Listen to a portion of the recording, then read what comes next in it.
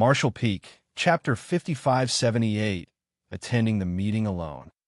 Inside a majestic meeting hall at the Black Ink Clan's main camp, territory lords were convened, wearing solemn looks on their faces. The Black Ink Clan in profound Nether Territory had been having a difficult time these last 3 decades. Compared to the other great territory battlefields, the Black Ink Clan casualties in profound Nether Territory were simply astronomical. So much so that profound Nether Territory received about 30% of all reinforcements sent to the various great territories. It had to be brought to notice that the Black Ink Clan currently occupied the vast majority of the 3,000 worlds and had abundant resources to use in their innumerable Black Ink nests to constantly spawn more Black Ink Clansmen. A terrifying number of Black Ink Clansmen were born every day, and all the members born would be sent to various battlefields like profound Nether Territory. Currently, the Black Ink Clan and the human race were fighting in over a dozen great territory battlefields. Under normal circumstances, the Black Ink Clan reinforcements would be evenly distributed among these great territories, but nothing was normal in profound Nether Territory. Things here were quite tense, and the Black Ink Clan had suffered enormous losses, so naturally, more troops were sent here. It would have been alright if things were just limited to this. But the crux of the problem was that the Black Ink Clan had lost nearly 30 territory lords here, which was by far the greatest loss the Black Ink Clan had suffered in the entire war for the 3,000 worlds. And all of this was because of one person. The Royal Lord of the No Return Pass had repeatedly summoned and reprimanded 6 arms, leaving the latter disgraced and aggrieved. But what could he do? He also wanted nothing more than to kill Xianxia, but Xianxia was cunning and treacherous, as well as terrifyingly strong. So how was he supposed to accomplish this? Once, even 6 arms almost got himself killed at Xianxia's hands as he had used himself as bait to lure the latter out.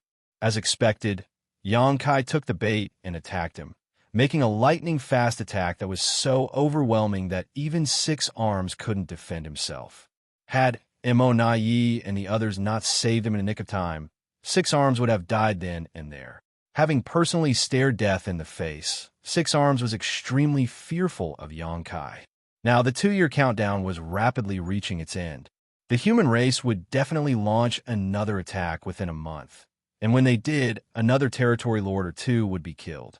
At this moment, all the territory lords had been convened in the hall to discuss how to deal with Xianxia's sneak attacks. However, when 6 arms presented this question to them, the hall immediately sunk into silence.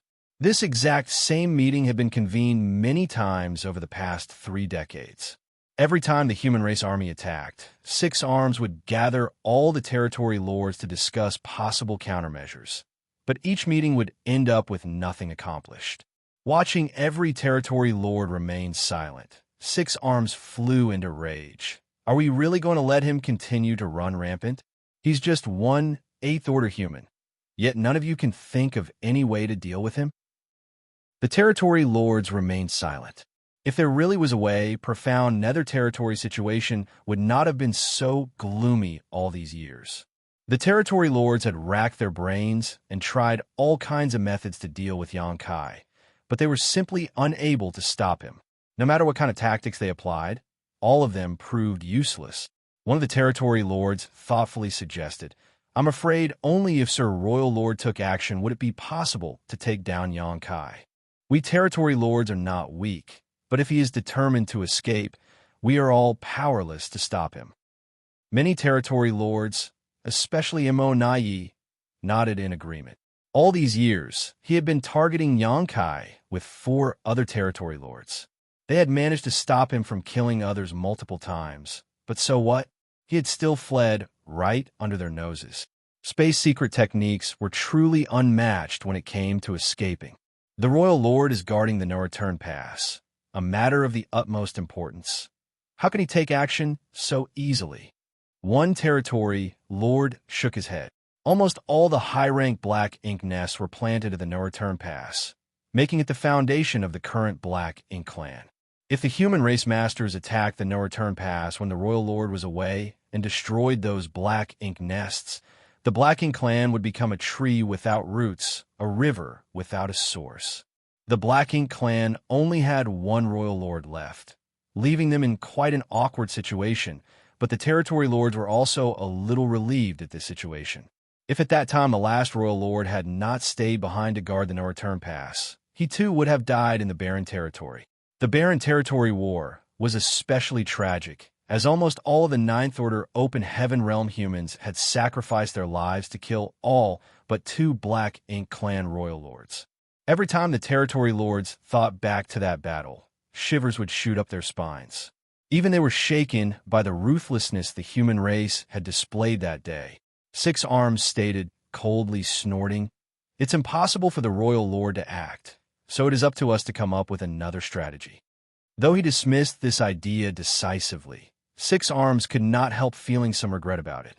It would not be a problem for the royal lord to take down Xianxia, as no matter how great the latter was at escaping, so long as the royal lord attacked the profound Nether army, Xianxia would have no choice but to come to their aid. The territory lords remained silent. Six Arms blew his top again. "Is there really nothing we can do? Xianxia is already so strong despite only being in 8th Order. If he breaks through to the 9th Order someday, what will happen then?" Six Arms' roar echoed throughout the hall, causing the territory lords to look at each other, but they still remained silent. Immortality suddenly stated, "If Sir Six Arms is worried about him advancing to the 9th Order, you need not be." Six Arms looked at him gloomily and asked, "What do you mean?" Immortality explained, "According to the information I obtained from some Black Ink disciples, it is impossible for Xianxia to advance to the 9th Order Open Heaven Realm. The human race's method of cultivation is very different from our Black Ink clans. Every human has their own innate limits, with their future achievements determined the moment they break through to the Open Heaven Realm." After pondering for a moment, Six Arms agreed with a nod. "I've heard a bit about this. So, is the 8th Order Open Heaven Realm Xianxia's limit?" Immortality nodded. "That's right. According to the Black Ink disciples, Xianxia broke through to 5th Order Open Heaven Realm. Originally, his limit was the 7th Order, but after consuming something called a world fruit, he managed to increase that limit to the 8th Order. However, this is already his limit. It's impossible for him to break through to the 9th Order Open Heaven Realm." It had been many years since the Black Ink clan invaded the 3,000 worlds. So, the number of Black Ink disciples that corrupted was naturally not small, especially among the hunters who would accidentally run into large Black Ink armies or territory lords. The Black Ink clan liked to turn human cultivators into Black Ink disciples to make humans serve them, so there was now an abundance of Black Ink disciples out there. This was how they had gathered some of their current intelligence on the human race. Xianxia was now a great threat to the Black Ink clan in profound Nether territory, so obviously you try to find out more about him. Xianxia's reputation had also spread far and wide in the human race. As such, his initial breakthrough to the 5th Order Open Heaven Realm and subsequent consumption of a world fruit was not a big secret. It was not surprising that Immortality had been able to learn about this. Many territory lords looked gratified after hearing Immortality's revelation. As a matter of fact, Six Arms was not the only one who was worried about Xianxia advancing to the 9th Order Open Heaven Realm one day. The other territory lords were also worried about this. Xianxia was already this strong when he was just in the 8th Order, so if he really broke through to the 9th Order, even a royal lord would find it hard to survive a conflict with him. If that really happened, how was the Black Ink clan supposed to survive? These territory lords were all afraid of being killed by Xianxia. One of the territory lords stated solemnly, "Nothing is absolute. I heard that the human race has a way to break these innate shackles. As long as they can find open heaven pills produced by the universe furnace, they can break their limits." Immortality nodded in agreement. That is indeed true, but that so-called universe furnace is an innate supreme treasure of the universe. It is ethereal and cannot be found even if one seeks it out. No one knows when or if it will appear. Moreover, even if this universe furnace did appear, why would we allow the human race to get their hands on it? The open heaven pills produced by the universe furnace might be useless to us, but we can't let the humans have them either. All the territory lords nodded. If that universe furnace really appeared, it would definitely set off a bloody storm. The Blacking clan would never allow the humans to get their hands on it, no matter what price they had to pay. Six Arms tapped the armrest as he stated, "Let's not talk about this for now. Everyone should think of a way to contain Xianxia. We're approaching the 2-year deadline, so the humans will surely invade again. You don't want another territory lord or two to die, right?" As soon as he brought this up, the territory lords immediately turned pale. Although there were quite a few territory lords present, who knew if they would be the unlucky one this time. Nonetheless, if they were really asked to find a way to suppress Xianxia, they simply had no idea. Just as the territory lords were at a loss, a feudal lord suddenly rushed in and reported with a bewildered look on his face, "Sirs, there is something going on the human race's side." The territory lords turned pale as one of them hurriedly asked, "Is the human race attacking? Why is the human race moving so early? There should still be some time left." "Those bastards. I say we ignore Xianxia entirely. If they can kill a territory lord, why can't we respond by killing their 8th Order masters?" The territory lords started shouting all at once, setting off Six Arms once again. Speaking of which, he felt quite aggrieved. In all the other great territory battlefields, the Blacking clan basically held the initiative and were able to attack and retreat as they pleased. But profound Nether territory situation was the exact opposite. When had the Blacking clan ever been worried about the human race attacking them? Saying it out loud would be a disgrace. Looking at the territory lords under him all but panicking, Six Arms suddenly felt tired. He looked at the feudal lord who had come to report and asked, "Is the human race really attacking?" The feudal lord replied, "The human race army is showing no signs of mobilization, but a human is approaching us. According to the scouts' report, this person is suspected to be Xianxia." The territory lords were all shocked. Emonayi anxiously asked alone. The feudal lord nodded. "There's only one person. What the hell are humans up to now? What is Xianxia's planning?" For the moment, Emonayi was unable to grasp the situation. No matter how strong Xianxia was, it was foolish for him to come here alone. What's more, Xianxia had proven himself to be both cunning and insidious, so he wouldn't do something as stupid as this without purpose. Of course, Six Arms also understood this and frowned for a moment before ordering, "Double the scouts monitoring the situation.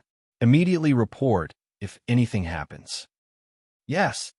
The feudal lord accepted the order and left. Not long after, the scouts indeed sent a series of reports, further confirming the situation. The human race army was not attacking, but there were signs of large-scale mobilization. This was not surprising, though, as the human race would basically attack once every 2 years, so the Blacking clan was already used to this. A lone human was indeed approaching the Black Ink clan, and that person was none other than Xianxia, who the territory lords feared. Furthermore, he seemed to be intentionally exposing his whereabouts. He didn't try to conceal himself at all along the way, and his speed wasn't fast either. Some Blacking clan scouts were even closely monitoring him, but he made no move to kill them. This made the territory lords even more confused. What the hell is he planning? Is he just trying to taunt us? This human was simply too arrogant. Martial Peak, Chapter 5579, Ceasefire. In the void, Xianxia was flying towards the Black Ink clan's main camp at a leisurely pace. There were many Black Ink clan scouts hiding along the way, but these scouts were only at the level of feudal lords at best, so they were unable to hide themselves from his senses. Xianxia was indeed unafraid of revealing himself, as he was not here to kill anyone. Rather, he was here to discuss some business with the territory lords. The human race army had attacked the Black Ink clan over a dozen times during the past 3 decades, killing some 30 territory lords, which was more than enough already. It was the right time for him to initiate his plan, as the sooner it was implemented, the better. Looking towards the depths of the void, he could vaguely see the Black Ink clan's main camp that was spread across a few universe worlds. He could not wait to slaughter all of them. And why would he not? But not only would this take a lot of time, even if he did manage to kill all the Black Ink clan troops in profound Nether territory, what would that really accomplish? Perhaps it would ease some of the human race's current troubles, but it would not solve the root of their problem. Ultimately, it would all be in vain. As long as MO was still alive and kicking, it would be able to continuously breed more Black Ink clansmen and even create more Black Ink giant spiritual gods. If Xianxia wanted to solve the problem once and for all, he would have to go to the primordial heaven's source grand restriction and kill MO. Of course, that was impossible to do with just an 8th order open heaven realm cultivation. Only by reaching the 9th order would this even become a remote possibility. There was only so much one man could do alone. The human race's future depended on the efforts of the entire younger generation. More and more Black Ink clan scouts started to gather around Xianxia, and even Black Ink clan patrol teams were beginning to move around him, but because of his reputation, none of them dared to get too close. Nonetheless, Xianxia kept moving forward. Chaos and confusion had already broken out in the Black Ink clan main camp. Xianxia's act of venturing into the Black Ink clan's perimeter alone was extremely bewildering. Some territory lords believed it to be another one of the human race's schemes, and that Xianxia was just bait to attract their attention. They believed that the human race masters were lying in ambush somewhere, waiting for an opportunity to deliver a fatal blow. Some territory lords were clamoring that it was a rare opportunity, saying that the most important thing right now was to use all of the Black Ink clan's strength to kill Xianxia. His death would definitely cripple the morale of the entire profound Nether Territory's human race army, leaving them vulnerable and giving the Black Ink clan an overwhelming advantage. Listening to their constant bickering and shouting, Six Arms finally couldn't help but roar, "Shut up!" The chaotic voices finally fell silent. Six Arms glanced around with a gloomy expression as his face turned dark and disgraced. The fact that 1/8 open human had sent so many territory lords of profound Nether territory into utter panic had left him speechless. Although he knew that it was because many territory lords had died at this human's hands, his subordinate's behavior here had still disappointed him. After glancing around for a moment, Six Arms' gaze finally landed on Mo Yi as he asked, "What do you think the human race's plan is?" Although Six Arms and Mo Yi had not been on good terms these past few decades, Six Arms had to admit that Mo Yi was not only strong, but his mind was also sharp. Mo Yi replied, "The human race may not have any plan." Mo Yi's reply left the territory lord speechless. What nonsense! What do you mean by no plan? Six Arms' face turned black. He had lowered himself to ask for Mo Yi's opinion, but he had not expected the other party to give such an answer. Fortunately, Mo Yi quickly continued, "The human race army is showing signs of mobilization, but they haven't dispatched any troops yet.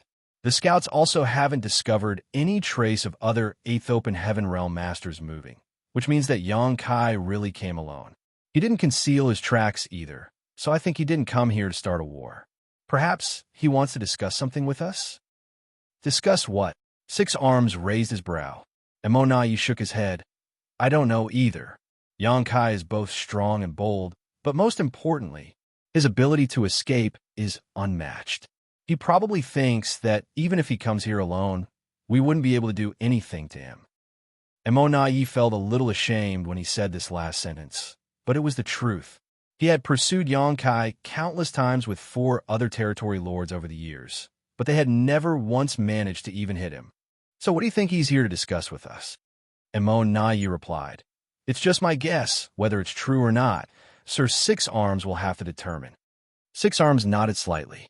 To be honest, he also felt this was the case, as there was no other explanation for Xianxia's strange actions today. There's an irreconcilable feud between the Black Ink clan and the human race. Rivers of blood flow every time a war breaks out. So what could Xianxia want to discuss? After a moment of silence, Six Arms stated, "Since that's the case, let's go and meet him." He then selected 9 other territory lords and ordered, "Follow me. As for the rest of you, conceal yourselves and wait for my orders." If possible, he did not want to miss an opportunity to kill Xianxia. If he could kill Xianxia somehow, they would be able to suppress the entire profound nether territory within a couple of years. The territory lords understood this and immediately obeyed. In the void, Xianxia continued to move forward at a leisurely pace. He had already gotten quite close to the Black Ink clan main camp, when suddenly he looked up and saw 10 figures with powerful auras flying out a universe world in front of him. Their leader was none other than Six Arms. Not only that, Xianxia also keenly noticed many more territory lords hiding in the nearby Black Ink clouds. He had already anticipated this, so he just continued moving forward with a smile on his lips, fearlessly. On the other side, Six Arms couldn't help feeling a sense of admiration, watching Xianxia flying towards them in a totally undisturbed manner. This human truly doesn't know any fear. No one else would have dared to act like this, for walking into the enemy's encirclement alone was akin to suicide. The distance between them was rapidly shortening, and at some point, Xianxia came to a halt and smiled at Six Arms. Six Arms almost couldn't help but give the order to attack. Xianxia's current position was quite tempting to the Black Ink clan, as he was surrounded by territory lords from all directions and was locked onto by all of them. The territory lords were ready to attack at a moment's notice, so as soon as Six Arms gave the order, they would rain down hell on Xianxia. Even if he is proficient in the Tao of Space, he might not be able to escape unscathed, right? Should we attack or not?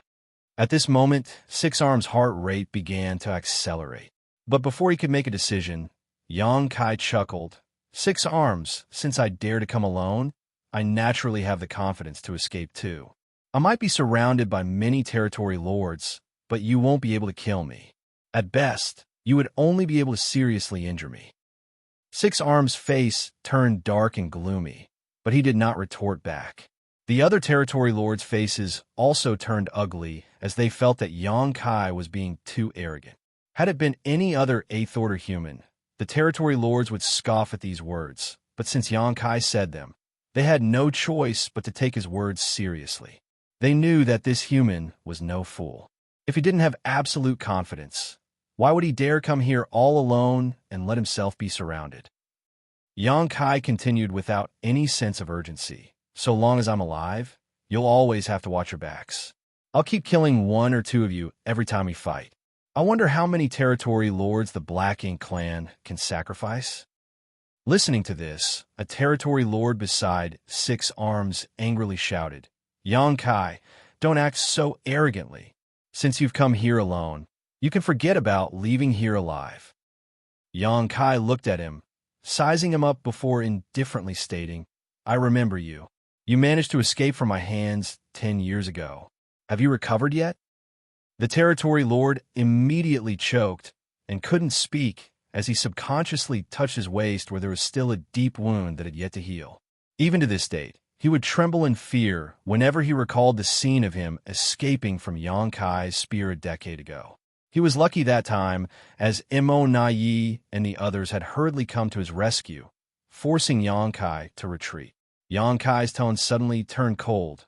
The next time war breaks out, you will die first. The territory lord's expression changed drastically as terror filled his eyes. He couldn't help but step back in fear, but the next moment, when he felt everyone's gaze on him, he felt so ashamed that he wanted nothing more than to crawl into a hole and never come out. Although he was ashamed, he did not speak again. He was not confident that he would manage to escape if he was really targeted by Xianxia on the battlefield. Profound Nether territory was too dangerous right now.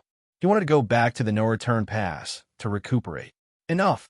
Six Arms coldly snorted as his expression turned ugly. Xianxia had come alone, but not only did he not act cautiously, he was even more imposing than ever.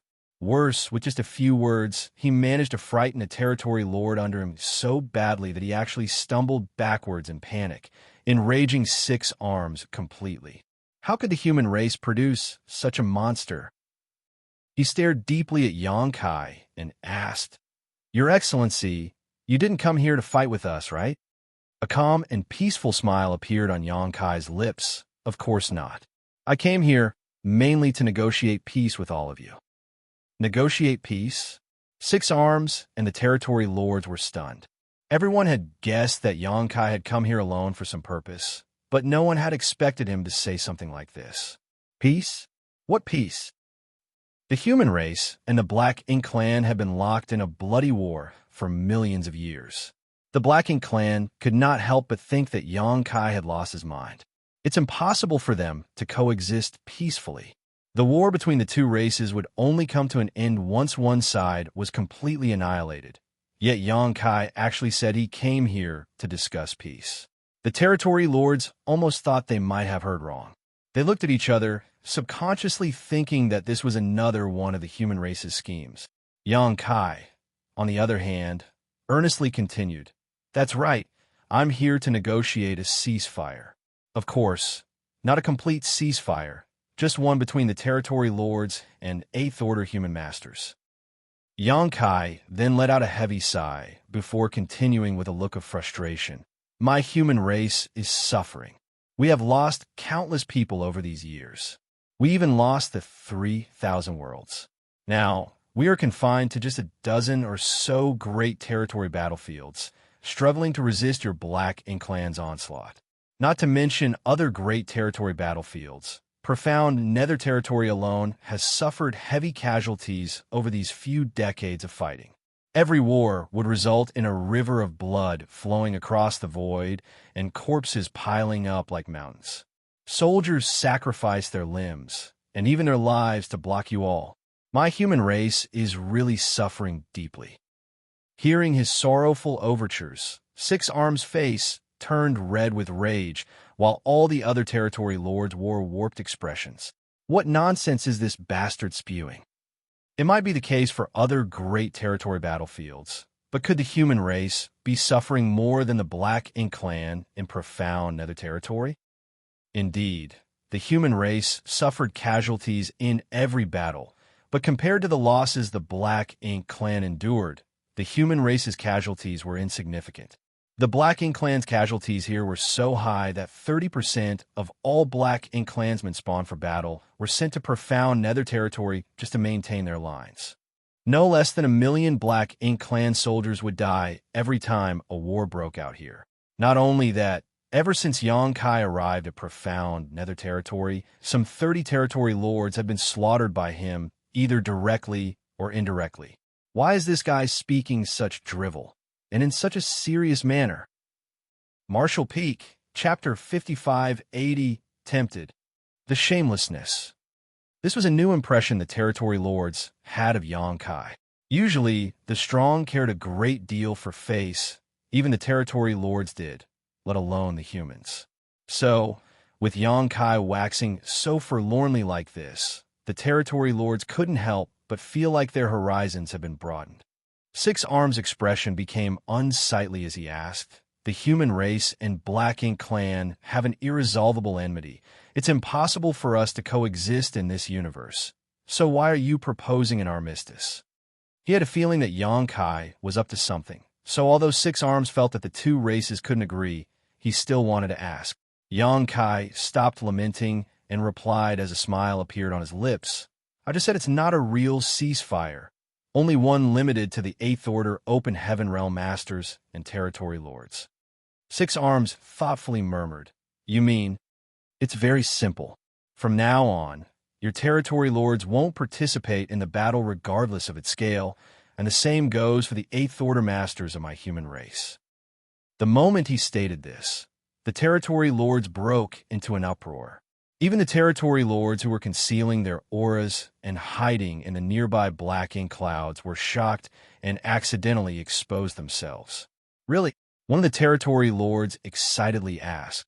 Six Arms could not help but glare at that Territory Lord, who immediately shut up as shame filled his face. Nonetheless, Six Arms did not blame him. To be honest, even he was tempted by Xianxia's proposal. Be that as it may, he warned himself that this was definitely one of the human race's schemes, and he should not easily believe it. They had all experienced just how cunning and underhanded humans were. Six Arms stared deeply into Xianxia's eyes, as if he wanted to see into the depths of his soul, and suspiciously asked, "What does your excellency mean?" Xianxia replied, I mean exactly what I said. Six Arms didn't say anything more. He couldn't understand what was going on, so he turned to Immortality to seek his opinion. Immortality too furrowed his brow, appearing to be deep in thought. Xianxia added, "There is no need to be suspicious. I have sincerely come here to negotiate an armistice with you, and I feel that it's also a good proposition for the Black Ink clan. The Black Ink clan has lost almost 30 territory lords at my hands in profound nether territory over these years, yes? If you agree to this ceasefire, I will withdraw from the front lines too. Of course, the premise is that you and the other territory lords also uphold the conditions of the ceasefire." An ugly look immediately appeared on the face of the territory lords. The death of 30-odd territory lords in profound nether territory was a matter of great humiliation for them. By mentioning this, Xianxia was simply rubbing salt into their wounds, which was truly infuriating. Nonetheless, it was the truth, and they could not refute it. Seeing the territory lords remain silent, Xianxia's smile slowly faded as his tone became dark and cold. "What's wrong? I've shown you sincerity by coming alone to discuss this matter and giving you an enormous concession. Are you still not satisfied? Perhaps I need to kill a few more of you before you agree?" Saying so, he took out his azure dragon spear and arrogantly declared, "Good. Since that's the case, we all know what will happen next. Every 2 years henceforth, when war breaks out, I'll kill 1 or 2 territory lords until all of you are gone. Let's see how you dare to disagree then." The moment he summoned his azure dragon spear, all the territory lords immediately became tense, and their aura instantly broke out as they began circulating their black ink strength. The calm and peaceful situation immediately became highly agitated. Six Arms jumped back in fright, no longer having any thoughts of killing Xianxia, as he quickly raised his hand and stated, "Your Excellency, please don't be rash." Xianxia pointed his spear at him and asked him in a grim voice, without any trace of politeness, "Agree or disagree? It's a one-word answer." Six Arms was completely infuriated. He was one of the top innate territory lords, and also the commander of the Black Ink clan in profound nether territory. Never had he been pointed at and shamed by an 8th Order Open Heaven Realm Master. If Xianxia's proposal had not been so tempting, he would have already given the order to attack. He solemnly looked at Xianxia and stated, "Your Excellency's proposal is truly intriguing, but this ceasefire is really unimaginable. I find it hard to believe you would request it." "Why is that?" Six Arms inquired. "According to your Excellency's proposal, the human race's 8th Order Masters and our territory lords won't be able to join the battle in the future, which on the surface appears extremely beneficial to my Black Ink clan. So my question is, what does the human race get out of this?" This was the sticking point he simply couldn't figure out. The Black Ink clan in profound nether territory was currently at an extreme disadvantage. They would lose 1 or 2 territory lords every time a war broke out every 2 years. Now, every time war was about to break out, the territory lords would become restless, terrified they would be targeted by Xianxia. However, if they could agree with the human race to not send their 8th Order Masters into battle after today, it would be wholly beneficial to the Black Ink clan. Six Arms could not figure out why the humans would make such a proposal, much less uphold it. Why would the humans do something which would not bring them any benefit? Six Arms wasn't naive enough to believe that Xianxia was considering the Black Ink clan's interests. The two sides were sworn enemies, so it made no sense. Xianxia asked, frowning, "What does my human race's gains from this have to do with you? Why ask so many questions?" Six Arms solemnly stated, "If your Excellency can't give us a satisfactory answer, we can only think that this is some type of sinister plot, and we will have to move to capture your Excellency here today." "Do you think you can?" Xianxia sneered as he swept his gaze around arrogantly. Six Arms shouted, "Since you're here to discuss an armistice, show us real proof of your sincerity. Do you really think we territory lords are afraid of you?" Xianxia pursed his lips in annoyance, obviously not wanting to explain himself. But in the end, he still answered, "Fine, I suppose there's no harm in telling you. The reason I want to discuss an armistice with you is because I want to let my human race's soldiers rest. Although the Eighth Order Masters of my human race have not suffered any casualties over the past few decades, we have lost far too many below the Eighth Order, and most of them died because they were caught up in the fights between the Eighth Order Masters and the Territory Lords. You might not care about the deaths of your weaker clansmen, but it is very different for my human race. Every human who dies was a loyal patriot of my human race. It would not have been an issue had they lost their lives while fighting the Black Ink clan. Even when masters on our level clash, it is more often those around us who suffer the consequences, dying pointless deaths. As the Territory Lords outnumber the Eighth Order Open Heaven Realm Masters, the Eighth Order Masters must go all out and have no ability to care about anything else around them. Even if other human soldiers get swept up in their battlefields, they can do nothing about it, which is not just heartbreaking, but a costly loss. However, if there is a treaty which prevents the Eighth Order Masters and Territory Lords from joining the battle, then such situations won't happen again. It is for this reason I am here today to negotiate a ceasefire with you. Are you satisfied with this answer? The group of Territory Lords glanced at each other, somewhat believing Xianxia's words. The important thing was that Xianxia was telling the truth. Low-ranked soldiers of both races were caught up in the clash between the Eighth Order Masters and Territory Lords every time they fought, and many of them died as a result. The Territory Lords did not care about the deaths of low-ranked Black Ink clansmen, but the deaths of so many human soldiers obviously troubled the Eighth Order Masters. Be that as it may, they could not hold back in the current environment. On top of that, the Territory Lords outnumbered the Eighth Order Masters, so the Territory Lord would often be able to slaughter their way into the midst of the human race army. At that time, even the Eighth Order Masters, who were already shorthanded, would be forced to rush to block them. This put the human race into an even more passive situation. Six Arms tightly furrowed his brow and glanced at Imonayi, who looked back and lightly nodded. Although Xianxia's answer was still a little suspicious, it was indeed a valid reason. Six Arms asked, "Can you represent the entire human race?" Xianxia scoffed. "You wish. Of course, I can't represent the entire human race, but I am the army commander of the Profound Nether Army, so I can represent all human forces in Profound Nether territory." Six Arms probed. In other words, the scope of this treaty is limited to the Territory Lords and Eighth Order Masters in Profound Nether territory. That's right. The human race is quite devious. How can we trust you? I can swear, but would you believe me? Xianxia looked at Six Arms with a serious expression. Trust is built based on mutual understanding between two sides. No matter what I say, you won't believe me anyway, but the fact that I came alone is enough to show my sincerity. You will know whether I'm telling the truth or not after seeing how the human race acts in the future. From today on, the Eighth Order Masters of my human race will not take the initiative to take part in the war in Profound Nether territory. I hope that you Territory Lords can also abide by the agreement. Of course, you can also not abide by it, but I will kill anyone who dares to do so. Don't think that you'll be safe if you go into hiding. Even if you scurry back to the no-return pass, I can still go there, kill you, then escape. The Territory Lord's expressions immediately became ugly as this was a naked threat. I've said what I came to say. Farewell. Xianxia put away the Azure Dragon Spear, turned around, and left without caring whether the Territory Lords agreed or not. The group of Territory Lords stared at Six Arms, seeking an answer from him. Six Arms, on the other hand, appeared to be struggling as to what to do. Only when Xianxia had truly left did the Territory Lords break the encirclement, while Six Arms heaved a long sigh of relief as a sense of exhaustion hit him. Just now, he was almost unable to hold himself back from giving the order to attack Xianxia.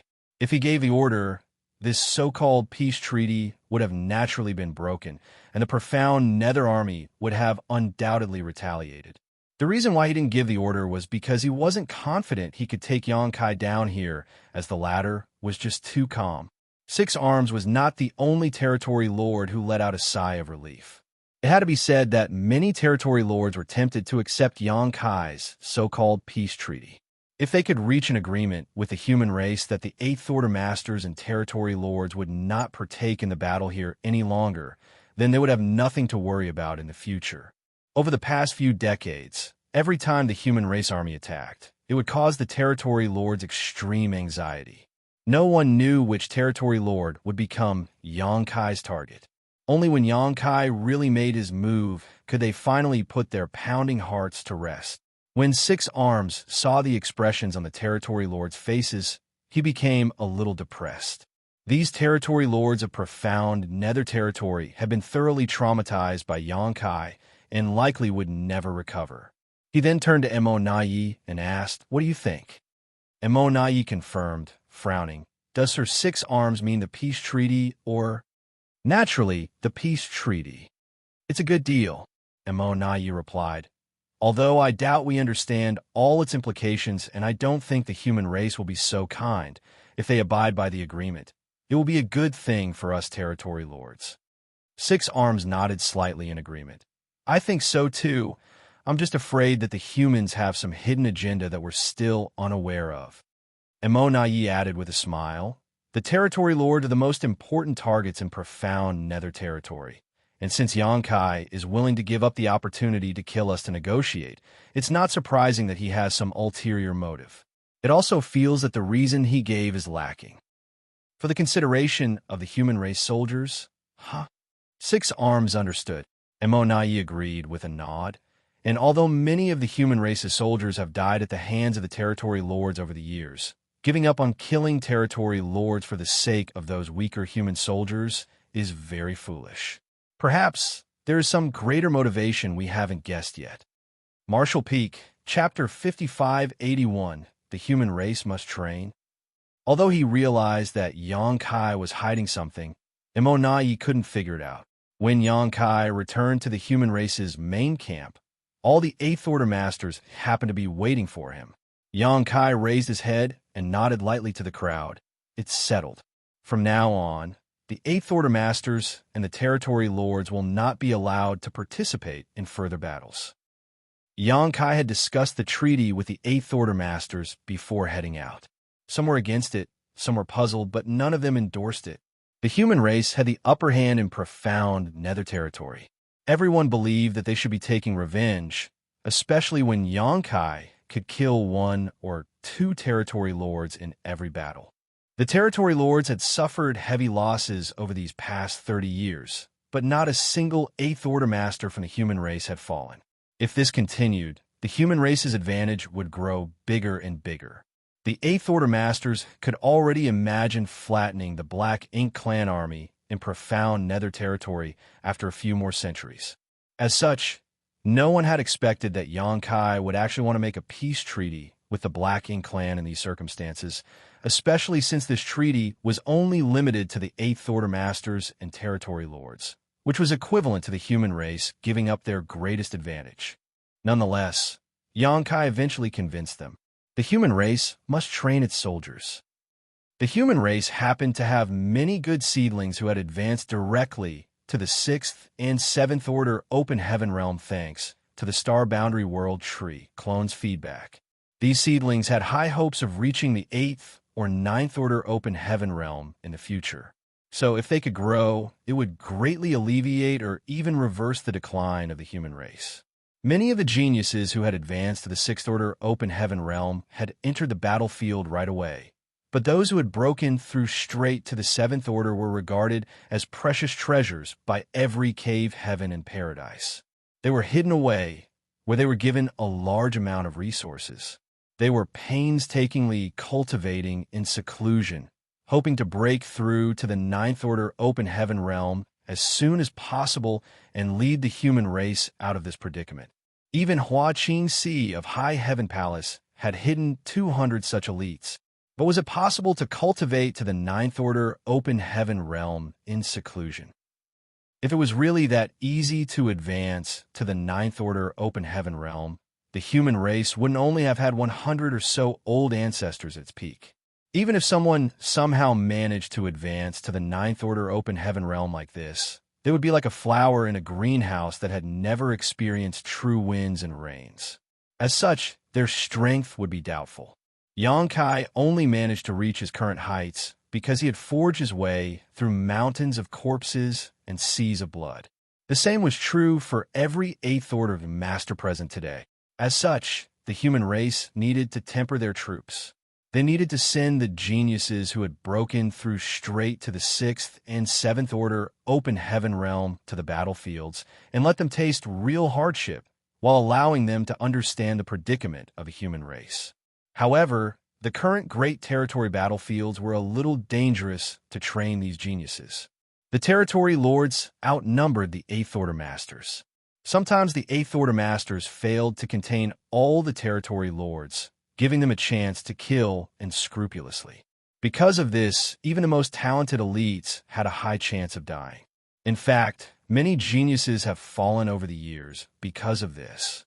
Losing the geniuses who had advanced straight to the Sixth Order Open Heaven Realm was one thing, but losing even just one who had advanced straight to the Seventh Order Open Heaven Realm would be quite heartbreaking. The purpose of training them was to make them stronger, not to let them die in vain. On the barren territory battlefield, the Ninth Order Old Ancestors willingly sacrificed their lives to kill all the Royal Lords to create a safe space for their juniors to grow. They even managed to severely injure the Black Ink giant spirit god to buy more time. The Ninth Order Old Ancestors played a huge part in the current status quo the human race had managed to maintain, barely holding their ground in a dozen or so great territory battlefields. Nonetheless, it was not enough. Xianxia's wish to make a peace treaty with the Territory Lords was simply an extension of the wills of the Ninth Order Old Ancestors. The Old Ancestors had wiped out most of the Black Ink Clan Royal Lords, whereas Xianxia kept the Territory Lords in check in profound Nether Territory, thereby creating a haven for the human race's younger generation to grow. This was the reason why the profound Nether Army had constantly been on the offensive for the last 3 decades, and why he had been indiscriminately killing the Territory Lords on battlefield. He was attacking the Territory Lords so that he could force them to accept this peace treaty. This plan was already in motion when Xianxia had returned from the Star Boundary, but he had never told anyone about it.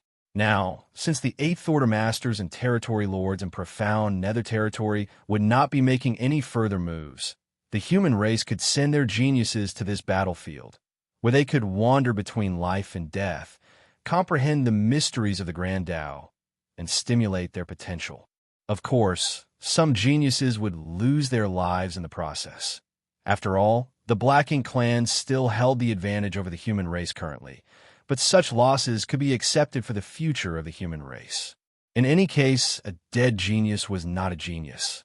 The Star Boundary and the Myriad Monsters world were constantly being nurtured by 2 World Tree clones. So how could the human race lack geniuses in the future? Of course, by doing this, the profound Nether Army had tied themselves up and let the Territory Lords of profound Nether Territory gain an immediate advantage. From now on, they no longer had to worry about being ambushed by Xianxia in battle. Be that as it may, this war was not just Xianxia's war alone. It was a struggle the entire human race had to participate in as it concerned its very survival. No matter how strong Xianxia was, he could not end alone. He had advanced straight to the Fifth Order Open Heaven Realm and then consumed a mid-rank world fruit, which allowed him to have a foundation of the Sixth Order Open Heaven Realm. Owing to this, his current cultivation of the Eighth Order Open Heaven Realm was his limit. It would be next to impossible for him to advance to the Ninth Order Open Heaven Realm without the appropriate opportunity. The current him could kill a Territory Lord with the help of his soul-rending thorns, but if he was up against a Royal Lord, he would have no choice but to flee. In the future, the Black Ink clan would not be lacking Territory Lords and Royal Lords. After thousands of years, when the advantages created by the Ninth Order Old Ancestors were completely gone, what would the human race do?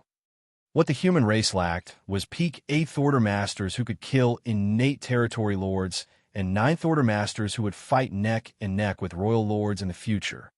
All of this depended on the effort and growth of the young geniuses.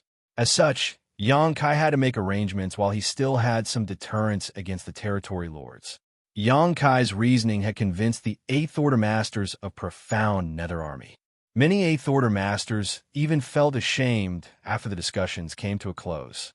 They only saw the current success of the profound Nether Army and failed to look further into the future.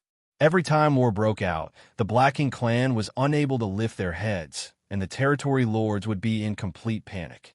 Only a few people could see that the current advantage of the profound Nether Army was nothing more than a reflection of the moon in the water. The human race's advantage would slowly fade away and eventually disappear with time.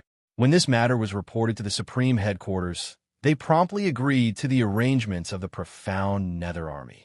They even deliberately turned profound Nether territory into a testing site. However, the profound Nether Army had also made preparations to launch an all-out attack when Xianxia went to negotiate the treaty. The moment the territory lords made a move on Xianxia, the profound Nether Army would definitely charge out to attack. Fortunately, Xianxia's negotiation went extremely smoothly. The territory lords also did not take advantage of the fact that Xianxia was alone to try to attack him. Xianxia's calmness made the territory lords doubt whether they could kill him or not. Furthermore, the treaty was also quite tempting to the territory lords. Because of these points, Xianxia was able to safely return. After hearing from Xianxia that the matter was settled, Yonglai shouted as a look of disbelief took over his face, "Don't the territory lords have any balls?" Wei Junyang smiled. "It's not that they don't have any balls, it's more like they're too afraid of being killed." 30 territory lords had lost their lives at Xianxia's hands over the past 30 years, so who wouldn't be afraid? Only because of Xianxia was this possible. If it were anyone else, even if it was Xianxia, the territory lords would have swarmed him. If one couldn't exert this level of deterrence, they would only be courting death if they went into the enemy's den alone. Then doesn't it mean that we won't have to do anything in profound Nether territory in the future? Stated an 8th Order Master, frowning. "This is going to be boring." Yonglai rolled his eyes and stated, "We can go support the other great territory battlefields." "I'm afraid that's not possible." Xianxia shook his head. "Although we have made a treaty, profound Nether territory still needs 8th Order Masters to act as deterrents. Firstly, it would be hard to ensure that the Black Ink clan don't go back on their word without sufficient 8th Order Masters present. The Black Ink clan cannot be trusted. We may have agreed to a peace treaty, but if they found an opportunity to devastate our army, they would definitely take it despite the risks. For that matter, I want to establish 10 forward outposts in profound Nether territory, which will require everyone here to oversee them." "Forward outposts?" an 8th Order Master asked curiously. Xianxia explained, "Since we're going to be training our soldiers, a large-scale army strategy will no longer be suitable. In the future, the confrontation between the human race and Black Ink clan soldiers in profound Nether territory will probably only happen on a small scale. Profound Nether territory is quite large, so we'll be building forward outposts as places where our soldiers can rest and heal." The 8th Order Masters immediately understood after hearing this. Wei Junyang agreed with this plan, nodding, "You're right, these outposts can also provide a certain degree of security to our soldiers." "That's right. Training is one thing, but we still need to minimize our losses. 10 outposts could roughly cover the entire profound Nether territory. Even if each forward outpost only needed 3 8th Order Masters to oversee it, that would still be 38th Order Masters. Because of this, the 8th Order Masters of the profound Nether Army could not easily withdraw. So Yonglai's request to go support the other great territory battlefields was simply a fantasy. "Sir is quite thoughtful." Wei Junyang nodded. "If none of you have any objections, then let's start immediately. You can discuss the location of the 10 forward outposts among yourselves. There's no need to consult me." The 8th Order Masters glanced at each other, none of them having any objections. They were already used to Xianxia acting like an arm-flinging shopkeeper. Basically, the profound Nether Army's affairs have been managed by Wei Junyang, Kong Chengde, and the others all these years. Xianxia was only in charge of a general plan, not the details or implementation. Soon, the profound Nether Army began moving. Hundreds of thousands of soldiers were divided and sent out in various directions in units of 2 or 3 divisions each. The Black Ink clan instantly got the news and sent out scouts to investigate.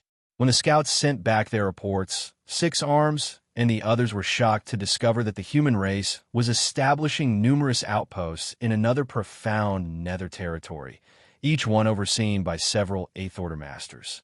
Although Xianxia had come to discuss a peace treaty with them, the territory lords did not completely believe him. No one could guarantee that this was not a scheme of the human race. The treaty did not prevent them from sending out some of their forces to investigate, though. So after a few days, an army of over 1,000 Black Ink Clan soldiers appeared near a human outpost that was recently built, secretly scouting it. However, their whereabouts were soon discovered, and they were pursued by several human squads. Although they had suffered heavy casualties, they were not completely wiped out. The Black Ink Clan kept testing the waters multiple times over the next few months.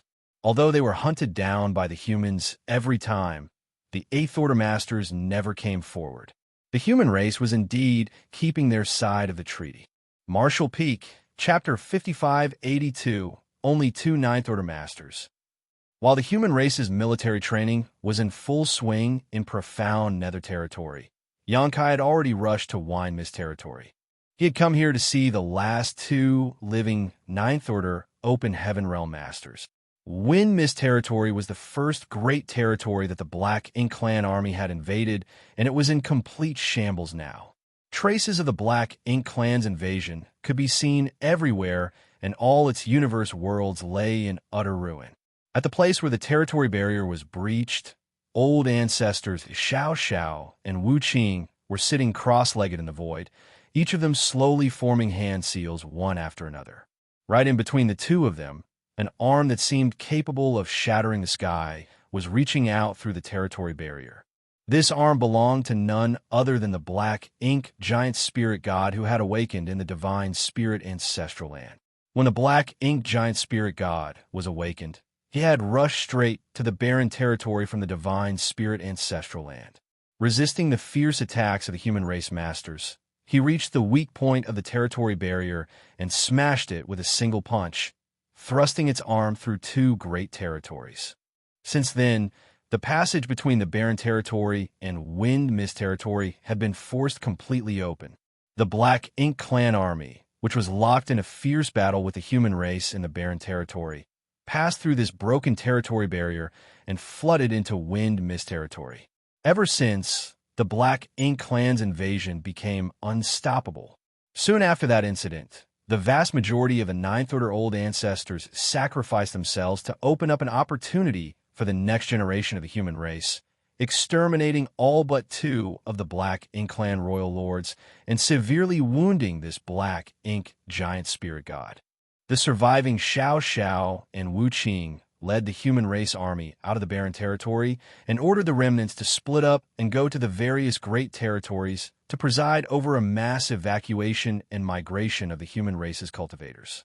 As for the 2 of them, they rushed straight to Wine Mist territory and restrained the Black Ink Giant Spirit God with a joint secret technique, taking advantage of the fact that the Black Ink Giant Spirit God had to keep its arm in place to ensure the territory barrier remained open. In the blink of an eye, nearly 100 years had passed. Xianxia and Wuxia had managed to restrain the Black Ink Giant Spirit God all these years, but that also trapped them in Wind Mist territory. If the human race still had the help of these 2 9th Order Masters, the situation in the great territory battlefields would not have been nearly as tense as it was now. When Xianxia arrived at this place and laid eyes on that thick and enormous arm, his expression still changed, even if it was not his first time seeing it. The Black Ink Giant Spirit God was simply too powerful. As for Mo, who was able to create the Black Ink Giant Spirit Gods, Xianxia was simply unable to gauge its true depths. The arm was currently tightly bound by numerous chains. If one looked closely, one would discover that these chains were actually manifested from innumerable complex runes. Obviously, these chains were the manifestation of the secret technique executed by the 2 9th Order Old Ancestors. Initially, Xianxia thought that there would be many Black Ink clansmen here monitoring the situation or worse, attacking the 2 Old Ancestors, but after arriving, he realized that he was mistaken. There was not a single Black Ink clansman here. This left him quite puzzled. Logically speaking, Since the Black Ink Giant Spirit God was so powerful, the Black Ink clan's top priority should be helping him escape. In order to help him escape, attacking the two Ninth Order Masters was the fastest solution. The reason Xianxia and Wuxia were able to restrain this Black Ink Giant Spirit God was not because they were stronger, but because they had certain advantages on their side. The Black Ink Giant Spirit God had shoved its arm through a territory barrier, meaning its main body was in one great territory, while its fist and forearm were in another. This had allowed the Black Ink clan army to pass through this opening, but it also helped Xianxia and Wuxia to shackle the Black Ink Giant Spirit God. While the two old ancestors could use their full strength, the Black Ink Giant Spirit God could only exert a fraction of it, as most of its strength was used to keep the passage open. If it weren't for this, the Black Ink Giant Spirit God would have broken free long ago. In the past, a dozen old ancestors had needed to join forces to resist a single, heavily injured Black Ink Giant Spirit God, and even then they were barely a match. Now that the human race only had two Ninth Order Masters remaining, how could they possibly restrain it? Sensing Xianxia's aura, old ancestor Xiao opened her eyes and asked in surprise, "Why are you here?" Xianxia respectfully bowed. "Greetings, old ancestors." He was quite familiar with old ancestor Xiao. As for Wuxia, Xianxia had met him when he went to Yinyang Pass, but he was not that close to him. Wuxia nodded slightly in response. Xianxia then answered, "I came to see the two old ancestors. Is there anything I can help you with?" Old ancestor Xiao shook her head. "It's all right. You can't help us in this matter. How is the human race doing recently?" The two perennially remained in wind-mist territory and had no contact with the outside world. Although Xianxia had come here twice, he could not remain for long. The last time he had come was some 3 or 4 decades ago, and the great territory battlefields happened to be in dire straits at that time. Xianxia replied, "The situation is still relatively stable for the time being. Although the fighting never ceases, it will not be easy for the Black Ink clan to defeat the human race. In addition, this junior is highly valued by the Supreme Headquarters and has been appointed as Army Commander of the Profound Nether Army." Old ancestor Xiao nodded. "You deserve it." Suddenly, a smile appeared on her lips as she asked, "Since you are overseeing Profound Nether territory, the Black Ink clan, there must be having a difficult time, right?" Xianxia thought for a moment before replying, "Junior has negotiated a peace treaty with them." Xiao was taken aback by this revelation. A peace treaty. Wuxia, who had been quietly listening to their conversation, also frowned and asked, "What treaty?" "The human race must train." Xianxia explained his thoughts, to which old ancestor Xiao and Wuxia repeatedly nodded in agreement. "You considered it carefully." In fact, when Xianxia first came here, he also mentioned this matter, Wuxia thoughtfully stated. This time, it was Xianxia's turn to be surprised. Sir Xiang was also considering signing a peace treaty. Wuxia shook his head in response and explained he didn't say anything about a treaty. He was just worried about the future of the human race. He said that the good seedlings who had been hidden away might not be of much use in the future. However, he didn't have any solution to this problem. You, on the other hand, have already taken a step ahead of him. Good work. Xianxia immediately understood something that had puzzled him. It was no wonder the Supreme Headquarters quickly agreed when he reported the matter of treaty to them. Apparently, Xianxia had long considered this issue and had been searching for a solution all this time. Thinking about it, it was impossible for a prudent and far-sighted man like Xianxia to just focus on the present. The Black Ink clan actually agreed.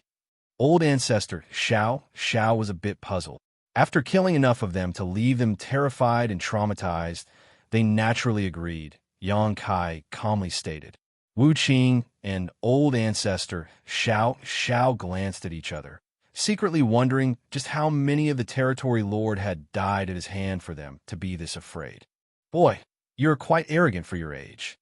Suddenly, a voice rang out in their ears. This voice seemed to be coming from an extremely far-away place, and yet also seemed someone was whispering in their ears. Obviously, it was the black ink giant spirit god who was speaking. Xianxia could not be bothered with it, though, and simply looked at the two Ninth Order masters and continued. The situation in profound nether territory has stabilized for the time being, but if we want to train the next generation up, a single great territory may not be enough.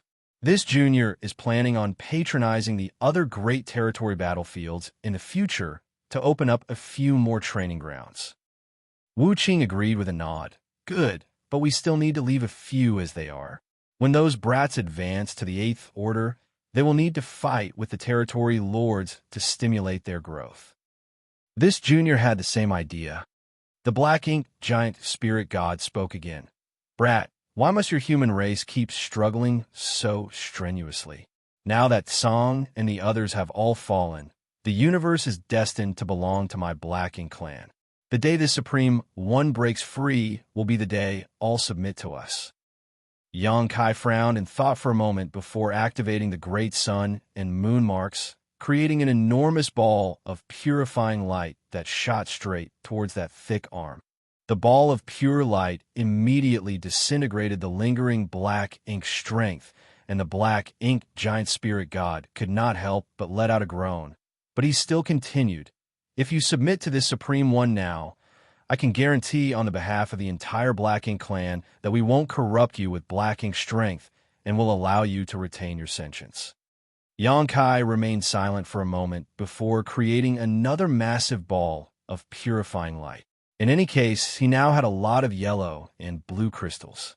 Even if he ran out of them, he could still go to the chaotic dead territory and ask Big Brother Huang and Big Sister Lan for more. The black ink giant spirit god groaned again and shut its mouth. It had finally discovered that the dog that bit him didn't bark. Xianxia simply had no intention of communicating with it. If it continued to blabber on, Xianxia would definitely just use that purifying light again. Although it would not hurt its foundation, the dissipation of its strength was extremely discomforting. This thing seems to be full of energy. Can the two old ancestors restrain it? Xianxia worriedly asked. Wuxia replied with a smile. If it decides to escape, the two of us won't be able to stop it. Many things have become clear to them over the past century. Xianxia immediately became worried. Then what should we do? If this black ink giant spirit god really managed to escape, the human race would not be able to resist him. Even if Fu Guang came out of seclusion and teamed up with old ancestor Xiao and Wuxia, they still would not be its opponents. Don't worry, old ancestor Xiao reassured. He would have to pay a huge price in order to forcefully break free right now. At the very least, he will have to leave behind this arm that has crossed the two great territories. Furthermore, he is currently injured, so even if he breaks free, his strength will be greatly reduced. In the past, when the black ink giant spirit god awakened from the divine spirit ancestral land, he traversed through the shattered heaven and rushed to the barren territory, bearing the bombardment of countless human race masters. No matter how powerful he was still injured at that time, and to break the territory barrier, he had no choice but to pay a certain price. After the black ink giant spirit god had shattered the territory barrier, the Ninth Order old ancestors went all out to kill the invaders. By sacrificing their lives, not only did they manage to completely wipe out all but two royal lords, they also heavily injured the trapped black ink giant spirit god. He's also waiting for an opportunity while healing himself. There won't be any problem for the time being, old ancestor Xiao explained. Xianxia nodded in response, feeling much more relieved. Only now did he understand why the Black Ink clan had not sent troops to attack the two human race old ancestors. Even if they helped the Black Ink giant spirit god in escaping, he would still need time to heal himself. On the other hand, this way the top masters of both races could still restrain each other. Fu Guang was still recuperating in the dragon pool, and it would probably take him hundreds or even over 1,000 years before he could leave. Once he came out of seclusion, he could come and help old ancestor Xiao and Wuxia, making it safer. What troubled Xianxia was that he didn't know where Ada had gone. It had been so many years, but he was still nowhere to be found. Logically speaking, Now that the Blacking clan had invaded the 3,000 worlds and countless universe worlds had died, should have appeared by now. Xianxia suspected that this guy was fast asleep in some remote great territory, which would make it all but impossible to find him without an exhaustive search. Old ancestors, you don't need to worry about the matters of the human race. Us juniors will handle them. Old ancestor Xiao nodded. Do your best, but don't feel too pressured. We old fogies have failed to live up to their expectations and forced the burden onto all of you. Xianxia shook his head. Do you need anything? Do you have enough supplies? Wuxia replied. You can leave us just a few supplies. We don't need that much right now. Xianxia immediately took out some provisions and placed them into a space ring before handing them to Wuxia. He then bowed again and bid his goodbye. This junior will take his leave. Go on. Old ancestor Xiao nodded. Xianxia stared at the thick arm for a moment before using space principles and teleporting away. Martial Peak, Chapter 5583, 3 Selves Source Reconstitution Art. Xianxia returned to profound nether territory. In just several months, things had gotten on the right track when it came to training the profound nether army. Based on Xianxia's initial plan, they had managed to build 10 forward outposts which served as resting places for the human soldiers. Every forward outpost was guarded by at least 3 8th-order masters to ensure its safety. During this period, the profound nether army had broken up and scattered around the territory. On the other hand, the Blacking clan had repeatedly tested the waters and confirmed that the 8th-order masters indeed wouldn't make a move, allowing them to finally set their minds at ease. Now, no large-scale battles were occurring in the entire profound nether territory, though the number and intensity of smaller conflicts had soared. Since the human soldiers had scattered around, the Blacking clan soldiers had to follow suit. The soldiers of both races now clashed and killed each other in every corner of this territory.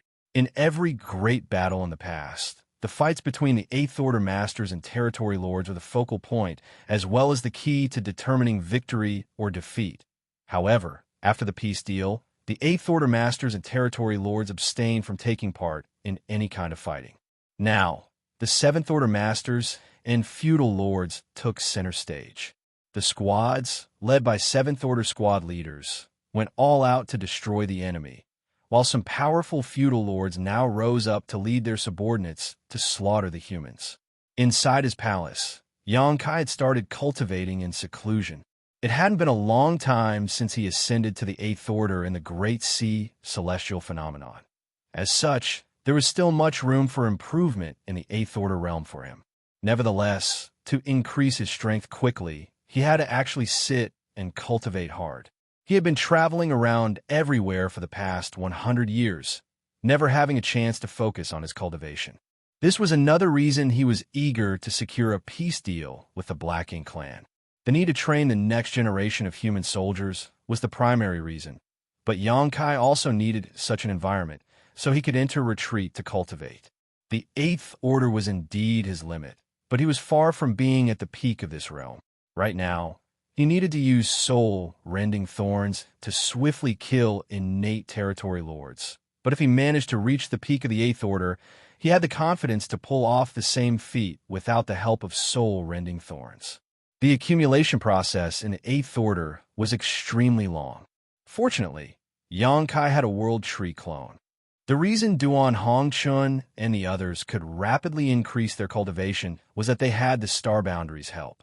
They were great emperors acknowledged by the Star Boundary's will. As such, the abundance of heritage in the Star Boundary could be absorbed by them, so they could cultivate far more swiftly. The great emperors of the Star Boundary had gained massive benefits by sharing the benefits of a World Tree clone between them. But Xianxia had a World Tree clone all to himself in his small universe. He wasn't short on any resources either. What he needed was a stable, safe place to cultivate. While the human soldiers were training, Xianxia had to cultivate hard as well. Hence, he had no choice but to secure a peace deal with the territory lords. Xianxia had one more reason to secure a stable environment for himself. For a long time, he would probably fall into a weakened state. He had no idea how frail he would become, but he was certain that his strength would be significantly weakened. As such, he had to force the territory lords off the battlefield before he could carry out his plan with peace of mind. Xianxia ordered that unless it was a critical matter, no one was to disturb him, and then he set up multiple layers of restrictions around his cultivation chamber to ensure he was not interrupted. A large amount of resources were stored in his space ring, so that he could use them at any moment. It had come to a point in his cultivation where consuming open heaven pills to cultivate was far too inefficient. Hence, he had to refine 7th order or even 8th order sets of resources. Having said that, even though he had loads of resources, Xianxia only had a small amount of 8th order ones. The resources he possessed were mostly in the 6th order and 7th order. All the same, the resources were more than enough. In the past, no one could ever squander resources to cultivate like him. After all, even though the cave heavens and paradises had a large reserve of 5-element resources, high-order yin and yang element materials were still extremely rare.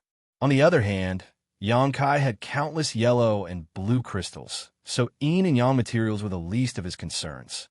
On the contrary, it was a lack of high-order 5-element resources which restricted his lavish consumption. Xianxia hadn't been able to cultivate with uninterrupted focus for a long time, so as a massive amount of resources were consumed by him, he could sense the heritage of his small universe gradually increasing. This kind of noticeable growth was quite gratifying. While cultivating, he also diverted some of his attention to monitor the entire Void Continent, for he had to look for a suitable carrier to carry out his next plan. Before Xianxia parted ways with Wu Kuang outside the primordial heavens source grand restriction, the latter had taught him a method that would help him break through to the 9th order. It was a kind of secret art created by Shi back when he was alive. Song and the others each had different talents, and among them, Shi was skillful in the formulation of secret arts and techniques. Evidence of this was he was the one who created the astonishing heaven-devouring battle law. In modern times, some 50% of all secret arts and techniques that the human race had inherited had traces of Shi's influence. As such, this method passed down from him was extremely precious. However, even though Shi had worked out this secret art, he had done so after the primordial heavens source grand restriction was established. No one had cultivated the method before, so no one could be certain if it was even feasible at all. All the same, Xianxia didn't mind giving a try as the 8th order was the limit in his lifetime. Giving a dead horse medicine can't harm it, after all. This couldn't be helped. There was no doubt that as an 8th order master, he could charge around profound nether territory and slaughter innate territory lords. However, what would happen a few thousand years from now? By then, there would be new royal lords in the Black Ink clan and new 9th order masters in the human race. As an 8th order master, how useful would he be then? Any random royal lord would be able to kill him with ease when that time came. Xianxia wanted to secure a place for himself in the future when battling powerful enemies. It wasn't like he could just sit back and pin all his hopes on the next generation. For that reason, he longed to become a 9th order master. It would be wonderful if this method worked, but even if it didn't, there was no harm in giving it a shot. The 3-cell source reconstitution art was the method that Shi had come up with. Strictly speaking, it wasn't a secret art. It was more of a secret technique that was supposed to make up for the deficiencies in the open heaven realm method that had been passed down from the late ancient era. During that era, Song and the others made use of the world tree's power to gain enlightenment into the open heaven realm cultivation method, which allowed the humans to rise to power and build a foundation that lasted for many generations. However, there were some clear deficiencies in this open heaven realm method. Strictly speaking, it was incomplete. That was because every cultivator who used this method to make it to the open heaven realm had their own innate limit. The 5th order was the limit for those who directly ascended to the 3rd order. Similarly, the 6th order and the 9th order were respectively the limits for those who directly made it to the 4th order and 7th order. What about the road after the 9th order? The martial Tao was a long journey of exploration, so there wasn't a true peak or limit to speak of. Song and the others might have realized the deficiencies in this method. However, This method was the only option available for the humans at that time. Given enough time, the martial ancestors might have devised a more perfect method of cultivation. But the great monsters roamed the universe in that era, and humans struggled to survive. Hence, they didn't have time to experiment with and adjust the method. Song had said that he was still a Ninth Order master, though he was further ahead than the current Ninth Order old ancestors. He also declared that there was a higher realm beyond the Ninth Order. While Song was stuck in the Ninth Order, it was the same case for Shi, Mu, and the others. That was because the open heaven realm method they had cultivated was incomplete. As such, the road ahead of them had been cut off when they reached the Ninth Order. Regardless of how far they went, they were unable to move past the Ninth Order, having been trapped in the primordial heavens source grand restriction for several million years. Shi kept pondering this issue and eventually came up with a solution. Before he merged with the restriction, he had sent out a thread of consciousness, which surmounted countless obstacles and was reborn. He had the intention to start over and cultivate from the beginning, but unfortunately his wish wasn't granted in the end. Eventually, Wu Kuang, Shi's partial reincarnation, passed down this method to Xianxia.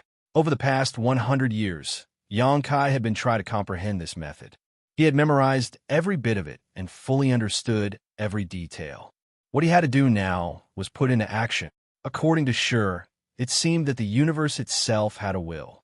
When Mo plunged the universe into chaos, that will lead the 10 martial ancestors to enter the grand ancient ruins boundary. With the World Tree's help, they comprehended the open heaven realm method, which allowed them to fight Mo's expansion. In the following eons, those who had the chance to enter the grand ancient ruins boundary and obtain World Tree clones were akin to cards that will had drawn in order to protect itself. However, those cards were all basically destroyed.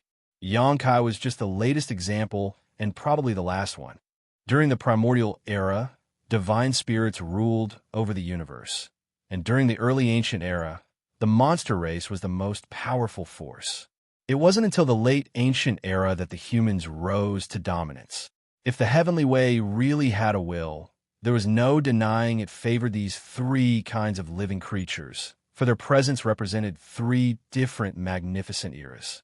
These 3 kinds of living creatures were probably the chosen ones of the heavenly ways while during the different eras. If Xianxia could merge these 3 favored existences into his own being, he might be able to make up for the deficiencies and find a way forward in his cultivation. Although the method sounded abstruse and even a bit fantastical, it wasn't actually difficult to put it into action. Xianxia just had to come up with a way to integrate the powers of these 3 kinds of living creatures. Simply put, he had to cultivate soul clones, which were his divine spirit self, monster self, and human self. As these 3 selves united, he might be able to break through the shackles of the open heaven realm and ascend to the Ninth Order. It was for this reason that he headed to the demon realm back then and retrieved embodiment. He had to get prepared for cultivating the 3-cell source reconstitution art by taking back his other living soul clone. Xianxia was originally a human, but in the past he happened to obtain a divine dragon source. Gradually, his bloodline was dragonized, and after he cultivated in the dragon pool, his human bloodline was permanently purged. Now, he was technically a pure divine spirit. Moreover, he was a part of the dragon clan, the head of the divine spirits. There was no doubt he was formidable in his own right. As such, he already had a divine spirit self. Now, he needed a human self and a monster self. Regardless, Xianxia decided to cultivate his human self first, as it was probably the easier one. If there were any problems in the future, he could slowly make some adjustments. Therefore, during his retreat, while he consumed the resources to cultivate, Xianxia had also been paying attention to everything on the Void Continent. Presently, the Void Continent could be considered prosperous. Following Xianxia's increase in strength, his small universe's capacity had also greatly expanded. The most conspicuous change was that the small universe's territory had become larger. As a result, there had also been an increase in population. The flow of time in his small universe was different from that of the outside world, and with the World Tree clone's presence, more and more youths with extraordinary aptitudes appeared. Most of them became part of the major sects and learned how to cultivate there. When they reached a certain age or level of cultivation, they would be invited to the Void Dao Temple, thus becoming disciples of the Dao Temple. There were still some conflicts in the Void world. There had been a rise and fall of different families and sects. Regardless, there was one powerful force that had stood the test of time. It was none other than the Seven Stars sect. After all, the Tao Lord was the supreme elder of the Seven Stars sect. As such, no one had the guts to offend Seven Stars sect. Instead, they were all eager to flatter them. Meanwhile, even though the Seven Stars sect was the most powerful in the entire Void world, they remained humble and righteous, never committing any kind of outrage or offense since it rose to power several tens of thousands of years ago. For that reason, many talented young people dreamed of joining the Seven Stars sect, which helped further strengthen the sect's foundation and inheritance. Martial Peak, Chapter 5584, Fong Family. The present Seven Stars sect was very different from the one Yang Kai had seen in the past. The sect now occupied countless mountains and rivers, while on the various spirit peaks, houses and pavilions could faintly be seen as rare beasts roamed around freely. There was no denying it was now a powerful sect. After several tens of thousands of years of accumulation, this sect, which had migrated from its original location back then, had a very ample heritage now. Yang Kai hadn't paid attention to his small universe for a long time. So as he looked around Seven Stars sect, he felt that everything had changed drastically.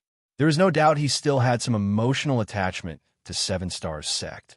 After all, his soul avatar had stayed in this place for quite some time, and he had even taken his 3 disciples from here. Although he hadn't found anything useful this time around, he wasn't disappointed and simply went on to inspect other places. A few years later, when Yang Kai scanned his small universe with his divine sense again, something in the Seven Stars sect caught his attention. His brow twitched as he couldn't help thinking that he indeed had some predestined fate with Seven Stars sect. Other than the fact that he had taken on his 3 disciples in the Seven Stars sect, he had also found his human self here.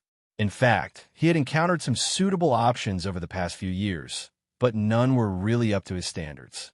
This was a matter closely related to his future. After all, therefore, he wouldn't dare to be negligent as he wanted everything to be perfect. The opportunity he had come across this time was satisfactory. After some inspection, he stopped hesitating as he began executing the 3 selves source reconstitution art. At that instant, his soul was torn apart and his aura plunged. When he used soul rending thorns to kill innate territory lords, Yang Kai also tore his soul apart. By powering the soul rending thorns with a portion of his soul essence, he not only destroyed the enemy, but also harmed himself. However, that feeling of being torn apart was quite different from the present one. As he activated the 3 selves source reconstitution art now, Yang Kai felt as if he was slicing himself in half. If not for the fact that he had activated soul rending thorns many times before, this kind of extreme pain would have made him pass out directly. The method that Sure had come up with was intriguing to say the least. It would be worth it if it was useful, but if it turned out to be useless, all this pain and suffering would be for nothing. As his soul was ripped apart, Yang Kai not only became frail, but he also realized that he had become listless and dazed. His forehead felt scorching, as though he had come down with fever. Now, he couldn't even use half of his full strength. If he were to fight an innate territory lord in such a condition, he would undoubtedly die. He tried to pull himself together as he used the secret technique to wrap his soul fission with layers of seals. This was a soul fission from a powerful 8th Order master, after all, so the average carrier couldn't possibly bear it. As such, he had to seal it. When he was done sealing the soul fission, Yang Kai let out a long breath. As a thought flashed across his mind, the soul fission traversed the small universe and descended in a particular direction. Seven Stars sect was the strongest sect in Void World with several tens of thousands of years' worth of inheritance. Not only was the inside of the sect magnificent, but the lands under its jurisdiction were also prosperous. Several cities surrounded Seven Stars sect as countless cultivators streamed along the streets. The Fong family village was located some 200 kilometers outside one of these major cities. One of the Fong family's ancestors was a Seven Stars sect disciple. However, his aptitude was weak as he had only managed to make it to the Tao Source realm. He passed away 1,000 years ago. Over the past 1,000 years, the Fong family had some members who had aptitude for cultivation, but none of them were very talented. As such, they couldn't restore their family's former glory. Now, most people on the Void Continent aspired to be cultivators, and there were a lot who had outstanding aptitudes. Nevertheless, rarely would anyone be considered a prodigy. Fortunately, the present cultivation environment was much better than it used to be several tens of thousands of years ago. As long as one wasn't completely crippled, they would have some cultivation talent in them. Having said that, while talent was important, one's own hard work and will to improve were still the key to achieving success. The patriarch of the Fong family, Fong Yubai, was not such a person.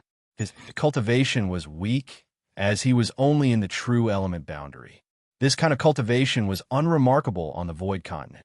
All the same, he was an ambitious person. As time passed, he was no longer as hot-blooded as when he was younger, and more than 10 years ago, he married a woman and had been living off the heritage he inherited from his ancestors ever since. His wife, Xianxia, was even weaker than him, as she was only in the separation and reunion boundary. With that said, she was a wise and demure woman. The married couple lived a harmonious life, far away from any kind of conflict. There was no doubt they were happy and carefree. That was also how most people on the Void Continent lived. Those heaven-defying geniuses and masters who could fly through the sky were far removed from most people's lives. Nevertheless, Fong Yubai had been in a terrible mood recently. There had never been a lot of offspring in the Fong family, and for some reason, instead of getting better with time, things had only gotten worse in Fong Yubai's generation. It had been more than 10 years since he married, and during this period, Fong Yubai had never neglected his wife's needs. To his dismay, however, his wife never became pregnant over the years. As his wife grew older, he couldn't help feeling dejected, wondering if one of them had some kind of health problem. Fortunately, they seemed to have the blessing of the Fong family's ancestors, and 6 months ago, his wife was suddenly overwhelmed with a sense of discomfort. She felt dizzy in the morning and would frequently retch after eating anything. Upon closer inspection, the couple was surprised to learn that she was pregnant. Fong Yubai then reported to his ancestors about this piece of wonderful news. Since then, he had been taking extra care of his wife, as he was worried that she would become ill or injured. He had also stopped her from practicing her sword, which was a long-time habit of hers. He wanted her to get more rest so that the child wouldn't be affected. Xianxia certainly wouldn't object to this. In fact, now that she was finally pregnant, she felt quite relieved. Unfortunately, life wasn't always so kind. Half a month ago, Xianxia suddenly realized that there were no longer any movements from her child. She was in the separation and reunion boundary, after all. As such, she was aware of what was going on inside her body. The realization horrified the couple, and they quickly hired a senior expert to examine her. The result turned out to be terrible for them. The child in Xianxia's belly didn't seem to have enough vitality. As such, it was uncertain if she could even give birth to her child. Now, she could only get enough rest and leave the rest up to the heavens. After seeing the senior expert off, a dejected Fong Yubai became even more attentive to his wife.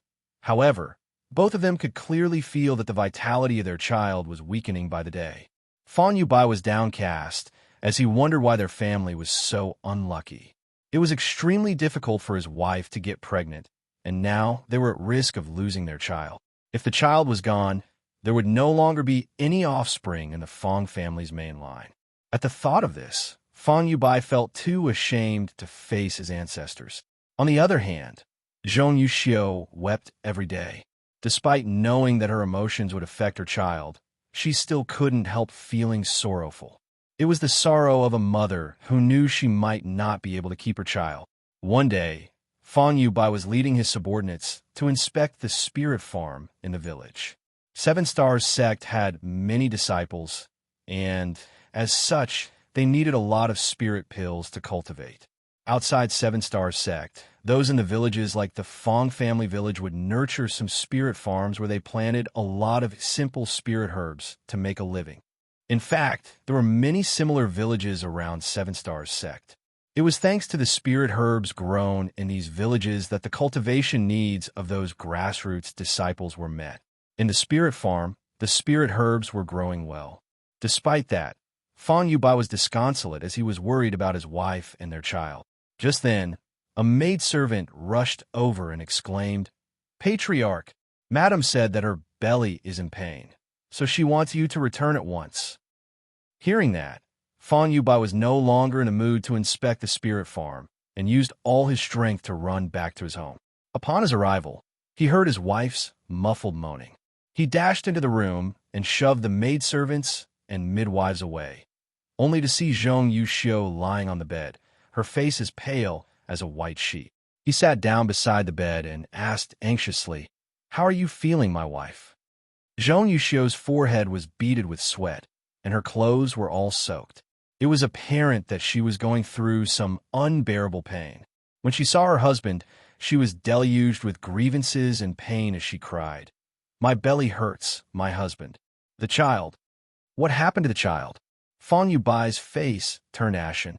"There hasn't been any movement from the child for half a day," Xianxia wailed. A 6-month-old fetus should have been very active in mother's belly, and although the child didn't have enough vitality, it would still occasionally make some movements and kick his mother. Now that there hadn't been any movement for half a day, though, it was apparent that things had taken a turn for the worse. As if struck by lightning, Fan Yubai was rooted to the spot. He couldn't help but lament that their family didn't have the heavens' blessings. His wife was finally pregnant with a child, but she didn't have a chance to give birth to it. Fan Yubai had been working hard all his life, and although he couldn't be considered a philanthropist, he had never done anything wicked. He wondered why he was so unlucky. All of a sudden, a maidservant yelped, "Ah, blood!" Fan Yubai looked down and saw that blood was indeed streaming out of his wife's lower body. The bed had been dyed red. "Madam has passed out." The maidservant exclaimed again. A terrified Fan Yubai called out, "My wife." The room descended into a mess. The turn of events caught Fan Yubai off guard as he had no idea what to do. Gotcha. A sudden loud clap of thunder shocked everyone in the room. The thunder was different from the ones they had heard in the past, as it continued for a long time. The instant the thunder was heard, the entire sky lit up. A bolt of lightning streaked across the sky as though trying to tear it apart. "Thunder on a clear day," one of the midwives muttered under her breath.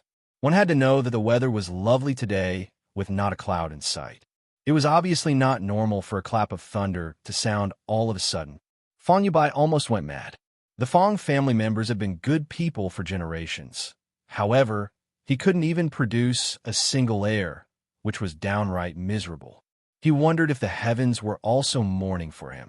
Presently, he was at a loss as he had no idea what he should do if the child was indeed dead. After all, he had never experienced such an incident before, so it was only natural that he didn't know how to deal with it.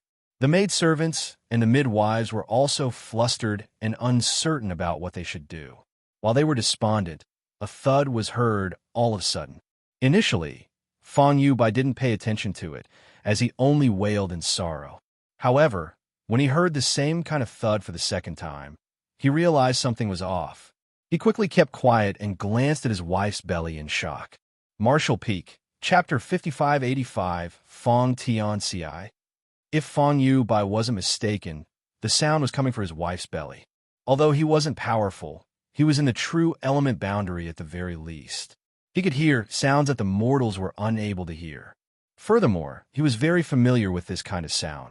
When the child was still fine back then, he would always lean his head against his wife's belly to listen to the child's movements. The thudding sounds were the child's heartbeat. "Shush!" he suddenly ordered. Instantly, the maidservants and midwives stopped weeping and kept their mouths shut. Seated beside the bed, Fan Yubai observed his wife. He wasn't sure if it was just an illusion, but he believed that some of the color had been restored to his wife's originally pale face. Dong. Another gentle thud was heard from his wife's belly. Fan Yubai trembled and leaned in close to his wife before pressing his ear against her belly, waiting anxiously. Dong, dong, dong, dong. The weak heartbeat was a sign that the child in the belly had been brought back to life. Although the heartbeat was initially in a mess, it gradually began pounding normally. Fan Yubai even had a feeling that the heartbeat was stronger than what he had heard in the past. All of a sudden, his wife's belly swelled a little. Fan Yubai instantly felt that someone kicked him through the flesh. Even though the kick was gentle, he almost jumped in shock. Ah! He widened his eyes in disbelief as he quickly took his wife's wrist and examined her pulse. A moment later, tears started streaming down his face. Thank the heavens! The maidservants and midwives looked at each other as they had no idea what was going on. 1 hour later, Xianxia slowly regained her senses, and the moment she opened her eyes, she saw Fan Yubai beside the bed. You're finally awake, my wife. Fan Yubai was pleasantly surprised. Although he had examined his wife and confirmed that she was fine, it wasn't until she awakened that he breathed a sigh of relief. A dazed Xianxia stared at her husband as her mind gradually became clear. Tears slid down from her reddened eyes as she asked, "What happened to the child, my husband?" Despite knowing that her child was probably gone for good, she still couldn't help asking her husband about it to get a definitive answer. Fan Yubai patted the back of her hand and replied with a smile, "Don't worry, my wife. The child is fine." Xianxia didn't believe him as she cried, "There's no need to console me, my husband. I'm able to accept the truth." Hearing that, Fan Yubai couldn't help smiling. "I'm not trying to console you. The child is really fine. You're a cultivator too. If you don't believe me, you can examine yourself." Realizing that her husband wasn't pulling her leg, Xianxia doubtfully activated her power and carefully examined her body. What she discovered astounded her. Not only was the child in her belly indeed fine, but she could also feel that the child vitality was far stronger than before. What's going on? She remembered that her belly was in sharp pain on this day, and there hadn't been any movement from her child for half a day. Before she passed out, her lower body had even started bleeding. She was ready to accept the fact that her child was gone for good, but the truth turned out to be such a pleasant surprise. Am I dreaming, my husband? She still couldn't believe that her child was alive. Fan Yubai placated her, saying, "You're not dreaming. Everything is going well." Unable to hold back her tears any longer, Xianxia started bawling her eyes out. All her worries over the past few days were gone, as she could finally vent out her sorrow. Although she was crying, she felt relieved. Don't cry, it might affect the child." Not knowing what to do, Fan Yubai could only help wipe the tears off the corners of her eyes. Xianxia nodded repeatedly, but she couldn't stop her tears from sliding down her cheeks. It wasn't until a long time later that she gradually calmed down. While stroking her belly, she bit her lip and said, "The child is hungry, my husband." Fan Yubai was startled for a moment before guffawing. "Give me a moment, my wife. I'll tell the cooks to prepare something for you."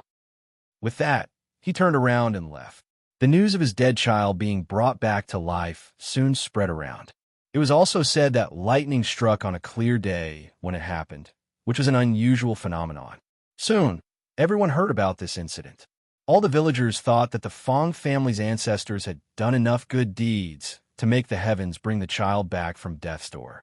Those who believed the story became even more respectful of the heavens, while the non-believers dismissed it as superstition. After all, the child was still in her belly. Other than the Fang family members, no one knew if the child had really been resurrected. With that said, lightning had indeed struck from the clear sky on that day, and the news had sent a shockwave across the entire Void world. Void Dao Temple and the major sects had sent some people to look into the matter, but they discovered nothing in the end. Xianxia's belly became larger by the day, but what was strange was that since the incident that day, her child's vitality had never become weaker. On the other hand, Xianxia was originally somewhat thin, but she too had gradually become chubby. 10 months into the pregnancy, she was finally ready to give birth. While Fan Yubai was waiting anxiously outside the room, The maidservants and midwives kept streaming in and out of the place. 1 hour later, a loud cry was heard coming from the room. The next moment, a maidservant rushed over and reported, "Congratulations, Patriarch! It's a boy." At this point, Feng Yubai's face was covered in tears, for he finally had an heir. There was a new young master in the Feng family, and his name was Feng Xianxia. Feng Yubai felt that the child was given to them by the heavens. If not for the heavens having mercy on them that day, the child would have passed away. Since he only had a single child in his old age, Feng Yubai doted on him. Although the Feng family couldn't be considered wealthy, the patriarch was still quite generous to his child. If the average child had been doted on like this since a young age, he would probably grow up to be a willful person. However, Feng Tianxi turned out to be well-mannered. Despite growing up in a rich family, he had never done anything that harmed others' interests. Moreover, he was an intelligent and genial person. As such, the villagers in the Feng family village were quite fond of him. As time passed, the child grew up to be a young man. Feng Yubai wanted him to join the Seven Stars sect, so he had been trying to build a foundation for him by teaching him some simple cultivation methods since the latter was a young boy. However, much to his chagrin, even though his child was intelligent, he didn't seem to be a talented cultivator. It wasn't until Feng Tianxi was 13 that he reached the initial element boundary. Another 5 years later, he finally ascended to the Qi transformation boundary. There was no doubt his aptitude was slightly better than that of Feng Yubai, but it was still quite limited. One had to know that world energy was abundant in the void world. If one was a prodigy, they would reach the true element boundary by the age of 18. However, Feng Tianxi was only in the Qi transformation boundary, which was 2 great realms below the true element boundary. Certainly, those from the Seven Star sect wouldn't be interested in someone with such weak aptitude. Even the smaller sects wouldn't accept him. As such, Feng Yubai decided to give up on this small dream. He was lucky enough to have a child, so demanding him to have a good aptitude for cultivation was downright greedy. Fortunately, Feng Tianxi possessed an unwavering spirit and was quite hardworking, so despite his lack of talent, he still built a very solid foundation. Since he was an only child, his parents weren't willing to let him leave the village and become anyone's disciple in a faraway place. As such, they decided to just teach him at home. Time went by slowly. Feng Yubai and his wife were now old and frail. Their cultivation was weak, so they couldn't enjoy a long life. With the abundance of world energy in the void world, even mortals who had never cultivated before could live past 100 years, but there would still come a day when they passed away. Despite being cultivators, the married couple could only live for slightly longer than that.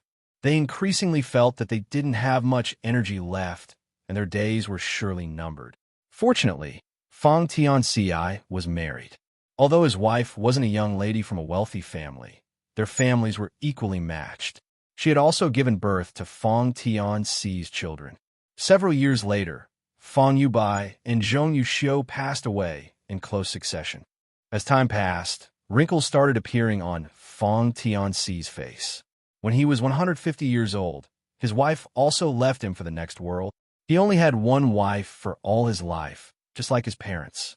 His love for his wife was steadfast and unshakable. Unfortunately, his wife was just a commoner who had never cultivated before, so she didn't live for long. Although he now had some children and even grandchildren, the death of his wife was still devastating to Feng Tianxi. He seemed to have aged significantly overnight as his hair turned gray. His parents were long gone, and even his only wife was no longer with him. Since there were quite a few Feng family members now, Feng Tianxi felt he no longer had any worries. He summoned his children to the Feng family's grand hall and informed them about his intention to leave home. Certainly, his children were not willing to see him depart. Although Feng Tianxi had been cultivating since he was a young child, he was only in the immortal ascension boundary now. Given his advanced age and frailty, how was he supposed to take care of himself if he went out to explore the world now? Although it was generally safe in the void world, The current Fong Tianci couldn't possibly fend off ill-intentioned people on his own should he come across any danger. All the same, Fong Tianci had made up his mind. He only summoned his children to inform them about his decision, not discuss it with them. Several days later, Fong Tianci left the Fong family village on his own. Behind him, his children and grandchildren fell on their knees as they watched him leave. In fact, Fong Tianci had no idea why he had decided to go out on an excursion. Supposedly, he was no longer a high-spirited and ambitious youth. At his age, he was supposed to spend his retirement years having fun with his grandchildren.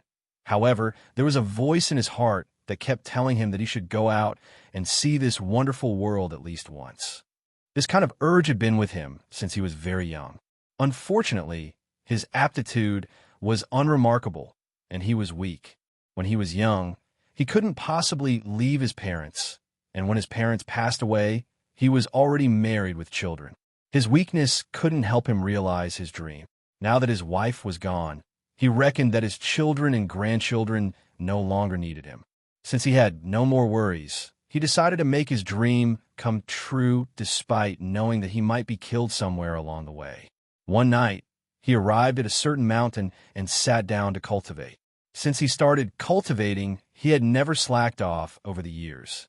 Although his cultivation was weak, he knew that little drops of water made a mighty ocean over time. Therefore, he would never miss cultivating every day. This helped build a solid foundation for him.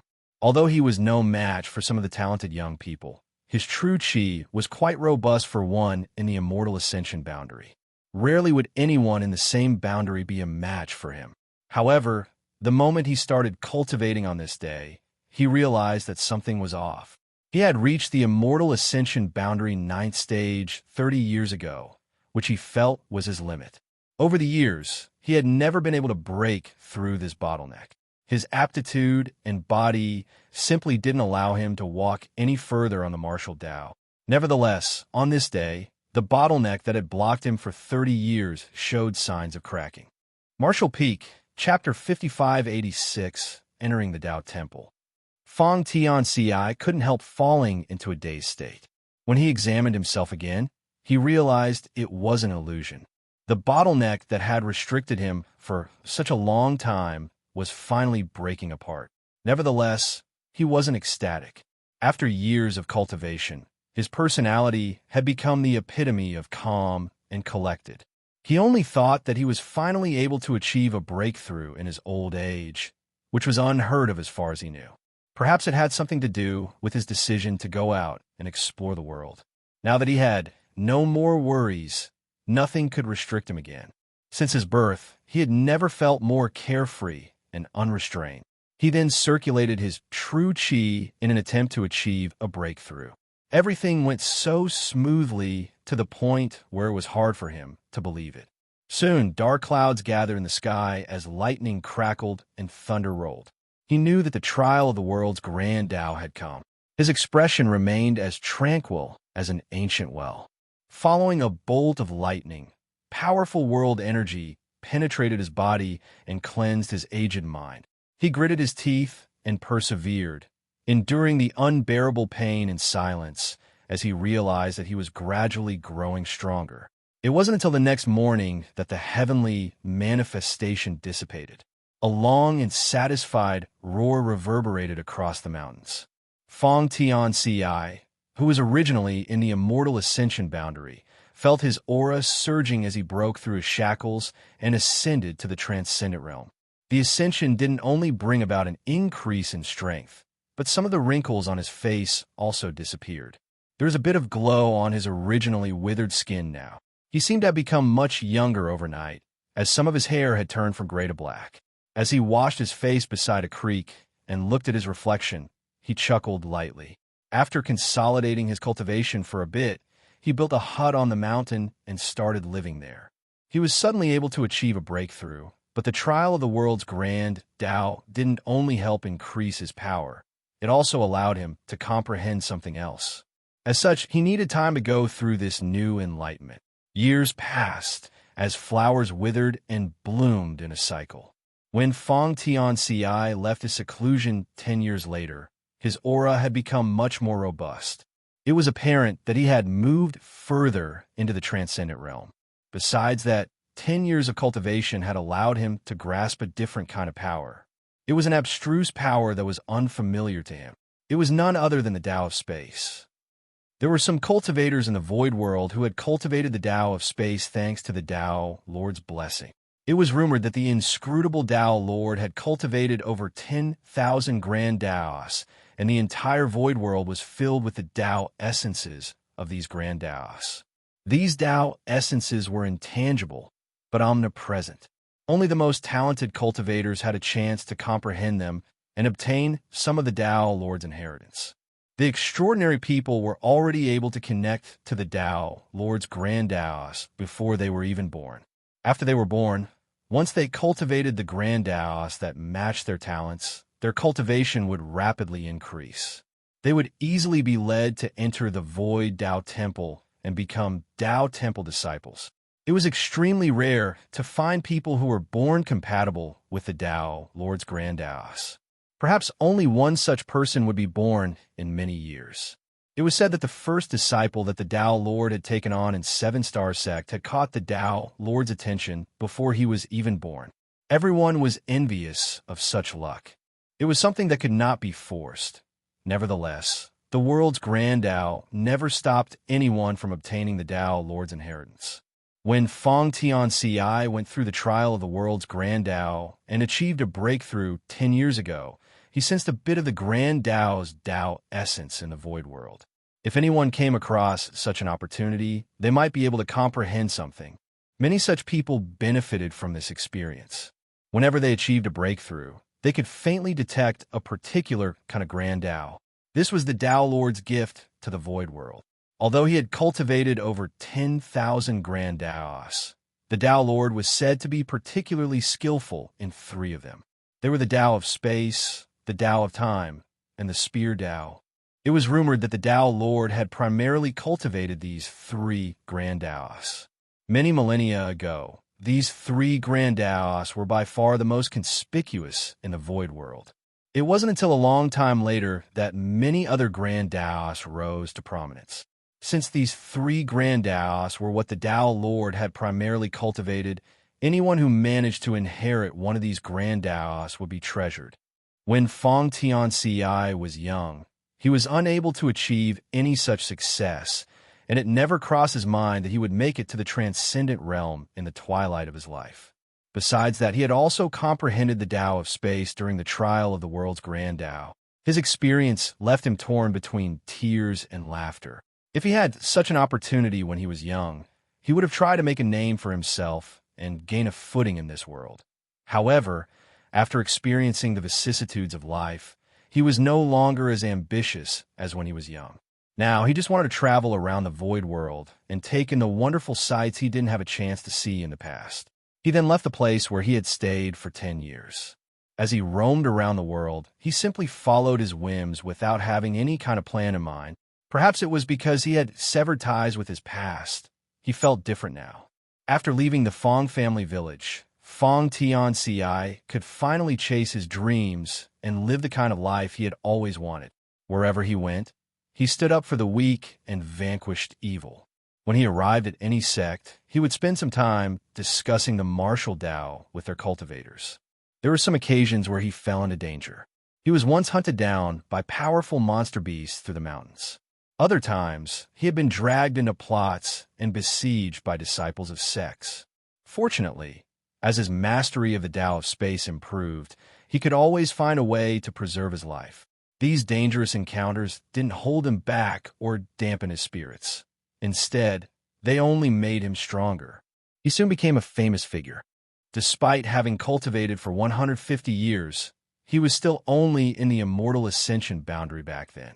The story of such an ordinary cultivator achieving a breakthrough and becoming powerful sent a shockwave across the world. There had never been a lack of ambitious but ordinary people in the Void Continent. So when they heard about Fong Tianxi's story, many had the misconception that they too could pull off a similar feat. To some extent, Fong Tianxi's story had propelled many ordinary cultivators to work harder. Nevertheless, Only a small number of them could really break through their shackles like he had. 30 years later, Feng Tianxia ascended to the Saint Realm from the Transcendent Realm. He went through a world trial again, but this time he gained enlightenment into the Tao of Time. 50 years later, he made it to the Saint King Realm and comprehended the Spear Tao. Every time he broke through to the next great realm, Feng Tianxia would gain massive benefits. Even his appearance had become increasingly younger. When he left the Feng family village, he was old and frail, but after traveling around the world for 100 years, he now looked like a middle-aged man. While others grew older with time, he seemed to become younger.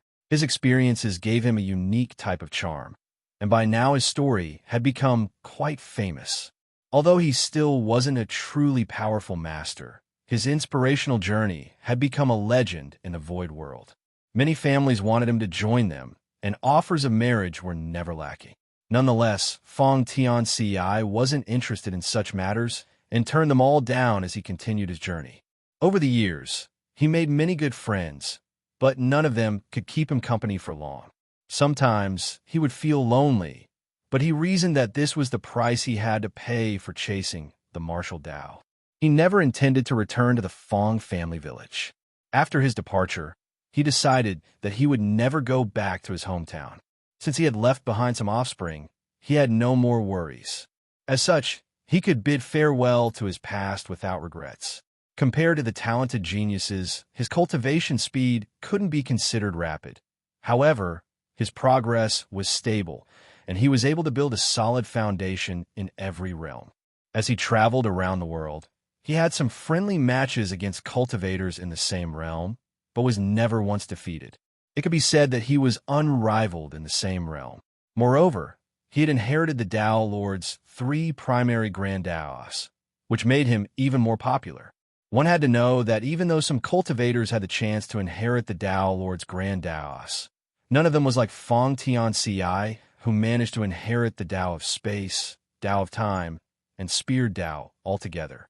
Everyone was curious about why he had such an opportunity. Supposedly, a prodigy would show signs of having extraordinary aptitude when they were young. However, Feng Tianxia was different. He only became powerful when he was well over 100 years old. Although the increase in his strength wasn't rapid, he managed to achieve something that no cultivators in the Void World had ever pulled off before. He went from the Origin Returning Realm to the Origin King Realm to the Tao Source Realm to the Emperor Realm eventually. Slowly but steadily, he grew from an insignificant cultivator to an important master. Now, it had been 1,000 years since he left the Feng family village. Many things had changed during this period. It took him over 1,000 years to go from the immortal ascension boundary to the Emperor realm. There was no doubt his cultivation speed was slow and his aptitude was terrible. Supposedly, this shouldn't have happened. If a cultivator was unable to make it to the Emperor realm within 1,000 years in a wonderful environment such as the Void World, he wouldn't be able to achieve it in his lifetime. However, Feng Tianxia had pulled it off. Some people had asked him what his secrets were.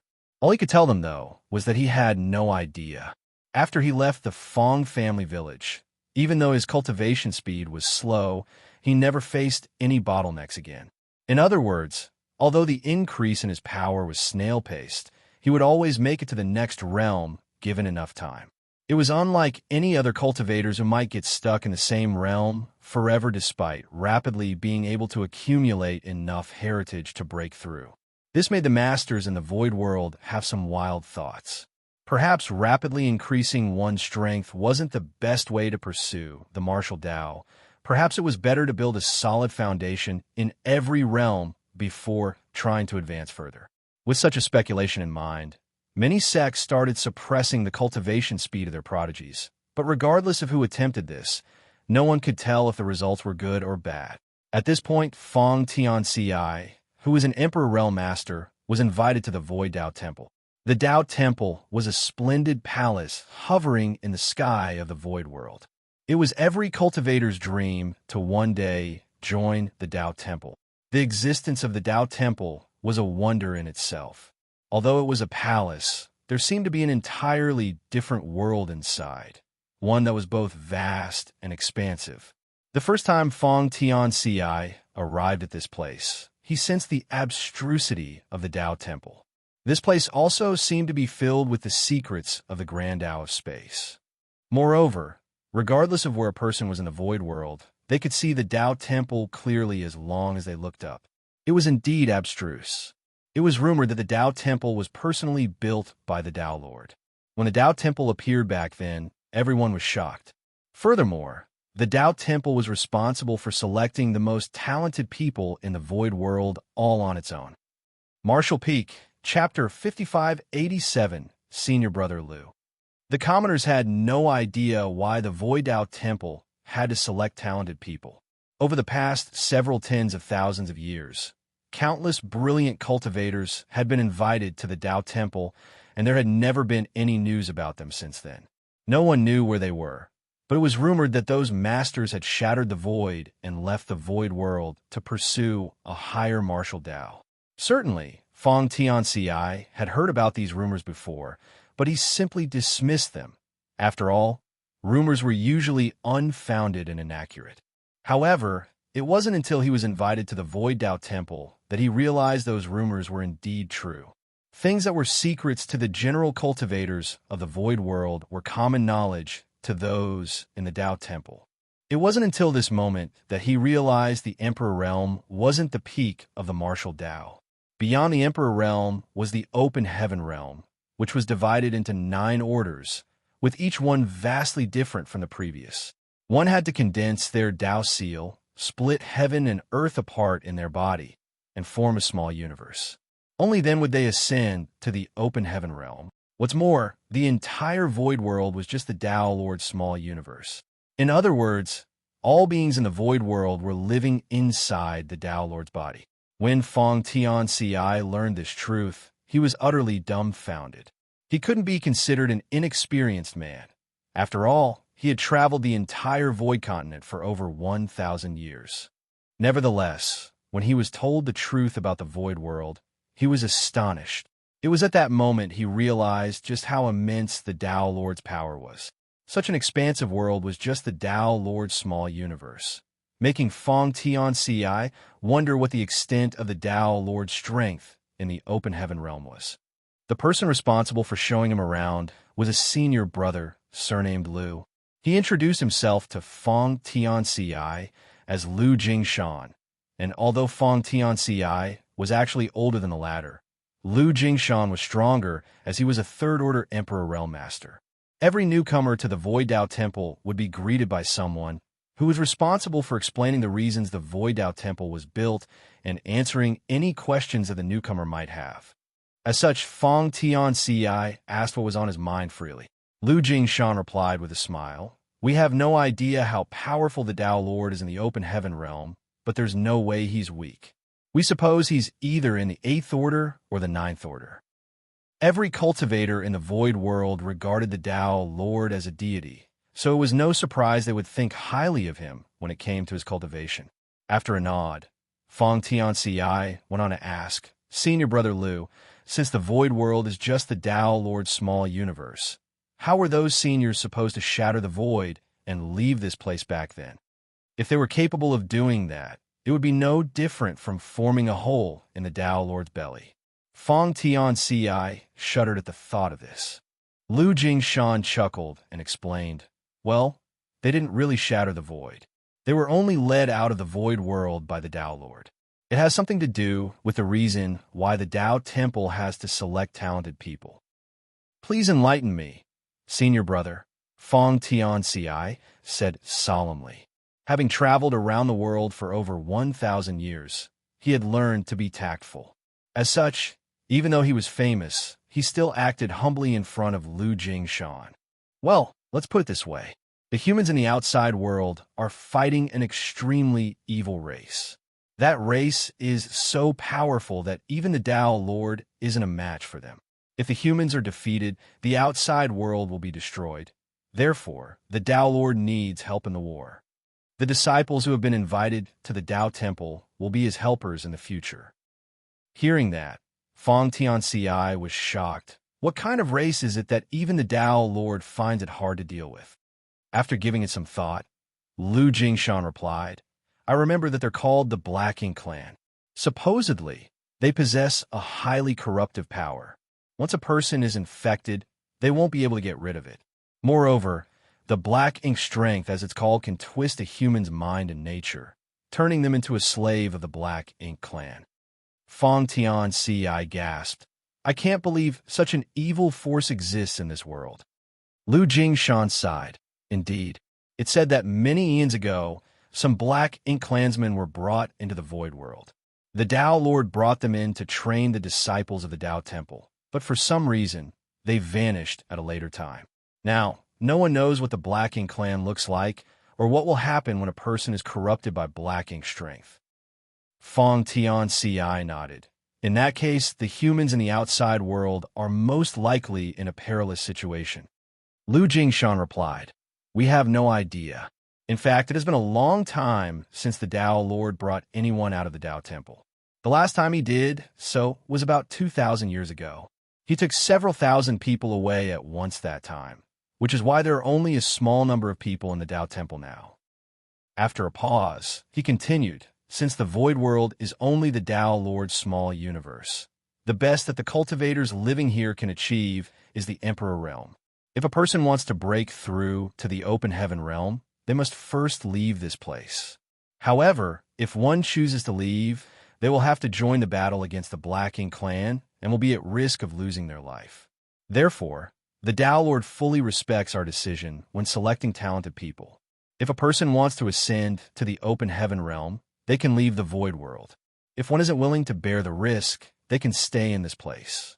We have full control over this matter, and the Tao Lord never forces us.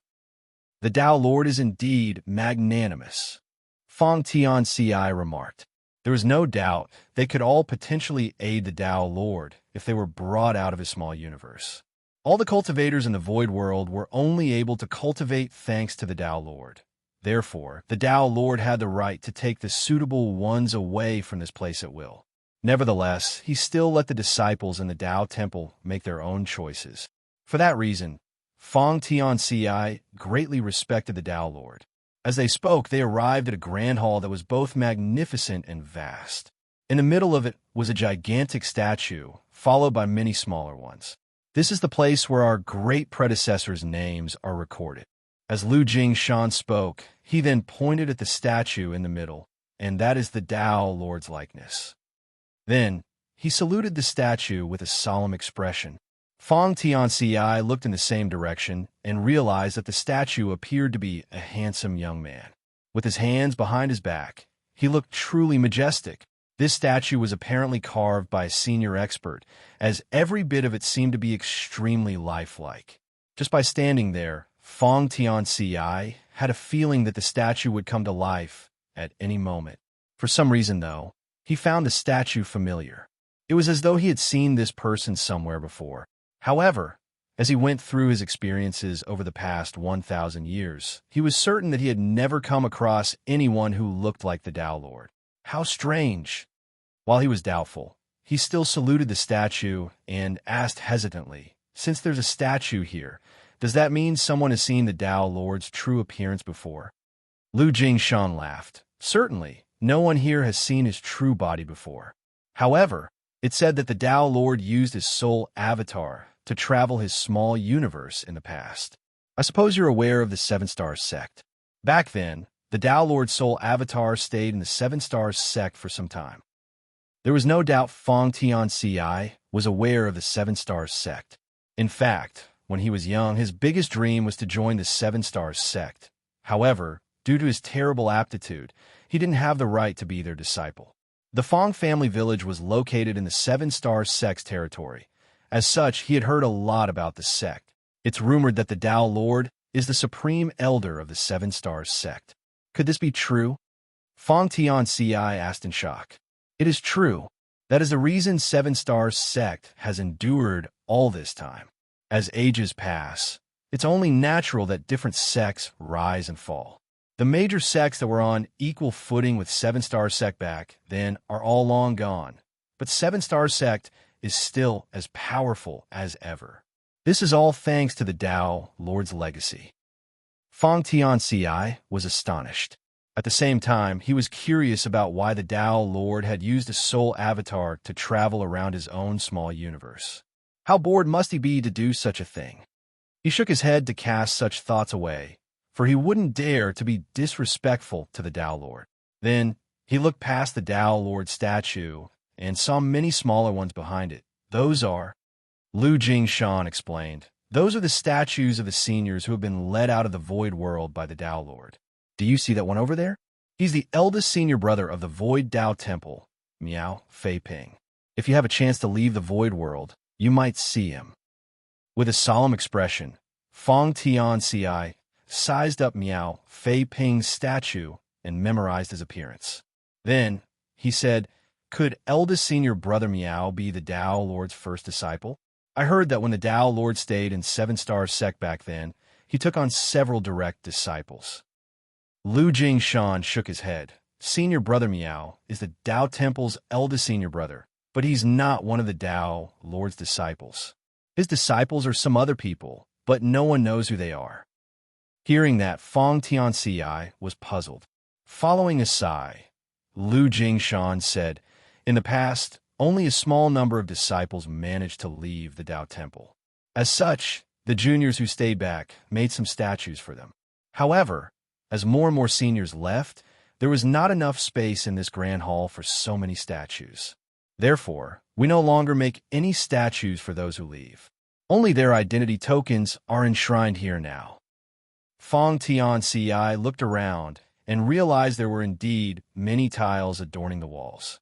Most places were blank, but some of them had identity tokens which contained the names and information of those seniors.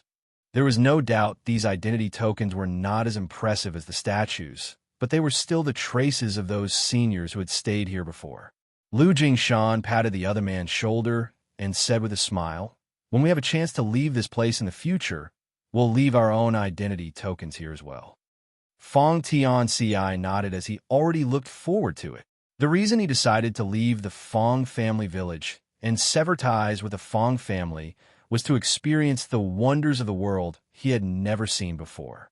After repeatedly achieving breakthroughs and eventually arriving at this place, though, Fong Tianci realized that there was still so much more he had yet to see and experience.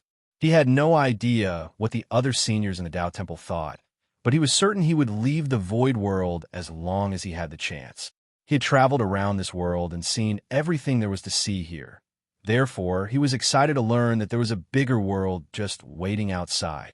After they left the Grand Hall, Fong Tianci asked, Senior Brother Lu, since the open heaven realm is above the Emperor realm, what are we supposed to do to split heaven and earth apart in our bodies and create our own small universes?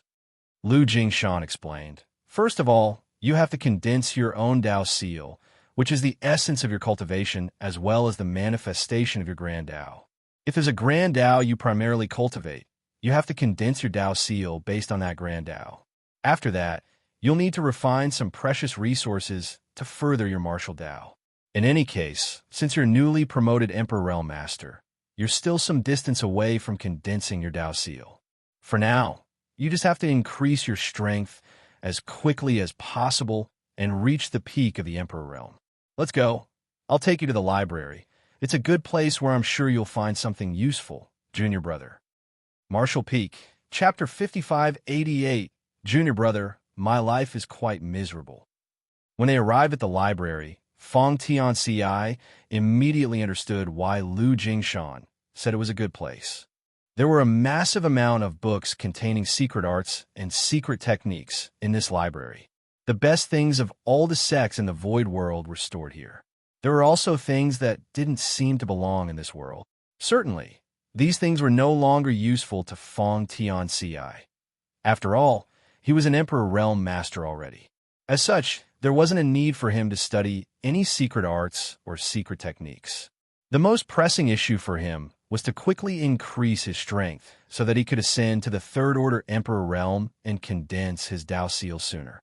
Fortunately, there was also a massive section of jade slips, scrolls, and books containing precious insights on cultivation in the Emperor Realm and the library. These insights have been written by the disciples of the Tao Temple over the past several tens of thousands of years. Throughout Feng Tianxi's cultivation journey, he had basically explored everything on his own. After all, he didn't have any elders to rely on, nor was there a teacher who could give him guidance. While traveling around the world, he discussed the martial Tao with the disciples of various sects and reflected on what he had learned, but that was the only sort of external help he had. It was fine when he was still a weak cultivator, but now that he was an Emperor Realm Master, Feng Tianxi was at a loss as to how he should move forward in his martial Tao. These insights in the library were what he needed most at this moment. Feng Tianxi went on to spend 30 years in the library reading all the insights left behind by the various seniors. His determination and ability to endure loneliness quickly earned the respect of the other disciples in the Tao Temple.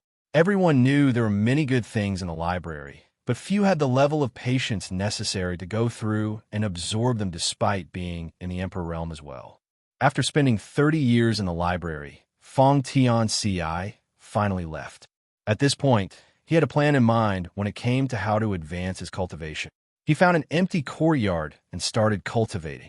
As usual, his cultivation speed was quite slow, but he wasn't in a hurry. He had spent the past 1,000+ years cultivating slowly to reach his current height, so he was already used to it. Nevertheless, he didn't just cultivate in seclusion all the time. When he was free, he would go out and talk to the seniors of the Tao Temple. This was his way of doing things and had been throughout his entire cultivation journey. All the disciples in the Tao Temple were the brightest geniuses who became strong early on in life. As such, everyone in the Void Tao Temple was young, good-looking, and energetic.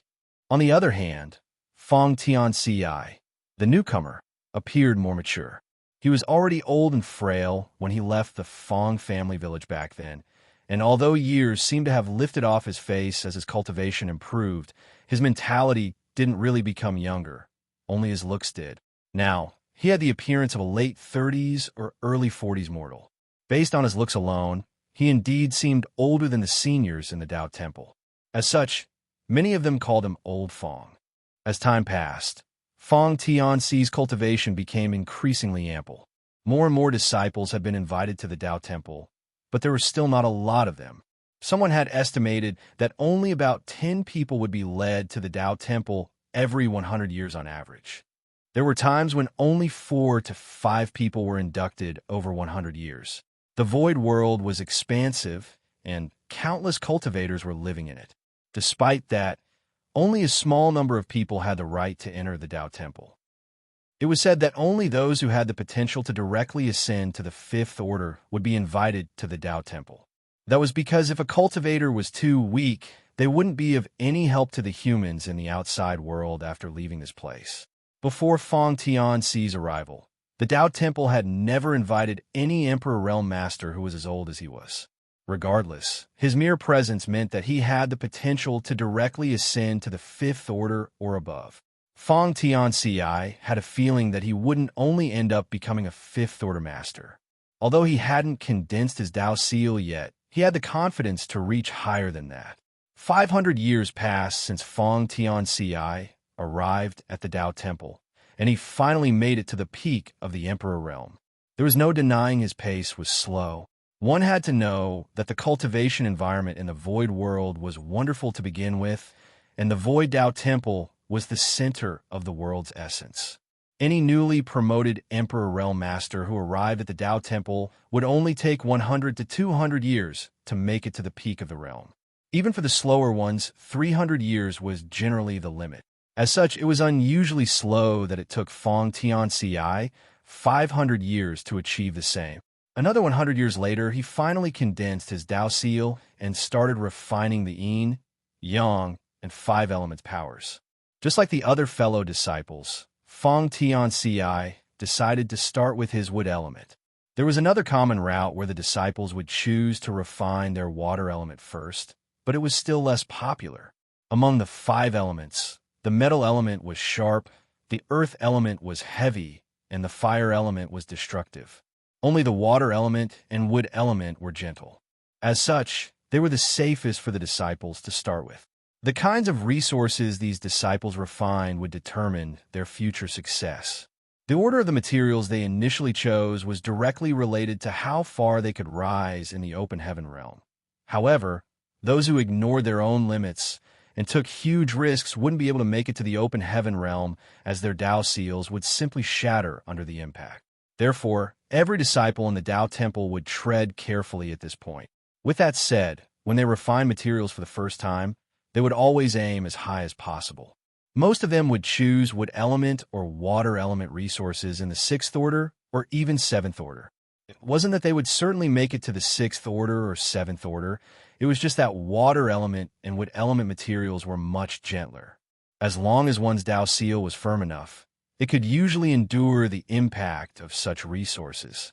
It was a chance for them to test the limits of their Tao seals when refining resources for the first time. When they select their second resource, they will know the right path for their future. Xianxia had compared his Tao seal with those of the other disciples, and he felt that it was quite firm and sturdy. He reckoned that it could endure the impact of 7th order materials. As such, he chose a 7th order wood element resource first. Lu Jingshan took the initiative to ask him about this matter, and when he learned about his plan, he nodded gently. Junior brother Fong, even though your cultivation speed is slow, it is for this reason that your foundation is so solid. Hence, I think it will be all right for you to refine a 7th order wood element resource. Fire is born of wood, though, so you'll have to be careful when selecting a fire element material next time. Fong Tianci nodded in agreement. It wouldn't take one a long time to refine a single resource. However, every time these future open heaven realm masters did so, they had to rest for many years in between. First of all, they had to get used to their powers. Secondly, their Tao seals were unable to bear another impact in such short order. If they were hasty, all their effort would go to waste. In just half a month, Fong Tianci easily refined the 7th order wood element material, and he didn't feel any discomfort at all. He had a feeling that he could refine a 7th order fire element resource next, a realization that made him feel elated. As he recalled all the experiences in his life, everything felt somewhat strange. He had a terrible aptitude, and it wasn't until he was 150 years old that he left the Fong family village to wander the world. His plan was only to travel around a bit before his death, so it never crossed his mind that he would achieve great things one day. Unlike the other disciples in the Tao Temple, Fong Tianci didn't come from a wealthy background, nor did he have a powerful master who had guided him when he was young. Also, he never had ample resources, and his cultivation speed was incredibly slow. Therefore, it surprised him that with such a method and speed that were unbearable for most people, he was now one step ahead of almost all other disciples. Only a small number of people in the Void Tao Temple could refine 7th order resources, only 1 in 10 at most. Lu Jingshan, who was on good terms with Fong Tianci, chose a 7th order wood element resource for his first refinement. However, he decided to refine a 6th order fire element resource after that, because he felt that his Tao seal wasn't able to bear the impact of the power of 7th order fire element material. As such, he didn't dare to push his luck. It was said that the process of ascending to the open heaven realm was like crafting a barrel. How much water a barrel could hold depended on the shortest stave. Similarly, the order in the open heaven realm one would achieve hinged on the lowest order resource that one refined. There were 7 powers in total, which were yin, yang, and the 5 elements. Even if one had refined 6 types of 7th order materials, they would only make it to the 5th order open heaven realm if they decided to refine a single 5th order resource. The open heaven realm was divided into 9 orders, and every order was vastly different from the previous one. The difference of one order might take a lifetime for a person to make up. Therefore, the disciples in the Tao Temple did their best to refine resources of the highest order possible. At the same time, they would ensure that they wouldn't exceed their limits. Fong Tianci had a feeling that the ample heritage he possessed now had something to do with his insistence on building a solid foundation. He always stayed in the same realm for a much longer time than most people did, and as he had sufficient time to consolidate his strength, he ensured that he made everything perfect in every realm. Now, he was able to refine seventh-order resources because of his perseverance and hard work over the years. A few dozen or so years after he refined the wood element material, he decided to move on to the fire element one. As expected, Xianxia successfully refined a resource. Then, it was followed by earth element, metal element, and water element materials. After fully refining the 5 elements, he moved on to the yin and yang element resources. When he was done refining all the powers of yin-yang and 5 elements, 500 years had passed since he refined the wood element resource for the first time. In other words, it had been 1,000 years since he arrived at the Tao Temple. Supposedly, when one was done refining the powers of yin-yang and 5 elements, they could split heaven and earth apart in their body and form their own small universe. However, the Void Continent was only the Tao Lord's small universe. Before leaving this place, none could make it to the open heaven realm. Over the past 1,000 years, about 100 juniors had arrived at the Tao Temple. Perhaps it was because Xianxia appeared to be more mature and reliable. These juniors would often go to him whenever they had any questions regarding cultivation. As such, he had many followers now. "How many years have you been in the Tao Temple, senior brother?" Under the moonlight at night, Xianxia and Lu Jingshan were seated across from each other as they sipped some wine. Now, that Xianxia was at the peak of the Emperor realm. His cultivation wouldn't improve further regardless of how hard he cultivated. Therefore, he had some free time. Lu Jingshan, who was in a similar situation, would frequently visit him with jars and bottles of wine. Hearing his question, Lu Jingshan replied with a smile, "I've been here for almost 3,000 years." "That's a really long time," Xianxia nodded gently. As he made some calculations, he realized that it had been 2,000 years since he started cultivating. On the other hand, Lu Jingshan had been staying in this place for some 3,000 years. In other words, Lu Jingshan had already arrived at the Tao Temple before Xianxia was even born. A dejected Lu Jingshan lamented, "Junior brother, did you know that I'm one of the oldest disciples in the Tao Temple?" "Senior brother, you mean?" Xianxia formed a speculation. Suddenly, Lu Jingshan cried, "Junior brother, my life is quite miserable." Following that, he wrapped his arms around a big wine bauble and started bawling. Xianxia was startled as he had no idea why his senior brother felt downcast all of a sudden. Lu Jingshan was a future open heaven realm master who had already refined the powers of yin-yang and 5 elements, and he had gone through the vicissitudes of life. Xianxia wondered why the other man was so sorrowful now. Martial Peak, Chapter 5589, The Tao Lord Has Heard Me. Xianxia had no idea how to console him, so he could only pat his back. A long time later, Lu Jingshan stopped sobbing and let out a breath. Embarrassed, he said, "I apologize for letting you see such a disgraceful sight." Xianxia didn't know what to say, so he remained silent. Perhaps it was because Lu Jingshan was drunk, and he had no one to talk to about his grievances over the years, but he started speaking about the past. "I was invited to the Tao Temple when I was still young and naive. At that time, the Tao Temple was bustling with noise with several thousand seniors in total. Every day, there would be powerful seniors who hosted forums and preached the Tao. Such experiences were invaluable. Several thousand people. When Xianxia learned that there was such a lively period in the Tao Temple back then, he couldn't help feeling awestruck. One had to know that the Tao Temple had strict criteria when selecting disciples. Those who could join the Tao Temple all had the potential to directly ascend to the 5th order at the very least. On average, there would be just 10 new disciples every 100 years, though there were times when as few as 4 or 5 would be taken in. Several thousand people must have been the result of accumulating several tens of thousands of years in the void world. Furthermore, they were all powerful Emperor Realm masters.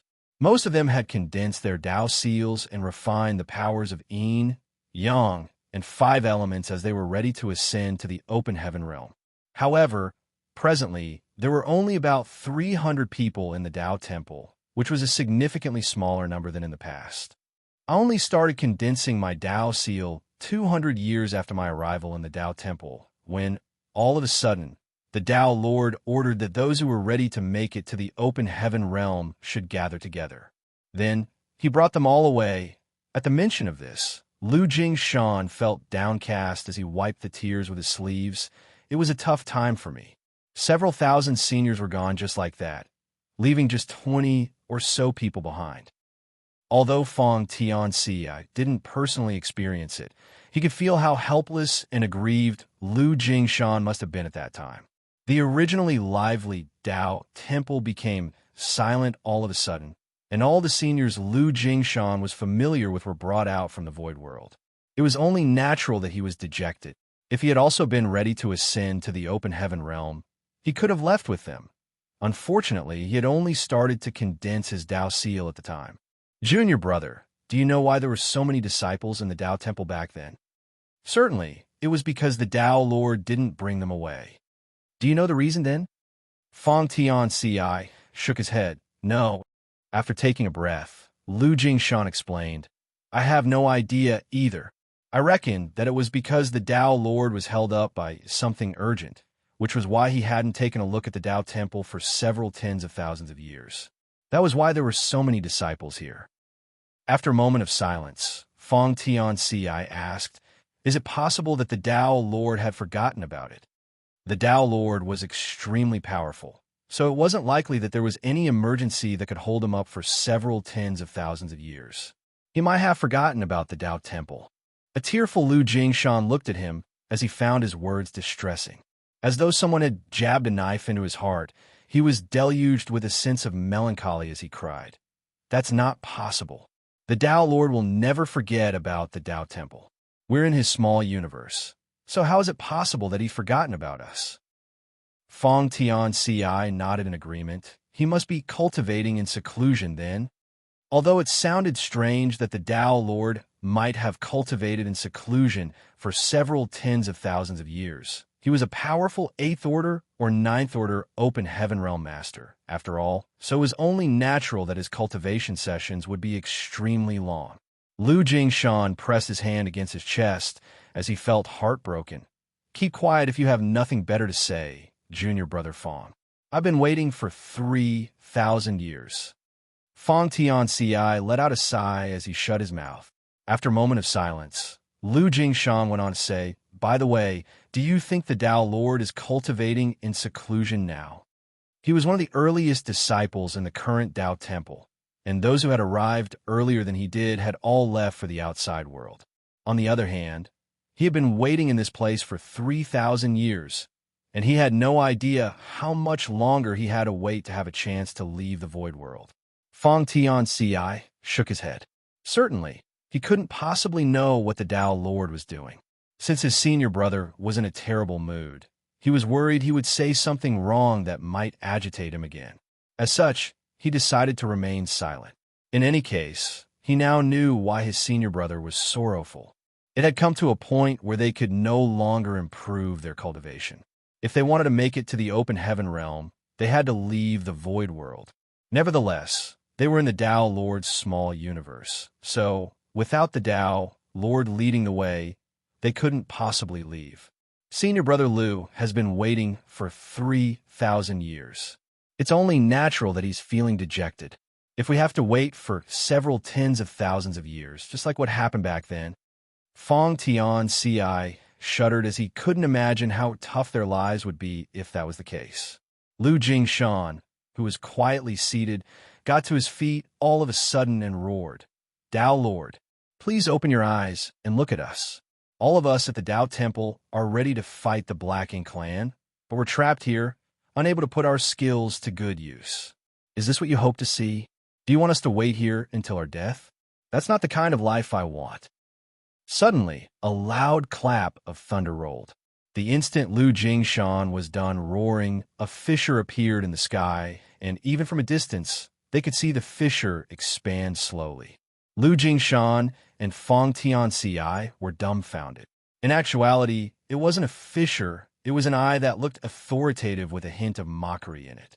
Lu Jingshan could clearly feel that the eye was staring at him, which made him tremble and caused him to fall on his butt. The next moment, he heard a sacred-sounding voice that ordered, "To the disciples who are ready to ascend to the open heaven realm and are willing to battle the enemies of humanity, come to the open heaven palace at once." A shockwave rippled through the entire Void Dao Temple as all the disciples, who were ready to break through to the open heaven realm, stopped whatever they were doing and streamed towards the open heaven palace with excitement. Although the fissure in the sky had disappeared, the intense pressure lingered. Lu Jingshan and Feng Tianxia exchanged glances as both of them were astounded. Following that, they were deluged with a sense of ecstasy as Lu Jingshan cheered. "The Dao Lord has heard me. Ha ha ha. Come, junior brother Feng, follow me to the open heaven palace." Then he raced towards the open heaven palace, followed by Feng Tianxia. Lu Jingshan was evidently excited. As he ran forward, he rattled on, saying, "You're so lucky, junior brother. You've just finished refining your yin, yang, and 5 elements powers, and the Dao Lord is ready to bring us out of here. Had it taken you a couple dozen more years, you would have to wait for the next opportunity." Then, he appeared somewhat frustrated as he muttered, "Why didn't I have your luck? In any case, we're finally able to leave." When they arrived at the open heaven palace, over 100 people had gathered together in the grand hall. There were more people who were still rushing over, all of them appearing joyful. Some of them were just like Lu Jingshan, who were left behind in the Dao Temple because they were not ready to ascend to the open heaven realm at that time. After waiting for 3,000 years, they finally had a chance to explore the outside world. All these cheerful people congratulated each other, as though they were celebrating some sort of festivity. Outside the star boundary, Yang Kai was hovering somewhere in the void in high heaven territory, with Hua Qingxi patiently waiting behind him. Yang Kai had suddenly returned from profound nether territory and summoned her. Hua Qingxi had no idea what the palace master wanted her to do, and when she arrived, the palace master said nothing, so she didn't ask any questions.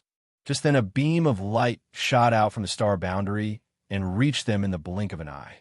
Hua Qingxi saluted him. "Greetings, Senior Ironblood." Zhan Wuhen nodded gently, then turned to Yang Kai and asked worriedly, "I heard that you were badly injured. Is that true?" It had been 300 years since the Territory Lords and Eighth Order Masters reached a ceasefire agreement in profound nether territory. During this period, Yang Kai had never shown up. It was rumored that he was terribly wounded. However, the place where he cultivated was sealed with many layers of restrictions, and no one dared to disturb him. As such, no one knew if he was wounded or not. Those from profound nether territory dismissed such rumors. After all, Yang Kai had headed to the Black Ink Clan's base and forced the peace deal with the Territory Lords on his own back then. There was no doubt it was a bold and impressive feat, one he would not have attempted if he was really seriously injured. Certainly, such rumors were spread by the Black Ink Clansmen or ill-intentioned Black Ink disciples to bring down the humans' morale. Yang Kai simply replied with a smile, sort of. Zhan Wuhen was stunned while disbelief was written all over Hua Qingxi's face. They all thought that Yang Kai had only been cultivating in seclusion for the past 300 years. As such, they were surprised to learn he was indeed injured. "I've fully recovered," Yang Kai added. His injury wasn't caused by battling the Territory Lords. It was simply a result of cultivating the 3-self source reconstitution art. To practice this secret art, Yang Kai had to cultivate a human self and a monster self, which were far different from ordinary soul clones. Ordinary soul clones wouldn't be useful. However, the ones formed from the 3-self source reconstitution art had endless possibilities. To cultivate the human self, Yang Kai had practically split his soul in two and become frail for the following 300 years. Fortunately, he could gradually recover with the soul-warming lotus's help. While recuperating, he had also been refining resources to increase his power. Therefore, he wasn't wasting any time. "Why are you here, Senior Ironblood?" Yang Kai asked. When he returned to the star boundary previously, only Duan Hongchun was in charge of this place, as the other great emperors had left to kill the enemies. This time, however, Xianxia could detect the auras of several great emperors. Among the great emperors of the star boundary, Zhan Wuhen was the most skillful in combat and would never hesitate to volunteer to fight the Black Ink clansmen. As such, it was a mystery that he was in the star boundary now. Zhan Wuhen replied calmly, "I have to give a young one some chances, don't I?" After a pause, he continued, "Moreover, we have to take advantage of the opportunities only we possess. As great emperors of the star boundary, we can cultivate far more efficiently by staying here. Only when we ascend to the 8th order can we maximize our contributions to the war effort."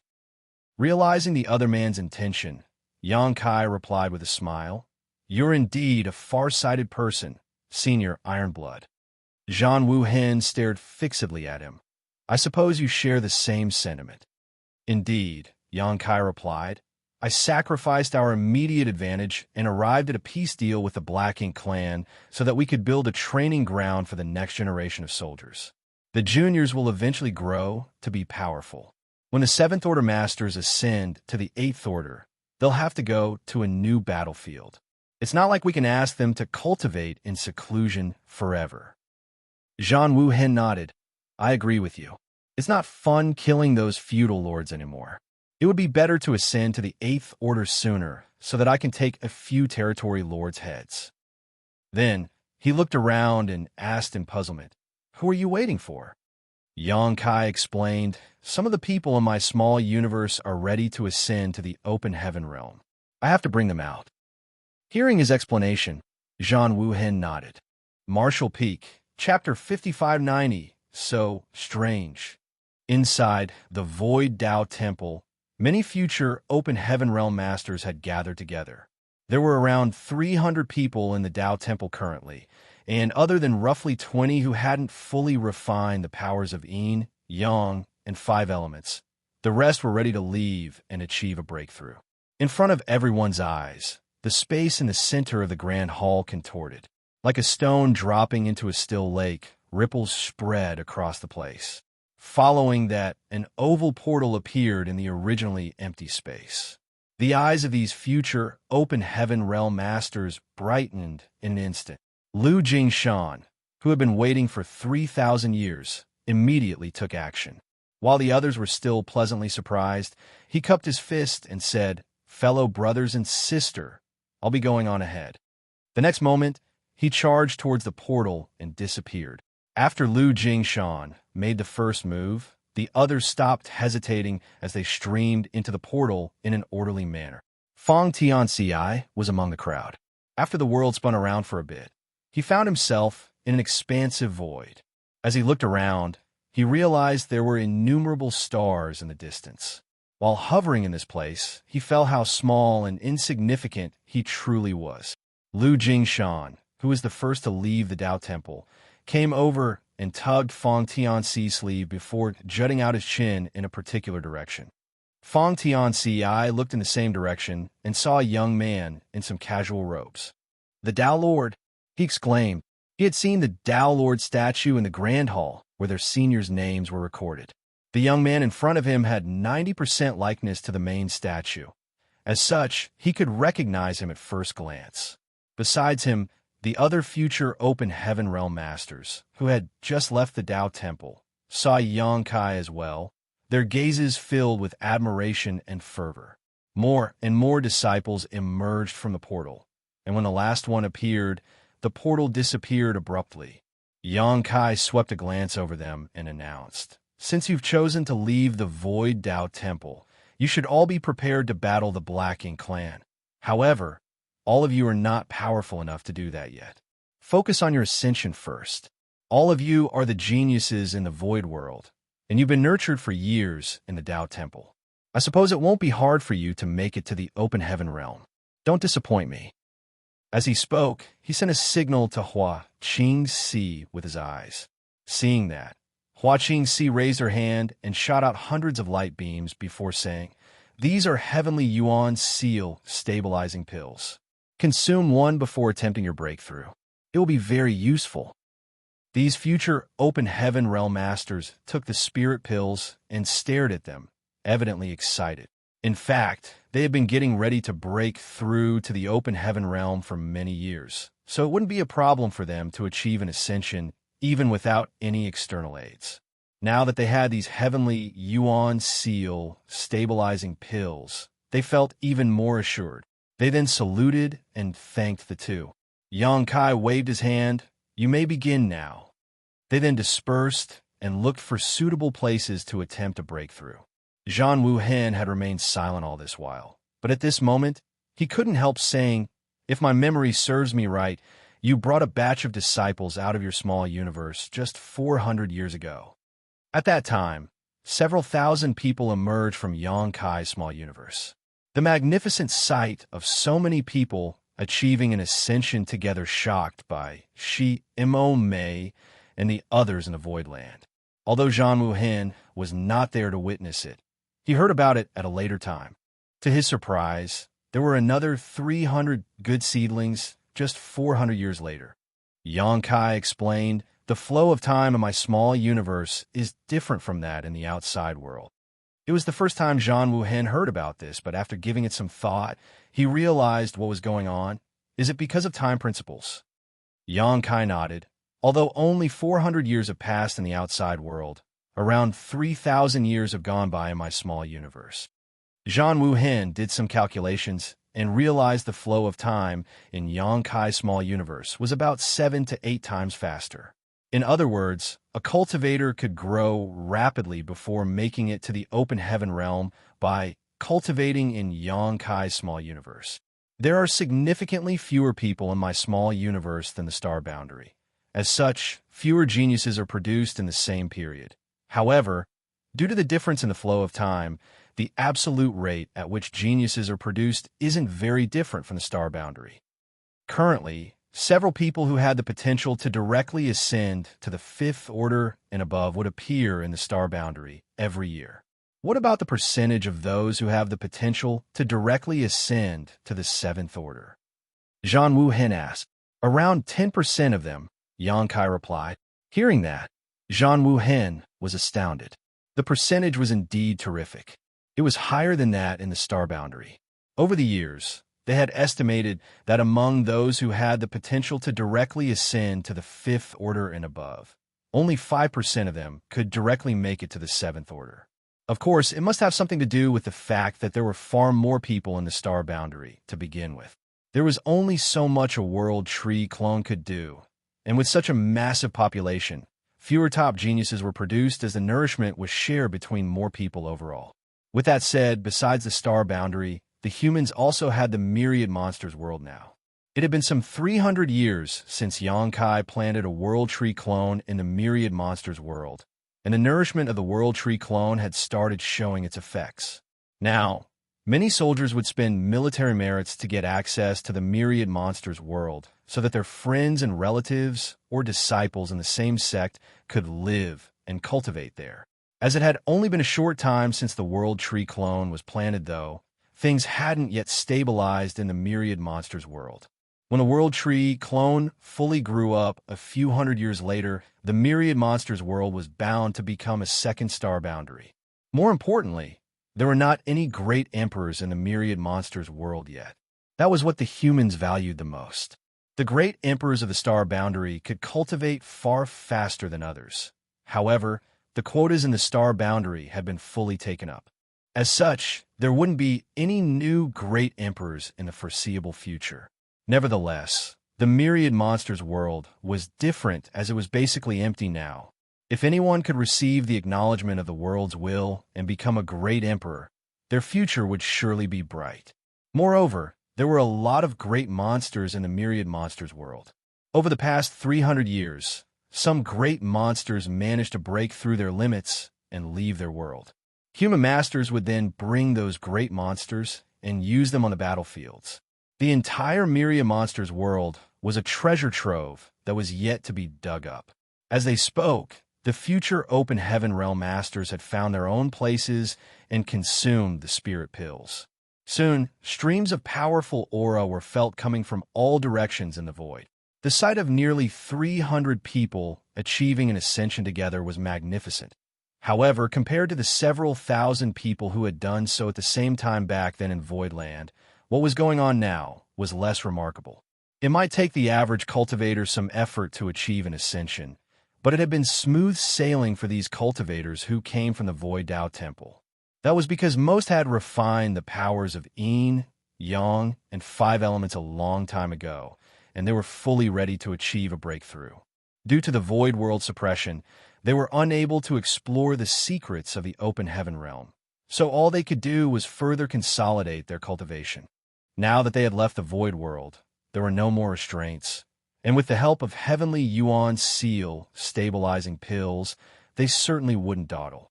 People like Lu Jingshan had been waiting for this day for 3,000 years, and they had imagined themselves achieving an ascension on countless occasions. As these streams of aura expanded, these disciples from the Dao Temple subsequently achieved their breakthroughs. A lot of them made it to the 5th Order and 6th Order, but it was the 7th Order Masters who caught the most attention. Zhan Wuhen soon confirmed that 10% of the disciples who came from Yang Kai's small universe indeed made it to the 7th Order. In other words, there was one 7th Order Master in every 10 people. That was a staggering ratio. For the rest, about 30% of them were 6th Order Masters, while 60% of them were 5th Order Masters. Given enough time, these people would reach their own limits and become high-rank Open Heaven Realm Masters one day. More and more people broke through to the Open Heaven Realm. Only over 10 people among 300 of them still hadn't achieved a breakthrough, while presently, there were 26 7th Order Masters. Supposedly, one of these people who was still attempting an ascension would become a 7th Order Master. Those who had made it to the Open Heaven Realm were thrilled as they examined their increased strength. From the Emperor Realm to the Open Heaven Realm, the increase in power was extreme. As such, new Open Heaven Realm Masters could barely control their strength, and it was especially true for those who had achieved a higher order. Hua Qingxi looked in a particular direction and smiled. There's another 7th Order Master. Over there, a disciple from the Dao Temple felt his aura surging as a buzzing sound was heard coming from his body. His small universe took shape, and his aura rose from the Emperor Realm to the Open Heaven Realm in an instant. The aura exuding from him suggested that he was in the 7th Order. Meanwhile, Lu Jingshan was looking in the same direction. When he saw that Feng Tianxia had achieved an ascension, he was elated. He succeeded. However, the moment he finished speaking, something surprising happened. For some reason, Feng Tianxi's ample aura plunged all of a sudden as it dropped from the 7th Order to the 6th Order in the blink of an eye. Certainly, Feng Tianxia was shocked to find his aura plummeting as well. He couldn't help grunting as his power became a mess. Junior Brother Feng, Lu Jingshan exclaimed as he charged towards Feng Tianxia. However, the instant he started moving, he felt an immense force pinning him to the spot. Realizing the source of the force, he hunched his back and wouldn't dare to move a muscle. It was apparent to him that the Dao Lord had made a move. At that instant, he was relieved. Since the Dao Lord had decided to help, there shouldn't be a problem with Feng Tianxi's ascension, though he appeared to be in a perilous situation. At this moment, Yang Kai was paying close attention to Feng Tianxia. Initially, he was surprised to see Feng Tianxia ascending to the 7th Order, but when he felt that aura plunging to the 6th Order, he knew that he had been too naive. He couldn't help sighing as he took a step forward and appeared in front of Feng Tianxia. Then, he placed his hand on the other man's stomach and sent a divine sense transmission, saying, "Focus and adjust your aura." Hearing that, Feng Tianxia promptly did as he was told. He had gone through the vicissitudes of life. It had taken him 2,000 years to become who he was today. As such, he was more sedate than most new Open Heaven Realm Masters. With Yang Kai's help now, he managed to restore order to his chaotic aura. 1 hour later, Feng Tianxia opened his eyes and examined himself. What he found shocked him. He had successfully achieved an ascension, but he was only in the 6th Order, not the 7th Order. It was so strange. One had to know that the resources he had refined in the Dao Temple were all 7th Order. Supposedly, he would make it to the 7th Order when attempting an ascension. In fact, he had indeed made it to the 7th Order, but for some reason, the moment he succeeded, there was a mysterious force that descended on him, which caused his cultivation to drop from the 7th Order to the 6th Order. As he examined himself, he found something even more astonishing. His small universe had materialized. Marshall Peak, Chapter 5591, sharing the same sentiment. Although there were no Open Heaven Realm Masters in the Void World, they had some basic information about the Open Heaven Realm in the Tao Temple. The 1st Order to 3rd Order were considered the low-rank Open Heaven Realm. The 4th Order to 6th Order were the mid-rank Open Heaven Realm, and the 7th Order to 9th Order were the high-rank Open Heaven Realm. The 4th Order and 7th Order were thresholds, and the powers of the cultivators in the different ranks differed greatly. The low and mid-rank Open Heaven Realm Masters, while powerful, could not be considered true powerhouses as their heritage simply wasn't ample enough. As such, even though they had formed their own small universes, they remained immaterial. Only after one ascended to the 7th Order would their small universe materialize. Fang Xianxia was only in the 6th Order, so his small universe should be immaterial, but that wasn't the case. For some reason, his small universe had fully materialized. Moreover, he was certain that he had successfully made it to the 7th Order, but for some unknown reason, he dropped down to the 6th Order all of a sudden. Everything was a mystery to him. His ascension seemed different from those of the others. In front of him, a calming voice was heard asking, "Do you feel any discomfort?" Only then did Fang Xianxia come to his senses as he promptly replied, "I'm fine. Many thanks for your concern, Tao Lord." Xianxia nodded and placed his hands behind his back. After pondering for a moment, Fang Xianxia cupped his fist and said, "Tao Lord, I have a question." Hearing this, Xianxia turned to him and nodded, "Go ahead." Fang Xianxia went on to say, "I think my small universe has materialized, but I'm only in the 6th Order. How is that possible?" Hearing that, the people around him were surprised. It went against common sense for a 6th Order Master's small universe to materialize. Furthermore, they had seen Fang Tianxi's order plunging earlier. As such, his friends and juniors appeared worried. Xianxia looked at him and replied calmly, "There were not many instances where a 6th Order Master's small universe materializes, but it's not unprecedented." Hearing that, Fang Tianxi was shocked. There were such instances in the past. Xianxia replied, "And I am one such case. I suppose your mastery of the Tao of space is quite high." Fang Tianxi replied respectfully, "I only know a thing or two." "Tao Lord, do you mean that the transformation in my small universe has something to do with the fact that I've cultivated the Tao of space?" "I didn't say that," Xianxia thought. However, there wasn't a better explanation now, so he could only nod. "When I ascended to the Open Heaven Realm, I didn't make it to the high rank.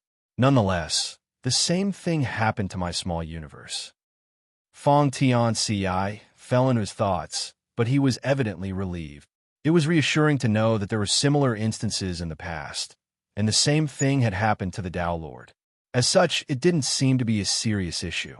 Just as he wanted to ask why his cultivation had dropped from the 7th Order to the 6th Order, Xianxia beckoned to Huaqingxi. She came over and called out, "Palace Master." Xianxia ordered, "Bring them to the star boundary." After they managed to stabilize their cultivation, send them to profound nether territory to receive some training.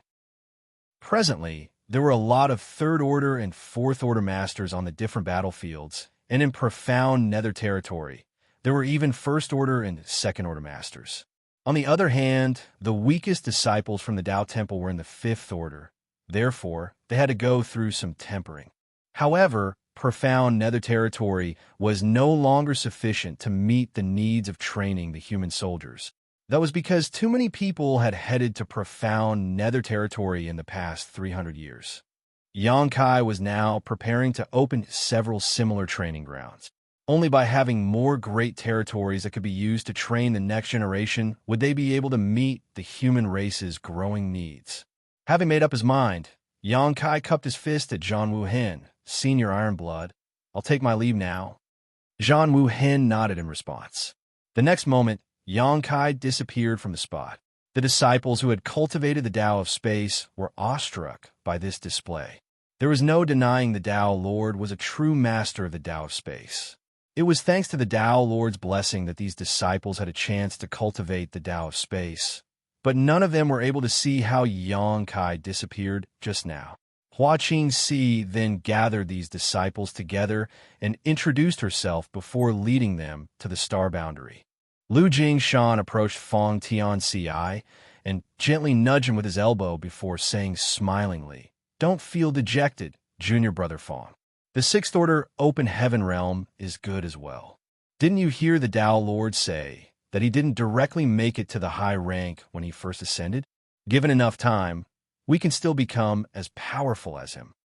He was worried that Fong Tianxi would feel downcast over the fact that his order had dropped inexplicably, so he came over and consoled him. Fong Tianxi nodded lightly. "You have a point, senior brother. I just don't understand why I failed to make it to the seventh order." In fact, he didn't fail. He could feel that he had succeeded, but the moment he achieved his ascension, there seemed to be a force suppressing his cultivation, causing it to drop from the seventh order to the sixth order. Regardless, he wasn't dejected, nor was he dissatisfied. In the past, he was someone with terrible aptitude, and in what he believed to be his final years, he just wanted to take in the wonderful sights of the void world before passing on.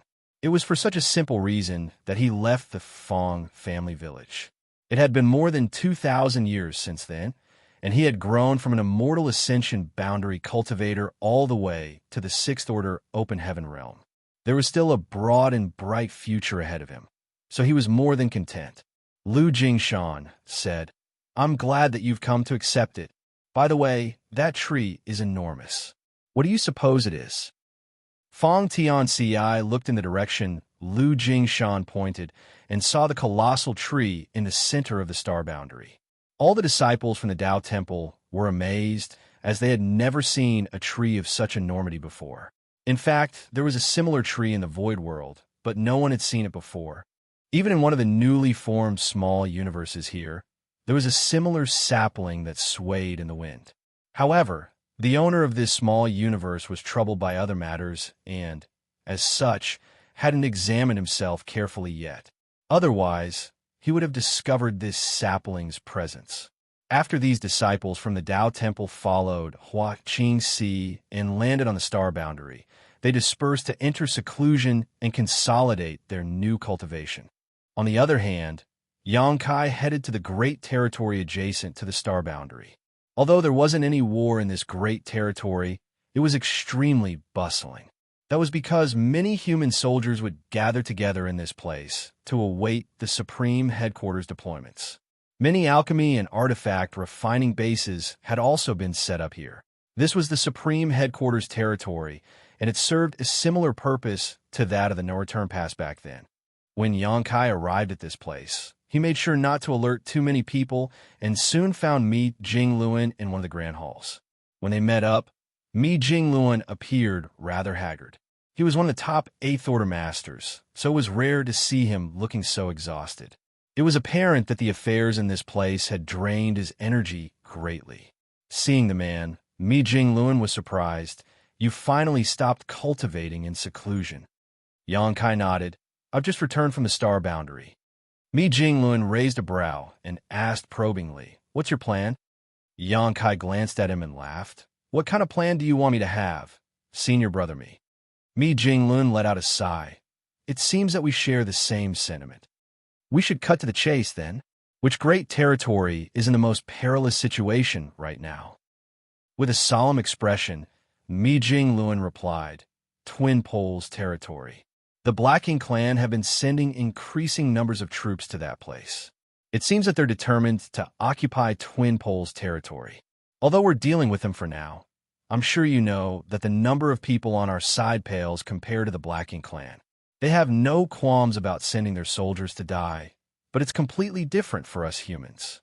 Now, Twin Poles territory is just like the profound nether territory of the past. Although Xianxia has gone to take charge there now, it's impossible to turn the situation around without sufficient power." Yangkai nodded. "Got it. I'll head to the Twin Poles territory then. Mi Jinglin breathed a sigh of relief. That would be for the best. However, if you show up, profound nether territory. Yang Kai sneered. They don't have the guts to start a war. They had arrived at the peace deal in profound nether territory because the profound nether army had given up its absolute advantage. But if Six Arms dared to let the territory lords make a move, that peace deal would be nullified. 300 years ago, Yang Kai was able to make all territory lords cower. So, 300 years later, he could do the same.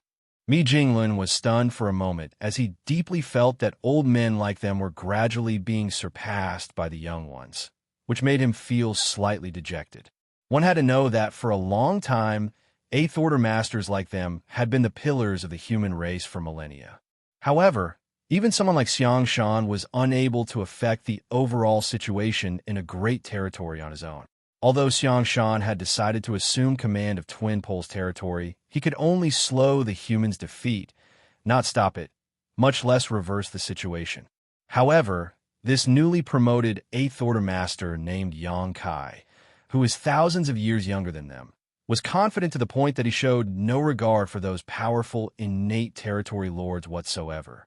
If innate territory lords were like vipers, then Yang Kai was like an eagle hovering in the sky or a fierce wolf waiting in the woods. Be it an eagle or a wolf, his presence alone was highly intimidating to the enemy. While Mi Jinglin was dejected, he also felt gratified. It was because the rising stars in each new generation were able to cast a light into the darkness and illuminate a path for the human race to move forward upon.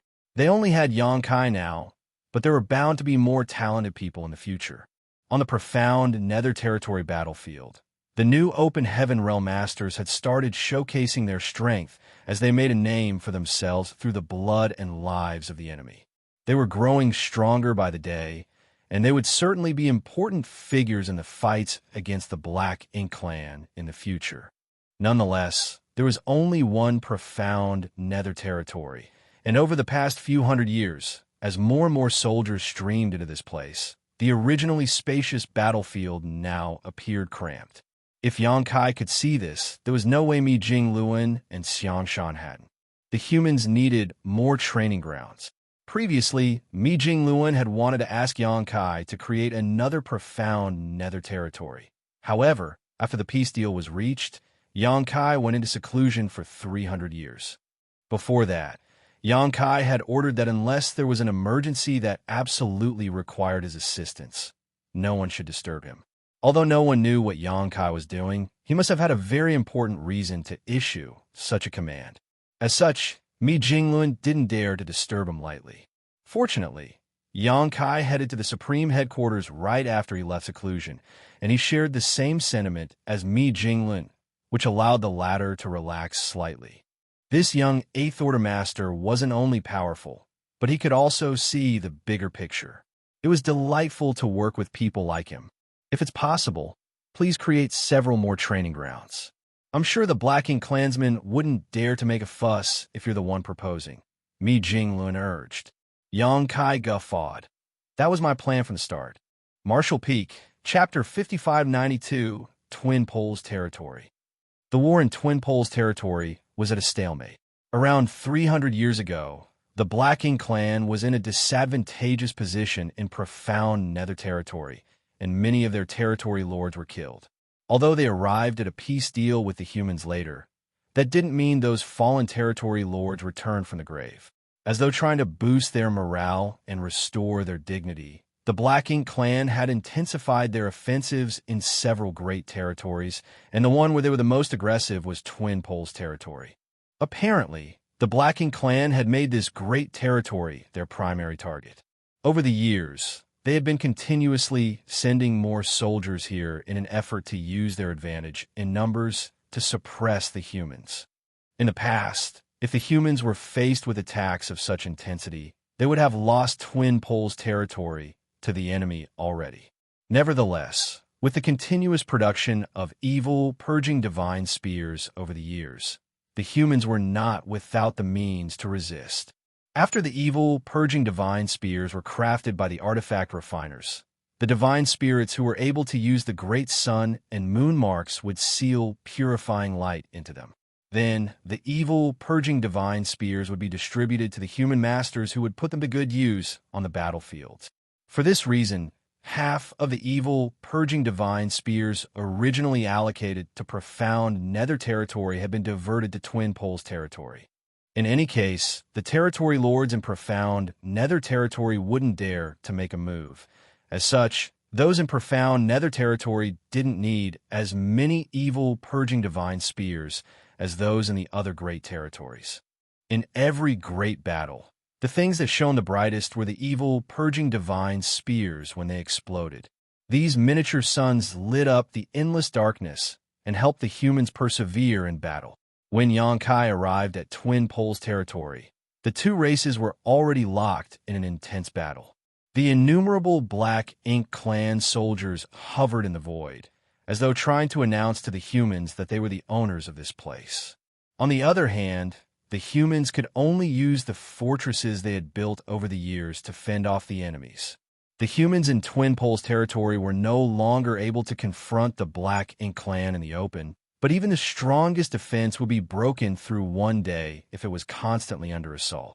On the battlefield, human warships moved around in a narrow range and rained down secret techniques and artifact strikes on the enemy. At the same time, the Eighth Order Masters were soaked in blood as they fought back against the territory lords. Xianxia concealed his aura and flew towards the battlefield like a phantom. He didn't have a particular target in mind, for he didn't know any of these territory lords in Twin Poles territory. As such, it made no difference as to whom he would kill first. Since he had cultivated in seclusion for 300 years, he hadn't used his Azure Dragon Spear for a long time. It was time he let these Black Ink clansmen know what it felt like to be overwhelmed by fear. Somewhere on the battlefield, an Eighth Order Master was in a perilous situation as he was dealing with two enemies at once. The Eighth Order Masters were used to such situations by now, and despite being in a tight spot, this one was able to persevere for now. Furthermore, he still hadn't used his evil, purging divine spears. For this reason, the territory lords remained somewhat wary and didn't dare to go all out, preferring to keep some distance and wear down their opponent. During the intense battle, World Force and Black Ink strength clashed as the void trembled. The Black Ink clansmen who didn't manage to dodge were either killed or injured by the fallout from this clash. At this moment, the Eighth Order Master was focused on dealing with the territory lords. He pondered on the feasibility of severely injuring one territory lord despite knowing that he would be wounded as well. When Eighth Order Masters and territory lords traded injuries, there was no doubt the humans gained the advantage. That was because when an Eighth Order Master was wounded, they could recuperate by consuming spirit pills and meditate to restore their strength. However, a territory lord couldn't do that. They could endure the pain if it wasn't severe, but if a territory lord was badly injured, they had to return to a Black Ink nest and hibernate to heal. There were not many mid-rank Black Ink nests in Twin Poles territory, and all of them were currently occupied by wounded territory lords. If more territory lords were injured, they had to head to the no-return pass where there were more mid-rank Black Ink nests, as well as some 100 high-rank Black Ink nests. Over the years, more and more wounded territory lords headed to the no-return pass to recuperate. On the other hand, the territory lords who had recovered would return from the no-return pass. It was by using such mutually damaging tactics that the Eighth Order Masters effectively limited the number of territory lords who took part in the war. If all the territory lords could join the fighting, there was no way the Eighth Order Masters could fend them off. They would have to give up at least 3 great territories to rally their forces together. However, once they did that, the Black Ink clan could also concentrate their forces to regain the upper hand. That was the reason the humans were not willing to lose any great territory. This Eighth Order Master soon made up his mind, as was preparing to expose an opening at the right moment, so that one of the territory lords would make a move. He was putting his life on the line, but as long as he didn't die, he would be able to achieve his goal. Nonetheless, before he could do anything, a divine sense transmission suddenly reached his ear. He was startled for a moment before becoming elated. Although he never showed a chance of expression on his face, he secretly got prepared. A few breaths of time later, he bellowed, "Bastards, let's all go to hell together." Following that, an evil, purging divine spear appeared and turned into a light beam that shot towards one of the territory lords. The Eighth Order Master seemed determined to destroy the other party no matter the cost. The two territory lords were fully prepared, however. As such, they immediately surged their black ink strength and formed a thick black ink cloud in front of them. This was the method the territory lords had come up with to deal with the evil, purging divine spears.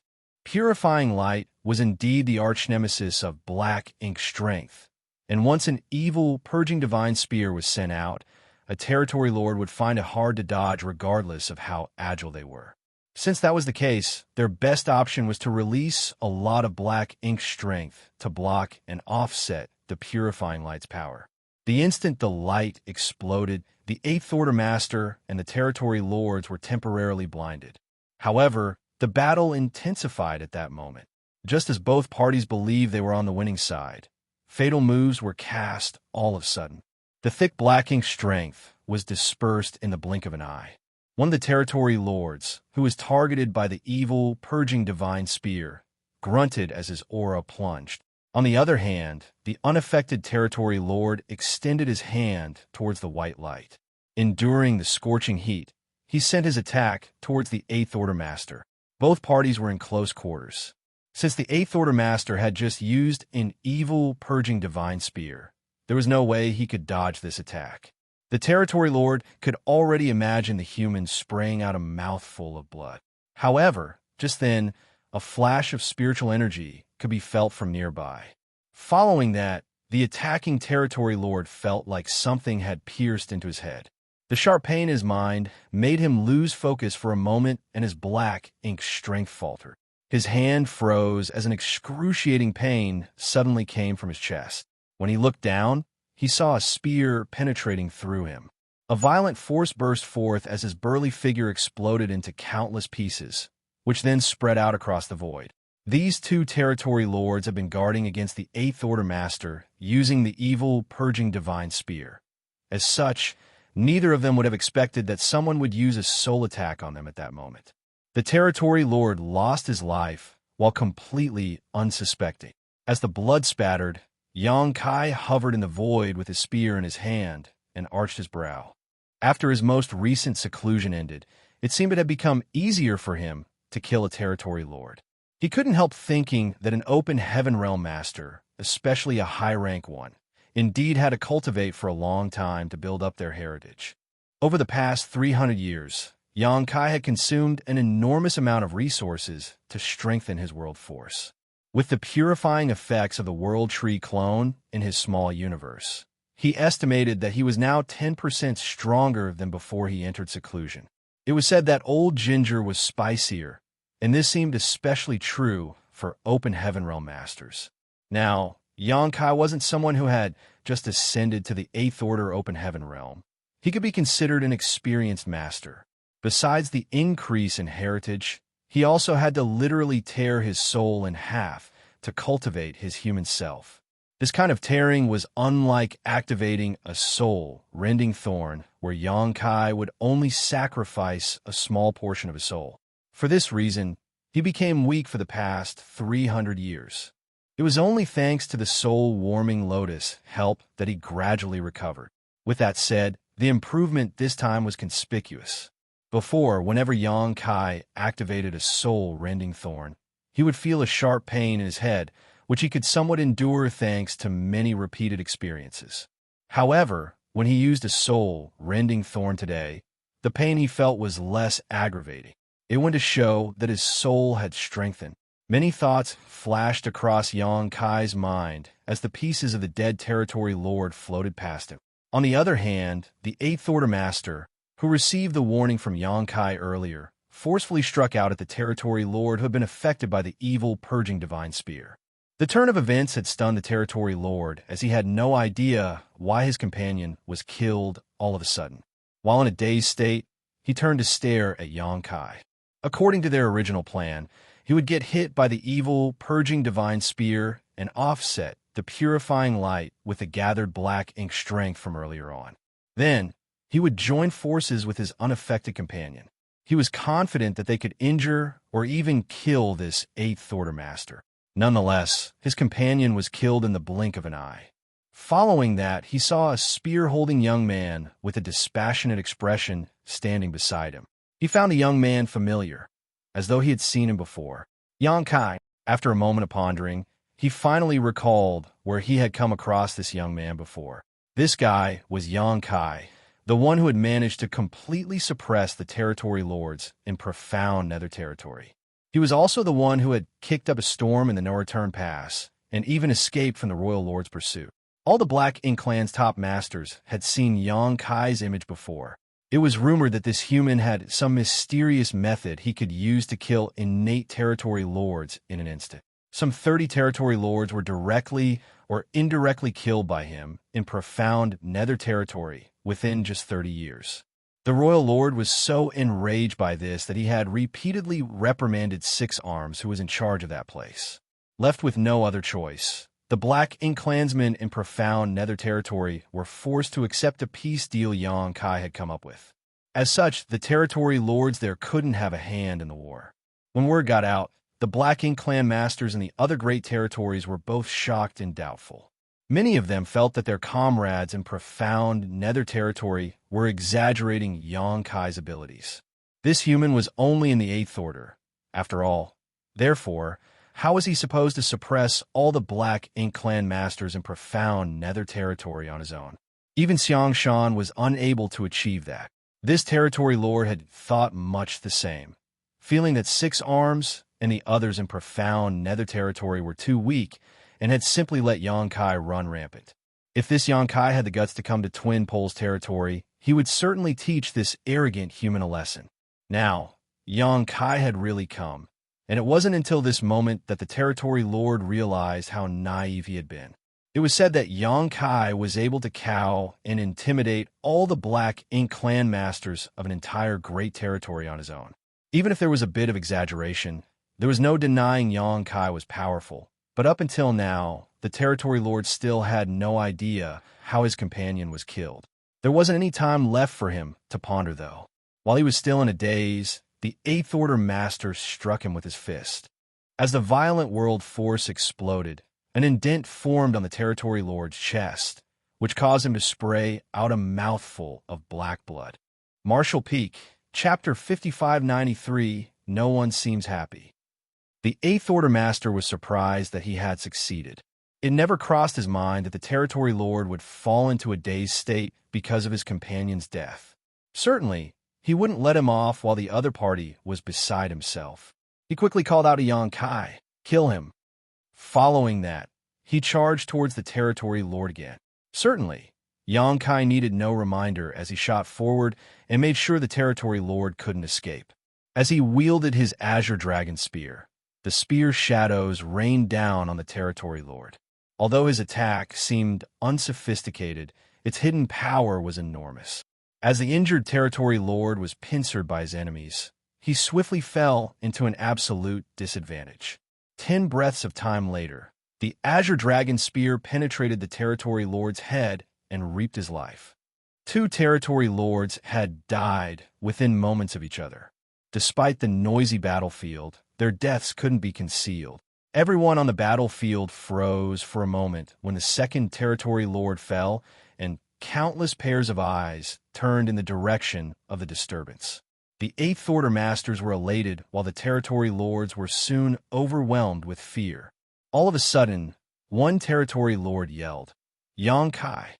At that instant, all the territory lords realized who the murderer was.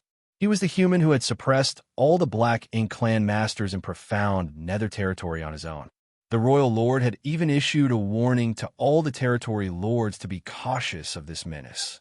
They had heard about the incident in profound nether territory, and while some felt sympathetic or wary, most dismissed the story. After all, they had never dealt with Xianxia before, so how were they supposed to know how powerful the latter truly was?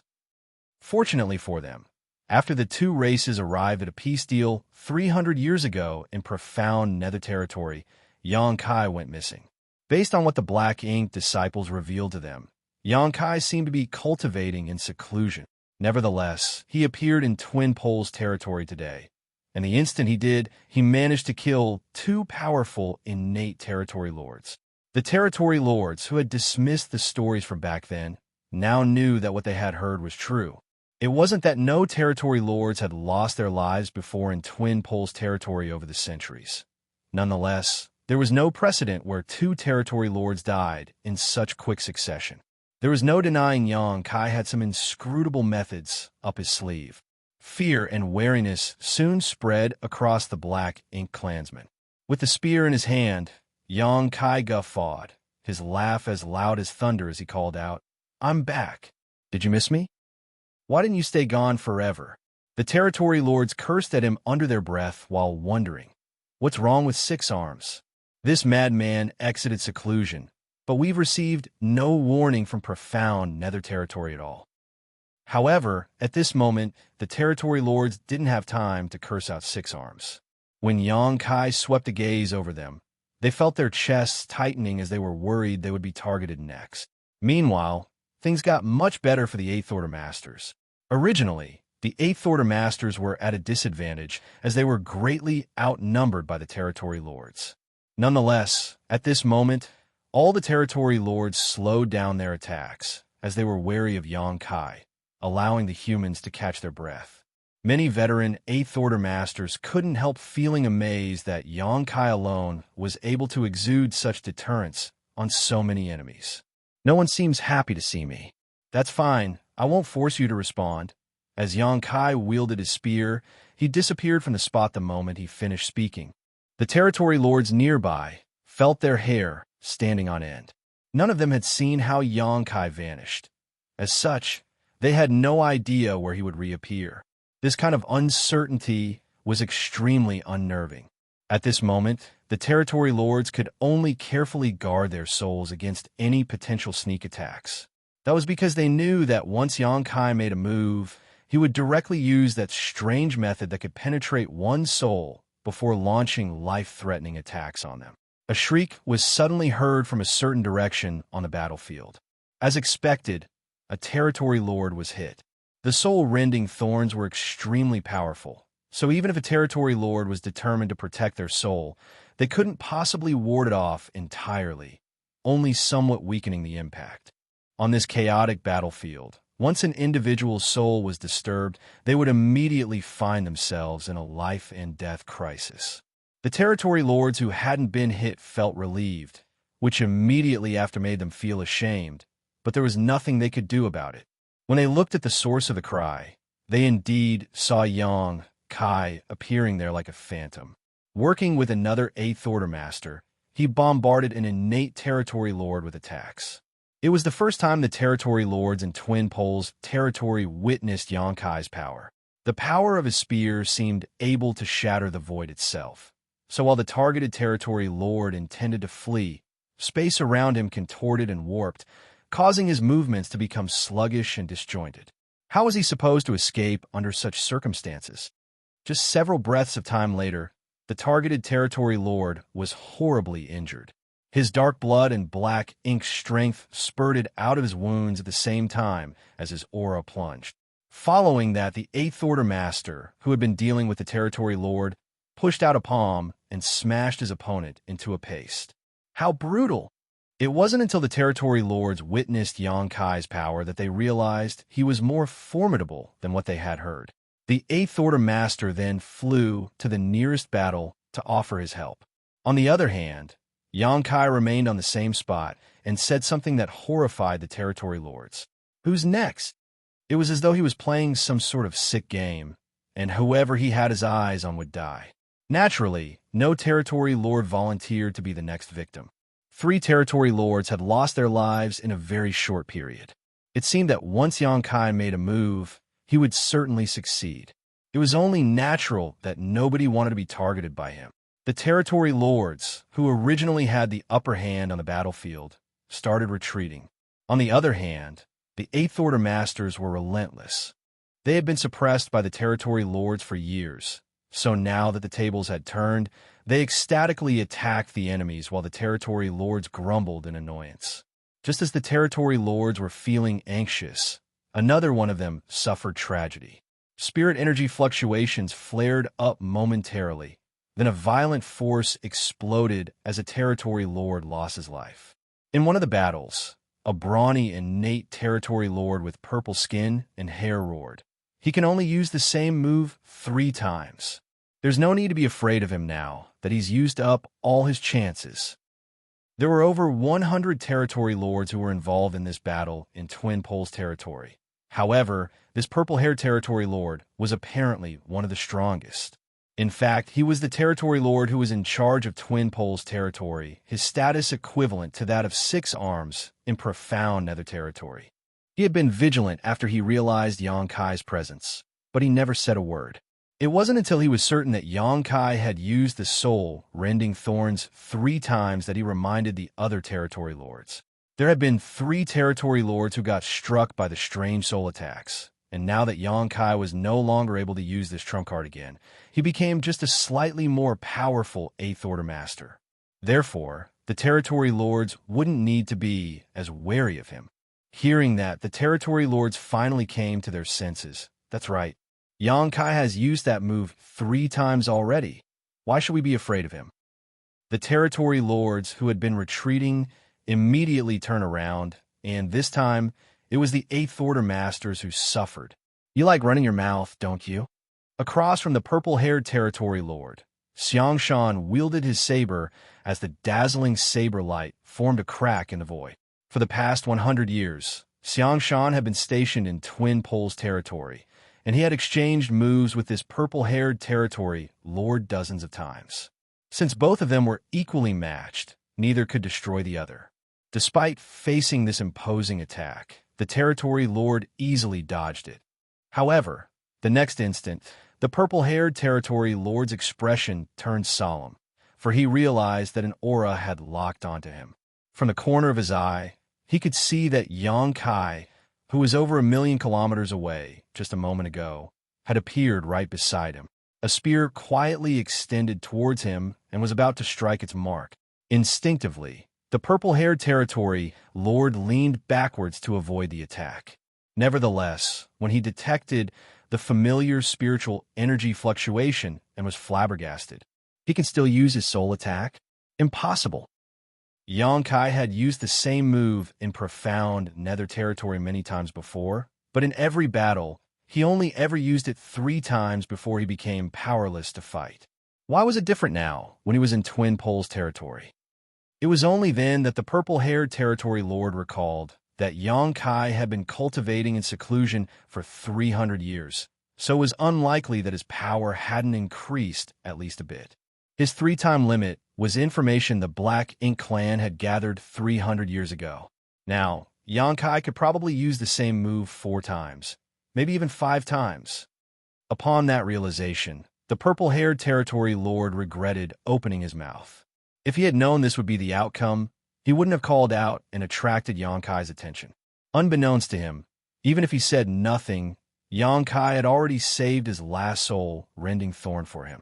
Xianxia was locked in an intense battle with this guy, so it was apparent that the purple-haired territory lord was an important figure in Twin Poles territory, most likely the commander of the Black Ink clan's forces. If Xianxia could kill him, he could deal a heavy blow to the Black Ink clan's morale in Twin Poles territory. Certainly, Xianxia could recognize such a tempting target. Around 300 years ago, he could only activate 3 soul-rending thorns in succession. Now that his soul had become more robust, he could easily use the same move for a 4th time. As his spiritual energy flared, the soul-rending thorn was silently sent.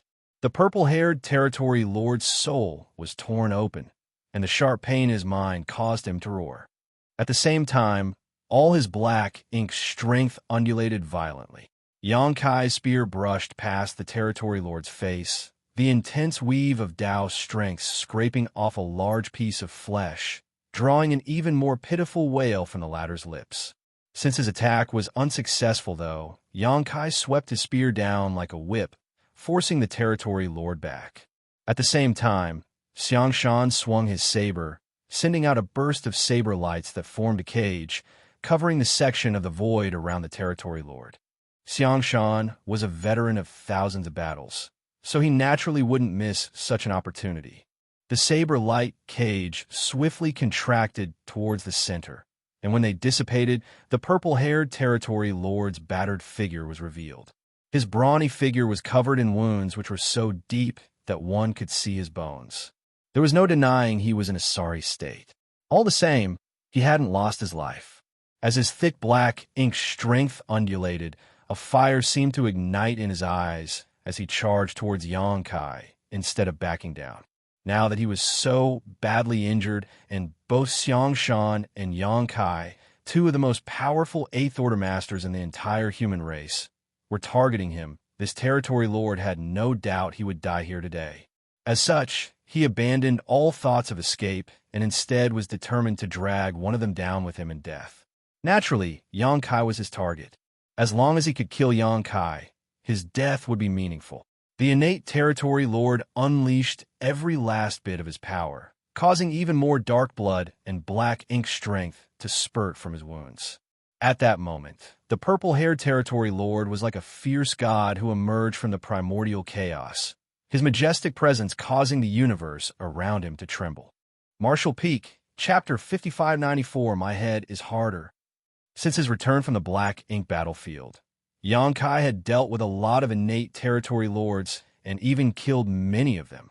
His impression of these innate territory lords was that, even though they were powerful and overbearing, they were also extremely afraid of death. Bravery was something that had nothing to do with them. However, he finally met an exception today. It seemed that not all innate territory lords were the same, and that some of them were indeed not scared of dying. Perhaps it had something to do with their situation as well. The purple-haired territory lord knew that he was unable to leave this place alive. As such, his fighting spirit had been ignited. Xianxia moved forward to intercept the enemy, wielding his saber as he sent out a stream of saber lights to engulf the purple-haired territory lord. Nevertheless, the other party did not even attempt to dodge this flurry of attacks.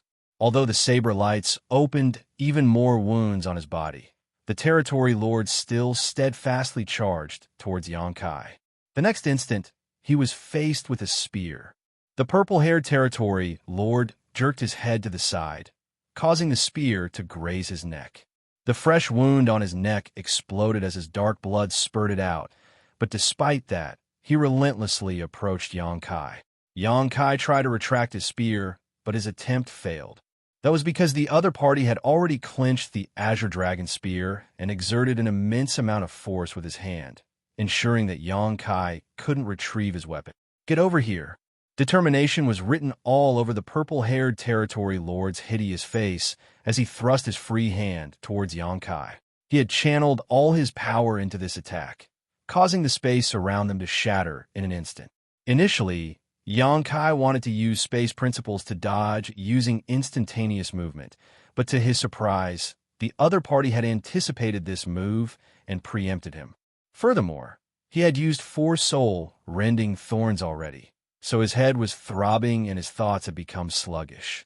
With the nearby void shattered, Xianxia's figure was rooted to the spot. While he was in a dazed state, the purple-haired territory lord seized his shoulder. Black ink strength madly surged as Xianxia's shoulder was torn in two. The territory lord's sharp nails penetrated Xianxia's flesh, and even the dragon scales hidden under his skin were unable to block the intrusion. Seeing his gambit succeed, the purple-haired territory lord quickly pulled Xianxia toward himself and trapped him with both arms. His face was covered with dark blood, so his original facial features were barely visible. When Xianxia looked up, all he saw was the territory lord looking hideous and smug. "Let's see how you run away now." The purple-haired territory lord grinned while ignoring Xianxia, who was coming at him from behind. Then, he tilted his head back and brought it forward at a remarkable speed. He was trying to headbutt Xianxia. Following a loud crash, with the two tangled-up figures at the center, a violent shockwave propagated out. Even Xianxia found himself staggering back as he had no choice but to retract his weapon for fear of hitting Xianxia by accident. Asterisk Hong. Hong. Hong. Star. The purple-haired territory lord repeatedly struck Yang Kai with his head. At this moment, he looked nothing like a powerful, innate territory lord with astonishing cultivation. Instead, he was more like a common thug engaging in a backstreet brawl.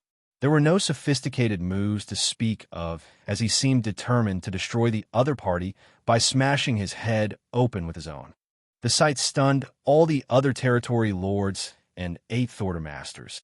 No one had ever seen a territory lord acting so brutal. Yang Kai started seeing stars from the first clash. He had already used a massive amount of spiritual energy on top of sacrificing a significant portion of his soul, which was why he was no longer able to keep fighting at full strength. Now that he was repeatedly struck by the opponent's head, he found himself in a passive position. Any other Eighth Order master would have lost his life by now.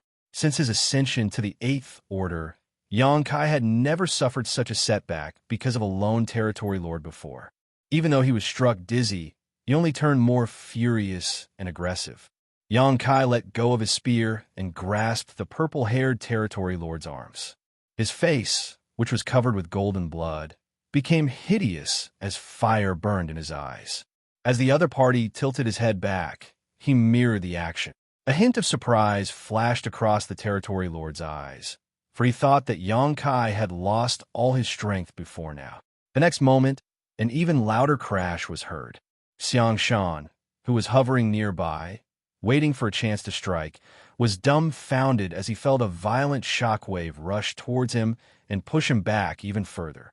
When he looked up, Xianxia felt his face twitching as a single thought flashed across his mind. This brat is crazy. The headbutt of a powerful master was no laughing matter, and now both parties were doing the same thing to each other, so the power of the clash was naturally astonishing. Xianxia even thought he heard the sounds of bones cracking. Hong, hong, hong. Several booms were then heard, and with the purple-haired territory lord and Yang Kai as the center, the countless limbs, black ink clouds, and black ink strength drifting in the void were all swept away. Every time their heads smashed, it was as though two universe worlds were colliding, sending shockwave after shockwave across the battlefield. A moment later, both Yang Kai and the purple-haired territory lord saw stars and were close to blacking out, their blood-soaked faces looking more menacing than ever. Nonetheless, Yang Kai could sense that the other party's grip had weakened. As such, he exerted more force with his hands while grasping the other party's arms. The purple-haired territory lord's eyes shook as his maddened determination turned to shock and disbelief. He had taken such an aggressive stance because he had been pushed over the edge, but for some reason, his final desperate struggle had only caused this Eighth Order master to become even more ferocious than him. Following another headbutt, the sounds of bones breaking became audible and the territory lord's arms lost all strength. Yang Kai roared, "All you bastards will never understand what it means to fight for the ones you love." They were in the 3,000 worlds, and this great territory was one of the last lines of defense for the human race. If they allowed the Black Ink clan to advance further, their very existence would be threatened. In this place, all the human soldiers who had been battling the Black Ink clan were fighting to protect those who huddled behind them.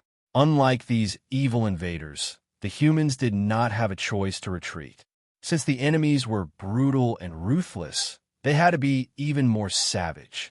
After another headbutt, a clear indent was formed on the purple-haired territory lord's head.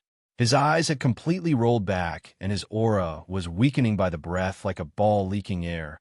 All of a sudden, Yang Kai appeared bored as he said dispassionately, "It seems my head is harder than yours." Then he sent out one last headbutt, knocking the purple-haired territory lord's head off while sending a headless corpse flying away. Yang Kai hovered in the void alone. The pain in his body and soul almost made him lose his mind. However, his ferocity and murderous intent did not wane in the slightest after he killed his opponent. Instead, he became even more bloodthirsty. As a high-pitched dragon roar sounded as a golden light exploded into existence. Following a series of crackling sounds, a 70,000-meter-long behemoth manifested in the void. Kill! The ancient dragon roared as his dragon form whirled around and charged towards a place where many black ink clansmen gathered together. Wherever he went, a trail of bodies formed in the void. Kill! More roars were heard coming from all directions in Twin Poles territory. Following the purple-haired territory lord's death and the advent of the golden ancient dragon, the human soldiers, who had been suppressed for almost 400 years in Twin Poles territory, charged towards the enemies like maddened beasts. In the blink of an eye, the Black Ink clan found themselves on the wrong side of a raging slaughter. 5 territory lords had lost their lives in less than an incense stick's worth of time, which horrified the ones still alive. They finally realized the terror the territory lords in profound Nether territory must have felt 300 years ago. The deaths of the first 4 territory lords had already caused a storm to rumble in their hearts. But it was the sheer brutality of the 5th territory lord's demise that finally collapsed their will to fight. It was said that Xianxia was only able to use his special soul attack 3 times before becoming powerless to fight on. But that was no longer the case. The purple-haired territory lord, who was their commander, was dead. On the other hand, Xianxia had transformed into a 70,000-meter-long ancient dragon and charged straight into the center of their lines, his majestic presence causing the entire Twin Poles territory to shake. At this moment, none of the territory lords was willing to deal with Xianxia, worried that once they were targeted, they would not be able to survive. Hence, they decided to run as far away as possible. Back then in profound Nether territory, Xianxia had to fight over a dozen battles for 30 years before he fully intimidated the Black Ink clan there. In Twin Poles territory, he still carried his imposing reputation from 300 years ago, and after this one war, the spines of the Black Ink clansmen in Twin Poles territory would be shattered and never heal again. Half a day later, the human soldiers ceased their attacks.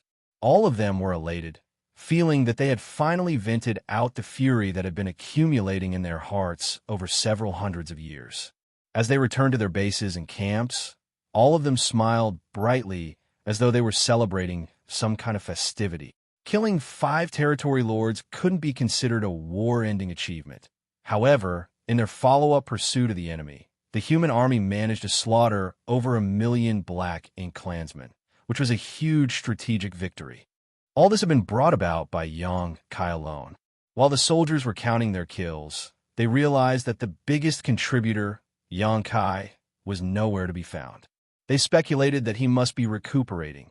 After all, he seemed to be badly injured. In fact, Xianxia wasn't just badly injured, he had almost lost his life.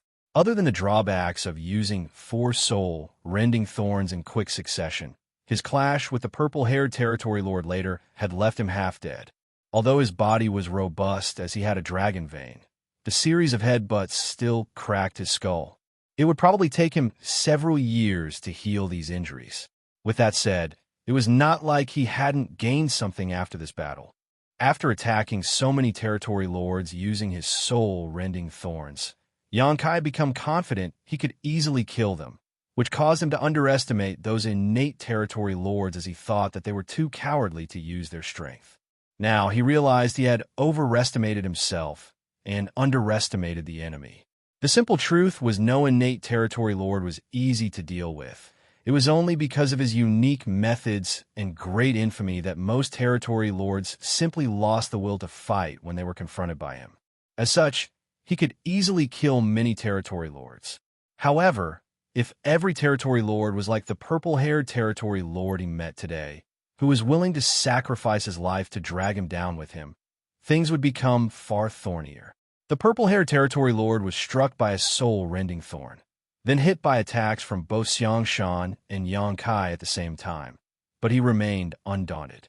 If this territory lord had been at his peak, Xianxia wouldn't have the confidence to defeat him without using a soul-rending thorn.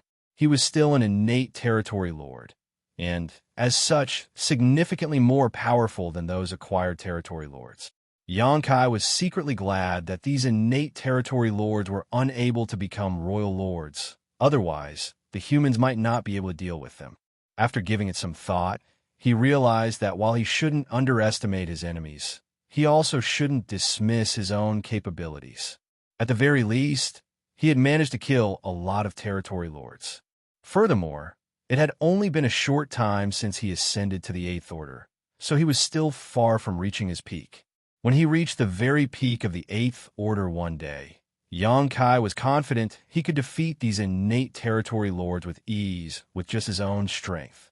Martial Peak, Chapter 5595, Joint Pressure. Back then on the black ink battlefield, Xianxia and Bai Yi joined forces and killed a badly injured Zhu Feng, almost losing their lives in the process. Now, he had managed to kill several dozen territory lords and even a royal lord. Although the process was baffling, he had indeed ended a royal lord's life. While the Black Ink clansmen were powerful, Xianxia also gradually grew in strength. He had the confidence that there would come a day when he would be able to destroy any innate territory lords as he pleased, so calming himself down, he began to recuperate in silence. Xianxia, who was supposedly in profound nether territory, appeared in Twin Poles territory all of a sudden and killed 5 territory lords. Even their commander, the purple-haired territory lord, was gone for good, which resulted in the Black Ink clan army in Twin Poles territory being routed. The advantage they had accumulated over the past several hundred years was lost in one go. When word got out, many Black Ink clan masters from different great territories were astounded. While they were shocked by Xianxia's strength, they were also wary of his recklessness. Since this human was in charge of profound nether territory, he wasn't supposed to go anywhere else. It was unreasonable of him to appear in Twin Poles territory and slaughter the Black Ink clan masters there. One had to know that Xianxia had been missing for 300 years before that. Such a period was neither long nor short. However, that was enough for his notoriety to fade somewhat. Still, he was able to shock the Black Ink clan the moment he reappeared. Rather than feeling astonished, the Black Ink clan masters were mostly anxious when they heard the news.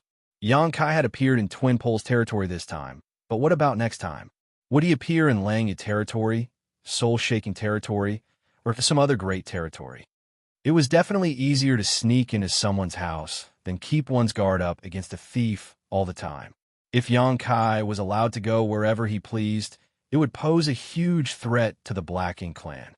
They were worried that when they were dealing with the human masters at any given time, Xianxia would suddenly appear out of thin air. Now, they could only try to restrict his movements. As such, all the Black Ink clan masters shifted their attention to profound nether territory. Since Xianxia was from profound nether territory, this issue certainly had to be handled by the territory lords from there. Around 300 years ago, the humans in Black Ink clan arrived at a peace deal, which stated that the Eighth Order masters and territory lords had to abstain from taking part in the war. After that, the humans built 10 forward outposts in profound nether territory for the humans below the Eighth Order to launch attacks from and recuperate when they were injured. Similarly, the Black Ink clan had built several forward outposts as well. However, every forward outpost built by the humans was guarded by 2 to 3 Eighth Order masters to prevent any attacks. On the other hand, none of the Black Ink clan's forward outposts was guarded by any territory lords. That was because they didn't dare to do so. Simply put, if it was just 3 territory lords gathered in one spot, they wouldn't feel secure. Rather than scattering around and letting Xianxia have a chance to deal with them separately, they reckoned that they would be safer all huddling together. Therefore, the innate territory lords had either assembled in the universe world, where the Black Ink clan's main base was, or recuperated in hidden locations, constantly keeping an eye on the humans' movements. Over the years, the profound Nether army had broken up as the human soldiers practically moved around in squads or small groups as they roamed around the battlefield to battle the Black Ink clansmen. On the other hand, the Black Ink clansmen used similar tactics to fight back. Both parties repeatedly launched sneak attacks and skirmishes against each other, which often led to fierce but quick fights. Every breath of time, there were countless battles taking place in this expansive great territory. more and more humans streamed into profound Nether territory because it was comparatively safer than the other great territories. Both parties wouldn't fight each other in large armies, and, as such, the human cultivators could put their innate advantages to good use. The effects of 300 years of training were starting to show now. Many rising stars had made a name for themselves. There were also veteran 6th and 7th Order Masters who felt like fish in water as they continued to hone their strength in combat. Inevitably, there were also some losses. Since the humans had to train their soldiers in the fires of war, they couldn't possibly do so without taking casualties. Regardless, the losses were still bearable. More and more high-ranking officers realized the benefits of training the next generation in profound Nether territory. As such, the juniors with excellent aptitudes, who were previously hidden from the public by the cave heavens and paradises, were all sent to profound Nether territory.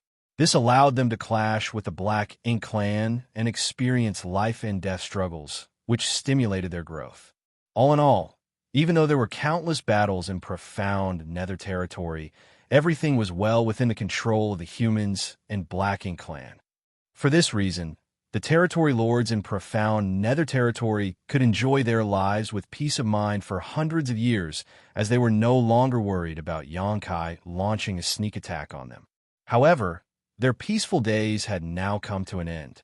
With those in Twin Poles territory leading the way, the territory lords from a dozen or so great territories joined forces to pressure those from profound Nether territory, demanding they deal with Xianxia.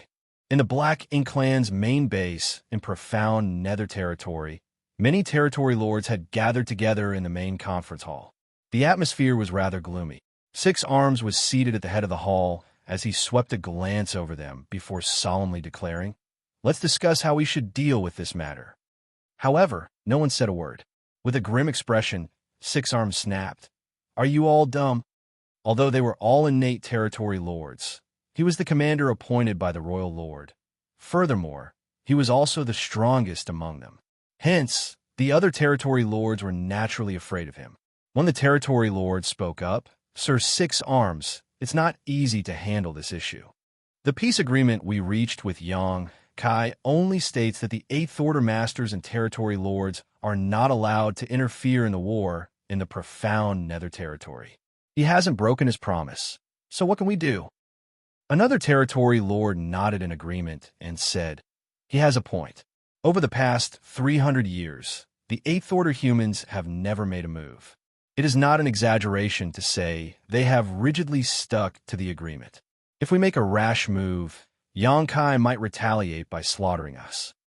Then a snort was heard. "That's what those blockheads from the other great territories are trying to achieve. Only when we make a move will Xianxia be forced to return. That way, they'll have no more worries while we will be the ones suffering." A clever plot indeed. Just because they fear death, they want us to sacrifice ourselves in their stead? Sir Six Arms, you cannot agree to this. If a total war breaks out in profound Nether territory again, what happened 300 years ago will simply repeat itself. The territory lords started talking incessantly as they cursed at the territory lords from the other great territories for being selfish. But as Six Arms listened to them bicker, he only felt dispirited. Certainly, he knew what was on these territory lords' minds. They were worried that if Xianxia returned, they would be butchered by him. Although he was mad at these territory lords for being cowardly, he couldn't really blame them. Forget the other territory lords. Even Six Arms himself was wary of Xianxia. Around 300 years ago, he was confident that even if he was ambushed by Xianxia, he still stood a chance to escape. Nonetheless, after what happened to the purple-haired territory lord in Twin Poles territory, his confidence had been smashed to pieces. He knew the purple-haired territory lord was just as powerful as him, but even he was killed by Xianxia. It was even reported that Xianxia was extremely brutal in that fight, as he literally smashed the other party's head to pieces by repeatedly headbutting him. Six Arms would feel a chill running down his spine just by imagining this kind of savage fight.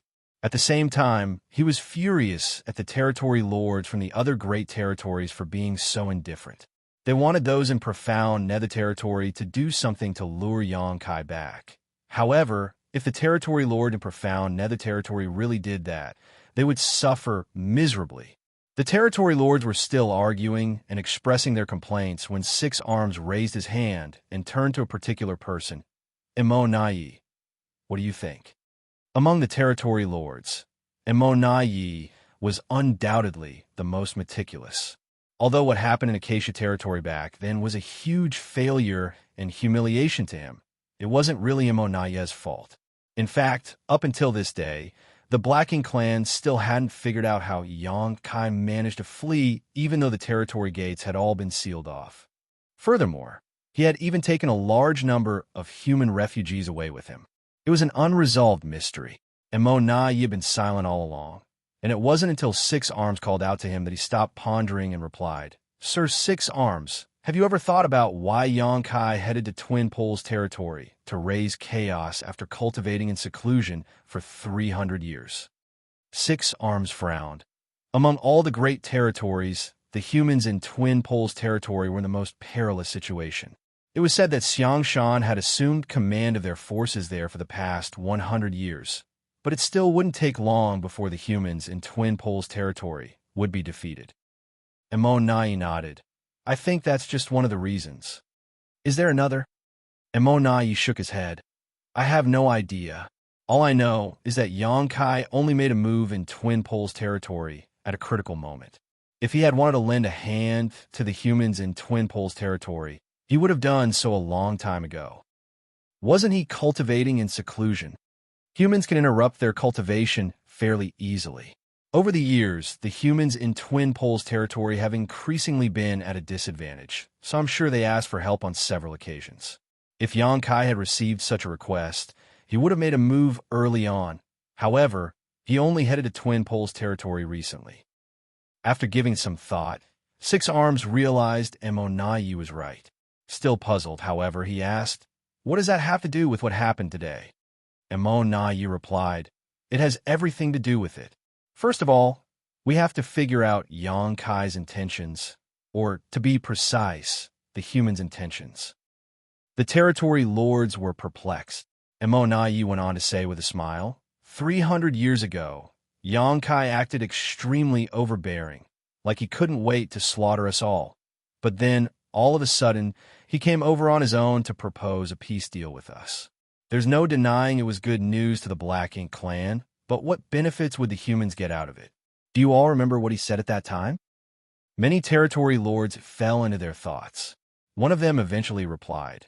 At that time, he said that he was worried the weaker humans would be injured or killed from the fallout of the fights between territory lords and Eighth Order Masters. Moreover, there were significantly more territory lords than the Eighth Order Masters, so most of the time, without the Eighth Order Masters' restraint, the territory lords could butcher the humans to their heart's content. Immortality nodded. Yes, that was what he said. Was that a mere deception? Six Arms' face fell. Not exactly. Immortality shook his head. However, over the past 300 years, I've been observing what's going on in profound nether territory, and I've noticed that even though the excuse Yonkai gave us wasn't a lie, he was still hiding his true motive. For the last 300 years, more and more humans have appeared in profound nether territory, especially open heaven realm masters in the Fifth Order and above. There have also been a lot of Seventh Order masters we have never seen before. Many of those newly appeared open heaven realm masters weren't as powerful as the others in the same order and did not have as stable foundations. It is likely that they only ascended to the open heaven realm recently. Six Arms furrowed his brows. So what? Immortality shook his head with a wry smile as he decided to cut to the chase, saying, the reason Yonkai wanted a peace deal with us back then was that he intended to train those soldiers. Marshall Peak, Chapter 5596, Leaving the Secret Room. Training? Many territory lords frowned and wondered, what does that mean?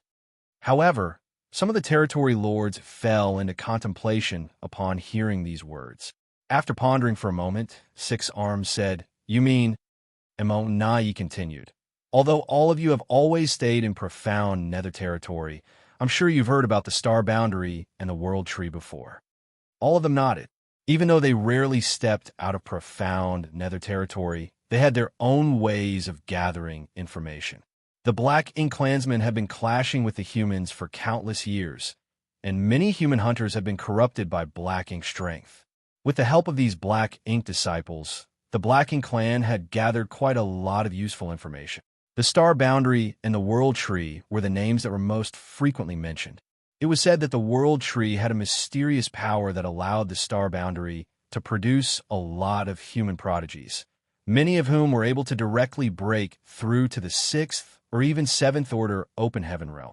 Amon Nai explained, "You may not have any regard for the 6th order and 7th order humans born in the Star Boundary, but if given a chance, they will grow to be powerful one day. The 6th order masters have a chance to become 8th order masters, while the 7th order masters will eventually become 9th order masters.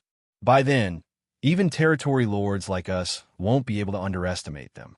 However, compared to the Black Ink clan, it takes a much longer time for humans to increase their strength, and cultivating in seclusion might not achieve that goal. As such, these so-called prodigies that the humans pin all their hopes on need a place where they can fight and grow." One of the territory lords figured out what he was trying to say. "Emon Nai, do you mean the humans have chosen profound nether territory as a training ground?" Emon Nai nodded.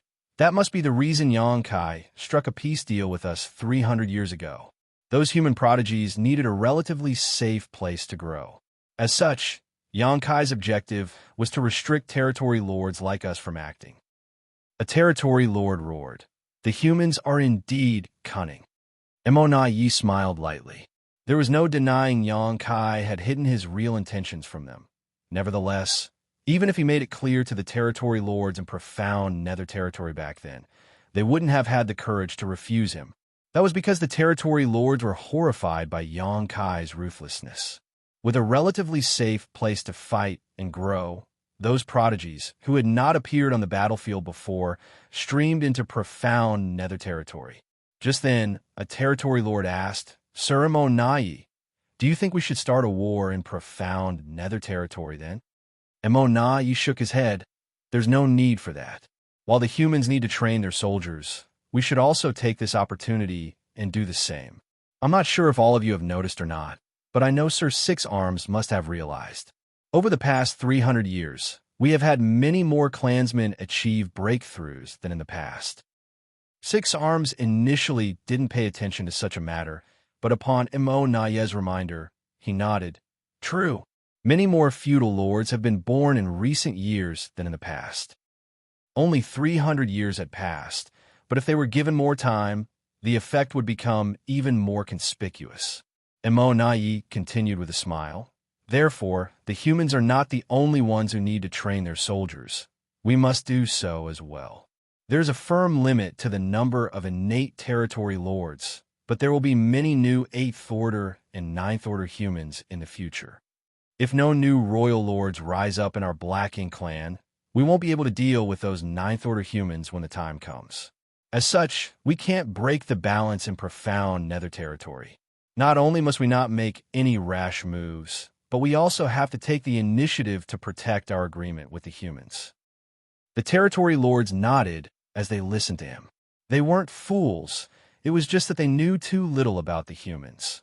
Therefore, they were unable to make sound judgments in many situations. Emon Nai had been collecting information over the years, especially from the Black Ink disciples, which was why he was more informed than the other territory lords. Six Arms asked, "What do you think Xianxia's intention is this time, then?" Since they were back to the main topic, Emon Nai replied with a smile. "Before striking a peace deal with us back then, Xianxia killed many territory lords to intimidate us. What do you think he's trying to achieve this time, Sir Six Arms?" This time, Xianxia suddenly appeared in Twin Poles territory and slaughtered 5 territory lords, while the humans also eliminated over 1 million lower Black Ink clansmen, which was quite similar to how he behaved back then. Six Arms' eyes brightened. He's trying to turn Twin Poles territory into a second profound nether territory. Emon Nai nodded. "Profound nether territory is no longer adequate to satisfy the humans' need to train their soldiers, and it's the same for our Black Ink clan. As more and more human cultivators have streamed into profound nether territory, this place has become cramped. The humans probably don't just want a second profound nether territory. They likely want several of them. I see, Six Arms guffawed. He was initially in a tight spot as the territory lords from the other great territories had come together to pressure him. But now it seemed that it wasn't difficult to deal with this matter. As long as he spread the news, those territory lords would stop blaming him for his inaction. Instead, they would be eager to hold peace talks with the human leaders. While he was elated, he also saw immortality in a different light. Six Arms initially held some grudges against immortality, while the latter stayed in profound nether territory. After all, it was because immortality had sent false information that caused immense losses in profound nether territory back then. Now it seemed that those losses no longer mattered. With Brother immortality around, we don't have to worry about profound nether territory being conquered by the enemy. Six Arms laughed. Just then, immortality got to his feet and said, "I'll have to leave this place, Sir Six Arms."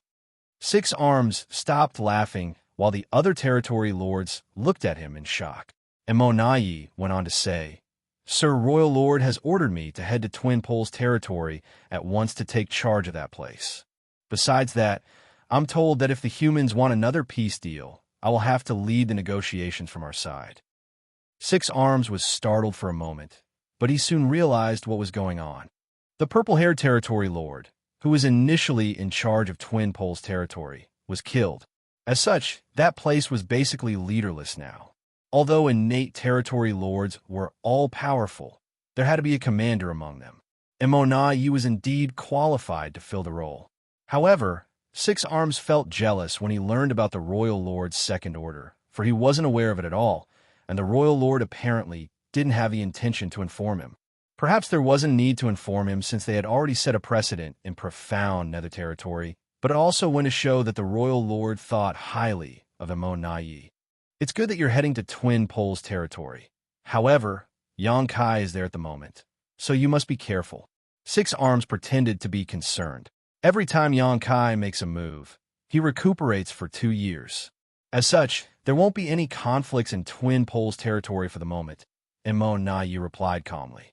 Furthermore, he wasn't going to Twin Poles territory to fight with the humans. Instead, he was going to strike a peace deal with them. Just like what he had said to Six Arms, the humans were not the only ones who needed to train their soldiers. The Blacking clan had to do the same. Once a peace deal was reached, no one party would have an advantage over the other. Nevertheless, the humans had realized this much earlier on, while the Blacking clan were only just understanding this now. Then, immortality left on his own without bringing any territory lords or subordinates with him. In fact, he couldn't take any territory lords with him. Although there had been a peace deal in profound nether territory, both the Eighth Order Masters and the territory lords wouldn't dare to leave as they pleased. If there was a significant enough imbalance between the numbers of the most powerful masters on the two sides, the stronger party might seize the chance and wipe the other out. The moment immortality arrived at Twin Poles territory, he summoned all the territory lords to a conference hall and announced that he was going to hold peace talks with the humans. All of them broke into a commotion, with some of them angered while others felt relieved. However, when they heard that it was the Royal Lord's order, they accepted it without any complaints. Many of them were even elated. If there was a peace deal in place, they wouldn't have to worry about bumping into Xianxia on the battlefield. It wasn't that they were just afraid of death, but also that they wouldn't dare to disobey the Royal Lord. Since a consensus had been reached, immortality ordered some feudal lords to head to the humans' camp and convey his intention to hold peace talks. At the same time, he shared the information he had gathered with the other great territories. This resulted in the great territories, which were initially filled with intense battles, suddenly falling silent. Although there were still some conflicts, they were minor skirmishes compared to the full-blown war from before. What was more, the Blacking clan were at a distinct advantage in a number of the great territories, but even there they decided to take the initiative to retreat. It was apparent that they were worried about being targeted by Xianxia and ending up like those in Twin Poles territory. The Blacking clan decided to keep a low profile for the moment. After all, The reason Xianxia appeared in Twin Poles territory was that the situation there was the most severe for the humans. Every great territory had over 108 territory lords assuming command, and Xianxia could only kill a few of them at any given time. However, no one could guarantee that they wouldn't be one of those unlucky few. While Xianxia was still recuperating, those territory lords were already anxiously preparing for the future. Everything would be fine as long as they didn't push the humans over the edge and attract the Killing Star's attention. 3 years later, in one of the secret rooms in the humans' camp, Xianxia opened his eyes. This time, it took him longer to recuperate than in the past. Besides the fact that his soul had been torn apart, he was also left with many physical wounds from his battle with the purple-haired territory lord. At that time, he repeatedly headbutted the territory lord and shattered the latter's head. As a result, many cracks also formed on his own skull. After the battle, Xianxia also stopped underestimating the territory lords. He came to realize that it wasn't easy to deal with any of them if they suddenly rose up without fear of death. He had a right to comment on this topic, for he had defeated many who were much stronger than him in the past. His ferocity and fearlessness played a crucial part in those victories. The innate territory lords who were struck by the soul, rending thorns, and subsequently killed due to their own fear, couldn't represent all of the most powerful Black Ink clansmen. Nonetheless, Xianxia wouldn't underestimate himself either. Regardless of how powerful the territory lords were, he had killed many of them, which went to show that he was a capable person, and he would kill even more of them in the future. In any case, he had to settle the issue in Twin Poles territory first. Then, he would head to the other great territories and slaughter the Black Ink clansmen there until they were thoroughly terrified of him. Only then would he talk to them. When he left the secret room, though, he realized that someone had been waiting for him. The person promptly cupped his fist with a solemn expression and said, "You've finally left seclusion, sir." Xianxia looked up and realized that he knew this person. It was Xianxia's adjutant, Li Xing. Back then in the Great Evolution Army, Xianxia was the army commander of the Eastern Army, while Li Xing handled the miscellaneous affairs and passed on Xianxia's orders. Xianxia had come into contact with him on several occasions. His gaze could not help being drawn to the other man's right eye as he asked, "What happened?" Initially, Li Xing was a handsome and dapper man, but he had become more mature after going through the vicissitudes of life. However, his right eye was blind, and there was a hideous scar that ran across his cheek, looking like a centipede crawling on his face. Martial Peak, Chapter 5597, Going with the Flow. Li Xing smiled. It's inevitable that we get hurt on the battlefield. Meanwhile, he thought back to when, back in the Great Evolution Army. Just like him, Xianxia was only a 7th Order Master who actually had less experience. However, Li Xing was still a 7th Order Master now, while Xianxia was now an 8th Order Master who had made a name for himself. If they looked further back in history, Xianxia was only a 6th Order Master when he arrived at the Black Ink battlefield for the first time, while at that time, Li Xing was already a 7th Order Master. On top of that, all the territory lords feared Xianxia. The things that had happened over the past few years changed Li Xing's worldview. He finally realized that sometimes just one person was enough to change the status quo. At the same time, he felt sorry for Xianxia, who only directly ascended to the 5th Order back then. As such, he didn't have a chance to make it to the 9th Order in his lifetime. If he was able to ascend to the 9th Order, the chances of the humans winning the war would increase by at least 30%. Just then, Li Xing snapped back to reality and said, "Senior Xianxia has ordered that the moment Sir Yang exits seclusion, you must head to the conference hall at once. The higher-ups want to discuss with you." Xianxia nodded, understood. In the main conference hall, Xianxia waited for a moment before the other 8th Order Masters appeared and greeted him. While they were having some small talk with smiles on their faces, Xianxia arrived. After they were seated, Xianxia tossed a jade slip at Xianxia and said, "Before we begin, I want you to have a look at this. While you were recuperating over the past few years, things have changed a lot on the battlefields." Xianxia's heart sank, for he thought that something terrible had happened. As such, he quickly went through the jade slip content, but his expression soon turned awkward. He looked up at Xianxia and asked, What is the Black Ink clan trying to achieve? Unlike what he had imagined, things didn't take a turn for the worse. In fact, the situation had become quite peaceful across all other great territories. Profound Nether territory remained the same, as there was already a peace deal in place. So more and more human soldiers continued to stream into that place. Meanwhile, the Black Ink clan soldiers in Twin Poles territory had been staying put. They still clashed with the humans from time to time, but those were minor skirmishes at best. What made Xianxia speechless was the situation in all the other great territories. There were a total of 13 great territories where the humans and the Black Ink clan armies were fighting. In most of the great territories, the Black Ink clan held the advantage. In some of the great territories, the humans were not doing much better than in Twin Poles territory 3 years ago and were on the brink of being forced to withdraw. However, after Xianxia reappeared from 300 years of absence, the Black Ink clansmen in all the great territories collectively retreated. Over the past 3 years, only a few large-scale battles took place in the various great territories. Furthermore, the humans were the ones who initiated those battles. What was more, apart from the profound Nether territory, the territory lords from the other 12 great territories subsequently sent some people to the humans' camps to convey their intention to hold peace talks. The peace deals were basically copies of the one established in profound Nether territory, which stated that the Eighth Order Masters and Territory Lords would not participate further in the war. The Eighth Order Masters were certainly pleased with the Black Ink clan's attitude, but they were not sure if they should agree to it. As such, the Eighth Order Masters from different great territories passed the information to the Supreme Headquarters and let the latter make a decision. Xianxia was dumbfounded as he went through the information. After he stopped cultivating in seclusion, he was looking forward to killing some more territory lords. Twin Poles territory was no longer a suitable hunting ground, as after the incident back then, the territory lords here would surely have their guards up. With that said, Xianxia could head to any other great territory. For example, Langya territory would be a good choice. Nonetheless, he didn't expect things to turn out this way. It was no wonder that the Eighth Order Masters looked at him with meaningful gazes. The changes in these great territories naturally had something to do with what he had done 3 years ago. First of all, I guess they must be wary of you.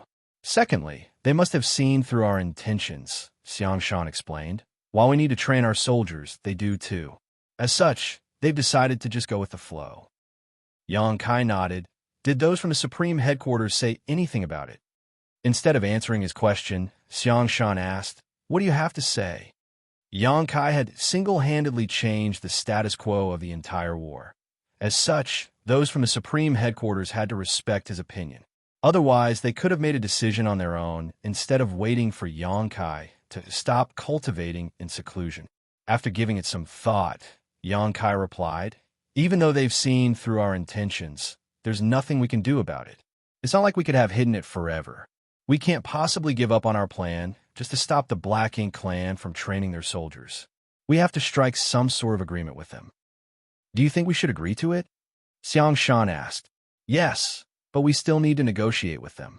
Since they're the ones proposing peace talks this time, they should send a representative from each of the great territories over. Twin Poles territory is as good a place as any for the talks, so we just need to set a time.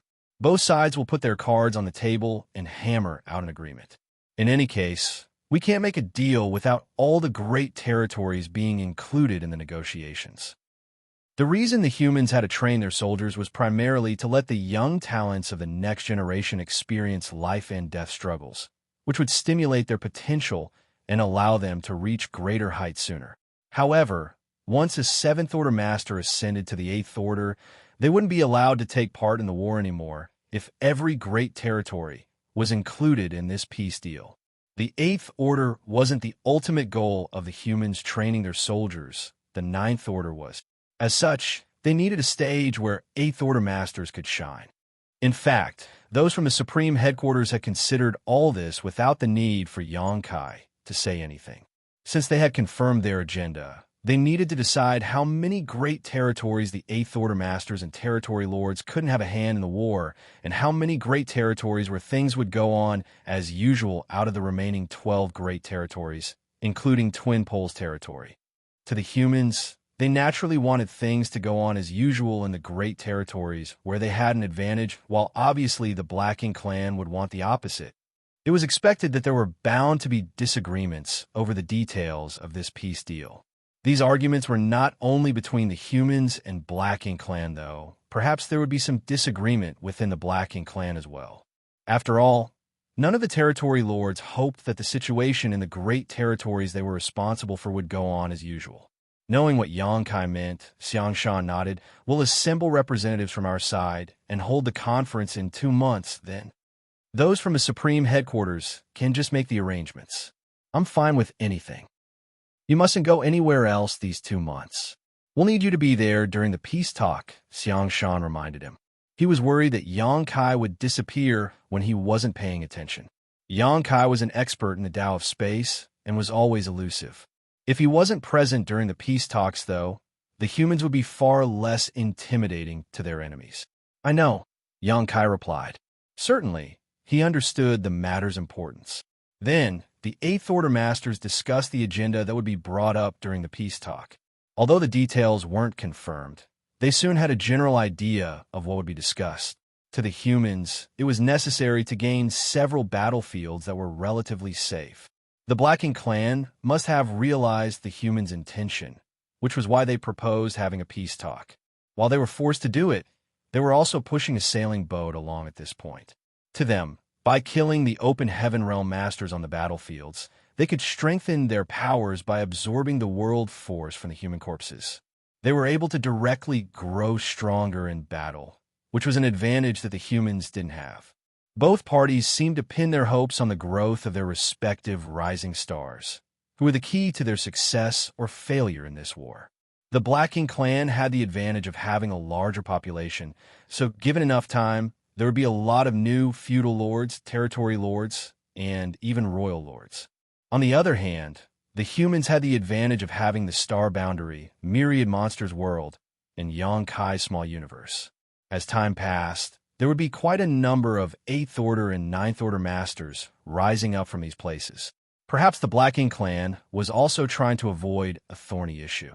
To the Black Ink clan presently, Xianxia was the most difficult problem to deal with, as he had managed to kill several dozen territory lords. However, once more and more royal lords were born, Xianxia, regardless of how powerful he was, would no longer be a deciding factor in the war. Naturally, the Black Ink clan wanted to see the humans giving up on their biggest trump card. Despite it being called a peace talk on the surface, both sides were secretly waging a battle of wits. Both parties were preparing for the deciding clashes in the future, where one party would emerge as the inheritors of the universe. For the next 2 months, Xianxia focused on cultivating and did nothing else. He refined sets of cultivation resources and gulped down open heaven pills by the handful. To him, the most important thing now was to increase his strength and reach the peak of the Eighth Order as soon as possible. If he wanted to have an impact on the war in the future, he had to strengthen himself first. Given his heritage, it wouldn't be difficult for Xianxia to reach the peak of the Eighth Order. At that point, even if he couldn't make it to the Ninth Order, he wouldn't be powerless when he came across a royal lord. It was his forte to defeat enemies above his realm, after all. During this period, many Eighth Order Masters and territory lord from the other great territories arrived at Twin Poles territory. They had already chosen Twin Poles territory to be the place where the peace talk would be held, which was because Xianxia was there. To the Black Ink clan, what they wanted to restrict the most was Xianxia. As such, he had to be present during the peace talks. As the date of the peace talks was just around the corner, both parties frequently mobilized their soldiers in Twin Poles territory. Although they believed that there wouldn't be any problem with the conference, they still had to be prepared. If the discussion fell apart, a war might break out. Meanwhile, Xianxia didn't cultivate in absolute seclusion this time. In other words, he could exit at any time. One day, while he was refining resources in his room, Xianxia realized that the restriction outside had been triggered. When he looked up, he saw a curvy figure stepping towards him. Ahem! The corners of Xianxia's brow twitched. "I'm cultivating." The person guffawed. "I know, so I was just giving it a try. I didn't expect that I could really just walk in like this." That's because I didn't turn on all the restrictions so that people outside could contact me at any moment, or else I might have missed the peace talks. Do you need something, Senior Sister Luo? Yang Kai asked. The person was none other than Luo Ting He, who was an 8th Order Master from Yin Heaven. Now, she was the army commander of Azure Sun Territory. Out of all 13 armies in the Great Territories, she was the only female army commander. She and Yang Kai could be considered close friends. When he went to Yin Heaven to look for Chu Huashang in the past, the latter had entered the Samsara Pavilion to avoid pressure from the higher-ups of her sect. Yang Kai entered the Samsara Pavilion and went through 9 reincarnations with her before he managed to restore her memory. After that, he brought Chu Huashang out. Thousands of years before then, Luo Ting he had been trapped in the Samsara Pavilion as well, and there was no word on whether she was dead or alive. In the process of saving Chu Huashang, Yang Kai also managed to restore Luo Ting he's memories and allowed her to leave the Samsara Pavilion. Luo Ting he was a rare talent who had directly ascended to the 7th Order and was now a long-time veteran 8th Order Master with hopes of breaking through to the 9th Order soon. Although there were many 8th Order Masters now, only a small number of them had a chance to rise to the 9th Order. Out of the people that Yang Kai knew, Xianxia and Wei Junyang had the potential to do so. Meanwhile, Mi Jinglin, Ouyang Lai, and the others had already reached their limits, and there was no way they could make further advancements. Martial Peak, Chapter 5598, no. After parting ways in Yin Heaven back then, Yang Kai and Luo Ting he hadn't met again.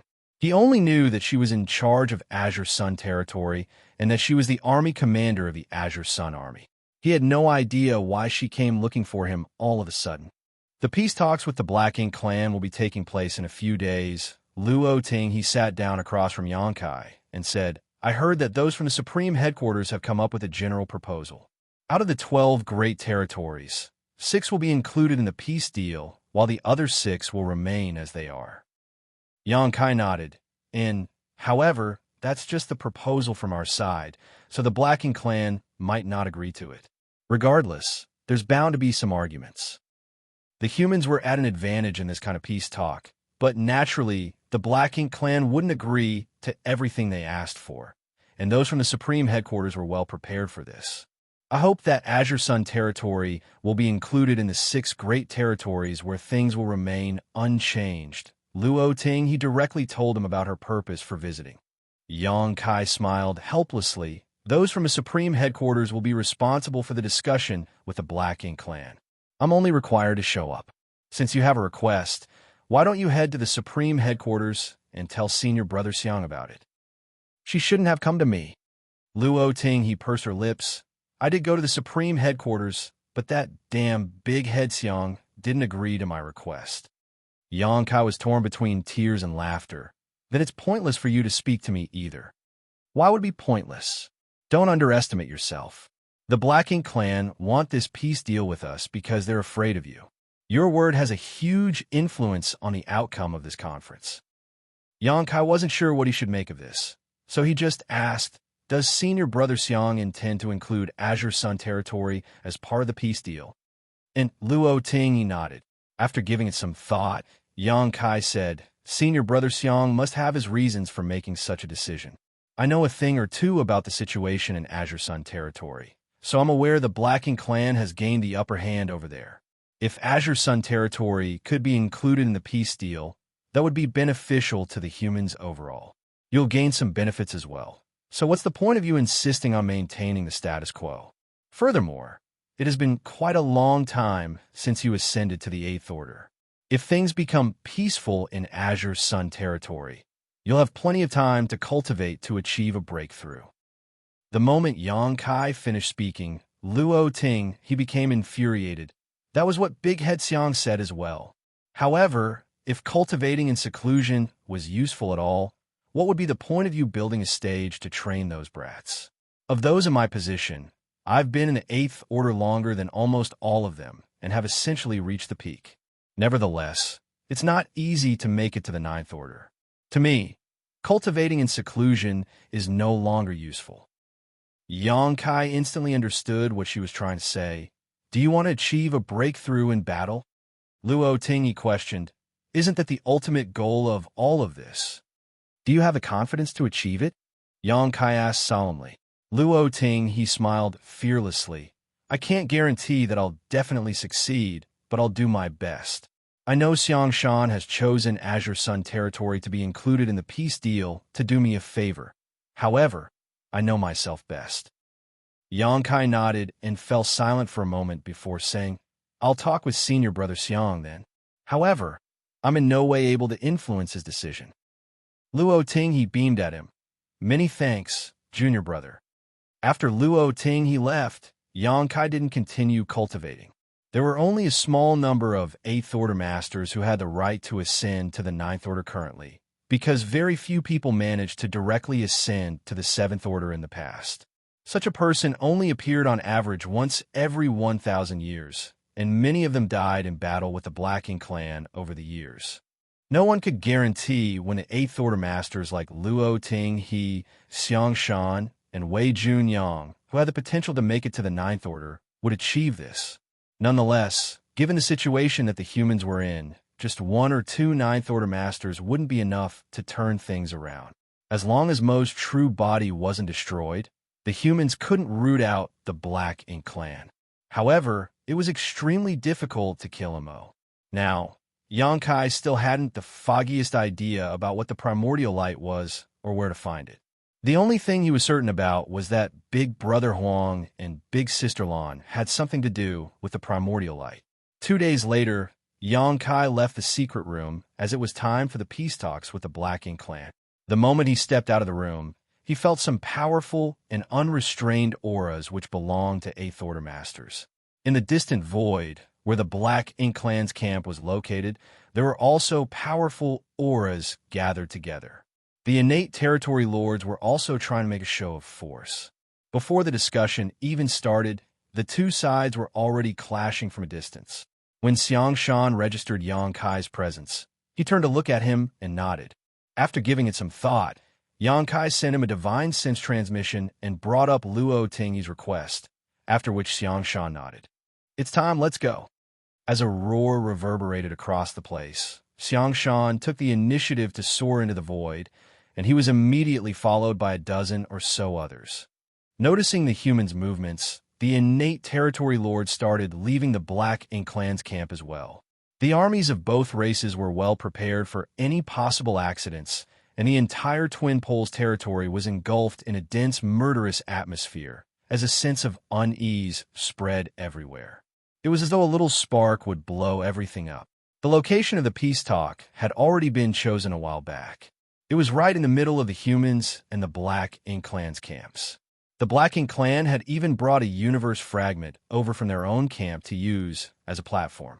There was a huge table set on the platform, and rough-looking wooden chairs were placed on either side. The masters from both parties almost arrived at the same time. It might have been a coincidence or an agreement, but both parties had respectively sent exactly 13 masters to this place, one representative from each of the 13 great territory battlefields. They were supposed to be archenemies that could never coexist.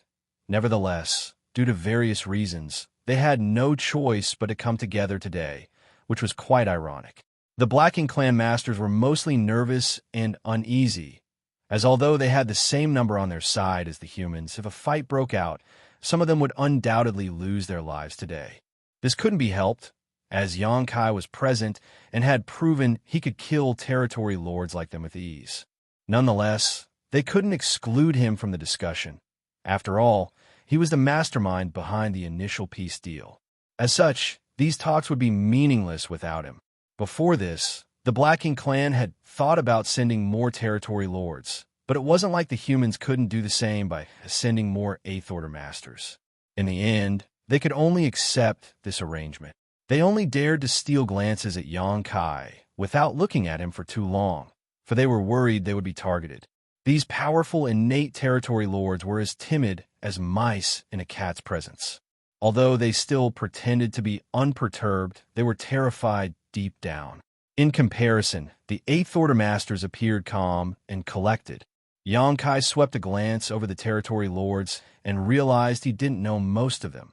Nevertheless, he did recognize, too. He had met them in Acacia territory back then. In fact, they had appeared in profound Nether territory before as well, but for some reason, they were all now in Twin Poles territory. The purple-haired territory lord, who was originally in charge of Twin Poles territory, had been killed by Xianxia, so Immortal was tasked by the royal lord to take over. Since the peace talk was held in this great territory, he naturally had to show up. Meanwhile, Yugong was actually the representative from profound Nether territory. A peace deal had already been established in profound Nether territory for over 300 years, and the Eighth Order Masters and Territory Lords had stayed out of the war as agreed. However, since this was a peace talk that encompassed all the great territory battlefields, profound Nether territory couldn't just stay out of it. Six Arms didn't want to meet up with Xianxia. Therefore, he only sent Yugong to this place so that the latter could report to him about the outcome later. Naturally, Yugong didn't want to come, but he had no other choice as he couldn't disobey Six Arms' orders. As Xianxia swept a glance over them, Yugong hurriedly hung his head low. He was still traumatized from the incident in Acacia territory back then.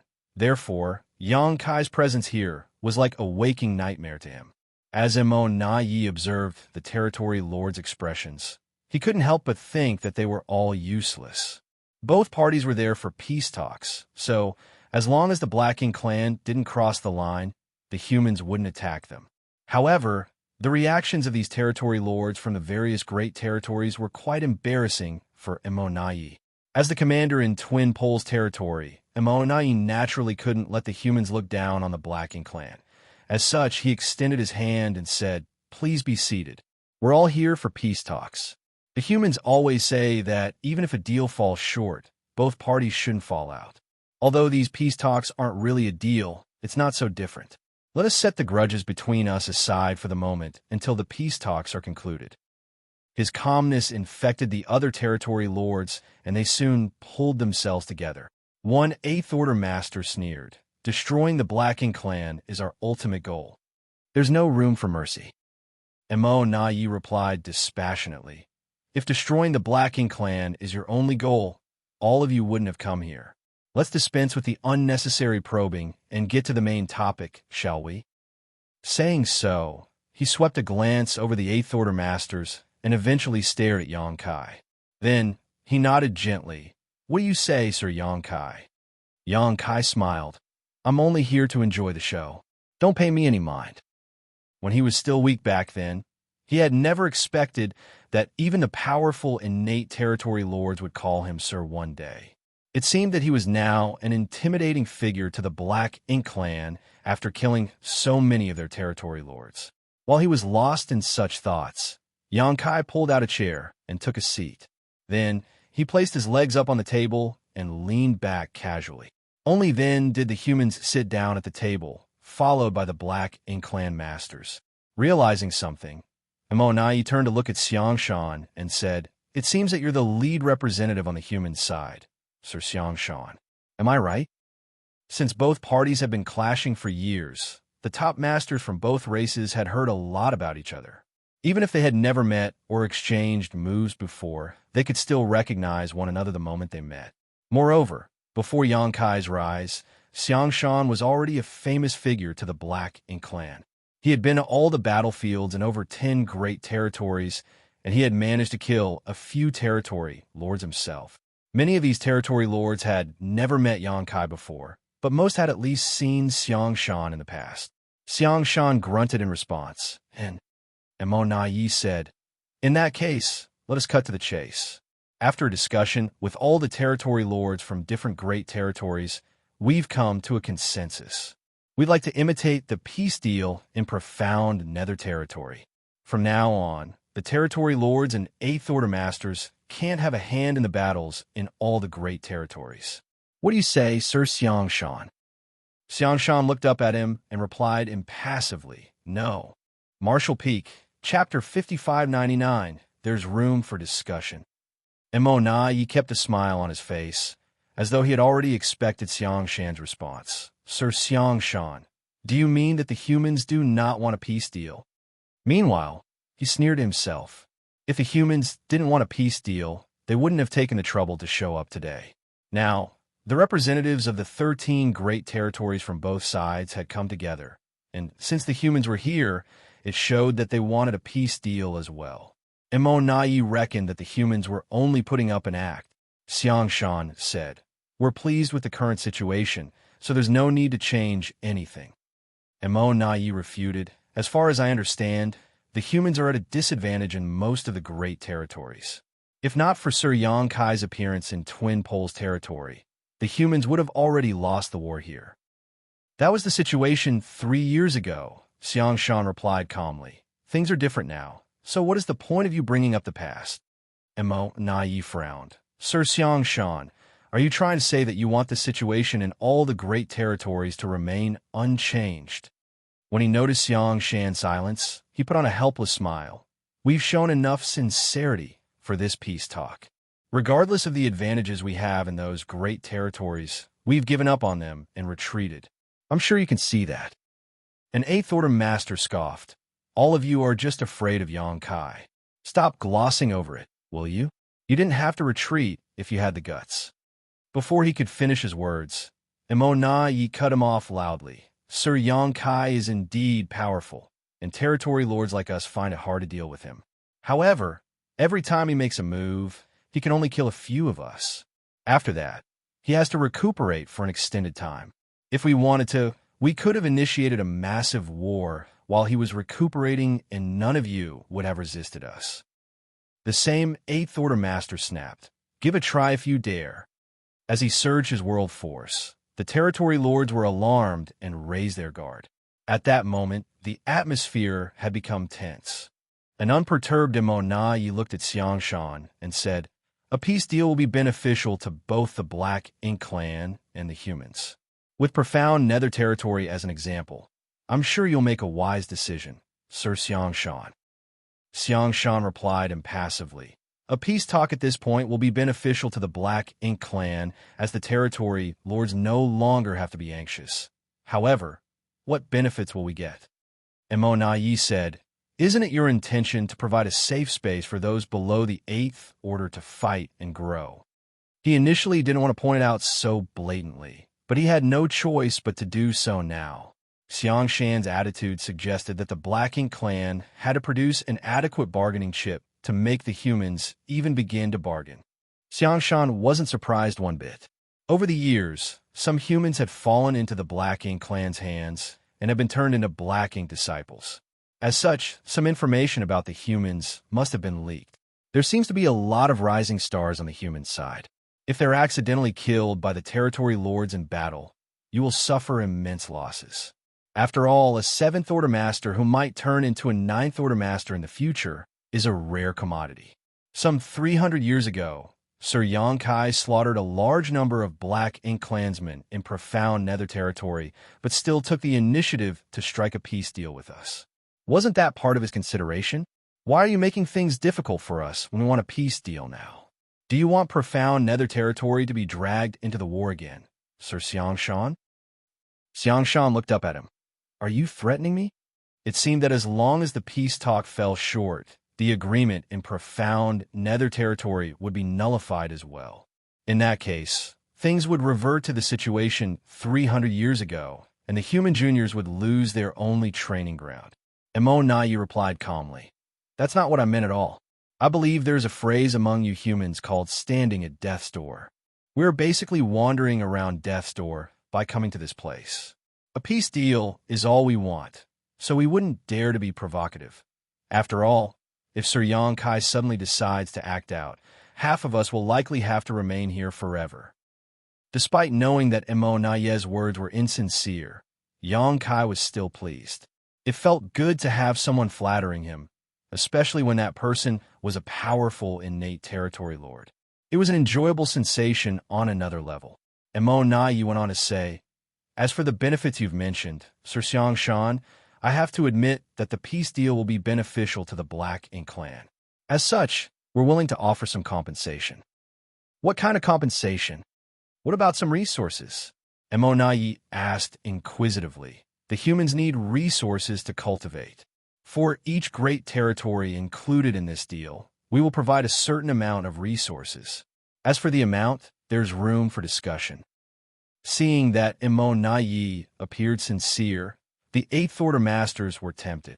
No one had expected that the Black Ink clan would be willing to make such a huge concession to secure a peace deal.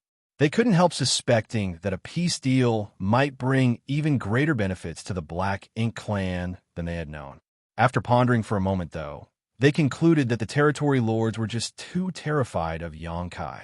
There was no denying Xianxia couldn't kill many territory lords at any given time. If the territory lords remained highly vigilant, he might not even kill any one of them. However, no one would be able to be at ease with such a powerful enemy eyeing them in the dark. There's nothing else I could say if you still don't want this peace agreement. Yi stared fixedly at Xianxia and spread his palms. After a moment of silence, Xianxia nodded. There's room for discussion. The moment he finished speaking, the territory lords let out a sigh of relief as they became slightly at ease. Nonetheless, what Xianxia was about to say would unnerve them again. However, not all great territories will be included in the peace deal. Xianxia tapped on the table. Other than profound nether territory, 6 places will be part of the peace deal, and the other 6 will remain unchanged out of the remaining 12 great territories. If you can't agree to this, there's no need for any further discussion. Only then did Yi realize this was the human's true intention. After giving it some thought, however, he felt that this condition wasn't unacceptable. Just like what he had said to 6 Arms before, while the humans needed to train their soldiers, the Black Ink clan did as well. When 7th Order Masters ascended to the 8th Order, they needed a stage to keep on training, and it was the same for the Black Ink clan when their feudal lords became territory lords. As such, it was acceptable that only some great territories would be included in the peace deal. Yi turned to look at the territory lords and realized that they looked stiff and nervous. At that moment, he couldn't help but smile helplessly. Although he felt that he should agree to Xianxia's request, it would also put him in a tight spot. 6 out of 12 great territories would be included in the peace deal, so only half of the places would enjoy some peace of mind. However, how was Yi supposed to make this decision on his own? The representatives of each great territory certainly hoped that they would be part of the peace deal. After some deliberation, Yi nodded. We can agree to this, but I also have a condition. When the other territory lords heard Yi's words, their expressions changed slightly. They quickly tried to recall if there were any grudges or friendship between Yi and them. The royal lord had put Yi in charge of these peace talks, so if the latter wanted to get revenge on them and excluded the great territories whose representatives he hated from the peace deal, there wouldn't be peaceful moments again for them in the future. What kind of condition? Xianxia asked with a frown. Yi pointed his finger at Xianxia. From now on, Sir Xianxia must not make a move in any of the great territories. The territory lords were startled as they had the urge to clap their hands for Yi. They had been anxious because they were wary of Xianxia, but if they could ensure Xianxia wouldn't make a move again, they no longer had to worry about anything. Xianxia was slightly surprised as well as he thought to himself. This Yi is a sharp fellow. He directly understood the crux of the matter and made a proposal to deal with it. In your dreams, a hot-tempered 8th Order Master forcefully smacked his palm on the table and stood up. The humans would be considered foolish if they agreed to such a ridiculous demand. By agreeing to that, they would be removing their strongest trump card, and no one would be able to intimidate the Black Ink clan again. An unfazed Yi replied with a smile. Since this is a negotiation, both parties naturally have to make some concessions. It's not like we'll let ourselves suffer losses while the humans reap all the benefits. Even if I agreed to your demands, the royal lord wouldn't.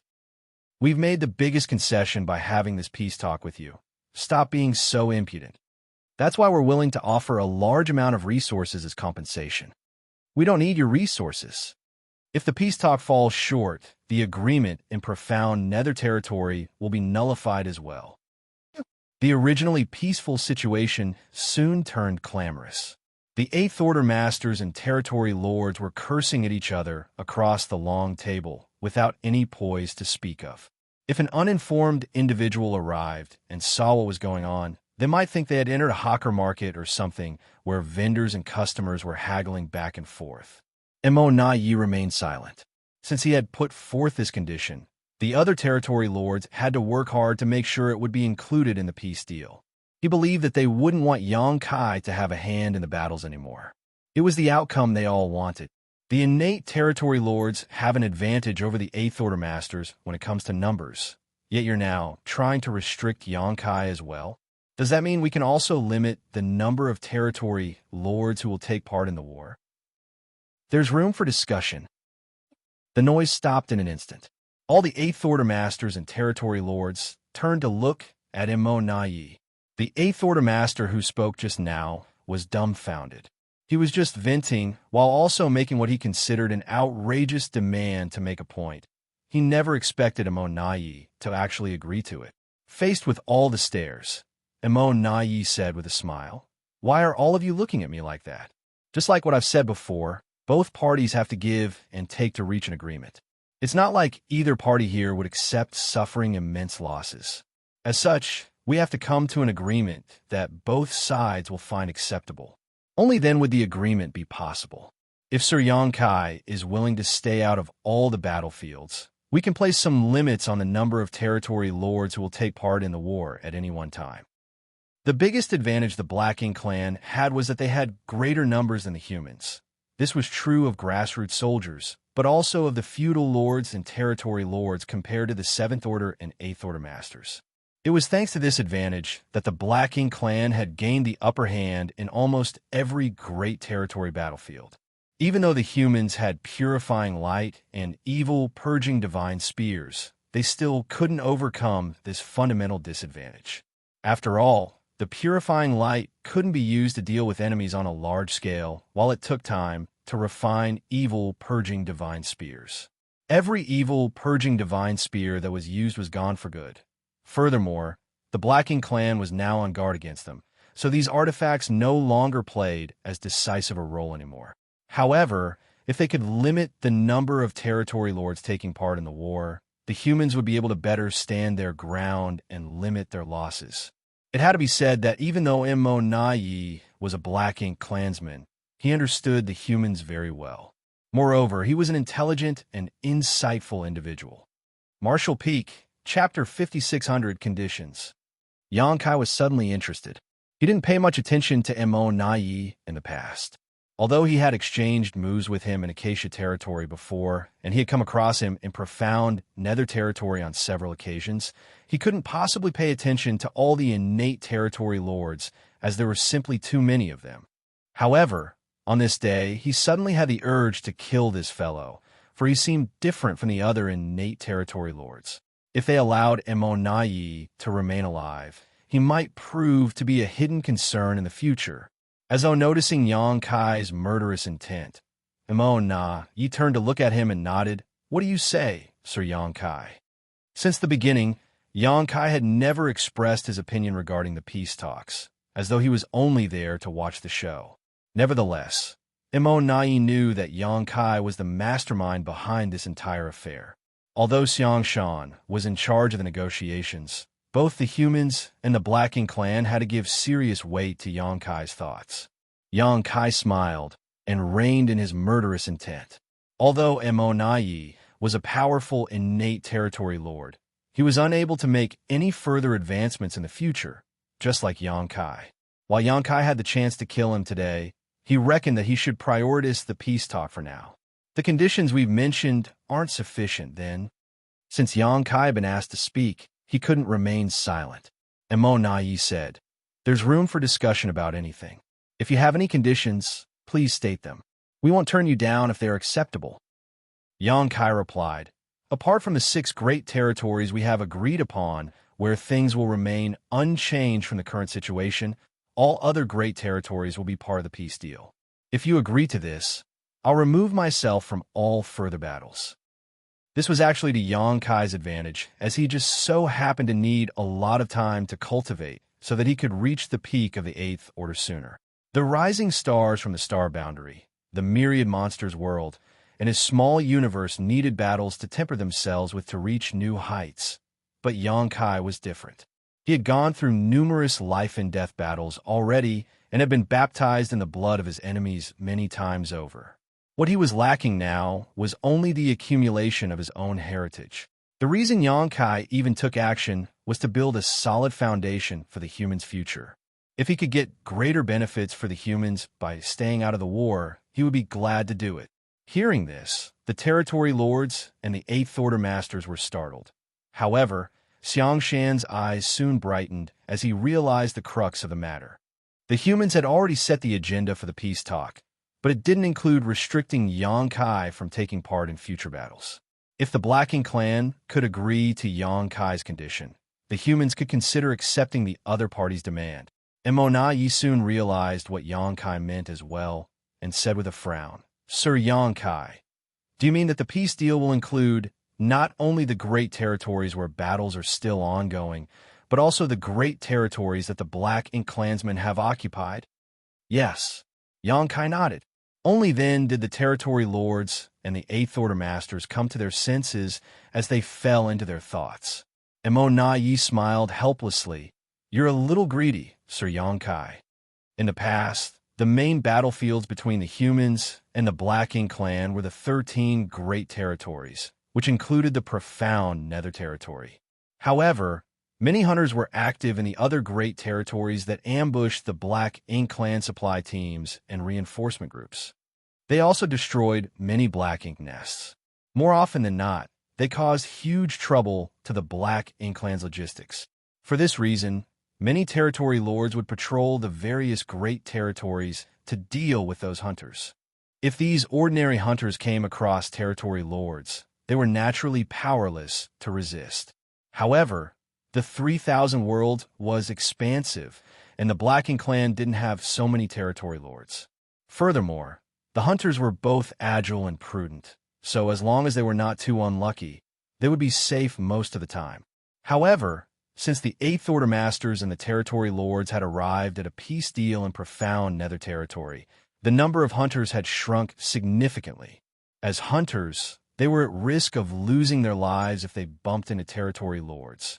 However, once they entered profound Nether territory, they didn't have to worry about being targeted by such masters. Now that Xianxia had come up with such a demand, though, it was expected that many humans would aspire to be hunters again, which would prove to be a thorny issue for the Blacking clan. Currently, the vast majority of the human forces were concentrated in the 13 great territory battlefields, while some 99% of the 3,000 worlds had fallen into the Blacking clan's hands. However, since the universe was so expansive, it was impossible for the Blacking clan to perfectly protect such a vast territory. Once a large number of hunters appeared, the Blacking clan would no longer have any peaceful days. Originally, the peace deal only considered the 13 great territory battlefields, but Xianxia's demand had dragged the entire 3,000 worlds into this. What's wrong? Are you afraid of human soldiers entering the other great territories? Over the years, many humans have fallen into your hands and have been turned into Blacking disciples. If you want me to stay out of the war, there's a price to pay. Xianxia looked impassively at Immortality. After a moment of silence, Immortality nodded. "You have a point, Sir Xianxia. In that case, we'll agree to your condition." For both parties, there were pros and cons regarding this matter. Once the hunters entered the great territories that the Blacking clan had occupied, they would have to bear a huge risk. If they were besieged by the Blacking clan soldiers, they would either fight to their death or be corrupted. Nevertheless, this was also the humans' purpose for training the soldiers. When the territory lords saw Immortality agreeing to it, they breathed a sigh of relief. Everything would be fine to them as long as they could restrict Xianxia's movements. As for whether agreeing to this condition would bring about any terrible consequences, it was none of their business, for Immortality was responsible for the peace talks today. If anything went wrong, the royal lord would punish him first. At this point, they'd finally build a foundation for an agreement. The Blacking clan's condition was that Xianxia must not make a move in any great territory from now on. On the other hand, the humans had gained quite a few benefits. Apart from the 6 great territories where things would remain unchanged, all other great territories will be included in the new peace deal. The Eighth Order Masters and Territory Lords were not allowed to have a hand in the war, and as a price to pay for restricting Xianxia, the number of Territory Lords would be limited in the great territories where things would go on as usual. Moreover, the Black Ink clansmen were the ones who initiated the peace talk, so they would give the humans a certain amount of cultivation resources as compensation. The conditions were discussed one by one, and from the looks of it, the humans were at an advantage. After all, they had only agreed to one condition, but the Black Ink clan had to provide some resources and limit the number of territory lords who could take part in the battles in 6 of the great territory battlefields. However, in truth, the territory lords' ultimate goal was to restrict Xianxia, as only this condition would allow them to be at ease when roaming around the battlefields. Since the general direction had been confirmed, it was time for some bargaining. Both parties were red-faced as they discussed the amount of resources that the Black Ink clan had to give the humans. Black Ink's strength and world force kept clashing, as though a fight would break out at any moment. Nonetheless, they knew that since the peace talks had come this far, there was no way they would fight. The initially cautious territory lords could now argue with the humans as fiercely as they pleased. If there was one thing the Black Ink clan didn't lack, it was resources. After all, they had occupied so many great territories and had the entire Black Ink battlefield to exploit. As such, they could easily extract as many resources as they wanted. However, no one was willing to give their enemies resources for free. They promised that they would give the humans some benefits, but they immediately became stingy when the discussion started. The argument lasted for several days, but in the end, the details were confirmed with Immortality and Xianxia, who were the lead negotiators for the two sides. Then, another round of arguments started about the number of territory lords that would be allowed in the 6 unchanged great territories. There were many more territory lords than Eighth Order Masters, which was the fundamental reason that the Black Ink clan had gained the upper hand in most of the great territory battlefields. The numbers of the most powerful masters on both sides would influence the state of the war. Although they had agreed to limit the number of territory lords, the Black Ink clan would never accept being at a disadvantage. The humans came up with an outrageous demand, as they wanted the number of territory lords that were allowed in the battles to be equivalent to the number of Eighth Order Masters, and naturally, the territory lords stubbornly refused. If they agreed to such a demand, their lives would be truly miserable. It wasn't easy to deal with the evil, purging divine spears. The reason they were at an advantage was that they had more people on their side. The discussion this time was even more intense than when they talked about the resources. They were fine with giving resources away, for the humans needed time to refine those resources to increase their strength. However, once the number of territory lords decreased, they would lose control over the situations in many great territories. Nevertheless, an agreement was reached in the end. In the 6 great territories where things would remain unchanged, the number of territory lords couldn't exceed the number of Eighth Order Masters by 50%. In other words, if there were 10 Eighth Order Masters, there could only be 15 territory lords. The humans were naturally not pleased with the outcome, for this meant there would still be significantly more territory lords than the Eighth Order Masters. That way, the Black Ink clansmen were still at an advantage.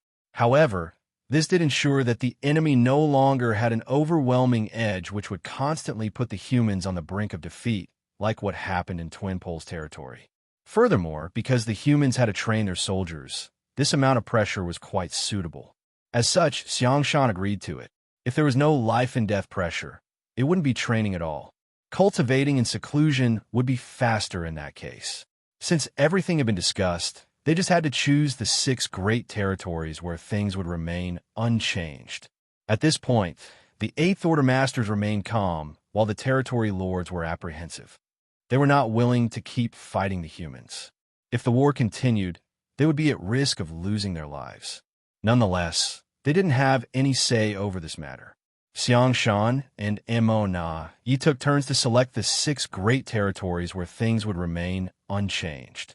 When it was time for Xianxia to choose the last great territory, he hesitated for a bit before finally choosing Azure Sun territory. He didn't agree to Luo Ting's request back then because things were not looking good in Azure Sun territory. As such, it would be beneficial to the humans if it could be included in the peace deal. However, the number of territory lords would now be restricted, so even if things remained unchanged in Azure Sun territory, the situation would improve significantly for the humans. Since Luo Ting, he wanted to achieve a breakthrough in battle. Xianxia could only let her be. Apart from her, Xianxia also needed battles to train himself. Without these life-and-death struggles to serve as stimuli, it would be hard for them to grasp the opportunity to break through to the Ninth Order. In the past, around 80% of Ninth Order old ancestors achieved a breakthrough on the Black Ink battlefield, while just 20% of them made it to the peak while cultivating in seclusion. Martial Peak, Chapter 5601 Retreat. Before the star boundary became an open heaven realm cradle, though it was very rare, there was still a small number of people who directly ascended to the Seventh Order. After countless years of accumulation, the cave heavens and paradises had a number of such gifted people. However, only 100 or so managed to break through that final barrier and ascend to the Ninth Order. Some of them were still growing their powers, like Xianxia, Luo Tinghe, and a few others. Nonetheless, many more had been killed on the Black Ink battlefield. Most Ninth Order Masters achieved the required enlightenment while battling the Black Ink Clan Masters on the Black Ink battlefield. Only by killing the enemies would they stand a chance to achieve a breakthrough. Xianxia didn't know any of this, for he didn't come from one of the cave heavens or paradises. He just instinctively wanted to secure a better future for humans by using his experiences. That was why he decided to strike a peace deal with the territory lords in profound Nether territory. It was just an experiment. The experiment turned out to be useful and feasible. Therefore, when the Black Ink clan wanted a peace deal 300 years later, those from the Supreme Headquarters were willing to agree. Otherwise, it wouldn't have been easy for the two races to discuss a peace deal given the blood feud between them. Since all the details had been confirmed, the masters of the two races took their leave. Unlike the earlier heated atmosphere, the mood was quite peaceful. The Black Ink clan would give the humans some resources as compensation, while the humans didn't have to worry about the Black Ink clan going back on their word. When the content of the peace deal was spread 1 month later, the human cultivators in different great territories were thrilled. Out of the 13 great territory battlefields, apart from profound Nether territory, the remaining 12 great territories had been in turmoil. As such, the soldiers from the major armies were envious of the environment and situation in profound Nether territory. Over there, the territory lords were not allowed to take part in the war. As such, the profound Nether army had essentially been disbanded since there weren't any large-scale battles. Comparatively, the humans in profound Nether territory were both safer and freer. Now, they didn't have to be envious. 6 out of 12 remaining great territory battlefields would become copies of profound Nether territory. Although the other great territories would remain unchanged, things would become much better for the humans, as the number of territory lords who could take part in the war would be decreased. Of course, those from the Supreme Headquarters had to look at the big picture and mobilize the human masters to different battlefields accordingly. The human cultivators from profound Nether territory started streaming into the 6 new great territories that were included in the peace deal. As such, a lot of pressure had been lifted off the originally cramped profound Nether territory.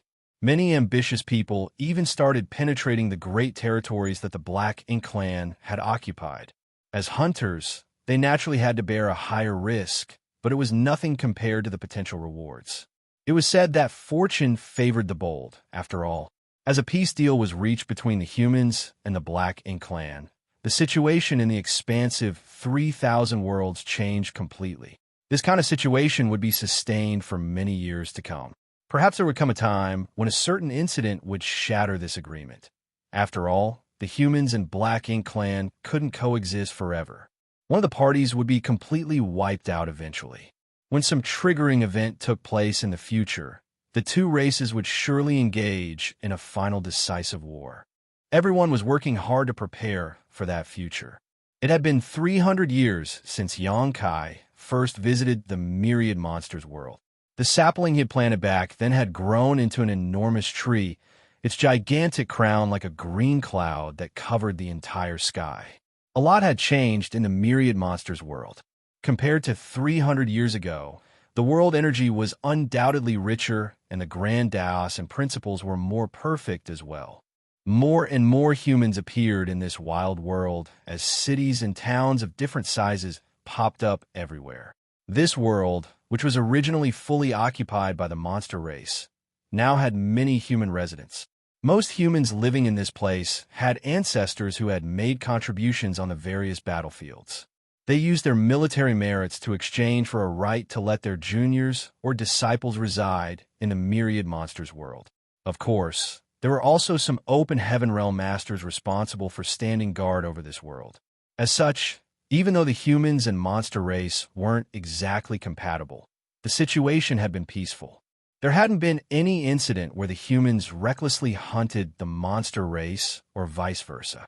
In fact, many great monsters chose a different path forward, broke through their shackles, and gained human form.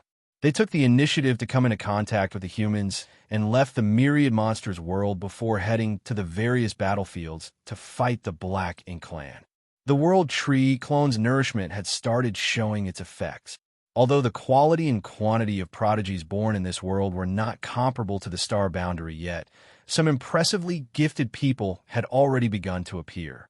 As time passed, this world would be another star boundary. Everything was right on track, just as Xianxia had planned. Xianxia didn't inform anyone about his arrival here. Even the open heaven realm masters responsible for monitoring this world were unable to detect Xianxia's presence, as they were mostly in the 4th Order and 5th Order. It wasn't until 2 years later that Xianxia left the myriad monsters world. He didn't return to profound nether territory, though. Since they had struck a peace deal with the Black Ink clan, he couldn't make a move as he pleased, unless the Black Ink clan went back on their word first. The human race's future did not hinge on him alone, but rather on all the juniors who were now battling the Black Ink clan. Xianxia was unable to bear the weight of saving an entire race. All the same, he had done his best. As for whether the future was bright or dark, that would be up to all humans to decide. Xianxia thus returned to the star boundary and arrived at the place where the World Tree clone was located. After giving it some thought, he landed on a branch and directly opened a tree cave in its trunk before sitting down inside. The noise he made naturally alerted the open heaven realm masters who were recuperating or cultivating in this place. The World Tree clone was the very foundation of the star boundary and the most valuable asset for the entire human race. It could be said that without this clone, the star boundary wouldn't have become what it was today, and the human's future would have been extremely bleak. As such, there were always at least 5 8th Order masters on guard here who were tasked with preventing any accidents from happening. What's more, due to the clone's mysterious powers, one would gain some benefits by recuperating or cultivating here. Therefore, there were many open heaven realm masters in this place who had to use a lot of military merits to obtain a quota. However, these masters only occupied a branch or sat down somewhere on the tree crown. They treasured the World Tree clone and wouldn't dare to damage it one bit. With 5 8th Order masters monitoring this place, no one had the guts to do so either. Hence, it was shocking that Xianxia directly carved a hole in the trunk. The 5 8th Order masters widened their eyes in disbelief and quickly investigated. If anyone else had done this, they would have dealt with him like he was a Black Ink disciple. However, when they realized the responsible party was Xianxia, they all turned a blind eye to his behavior. This couldn't be helped. Although the World Tree clone was said to be a treasure of all humanity, it was Xianxia who actually brought it out from the grand ancient ruins boundary and planted it here. Even if he wanted to uproot the entire clone, the humans could only try to dissuade him from doing so, not to mention that he only opened a tree cave for himself. There was no way they could forcefully stop him. Furthermore, they were probably no match for Xianxia to begin with. These 8th Order masters exchanged glances and communicated with each other using their divine senses. It seems that junior brother Yang is injured. His aura is quite weak. Since a peace deal has been struck, he can't make a move as he pleases. So how did he get injured? Did he go to the no-return pass and pick a fight with the Royal Lord? Since he knows he isn't a match for the Royal Lord, why would he invite trouble to himself? Moreover, I think he just returned from the new great territory. These Eighth Order Masters were puzzled as they had no idea what happened to Xianxia that caused his aura to plunge and made him look so frail. Nonetheless, it was apparent that Xianxia had made a cave mansion in the trunk to recuperate. As such, they didn't dare to say anything or disturb him. Xianxia used to be a little brat who had to call them seniors, but now he was significantly more powerful than they were. At the thought of this, these old Eighth Order Masters couldn't help feeling dejected. However, it was thanks to these talented young people that they had a chance to oppose the Black Ink clan. If the next generation was weaker than the previous one, there wouldn't be a future for humans. Inside the clone, Xianxia bore the excruciating pain in his soul and looked around, feeling pleased with this simple tree cave. He then began cultivating in seclusion in this place. He figured he had to cultivate for many years this time, and only hoped he had the patience for it. At any rate, he knew that he had to grow strong so that he would have the power to protect himself when war broke out in the future. Now, he was one of the most formidable masters in the human race, but when a new batch of Ninth Order Masters and Royal Lords appeared in the future, he would become far less useful. It would be best if he could make it to the Ninth Order, but even if he failed to do so, the peak of the Eighth Order would have to do. As he sat down with his legs crossed, Xianxia refined sets of materials as he stimulated the soul-warming lotus to repair his soul. The Three Selves Source Reconstitution art was indeed savage. Although Xianxia had already used it once 300 years ago, he still almost couldn't bear the pain of doing so again. The pain of literally tearing his soul in half was several times more intense than using soul-rending thorns. Wuxia knew that Xianxia had the soul-warming lotus, which was why he taught him this secret technique. If Xianxia didn't have the soul-warming lotus, it would have been pointless for him to acquire this technique, for he would have perished the first time he tried to use it. Just like the soul-rending thorns, only Xianxia could fully utilize this secret technique. Xianxia was glad that he had acquired this supreme treasure when he was still a budding cultivator. Without the soul-warming lotus, he wouldn't have become who he was today. As a cool sensation spread across his mind, the pain gradually subsided. Time went by slowly. Several years later, a man got to his feet in a secret room in High Heaven Palace. His aura was restrained, and he appeared calm and collected. Feng Xianxia waved the jade in this hand and opened the secret room's restrictions before exiting. It took him 10 years of retreat before he finished stabilizing his Sixth Order Open Heaven Realm cultivation. The bright light made him squint as he felt as though a very long time had passed. Suddenly, he realized that he was no longer in the Void World. He was in the 3,000 Worlds, which was far more expansive. A disciple from High Heaven Palace had been waiting for him, and hearing the door open, he turned around and saluted Feng Xianxia. "Greetings, Senior." Martial Peak, Chapter 5602, An Honest and Righteous Feng Xianxia. The head manager has ordered that once you come out of your retreat, you have to immediately go and see her, the disciple from High Heaven Palace said. The head manager. A woman's image flashed across Feng Xianxi's mind. If he remembered correctly, the head manager was standing beside the Tao Lord at that time. It seemed that the Tao Lord valued her. Understanding this, Feng Xianxia wouldn't dare to be negligent as he extended his hand. "Please lead the way." Soon, they arrived at a grand hall where Feng Xianxia saw the head manager of High Heaven Palace, Xianxia. This woman was fairly powerful. Just like him, she was in the Sixth Order Open Heaven Realm. Nonetheless, it must have been quite a long time since she achieved her ascension, for she had an ample heritage and robust aura. Feng Xianxia saluted her. "Greetings, head manager." Xianxia responded with a smile and caringly asked him about his retreat. When she learned that he had stabilized his cultivation, she set her mind at ease. Over the years, when the Open Heaven Realm Masters who came from the Void World ended their retreat, they would be led to this place to meet her. Then, she would assign them to different great territory battlefields. After all, it was Xianxia's order, so she had to meticulously execute the task. However, because these open heaven realm masters, who came from the Void Dao Temple, were not familiar with the outside world, Xianxia had compiled some information to be given to them before they set off. Palace Master has ordered that once all of you are done stabilizing your cultivation, you are to deploy to the Great Territory battlefield for training. This is the information about those great territories. Take a look at it. If there's any particular place you want to go, you can tell me about it. As Xianxia spoke, she fished out a jade slip. Although she had the right to send them to any place she wanted, she would always discuss the matter with these people first.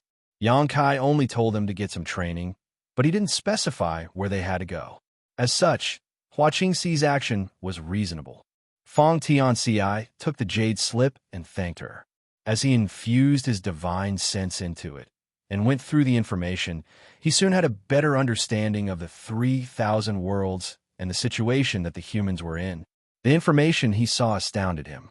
Back then in the Void Dao Temple, he had heard Lu Jingshan mention that in the world where the Dao Lord lived, the humans were fighting the Black Ink clan, a powerful and malicious enemy. However, he had never expected that the human race was in such a perilous situation. Suddenly, a sense of urgency rose within him. The human race had been forced to retreat to a mere 15 great territories. Once the Black Ink clan occupied these great territories, the humans would no longer have a place they could call their own in this expansive universe. Nevertheless, when he read that the Black Ink clan had taken the initiative to strike a peace deal with the humans after the Dao Lord applied pressure on them, which helped alleviate the human situation, he couldn't help admiring the Dao Lord, who seemed able to achieve anything. Although there were many Eighth Order Masters, the Dao Lord was still in a league of his own. At that moment, Feng Tianxi felt honored and secretly decided that when he ventured into the outside world, he must not tarnish the Dao Lord's name. After all, they came from the Dao Lord's small universe, so they were different from the other Open Heaven Realm Masters. When Xianxia saw him lowering the jade slip, she asked softly, "Is there any place you'd like to go?" Feng Tianxi replied, "I'll let you make the decision, head manager." He didn't have a particular place in mind, as he felt that it made no difference where he went. After all, wherever he went, he would be fighting the Black Ink clan. After spending 2,000 years to build his current heritage, he had the confidence that even if he came across a feudal lord, even if he couldn't win, he would be able to escape.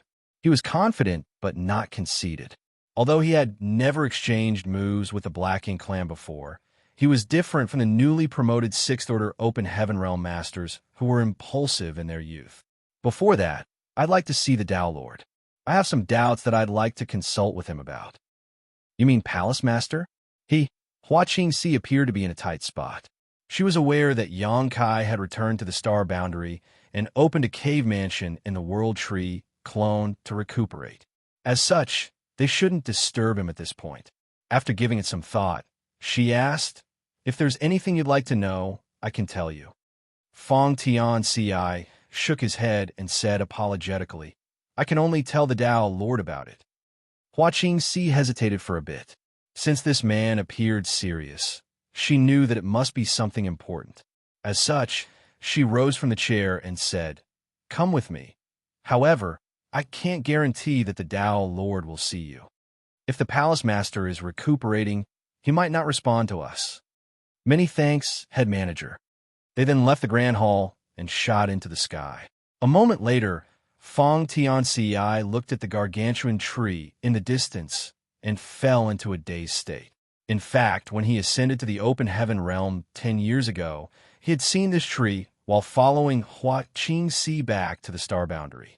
However, he was preoccupied with the joy of having achieved an ascension and also confounded by the mysteries surrounding his circumstances, so he didn't ask her about it. It wasn't until this moment that he asked, "What tree is that, head manager?" Xianxia replied with a smile, "It is a clone of the World Tree." She then related to him the clone's background. A myriad of expressions flashed across Feng Tianxi's face as he subconsciously placed his hand on his abdomen. He initially thought that it was just a large tree that had lived for a very long time, So he was surprised to learn that the tree was the human race's very foundation. It was thanks to this tree that the star boundary could continuously produce prodigies, who were the humans' hope for opposing the Black Ink clan. If not for this tree, the human race's future would have been bleak. Furthermore, such an enormous tree was only a clone. Fong Tianci wondered how majestic the real-world tree must be. What about the other one? Fong Tianci took a look at the other tree beside the world tree clone. The tree was significantly smaller than the clone, and its tree crown wasn't as expansive. However, there was no denying that it was gigantic as well. From a distance, the tree even looked somewhat translucent and immaterial. One could hardly tell if the tree really existed in this world. Just then, a curvy figure flew down to the tree and disappeared the next moment. That is the immortal parasol tree, Xianxia explained patiently. It is a sacred treasure that belongs to the Phoenix clan. You should keep your distance from it if you're not required to approach it. Phoenix clan members are very proud people, so they may attack you if you intrude into their sacred ground. The Phoenix clan, Fong Tianci, fell into a dazed state. Although he had never met a Phoenix before as he came from the Void World, he knew that the Phoenix clan members were some of the most powerful divine spirits in existence, second only to the Dragon clan. Just then, another curvy figure appeared from the tree before leaping into the air. The next moment, a dazzling light exploded as a high-pitched phoenix cry reverberated across the sky. Fong Tianci instantly saw a stunning and glorious phoenix with a very long tail manifest before him. The figure soon disappeared into the void, but the after-image lingered for quite some time. How beautiful! Fong Tianci couldn't help feeling awed. He wondered who would be capable of winning the favor of such beautiful and noble creatures. While he was lost in his thoughts, Xianxia suddenly said, "I'll let you in on a little secret. One of the palace master's wives is a Phoenix clan member." Fong Tianci wasn't surprised one bit, for he thought that the Tao Lord totally had the right to marry a noble Phoenix clan member. Soon, they arrived at the bottom of the World Tree clone. Instantly, Fong Tianci felt many divine senses probing him from all directions, each one of them at least as powerful as his own. There were also several divine senses that were especially powerful, which Fong Tianci believed belonged to the Eighth Order Masters. After giving it some thought, he realized it was only natural that some formidable masters were protecting such an important place. Xianxia looked up at a particular spot on the clone and turned to Fong Tianci before sending him a divine sense transmission. "Don't disturb the others." Hearing that, Fong Tianci bent his back as he spoke. Disciple Fong Tianci requests an audience with the Tao Lord. He didn't use a divine sense transmission, nor did he dare to speak too loudly. If the Tao Lord wanted to see him, he would naturally hear it. If not, Fong Tianci wouldn't dare to be insistent. Fortunately, not long after he finished speaking, the Tao Lord's voice was heard coming from that direction. "Come over." An elated Fong Tianci turned around and saluted Xianxia. "Many thanks, head manager." Xianxia responded with a smile and waved her hand. "Go on." Fong Tianci leapt into the air and traced the source of the voice before arriving at a huge tree cave. The instant he stepped inside, he saw the Tao Lord looking smilingly at him. "Tao Lord." Fong Tianci hurriedly saluted him. "Have a seat." Xianxia motioned for him to sit down and raised his hand to reactivate the cave mansion's restrictions, ensuring that no one could see or hear them. Fong Tianci took a seat as he was told. When he noticed how pale Xianxia looked, he exclaimed, "Are you hurt, Tao Lord?" Finally, he realized why the head manager appeared hesitant when he requested to see the Tao Lord, for the latter seemed to be in the middle of recuperating. At that moment, Fong Tianci felt guilty and apologized. "I shouldn't have disturbed you, Tao Lord. Please forgive me." Meanwhile, he was shocked that even a powerful master like the Tao Lord had been so heavily injured. It seemed that the humans were indeed in a perilous situation. There was an awkward expression on Xianxia's face as he said gently, "It's not serious. I'll recover in no time. What are you here for?" Fong Tianci replied respectfully. There's something I need to ask you about, Tao Lord. Yang Kai looked meaningfully at him. Without asking him what the matter was, he said, everyone has their own secrets. Some secrets can be shared with others, but some are best kept to oneself. You have to know that humans are born with greed and selfishness. Sometimes you think you're just being frank, but such qualities may make your relationships difficult to handle. Fong Tianci was surprised by the insinuation in his words. Does the Tao Lord know already? That's impossible. Even I didn't notice it at all in the past. It wasn't until I started focusing on stabilizing my cultivation these past few years that I realized it. Although he's the Tao Lord, he can't possibly know everything. Tao Lord, you've given me everything, so I trust you, Fong Tianci said solemnly. Yang Kai felt speechless. What's going on with my human self? He's way too honest and upright. He doesn't have any of my shrewdness or caution. After pondering for a moment, though, he realized that the trust Fong Tianci had in him was a kind of virtue and courage. Furthermore, the disciples from the Tao Temple all had some blind admiration for him, so it was only natural that Fong Tianci trusted him. At that moment, Yang Kai put on a gratified expression. I'm glad that you think so. However, he felt awkward in secret, for in reality, he was having a chat with himself. Probably no one had experienced such a strange situation before in history. Nonetheless, his human self was oblivious to everything. Marshall Peak, Chapter 5603. What's so surprising about it? Fong Tianci couldn't be blamed for this, as he should have died when he was still in his mother's belly. If not for Yang Kai tearing his soul apart and saving him, Fong Tianci wouldn't have been born at all. However, Fong Tianci was only a fetus at that time, so he couldn't bear the immense power of half an eighth-order open heaven realm master's soul. As such, Yang Kai had sealed most of his soul fragment, including all of his memories and powers. As Fong Tianci grew powerful, these seals would gradually dissolve and allow him to realize his true self. In other words, Fong Tianci was still his own person at this point. Nonetheless, he was now in the sixth-order open heaven realm, so the seal in his soul must have loosened, and when he ascended to the eighth order one day, the seal would shatter entirely, and he would find out everything. This was the same case for both Yang Kai's human self and monster self.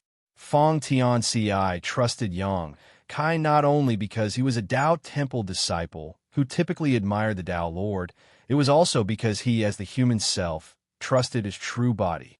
There was no way anyone would harm himself in this world.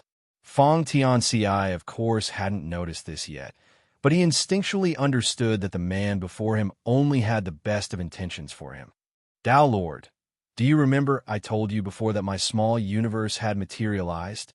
Fong Tianci asked. Yang Kai snapped back to reality and nodded. Yes, I remember. Fong Tianci went on to say, you told me that perhaps it has something to do with the fact that I've cultivated the Tao of space. However, I feel that might not be the case. Why do you think so? Yang Kai pretended that he knew nothing. Fong Tianci replied solemnly, please have a look, Tao Lord. Saying so, he suddenly opened a portal to his small universe and let Yang Kai see inside. Yang Kai secretly sighed to himself, thinking that an honest person like Fong Tianci would easily suffer setbacks in life. He hoped that this guy wouldn't be so naive in front of the enemy and just casually open the portal to his small universe, for that would be disastrous. As he looked into the small universe with his divine sense, Yang Kai feigned surprise. There was no doubt his human self had a solid heritage. Although Fong Tianci was a newly promoted sixth-order master, the world force in his small universe was only slightly weaker than that of a seventh-order open heaven realm master. After giving it some thought, Yang Kai realized it wasn't so surprising. His human self had the right to directly ascend to the seventh order, and in fact, he had succeeded in just that, but due to the true body's restrictions, Fong Tianci was forced to regress to the sixth order. Despite that, his heritage didn't decrease much. The human self was destined to be a master who would be able to fight enemies much stronger than his realm would suggest was possible. With a solemn expression, Fong Tianxia said, I only discovered this thing in my small universe when I was cultivating in seclusion. Clearly, it was already there when I first formed my own small universe. When I discovered it for the first time, it was still a sapling. However, as time passed, it grew into a huge tree. With this thing around, I feel that my small universe is stable and impervious to outside interference. I have a feeling that this thing seems to have something to do with the fact that my small universe has materialized. What do you think this thing looks like, Tao Lord? Xianxia looked up at him. It's a world tree clone. I was the one who put it into your body, so how could I not know about it? Back then, Xianxia acquired 3 world tree clones from the old tree. One of them was given to Wu Kuang, another was planted in the Myriad Monsters world. The final one was sealed in Fong Tianxi's body. Before he ascended to the open heaven realm, the world tree clone was in a dormant state and naturally unnoticeable, but now that he was an open heaven realm master, the world tree clone sprung to life. Time waited for no man.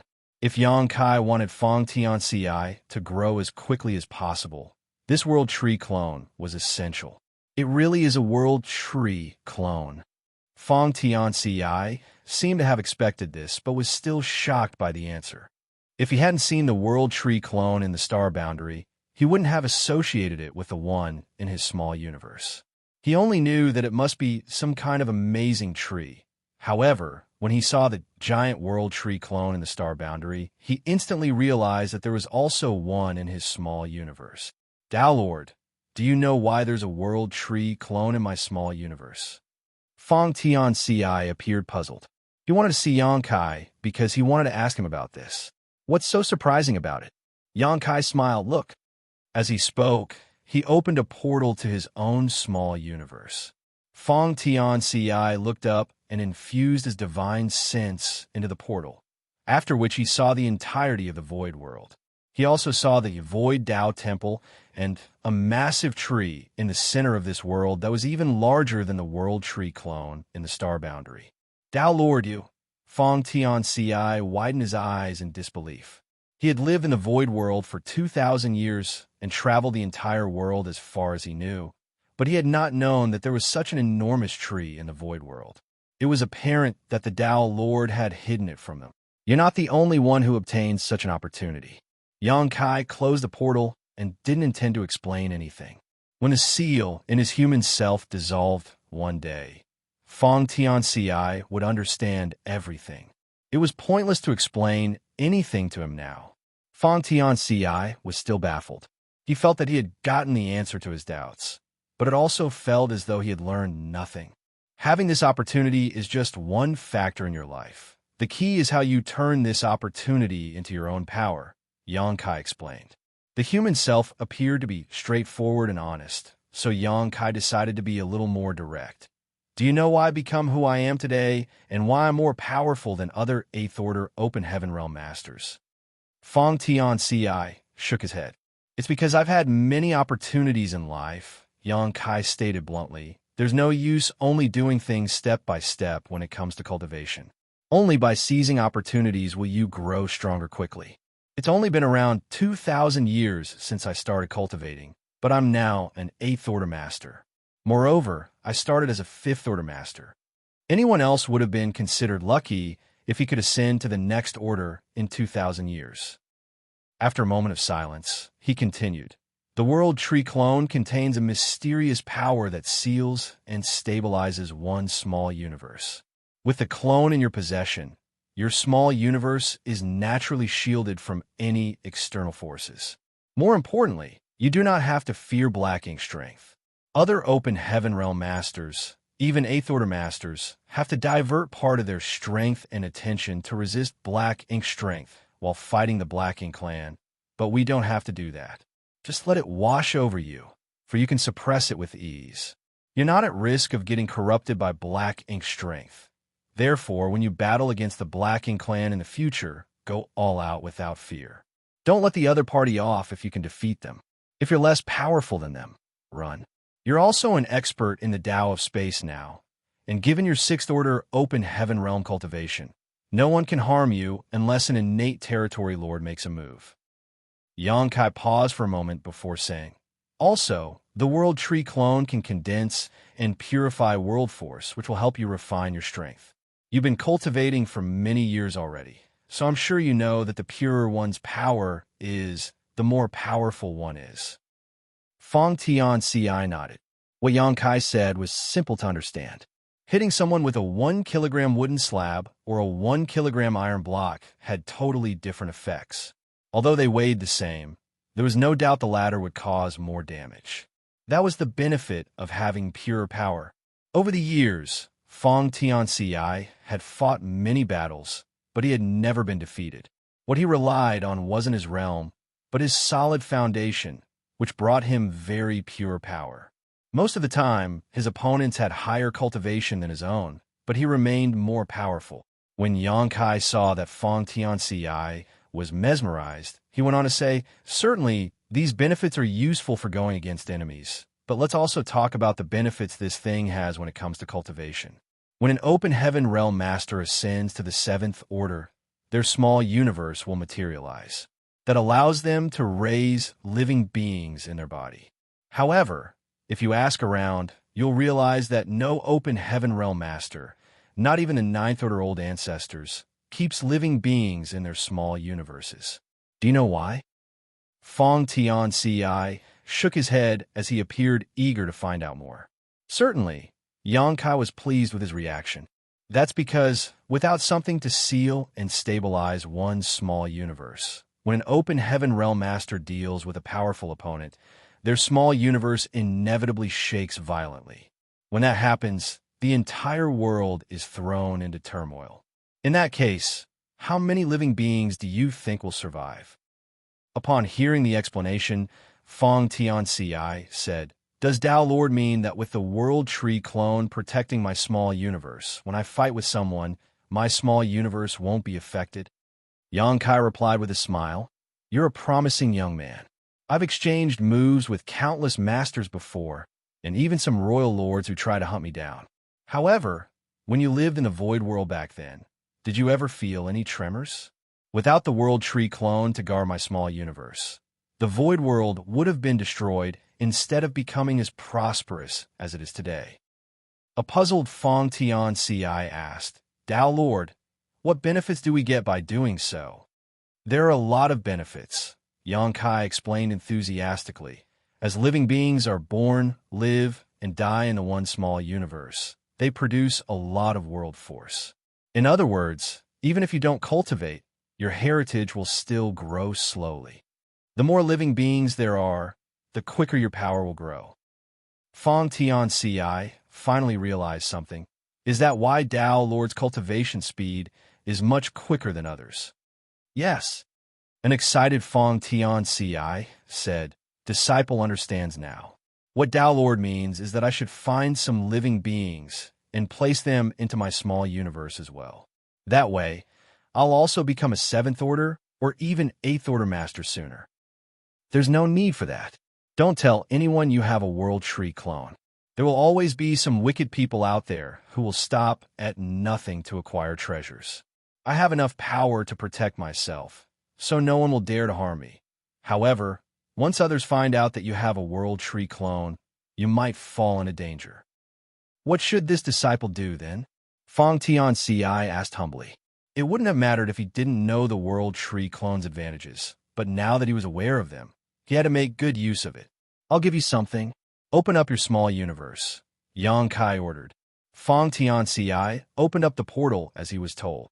Yang Kai did the same as a thought flashed across his mind. The next moment, Fong Tianci felt that the Tao Lord had stuffed something into his small universe. As he looked into his small universe, he was amazed. A moment later, Yang Kai closed the portal and explained, "They're small stone race members. Although they have very low sentience, they reproduce rapidly. Moreover, by raising them, you'll gain 10 times the benefits compared to raising other living beings. Take good care of them. They'll be useful to you." "Many thanks, Tao Lord." Fong Tianci saluted him. "I'll also give you some resources. You'll need them when you cultivate." Disciple thanks Tao Lord for his generosity. "I also have some artifacts for you.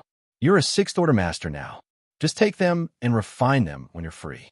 They might save your life when you're in danger. Yes. Good. I have to continue recuperating. You may leave now. Fong Tianxia got to his feet and saluted him. Disciple will take his leave now. Yang Kai only waved his hand. Marshall Peak, Chapter 5604, An Illegitimate Child. Fong Tianxia felt his emotions undulating in his heart as he left the cave mansion. After cultivating for 2,000 years, he finally had the chance to fight against the Black Ink clan. He decided that he must not disappoint the Tao Lord or tarnish the Tao Temple's name. Suddenly, he realized that the Tao Lord hadn't actually answered his question. He still had no idea whether the fact that his small universe had materialized had something to do with the World Tree clone or not. Soon, he shook his head with a smile, for it was no longer necessary to harp on this issue. After his chat with the Tao Lord, he now knew what he had to do for his future. Just by heading in that direction, he would grow stronger quickly. Furthermore, the Tao Lord had given him many things. Hua Qingxi had been waiting for him. Fong Tianxia walked up to her and cupped his fist. Many thanks, head manager. She shook her head with a smile. Don't mention it. Head manager, which great territory should I head to? Hua Qingxi replied, There's no rush. There's something I have to ask you. Please go ahead, head manager. The Palace Master. Your Tao Lord is an expert in 3 grand Taos, which are the Tao of Space, the Tao of Time, and the Spear Tao. I'm sure you're aware of this. Fong Tianxia nodded. Every cultivator in the void world knew this, for the Tao essences of these 3 grand Taos were the richest in the atmosphere. Have you cultivated one of these 3 grand Taos? Hua Qingxi asked. Fong Tianxia replied, I've cultivated all of them. Hua Qingxi was startled, really? She had come into contact with many disciples from the Void Tao Temple before, and it could be said that 1 out of 10 had a certain mastery of one of these 3 grand Taos. A much smaller number of them had dabbled in 2 of these grand Taos. However, she had never met anyone who had cultivated all 3 grand Taos before. Fong Tianxia was the first. It was no wonder that the Palace Master was willing to see him, even though he was recuperating. It seemed that he valued Fong Tianxia highly. Then, do you know your level of mastery over these 3 grand Taos? Fong Tianxia appeared hesitant, as he had no idea how to reply to her. Hua Qingxi smiled. It's fine. Come with me. She knew that it wasn't easy to answer this question. Saying so, she led the way for him, while Fong Tianxia followed her. Soon, they arrived at a secret place at the back of High Heaven Palace. There were 3 palaces in front of them. Fong Tianxia looked intently and felt that some mysterious powers were undulating from those 3 palaces. Hua Qingxi explained, These are the sealed worlds that the Palace Master has left behind for the disciples of the Void Tao Temple. They correspond to the Tao of Space, the Tao of Time, and the Spear Tao. If anyone has inherited part of his legacy into one of these grand Taos, they can enter and get some training. It's also a place to test your mastery over these grand Taos. Fong Tianxi's eyes brightened when he heard that. Since the Tao Lord had left behind these sealed worlds, they must be amazing. If he could go in and cultivate, he would benefit from it. Test our mastery over these grand Taos. Hua Qingxi nodded. There is no end to the cultivation of the Grand Tao. In the past, there were no guidelines or specific quantitative measures to gauge one's mastery. The Palace Master invented some guidelines for categorizing one's mastery over each Grand Tao, and most people have acknowledged it. Fong Tianxi's interest was piqued. What are the guidelines? Hua Qingxi explained, the guidelines are based on the open heaven realm, so there are 9 levels in total. The first level is the lowest, and 9th level is the highest. In sequence, there's superficial contact, peering through the doors, taking the initial steps, traversing a familiar path, attaining mastery through comprehensive understanding, exceeding the ordinary to reach the extraordinary, standing above all others within sight, summiting the peak, and shocking history and dazzling the present. Usually, when a person manages to condense their Tao seal using their main Grand Tao, they will be at a level of peering through the doors. When they ascend to the open heaven realm, they will automatically reach the level of taking the initial steps. Feng Tianxia gave it some thought and felt shocked.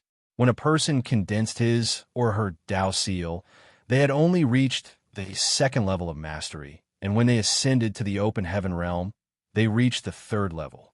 Feng Tianxia couldn't help but wonder how high the Dao Lord's achievements in the three grand Daos were. Furthermore, the categorization showed that the higher the level, the more difficult it was to comprehend new insights. These three sealed worlds correspond to the three grand Daos. There are some hurdles inside, and every hurdle represents a level. Your limit will be the level of your mastery of a specific grand Dao, Hua Qingxi explained. Upon hearing her explanation, Feng Tianxia nodded. Disciple understands.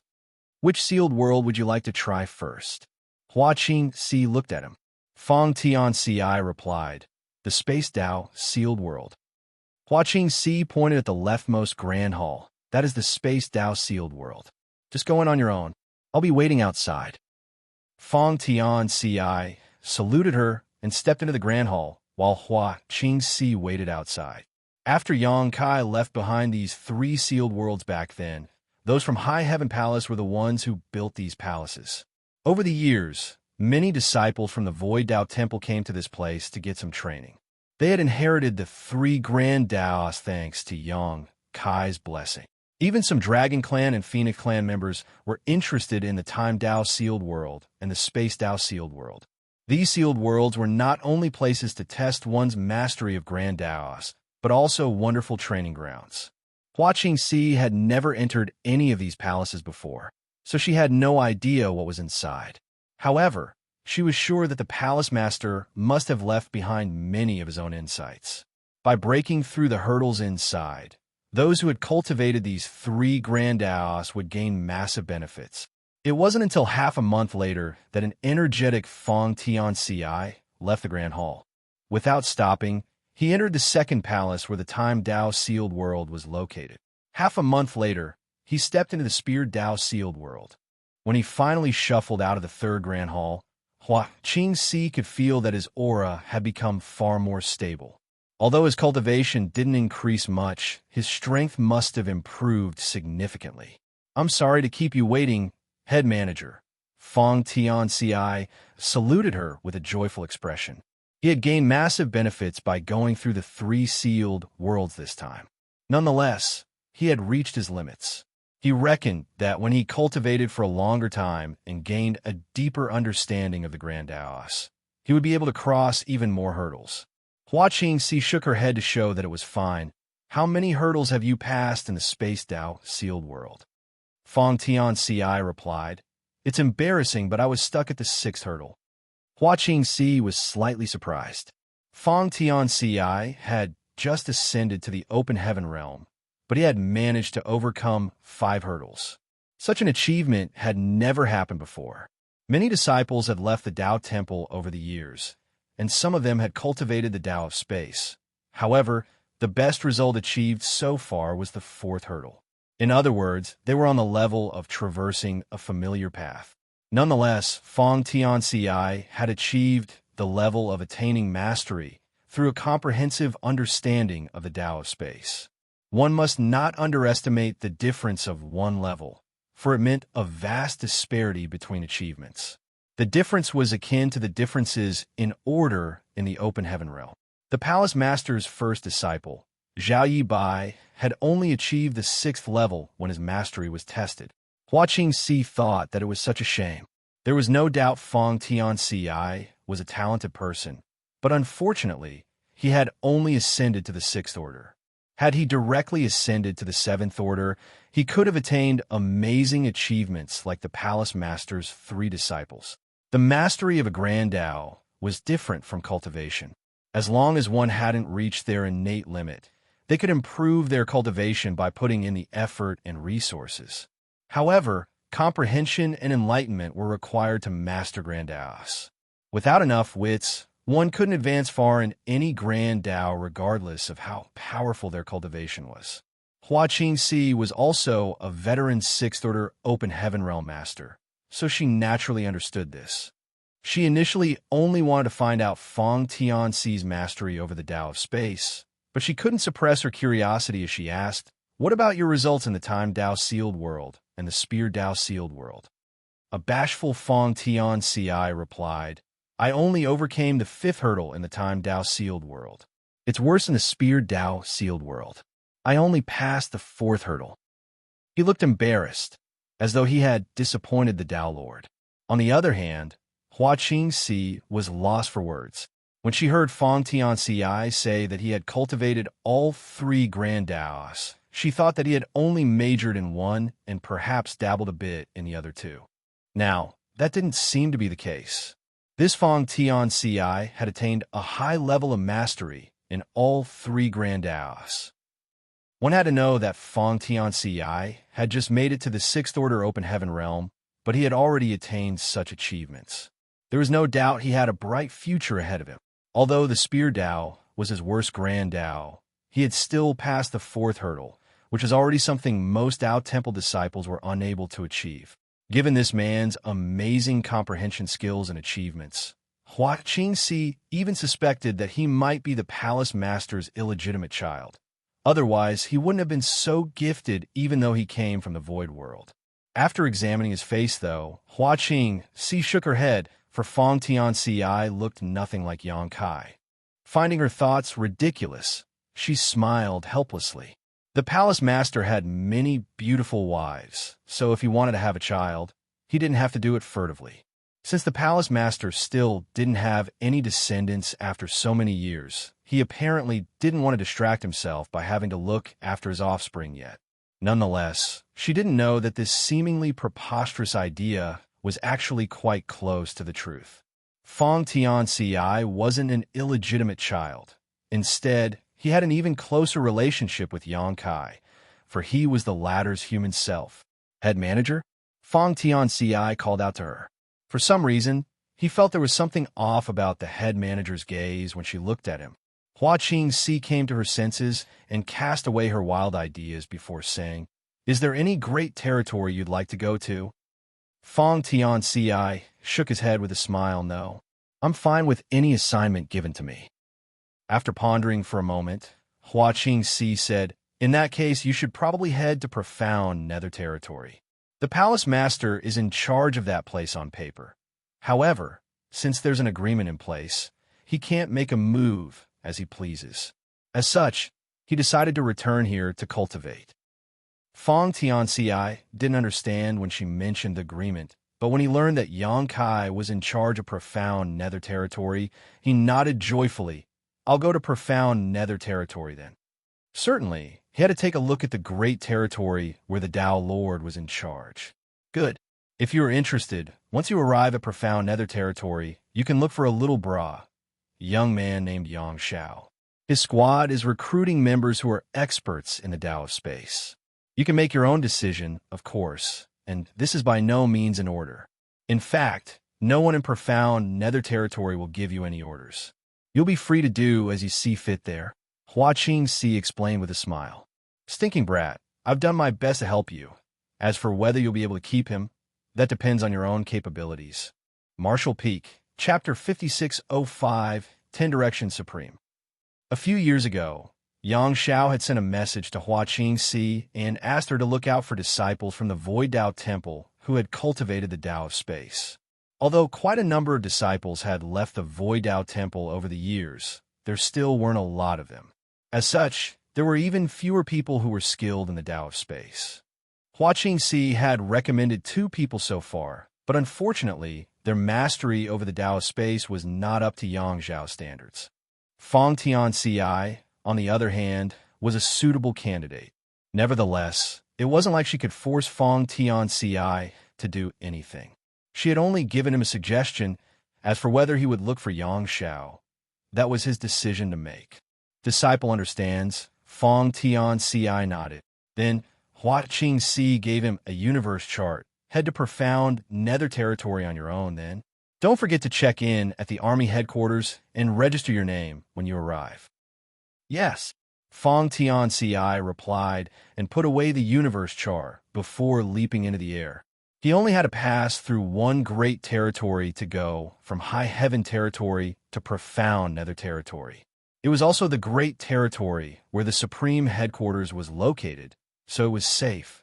In fact, as long as the 13 great territory battlefields on the front lines were not broken through, the defense at the back would remain impenetrable.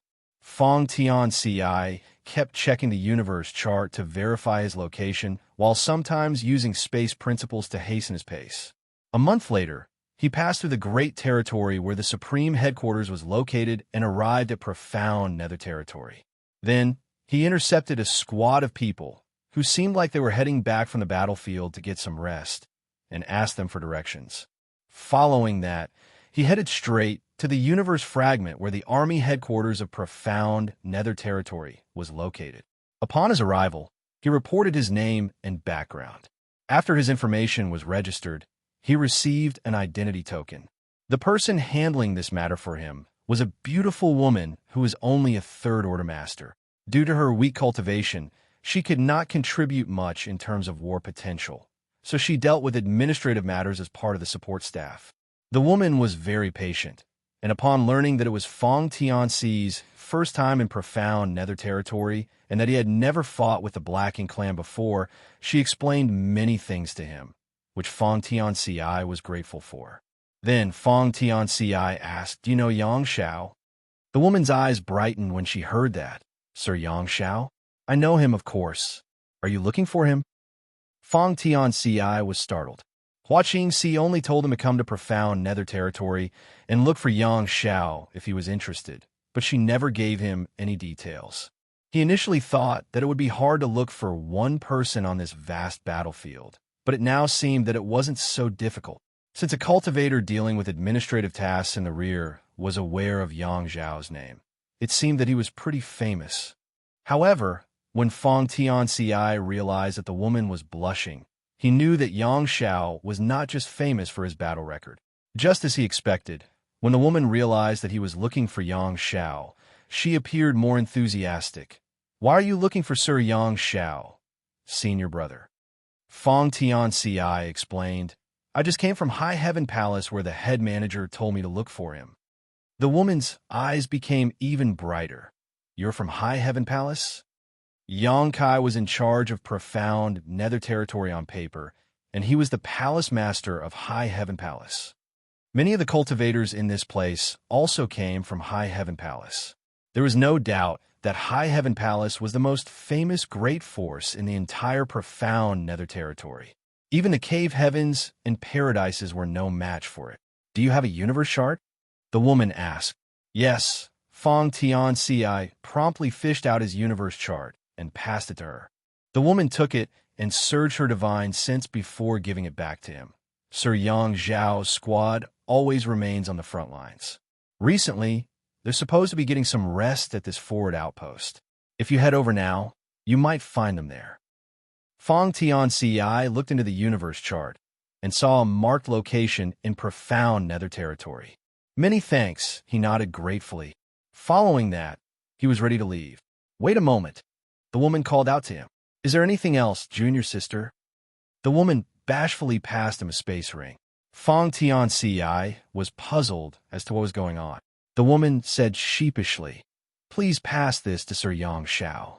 Since I can't fight the enemy directly, I'd like to give Sir Xianxia some pills that can heal his wounds and restore his energy. Please tell him to stay safe." "All right," Fong Tianci nodded. Although he had never met Xianxia before, he thought that the latter must be quite popular among the ladies. That was why this woman only wanted to give some pills to Xianxia, even though there were so many soldiers at the front line. "By the way, my name is Yunxi," the woman added. Fong Tianci was torn between tears and laughter, thinking that Xianxia might not even know who this woman was if he gave him her name. Following the directions in the universe chart, Fong Tianci took a few days to arrive at the forward outpost. However, before he even entered the place, he was stopped. Although he had shown them his identity token, he was still asked to enter a purifying array. The soldiers who fought with the enemy were at risk of being corrupted by Black Ink strength. Once that happened, they would become Black Ink disciples who didn't look different from the normal cultivators. because it was impossible to tell a black ink disciple from an ordinary human just by observing them. A large purifying array was arranged at every forward outpost. Its design was based on the interior of a purifying black ink battleship, and it contained a lot of purifying light.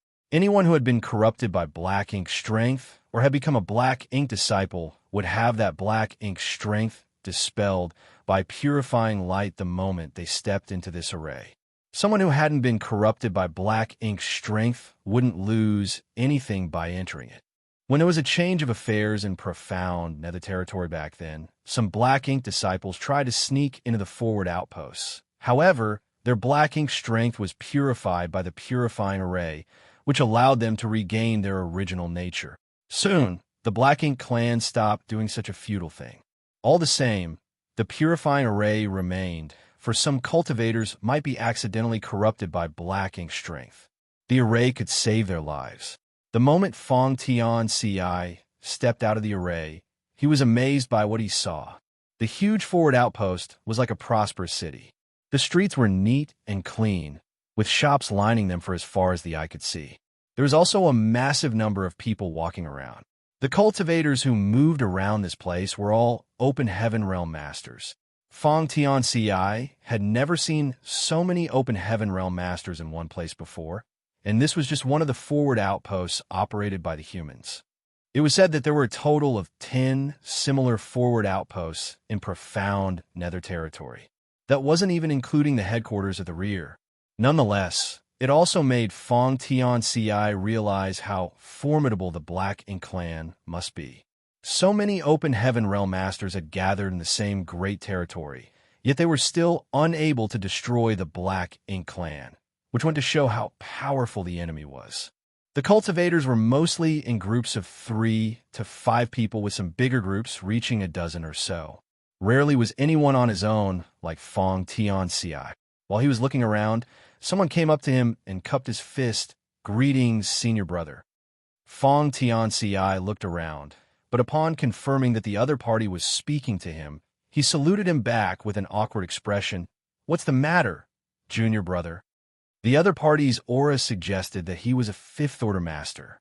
Given the fact that Xianxia was a 6th Order Master, it was only reasonable that he called him junior brother. If they were in the same sect, seniority would be important. If they were not from the same sect, they would usually address each other according to their cultivation. "Is it your first time here, senior brother? If so, please come with me." Saying so, the person passionately took his sleeve and tried to drag him away. Xianxia found it strange. "Is it so obvious that it's my first time here?" Unbeknownst to him, his reaction was indeed conspicuous to the others. Only a cultivator who arrived at this place for the first time would be curious about his surroundings. Just then, another person leaped forward and intercepted them before politely greeting Xianxia. "Well met, senior brother." Then he looked at the 5th Order Master, who was holding Xianxia's sleeve, and said, "Brother Zhou, it's Fei Yun's squad's turn this time. You've crossed the line by snatching him like this." Brother Zhou shook his head. "There are only a few people in the Fei Yun squad. I told you to merge yours with another squad, but you just wouldn't listen to me. So what if you manage to persuade him to join your squad? You won't keep him for long."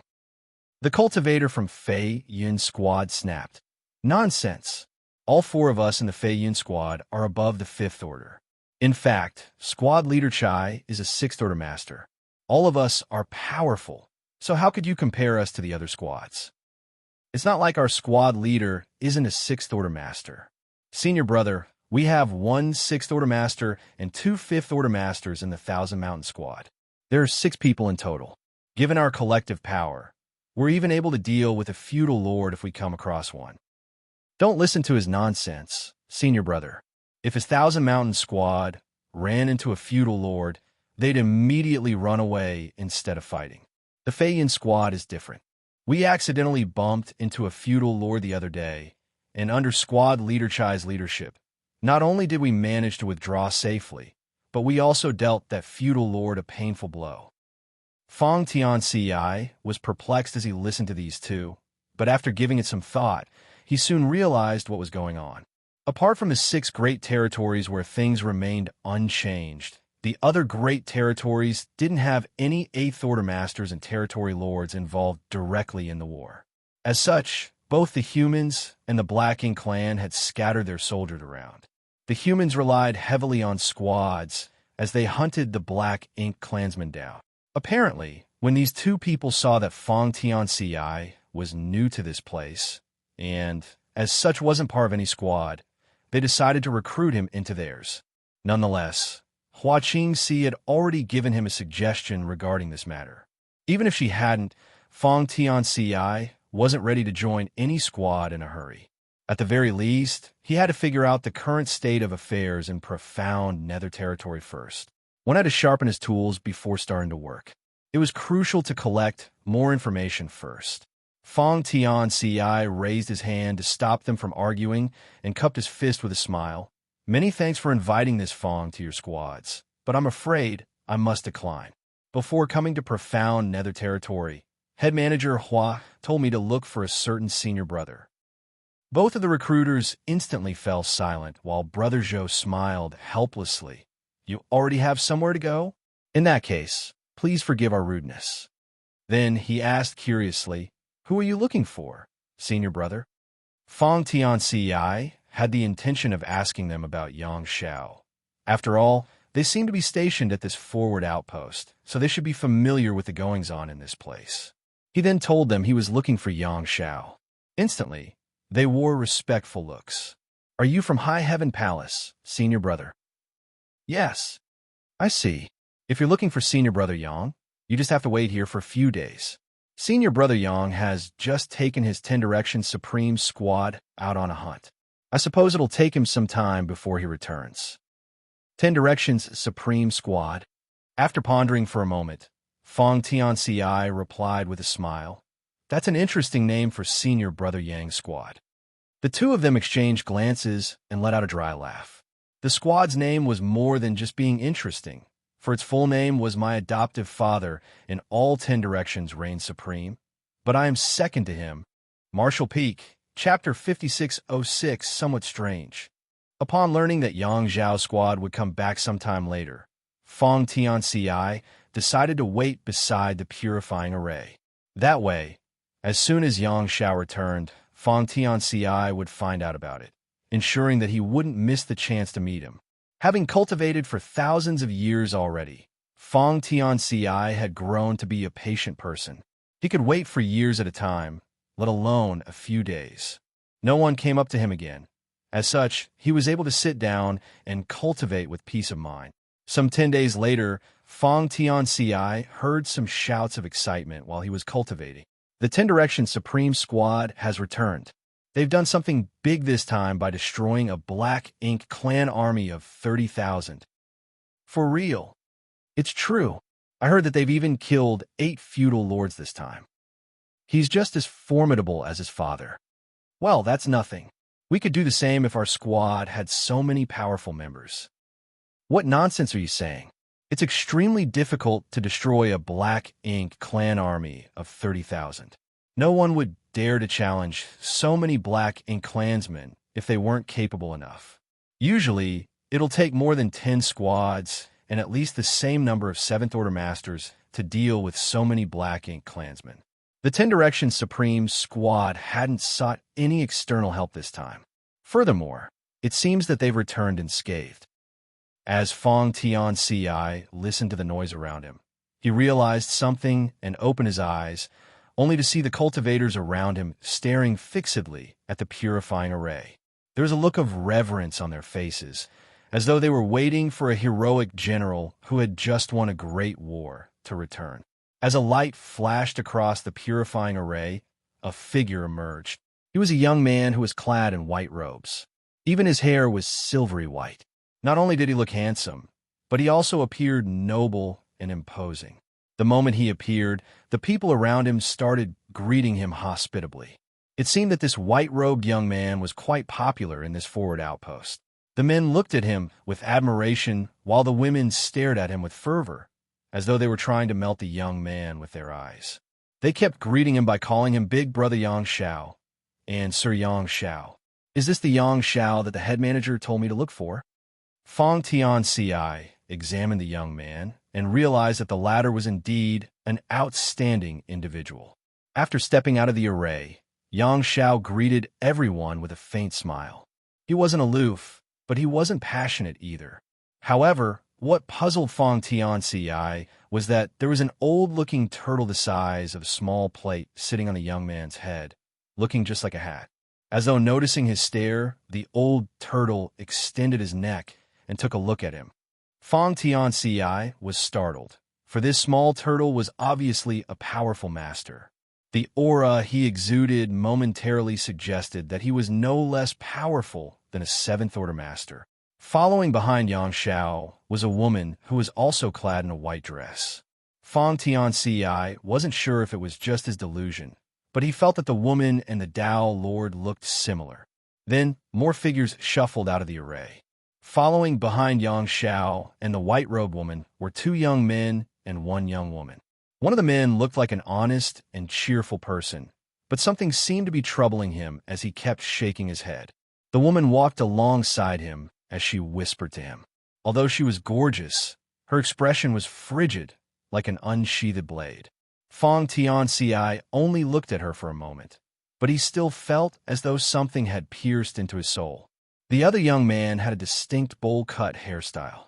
Just like Xianxia at the front, he kept greeting the cultivators around him, seemingly enjoying the attention. Behind them was an ancient ominous beast. On its head sat a stone man with his arms crossed, looking as though he was full of himself. Meanwhile, riding on the ominous beast's back were a young boy and a young girl. The young boy appeared to be adorable, but when he smiled, his mouth tore apart and revealed a hideous set of teeth. On the other hand, the young girl appeared quite cute and delicate. This 10 Direction Supreme Squad's members are a bit strange. Despite their eccentricity, Xianxia could feel that they were all-powerful. None of the members in the squad were weak, as most of them exuded a might equivalent to seventh-order masters. As for those that didn't, they were all sixth-order masters. It was no wonder that this squad was able to destroy a Black Ink clan army of 30,000. Any Black Ink clan army would be doomed if they came across such a lineup. Nevertheless, the fact that they were completely unharmed illustrated just how strong they were. The head manager had given Xianxia a good recommendation. If he could join such a squad, Xianxia would never be bored again. After giving it some thought, he stepped forward and soon arrived in front of Xianxia. Then he cupped his fist and said, "High Heaven Palace, Xianxia, greets senior brother Yang." It wasn't until this moment that he realized the Tao Lord and this senior brother shared the surname Yang. Are they related in any way? However, Xianxia looked nothing like Yang Kai. On the other hand, the white-robed woman beside him resembled the Tao Lord quite a bit. "Oh," Xianxia looked at him with surprise. "You're from High Heaven Palace." Xianxia found the other man unfamiliar. Since he didn't know him, he reckoned that the latter was a newly promoted sixth-order master. "Yes, the head manager said you're recruiting members, and she told me to look for you." Hearing that, Xianxia appeared pleasantly surprised. "Head manager Hua told you to look for me." He then realized that this guy was from the Void Dao Temple. Otherwise, head manager Hua wouldn't have asked him to seek him out. At that moment, Xianxia started feeling expectant. Hua Qingxi had recommended 2 people previously, but unfortunately, their abilities were not up to his standards. As such, he recommended them to other squads. Anyway, cultivators who had cultivated the Tao of Space were universally welcomed, so they were soon accepted. When fighting with the Black Ink clan, even though strong masters could help kill more enemies, there would also be times when escaping was essential. In times like these, cultivators who had cultivated the Tao of Space proved to be invaluable. On all the battlefields, there is no doubt that the disciples from the Void Dao Temple were the most popular, especially those who had cultivated the Tao of Space. Once such people appeared, countless squads would invite them to join them by offering many perks. Xianxia was eager to find out Xianxia's abilities, so without hesitation, he turned to the honest-looking young man and said, "Junior brother Zhao, give him a test." Zhao Yibai stepped forward and motioned for Xianxia to follow him. Fong Tianci knew that it was a test he had to pass if he wanted to join the 10 Direction Supreme Squad. As such, he followed the other man without any questions. Soon, they left the forward outpost and disappeared into the void. An hour later, they returned together. While Zhao Yibai remained calm and collected, Fong Tianci seemed to be lost in his thoughts. The test was nothing special, as Fong Tianci was only tested on his utilization of the Tao of Space. Fong Tianci was initially confident, but he never expected that Zhao Yibai was also a master of the Tao of Space. Moreover, Zhao Yibai had a greater mastery over this grand Tao than he did. There was no doubt that Fong Tianci had been defeated by the other man when it came to the Tao of Space, and it wasn't because Zhao Yibai was an order above him, but rather because his comprehension of the Tao of Space was greater. Fong Tianci felt that he had learned a lot, and he also came to realize that there were always people beyond people. How was it? Xianxia asked eagerly. Zhao Yibai gently nodded in response. Xianxia guffawed and passionately patted Fong Tianci's shoulder. From now on, you're a member of the 10 Direction Supreme Squad. We can finally do something greater. His squad was basically unrivaled in the entire profound Nether territory. Others were envious that they were able to kill enemies with ease, but the truth was, how was it possible for them to improve themselves if they felt no pressure? Only the weak bullied those weaker than themselves, while those who were strong challenged those who were stronger. Their goal wasn't to make a name for themselves in profound Nether territory. Instead, they wanted to storm into the great territories that the Black Ink clansmen had occupied, destroy their Black Ink nests, and ruthlessly kill all the Black Ink clansmen they could find. However, if they wanted to do that, they would face a huge risk even though their squad members were powerful. As such, they needed enough power to protect themselves. They initially had such a member. Back then, with Lu Yin and Zhao Yibai joining forces, they could escape if they came across enemies they were unable to defeat. However, after Lu Yin returned to the Star Boundary to cultivate in seclusion in her phoenix nest, the squad's mobility and ability to escape had been significantly reduced. That was why Xianxia sent a message to Hua Qingxi, asking her to look out for people who were experts in the Tao of Space. Since Fong Tianci had passed Zhao Yibai's test, there was no doubt that he had gained the latter's acknowledgement. Xianxia had faith in Zhao Yibai's judgment. Come on, I'll introduce our members to you, Xianxia said enthusiastically. As he introduced the squad members to Fong Tianci, the cultivators around them were envious. They knew what it would mean if one could join the 10 Direction Supreme Squad. However, they also knew that it wasn't easy to become one of them. Xianxia wasn't interested in anyone who wasn't capable enough. Although it was Fong Tianci's first time meeting these people, he somehow felt as though he had known them for a long time. As such, he became close to them very quickly. He sincerely admired Zhao Yibai as he cupped his fist and said, "Please give me more guidance in the future, Senior Brother Zhao." Zhao Yibai smiled frankly. "If there's some free time, we can discuss the Tao of Space and have a friendly competition. Since you've cultivated the Tao of Space, you must be from the Void Tao Temple and have inherited the Honored Master's Grand Tao. As such, you shouldn't underestimate yourself." Honored Master? Fong Tianci was stunned. Xianxia smilingly wrapped his arm around Fong Tianci's shoulders. "Junior Brother Zhao is my adoptive father's first legacy disciple." Adoptive father? Fong Tianci was astounded. "I'm talking about the Tao Lord, as you all call him," Xianxia explained nonchalantly. Then, he appeared somewhat envious. "That old man certainly has had some fun by building a Tao temple in his small universe. If I had one of the 4 universe pillars in a small universe, I would have done the same." Fong Tianci was bewildered. Hua Qingxi only told him to come look for Xianxia, but she didn't give him any details. It wasn't until this moment that he realized many members of this squad were closely related to the Tao Lord. The Tao Lord's adoptive son, little sister, and 3 legacy disciples were all members. Certainly, Fong Tianci was aware of Zhao Yibai and the other 2 legacy disciples. When he was cultivating in the Tao Temple back then, he was informed that the Tao Lord had taken on 3 disciples in the Void World. They were all legendary figures, but they were now standing right in front of him. Upon that realization, Feng Tianxia felt relieved. It was no wonder that Zhao Yi Bai had a better grasp of the Tao of space. He was the Tao Lord's first disciple who inherited his Tao of space. It wasn't surprising that he was more skillful in this grand Tao. It was only reasonable that Feng Tianxia was defeated. Martial Peak, Chapter 5607, You Should Not Follow the Crooked Path. Feng Tianxia felt that the head manager had found him a wonderful squad to be a part of.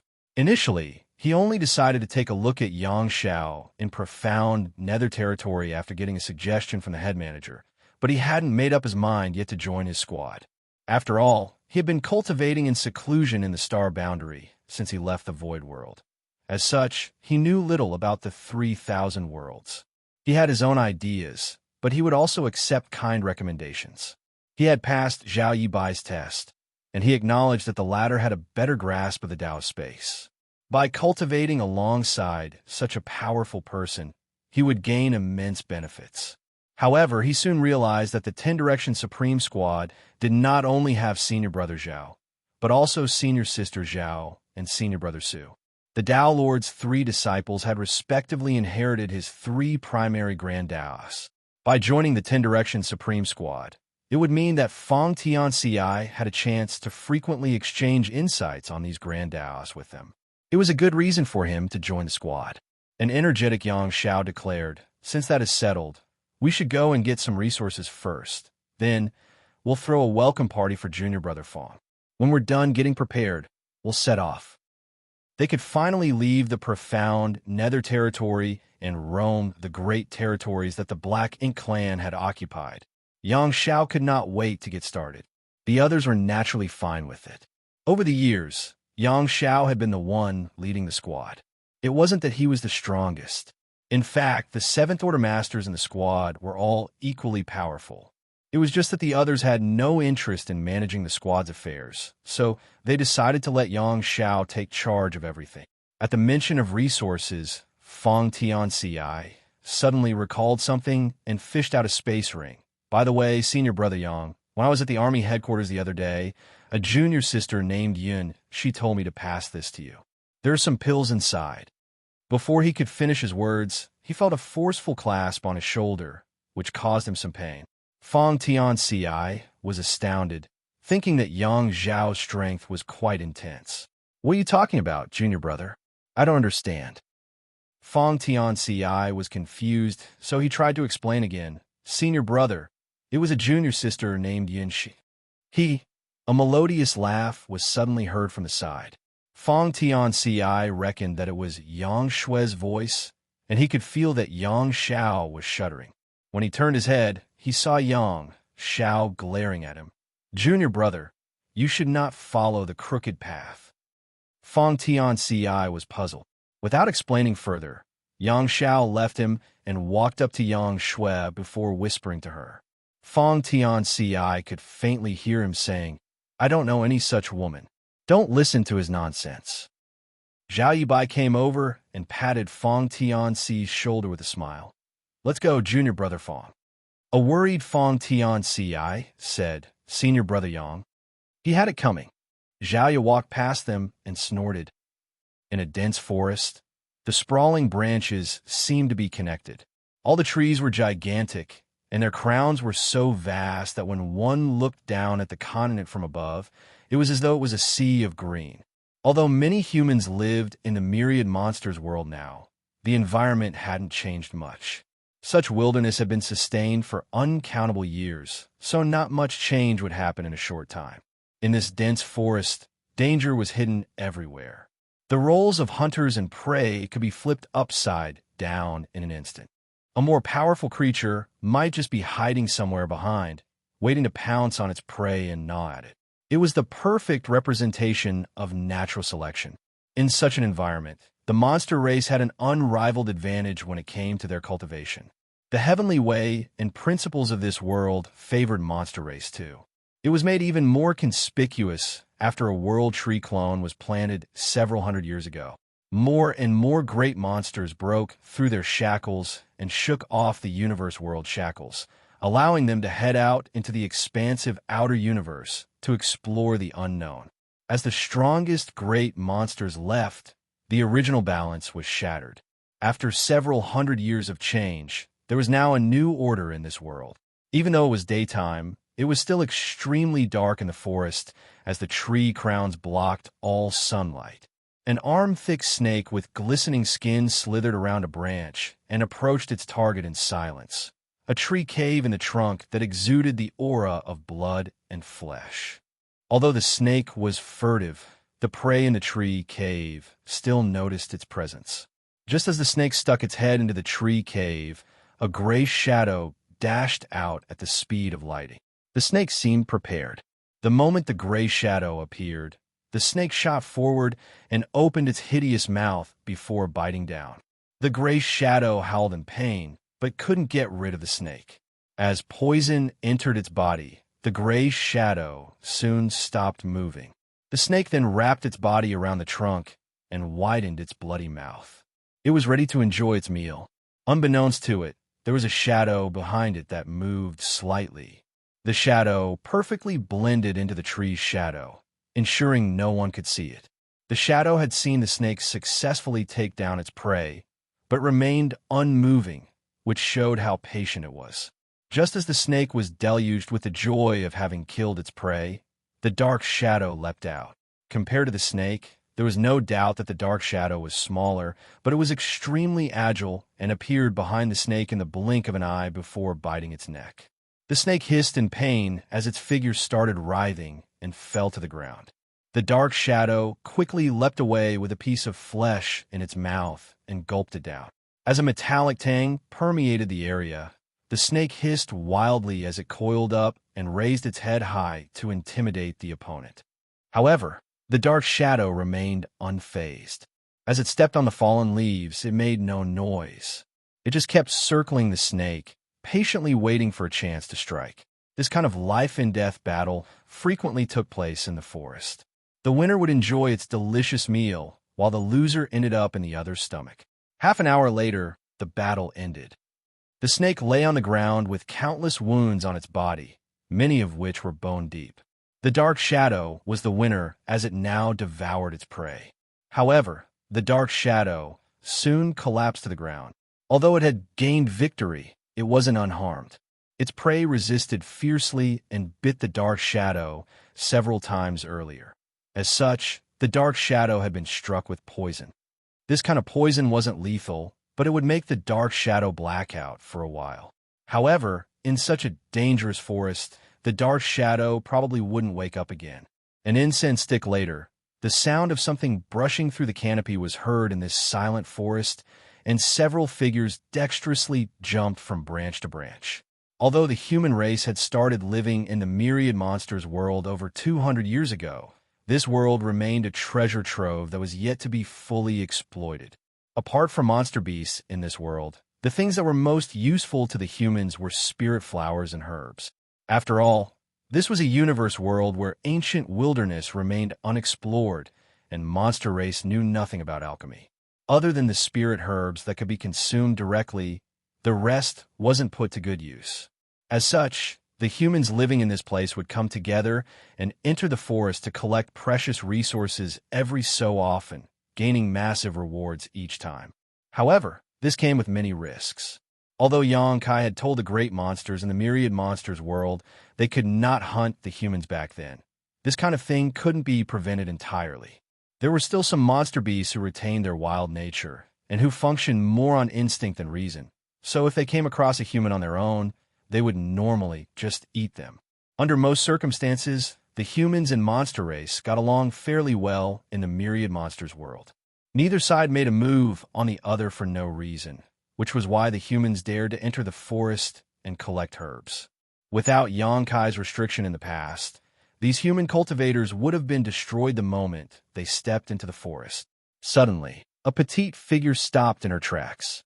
She looked like a beautiful young woman in her early 20s, and her aptitude was clearly quite good as she was already in the separation and reunion boundary. The metallic tang in the air was obvious, so she certainly noticed it. As she looked around, she soon saw the bloodied battlefield. She leaped from the branches and landed beside the snake. Then, she saw the dark shadow lying on the ground. Junior sister. Another figure landed beside her. He seemed to be a young man who was a few years older. The young woman pointed at the dark shadow and said, "It's a shadow leopard." "Is it dead?" the man asked. "I don't think so," the young woman replied. Then she placed her hand on the shadow leopard's neck and said affirmatively, "It's still alive, but I think it's been struck with poison." The man urged her by saying, "Ignore it. In a myriad monsters world, it's only normal that monster beasts fight with each other. We should focus on our mission. However, if we ignore it, it will be eaten by other monster beasts." The woman didn't have the heart to let the small leopard die, so she looked up at the man. "Please save it, senior brother." The man frowned, as he wasn't willing to have a hand in the affairs between monster beasts, so he dissuaded her, saying, "It would be terrible if its parents misunderstand us. This shadow leopard is still very young, so perhaps its parents are nearby." The young woman replied, "If they were nearby, they would have saved it already. Its parents must be dead. It's such a pity that this leopard has to start hunting at such a young age." As she recalled certain memories, she felt a lump in her throat. She went on to say, "Moreover, it's fine even if its parents come looking for it. We'll just give the leopard back to them. Please save it, senior brother." As she tipped her head back, she looked at the man with teary eyes. The man didn't have the heart to see the woman cry, so he raised his hands and gave in. "All right, we'll save it. Stop crying." The young woman instantly stopped crying and smiled. "You're the best, senior brother." Then she crouched down and picked up the shadow leopard. "Let's go, senior brother." "Are you going to carry it just like this?" "Yes." "Shouldn't you give a detoxifying pill and dress up its wounds?" "Ah." Only then did the young woman come to her senses and start treating the little leopard. Since they had to enter the forest to collect spirit herbs frequently, they always made sure to bring some detoxifying pills with them, as they never knew what they might encounter. Such pills were useful at this moment. Marshall Peak, Chapter 5608, Shadow Leopard. In an expansive universe, there were countless sects and great forces. The cave heavens and paradises had a long history with ample heritage and were unrivaled in the 3,000 worlds. As such, they were considered first class. Under the cave heavens and paradises, the great forces with mid-rank open heaven realm masters assuming command were considered second class. For the great forces that didn't even have any mid-rank open heaven realm masters, they were classified as third class. Supposedly, the universe should be filled with the lowest class great forces, but the truth was second-class great forces came in the largest number in the 3,000 worlds. Mid-rank open heaven realm ranged from the 4th order to the 6th order, and as long as a cultivator's aptitude wasn't too terrible, he or she could make an initial breakthrough to the 2nd or 3rd order open heaven realm. After that, given enough time, effort, and resources, such a person would become a 4th order master. As such, there were a lot of 4th order and 5th order masters in any great territory, while there would be quite a number of 6th order masters as well. However, even if the two great forces were both second class, the difference in their heritages could be immense. As long as there was a single 4th order master in a sect, it was considered second class. On the other hand, a sect with several 6th order masters in charge was also considered second class, but no one would say two such sects were comparable. Great Feather Pavilion was a below-average second-class great force. At the peak of its power, it only had 2 5th order masters and 4 4th order masters. This kind of heritage could only be described as ordinary. However, even a great force like Great Feather Pavilion had occupied a great territory and had it named after their sect. Following the Black Ink Clan's invasion, however, all great forces, no matter their size or strength, had no choice but to give up on their heritages and evacuate to high heaven territory, even the cave heavens and paradises. Back then, Great Feather Pavilion was visited by a human squad that was deployed from the barren territory. Following their instructions, they met up with the great forces from the other nearby great territories and headed to high heaven territory. Although they experienced some dangers along the way, they safely arrived at their destination. Their lives in high heaven territory were hard. At that time, there were countless cultivators from different great forces that had gathered together. Just like those from Great Feather Pavilion, they had left their homes and didn't have a place to stay. There were two universe worlds in High Heaven territory. One of them was the Star Boundary, and the other was the Demon Realm. No ordinary people could go to the former, while the latter wasn't suitable for most people to live in. Since there was a lack of space and resources, everyone from Great Feather Pavilion was filled with a sense of despair. It wasn't until High Heaven Palace sent them to a universe world in the new Great Territory that they could finally breathe a sigh of relief. After such a traumatizing experience, everyone from the elders down to the lowest disciples of the sect realized just how miserable it was to be weak. However, it was extremely difficult to increase one's strength. Therefore, when the masters of the Star Boundary spread word about the myriad monsters world, the open heaven realm masters from Great Feather Pavilion all headed to profound nether territory without hesitation to join the war against the Black Ink clan so that they could earn military merits, which could be traded for the right to live in the myriad monsters world. The appearance of the myriad monsters world was like a beacon of hope for the weaker great forces. They didn't have the right to enter the Star Boundary, but the myriad monsters world represented a new beginning. As long as they could let their juniors cultivate in the myriad monsters world, they would get nourishment from the World Tree clone. Perhaps there would be a prodigy who could directly ascend to the 6th Order or 7th Order in the future. Just one such person would be enough to help them overcome their destitute destiny. Finally, when the myriad monsters world was opened up, the first batch of people from Great Feather Pavilion settled down in that place. Initially, there were only 10 or so disciples from their sect, but as time passed, more and more moved into the myriad monsters world. They occupied a small spirit peak and rebuilt Great Feather Pavilion. Although the beginning was tough, they were no longer in the position like that of several hundred years ago where they were unable to even imagine a future for themselves. Now, there were 8,000 to 10,000 great forces that had settled down in the myriad monsters world, and there would surely be even more in the future.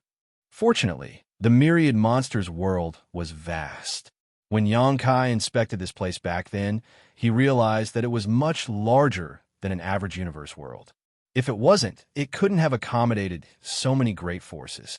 Presently, the open heaven realm masters above the 3rd Order from Great Feather Pavilion had headed to the battlefields to battle the enemy.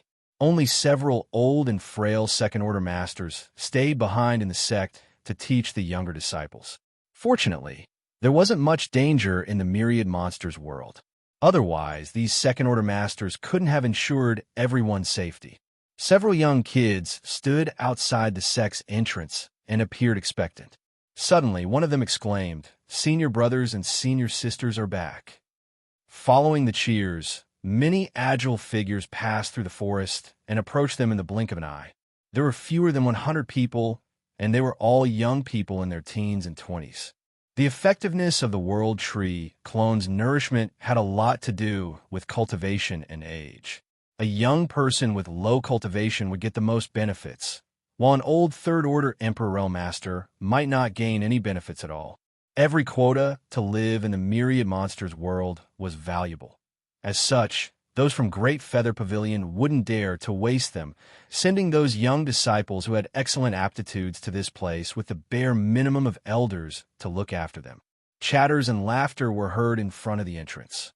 Soon, the young kids were attracted to a particular anomaly. It was a little beast with black and smooth fur. The little beast seemed to be injured as it was asleep in a senior sister's arms. Blood had seeped through the bandages around its body.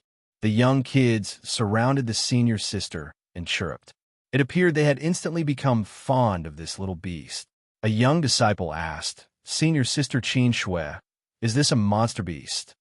Xianxia smiled and nodded. It's a shadow leopard." The disciple extended his hand in an attempt to touch the shadow leopard, but he soon retracted it as he was worried that the shadow leopard would wake up suddenly and bite him. A 2nd Order master asked, "What's going on?" Xianxia then briefly relayed to him what happened to the snow leopard and asked, "Elder, can I raise it?" The elder replied, "I don't mind you raising it, but how you intend to feed it? I can bring it out and do some hunting." The elder shook his head. When that Sir planted the World Tree clone in this place 300 years ago, he made an agreement with the great monsters that both races should coexist harmoniously and that we couldn't harm each other for no reason. Although there have been incidents of monster beasts hunting humans over the years, that was mostly related to beasts who had retained their wild nature. As such, we couldn't settle the score with them. If you make a move on a monster race, though, it will be a breach of the agreement between that Sir and the monster race. If the monster race members flare up, no one can protect you. It was the first time Xianxia heard about this, so she was caught in a dilemma. After pondering for a moment, she asked, "Will it be all right if we hunt some normal beasts?" The elder nodded. "That should be fine." Normal beasts were not part of the agreement. After all, some weaker cultivators still needed to eat to survive. An elated Xianxia said, "I'll keep it for now then. Now that it's hurt, it won't survive if we release it back to the forest. When it recovers, I'll let it go if it doesn't want to stay." "Good," the elder nodded. As such, the little shadow leopard was kept in the Great Feather Pavilion. Xianxia was initially worried that the shadow leopard wouldn't be able to adapt to the new environment, but she soon realized that her concerns were unnecessary. Although the shadow leopard was still very young, it seemed to have some sentience as it knew who saved it. After it awakened, it didn't show any hostility towards Xianxia, as Xianxia took good care of the shadow leopard, and it recovered quickly. When she went to visit the shadow leopard a month later, she realized that it was nowhere to be seen. She searched everywhere in Great Feather Pavilion, but still couldn't find it. It seemed that the shadow leopard had left without a word. This made the young woman sad. However, after giving it some thought, she realized that a monster beast like the shadow leopard was supposed to live in the wild. By keeping it in the Great Feather Pavilion, it might wear away the leopard's instincts, which would inevitably weaken it. As such, she soon accepted this reality. It wasn't until half a year later that she came across the shadow leopard again. As though they were destined to meet again, Xianxia bumped into the dark shadow when she was collecting spirit herbs in the forest. The shadow leopard walked up to her with obvious affection, which pleasantly surprised Xianxia. They hadn't met for half a year, and the shadow leopard had grown much larger. She managed to collect more resources this time. As with the shadow leopard leading the way, she easily found a lot of precious herbs. Since then, collecting spirit herbs was the activity that she looked forward to the most. As time passed, both Xianxia and the shadow leopard both grew stronger. The young woman had grown up to be a beautiful lady, like a blooming flower. She had married her beloved senior brother and given birth to children. She lived a full and happy life. On the other hand, the shadow leopard had grown from a monster beast to a monster general, then a monster commander, and eventually an intimidating monster king. The great forces nearby knew that there was a monster king that was equivalent to an emperor realm master protecting the Great Feather Pavilion's territory. As such, the disciples from the Great Feather Pavilion were safe whenever they headed out to collect herbs or wander around. All this was because a young woman took the initiative to save a shadow leopard in the past. Others couldn't help feeling envious. Although they wanted to do the same, they didn't know where to start. Several hundred years later, heavy rain poured down from the sky as lightning struck through the night. Xianxia heard a familiar growl when she was cultivating. Her expression changed as she immediately stopped. Then, she pressed her ear against the door and listened for a while. Following that, she dashed out of the Great Feather Pavilion and charged forward in the rain. Now, she was an Emperor Realm Master who had condensed her Dao Seal. As long as she refined the 7 elements, she would be able to ascend to the open heaven realm. Her aptitude was fairly good, though not the best, so she had been refining 5th order materials over the years. As such, she could most likely directly ascend to the 5th order open heaven realm. One had to know that just a few hundred years ago, the strongest master in Great Feather Pavilion was only in the 5th order open heaven realm, and had worked his way up to that level from the 3rd order. No one in Great Feather Pavilion's history had ever directly ascended to the 5th order in the past. All this was thanks to the World Tree clone's nourishment. Now, several people in the Great Feather Pavilion also had the potential to directly ascend to the 5th order.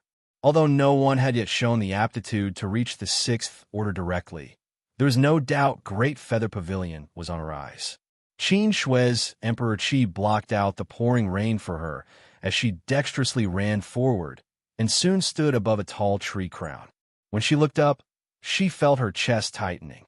On a peak that was several hundred meters above the ground, lightning struck and illuminated the entire world.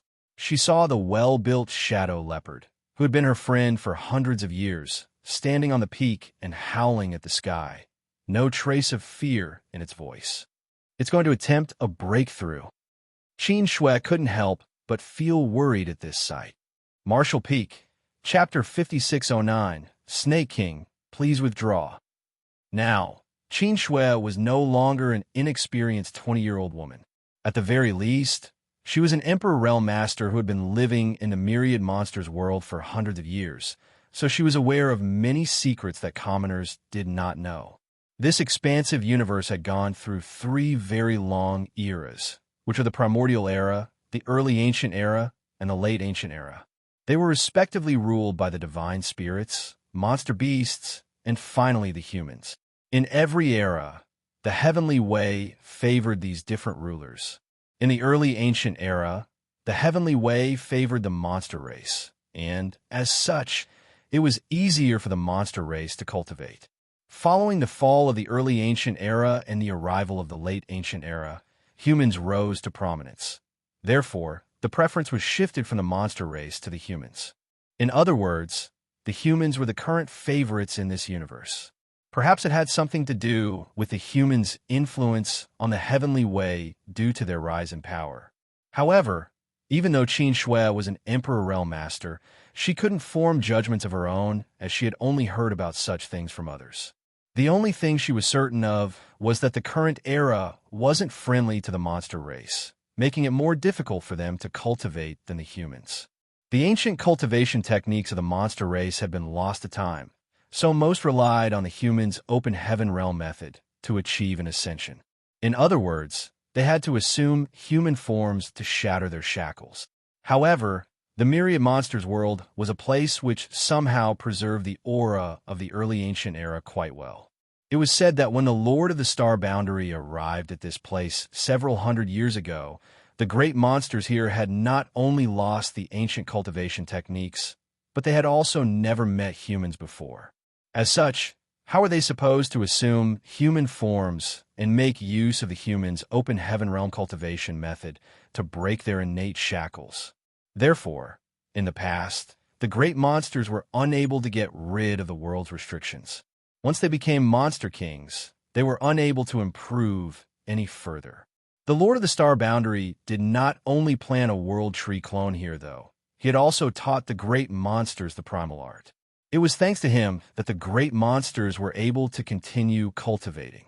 Therefore, in the myriad monsters world now, there were two methods the monster race could use to cultivate. One was to use the primal art left behind by the Lord of the Star Boundary, and the other was the human's open heaven realm method. There were pros and cons to both, so neither could be said to be superior. The monster race members had to make their own decisions. Many monster beasts became close to humans when they were still very young, and were subsequently raised by them. Since these monster beasts quickly learned how to assume human form, they naturally chose the human's cultivation method. However, a monster race member like the Shadow Leopard, who had always remained a beast, chose the primal art. It had been over 10 years since Qin Shui last met the Shadow Leopard, and at that time, she already felt that the beast was on the brink of achieving a breakthrough. Nevertheless, she hadn't heard any news from it since then. Much to her surprise, she heard the noise of its breakthrough on this stormy night. She had read a lot of ancient books and found out that monster race members who chose to achieve a breakthrough by using the primal art had to face a much greater risk than those who relied on the open heaven realm method. That was because monster race members cultivated the primal art by refining their monster cores, which were their very foundation.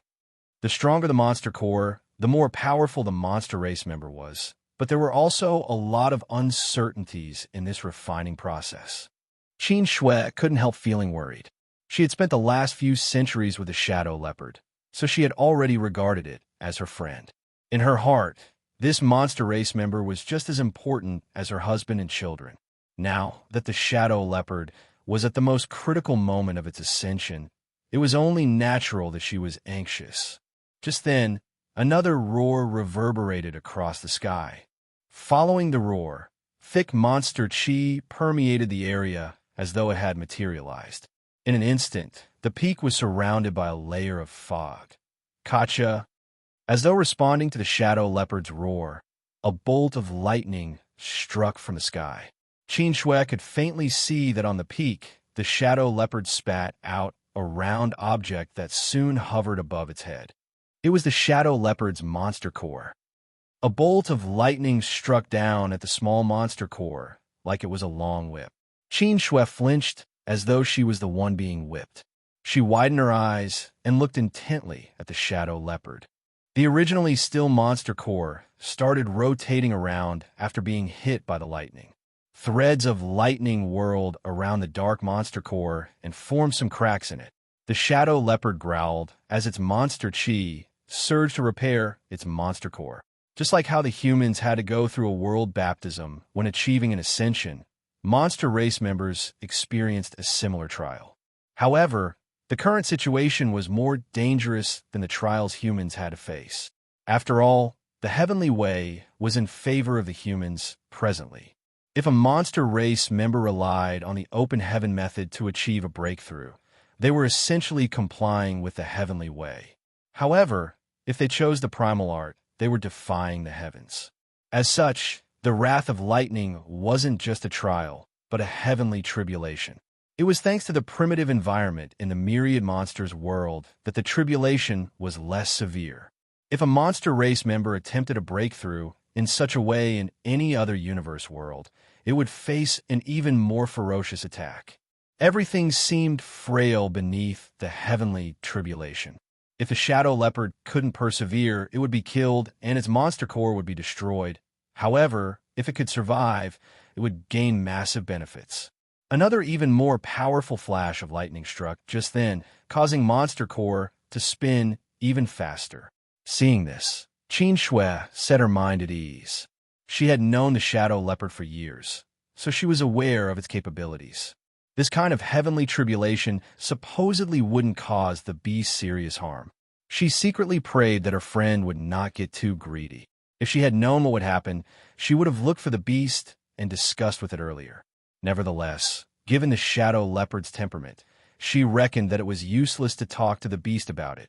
This fellow was obstinate. When it was still a little beast back then, it left Great Feather Pavilion without a word after it recovered.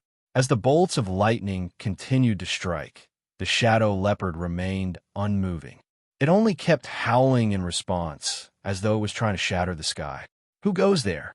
Xianxia's expression turned cold abruptly as she charged forward in a particular direction. While in midair, a sword appeared in her hand. Jade Moon Sword Arts, 3,000 sword lights.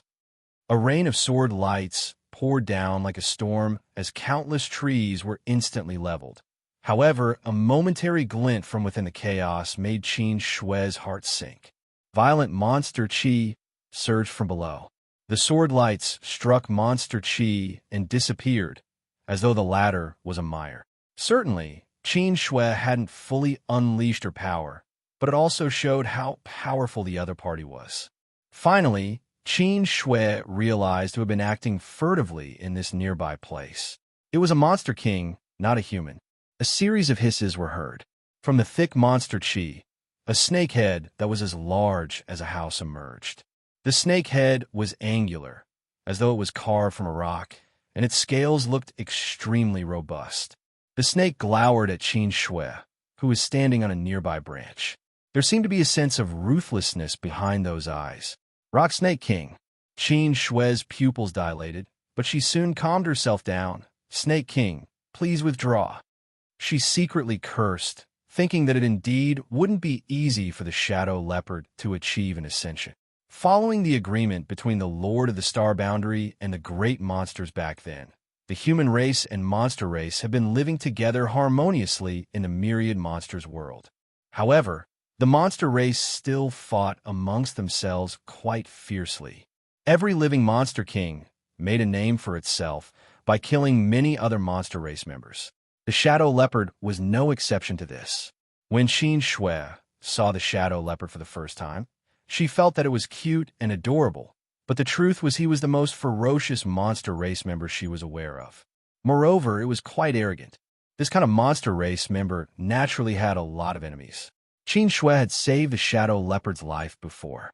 As such, a grateful shadow leopard never showed its wild side in front of her over the years. The Rock Snake King was one of the shadow leopard's enemies, as their territories were next to each other. The shadow leopard was bullied by the snake when it was weak, so when it grew stronger, it was determined to get its revenge. Certainly, the Rock Snake King wouldn't allow its enemy to grow in power. If the shadow leopard passed through the tribulation and ascended above the Monster King realm, the Rock Snake King would be doomed. Therefore, the moment it realized that the shadow leopard was attempting a breakthrough, it slithered over and approached the shadow leopard in secret, waiting for a chance to deal a fatal blow to its enemy. Nonetheless, Xianxia managed to detect its presence. The Rock Snake King was extremely powerful. Furthermore, its skin was as hard as steel. The shadow leopard had exchanged moves with it several times, but could never defeat it outright. Although Xianxia was an Emperor Realm Master, she didn't have the confidence to defeat the Snake King either. In fact, she might not even be able to protect herself. Even though it was difficult for monster race members to cultivate, they were innately more powerful than the humans when in the same realm. That was because they had robust physiques and spent much longer accumulating heritage. "You dare make a move against me, human?" The Rock Snake King glared at Xianxia as it hissed and spoke human language. Xianxia frowned and cupped her fist. "Please forgive my earlier offense, Snake King." They had to comply with the agreement between the Lord of the Star Boundary and the Great Monsters, which was the very foundation of a human race's survival in the myriad monsters world. Without this agreement, the humans would find it hard to live in such a world. The Rock Snake King snorted, "Scram. I don't want to waste any time on you." Following that, its burly figure zigzagged towards the shadow leopard. Certainly, Xianxia couldn't back down. Otherwise, the shadow leopard's ascension would be interrupted, let alone break through to a higher realm. It might even lose its life. A hint of hesitation flashed across Xianxia's eyes, but she soon brought down her sword and sent a sword wave slashing across the route where the Snake King was heading, forming a crack on the ground. "Please retreat, Snake King." Rain poured down from the dark sky as the small woman stood steadfastly on the tree branch in front of the Rock Snake King. The eyes on the snake head beamed with an insidious glow as it hissed rapidly. Soon, a human-like smile appeared on its face. "Good. This king has never eaten a human before. I'll devour you before dealing with that stupid leopard." The moment it finished speaking, its snake head appeared in front of Xianxia all of a sudden and opened its hideous mouth, emanating a pungent breath. It was as though the snake wanted to swallow Xianxia in one fell swoop. Martial Peak, Chapter 5610, Hard to Settle. A terrible stink exuded from the snake's gruesome mouth. Xianxia's petite figure was stuck inside the mouth, as though she would be devoured at any moment. At the most critical moment, she resisted the snake's teeth with her sword. Following a violent impact, she was sent flying away, thus widening her gap with the Rock Snake King. Although the snake was heavy, it zigzagged forward at an incredible speed. As its monster chi surged, the trees along the way cracked and fell to the ground as though they were just straws. The moment Xianxia stabilized herself, she felt an immense force coming from behind. She swung her sword and infused her Emperor Chi into it to protect her back. With a boom, the huge snake tail struck, almost shattering her protective Emperor Chi. Xianxia staggered forward, but before she could regain her footing, she saw a green fog coming at her. She was astounded, although she knew that it wasn't easy to deal with a monster king. It wasn't until she exchanged moves with the Rock Snake King that she realized how powerful the other party was. Initially, she just wanted to stop the Rock Snake King from harming the Shadow Leopard, but she soon realized that she couldn't deter the other party without going all out. "Snake King, forgive my disrespect." She wielded her sword and cast the fog away with a flash of sword lights that soon formed a light screen and covered the snake. She had used the most powerful method she possessed to strike back. Good.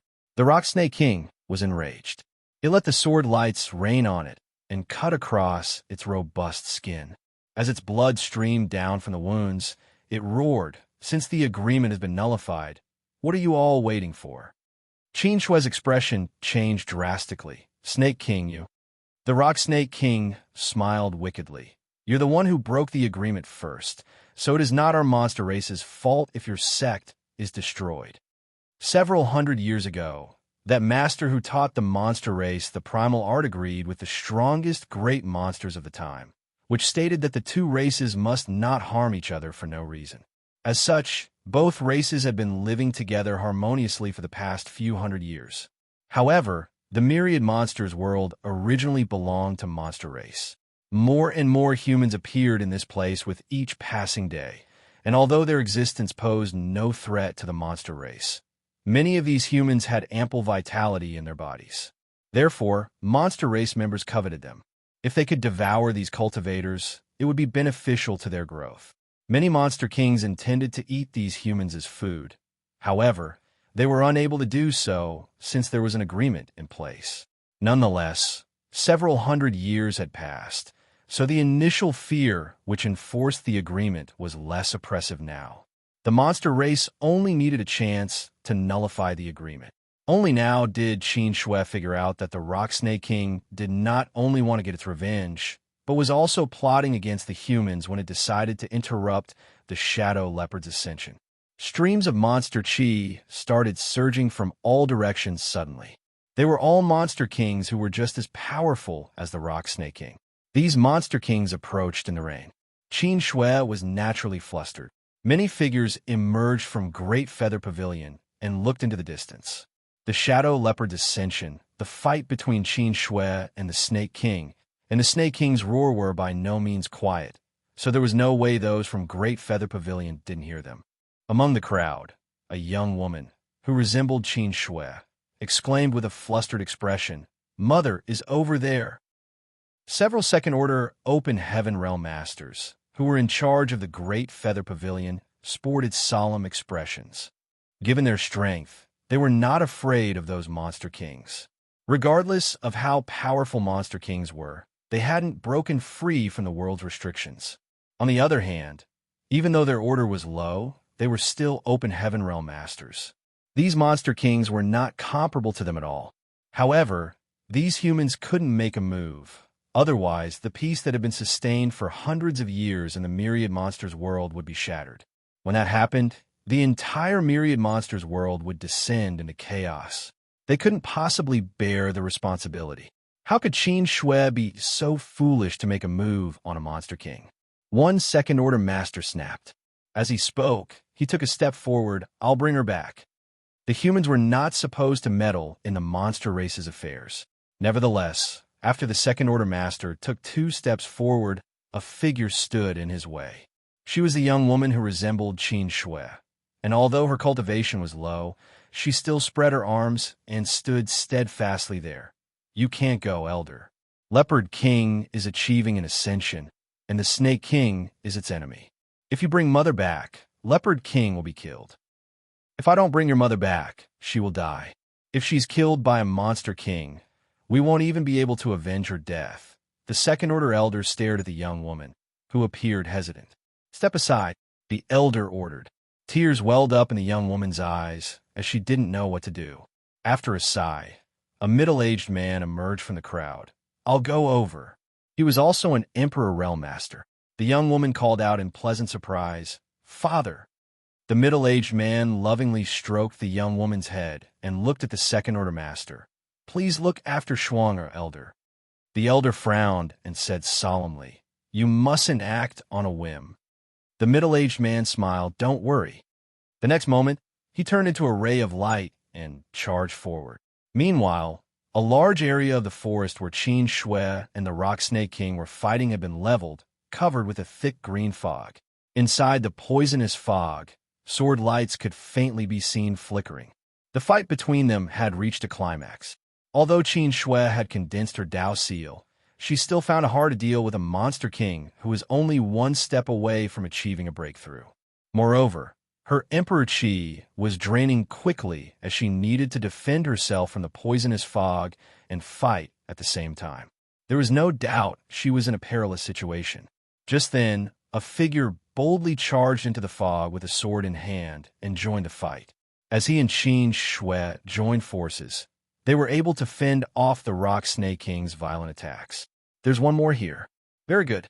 The Rock Snake King guffawed at how foolish these humans were. Since one more human had joined the fight, things would be simpler for Monster Race. It had made the right decision to persuade the other Monster Kings to take action together. The middle-aged man wrapped his arm around Qin Shui's waist and flew backwards for several hundred meters. The moment they left the fog, the man shouted, "Snake King, why don't we stop things here?" "In your dreams." The Rock Snake King shot out of the fog. Although its figure was huge, it was extremely agile. The snake opened its mouth and hissed, "Since you dare make a move, don't even think about leaving this place alive." "So be it." The middle-aged man put on a bitter smile. He knew that they couldn't settle the problem easily, but he still wanted to give it a try. As such, he wasn't disappointed when he failed. Then, he lifted his sword and surged his Emperor Qi before shouting, "I, Ho Qinghai, my wife, will take responsibility for today's matter. It has nothing to do with anyone else. Please abide by the agreement, Monster Kings. Don't be fooled by any unscrupulous villain and risk ruining your futures." His voice traveled for quite a distance, and the Monster Kings, who were crossing the borders and approaching them, were startled for a moment, but they soon shrugged it off. Inside Great Feather Pavilion, the Second Order Elder sighed. He had already expected this kind of outcome when Ho Qinghai offered to go, but he was unable to stop him. The young woman cried, "Father, Mother." Just as she was about to dash forward, the Second Order Elder tapped his hand on her head, and the young woman collapsed. "Take her inside," the Elder ordered. Some senior sisters who were close to her carried her and entered the pavilion. Several Second Order Elders looked in the battlefield's direction and sighed. "I'm afraid this issue will be hard to settle. Since we're here, Great Feather Pavilion will be safe. The Monster Kings won't have the guts to attack us. I'm worried today's incident will affect the current affairs in the myriad monsters world. If the monster race members turn hostile against the humans as a whole, we will be held responsible. We have to inform the High Heaven Palace about this and ask them to help settle this issue. Do we just let Qinghai and Qin Shui fight on their own? There are monster emperors in the myriad monsters world. If we make a move, those monster emperors won't stay silent and do nothing. Unless we're ready to fight the entire monster race, we mustn't act rashly." Someone let out a long sigh. They were powerless to solve this crisis. After all, they were only Second Order Open Heaven Realm Masters, so they were not powerful enough to suppress all the monster race members in the myriad monsters world. It was a pity that two bright disciples were in trouble. Both Ho Qinghai and Qin Shui had the potential to directly ascend to the Fifth Order. They had already condensed their Dao seals and just had to keep cultivating for another century or two before making that final breakthrough. Although the elders were frustrated, they were unable to stop it. They were aware of Qin Shui's relationship with the Leopard King. Since the Leopard King was attempting a breakthrough, it was only natural that Qin Shui would stand up for it. On the battlefield, Ho Qinghai and Qin Shui joined forces and finally suppressed the Rock Snake King. However, they were not one bit pleased, for they could feel the streams of powerful monster qi approaching.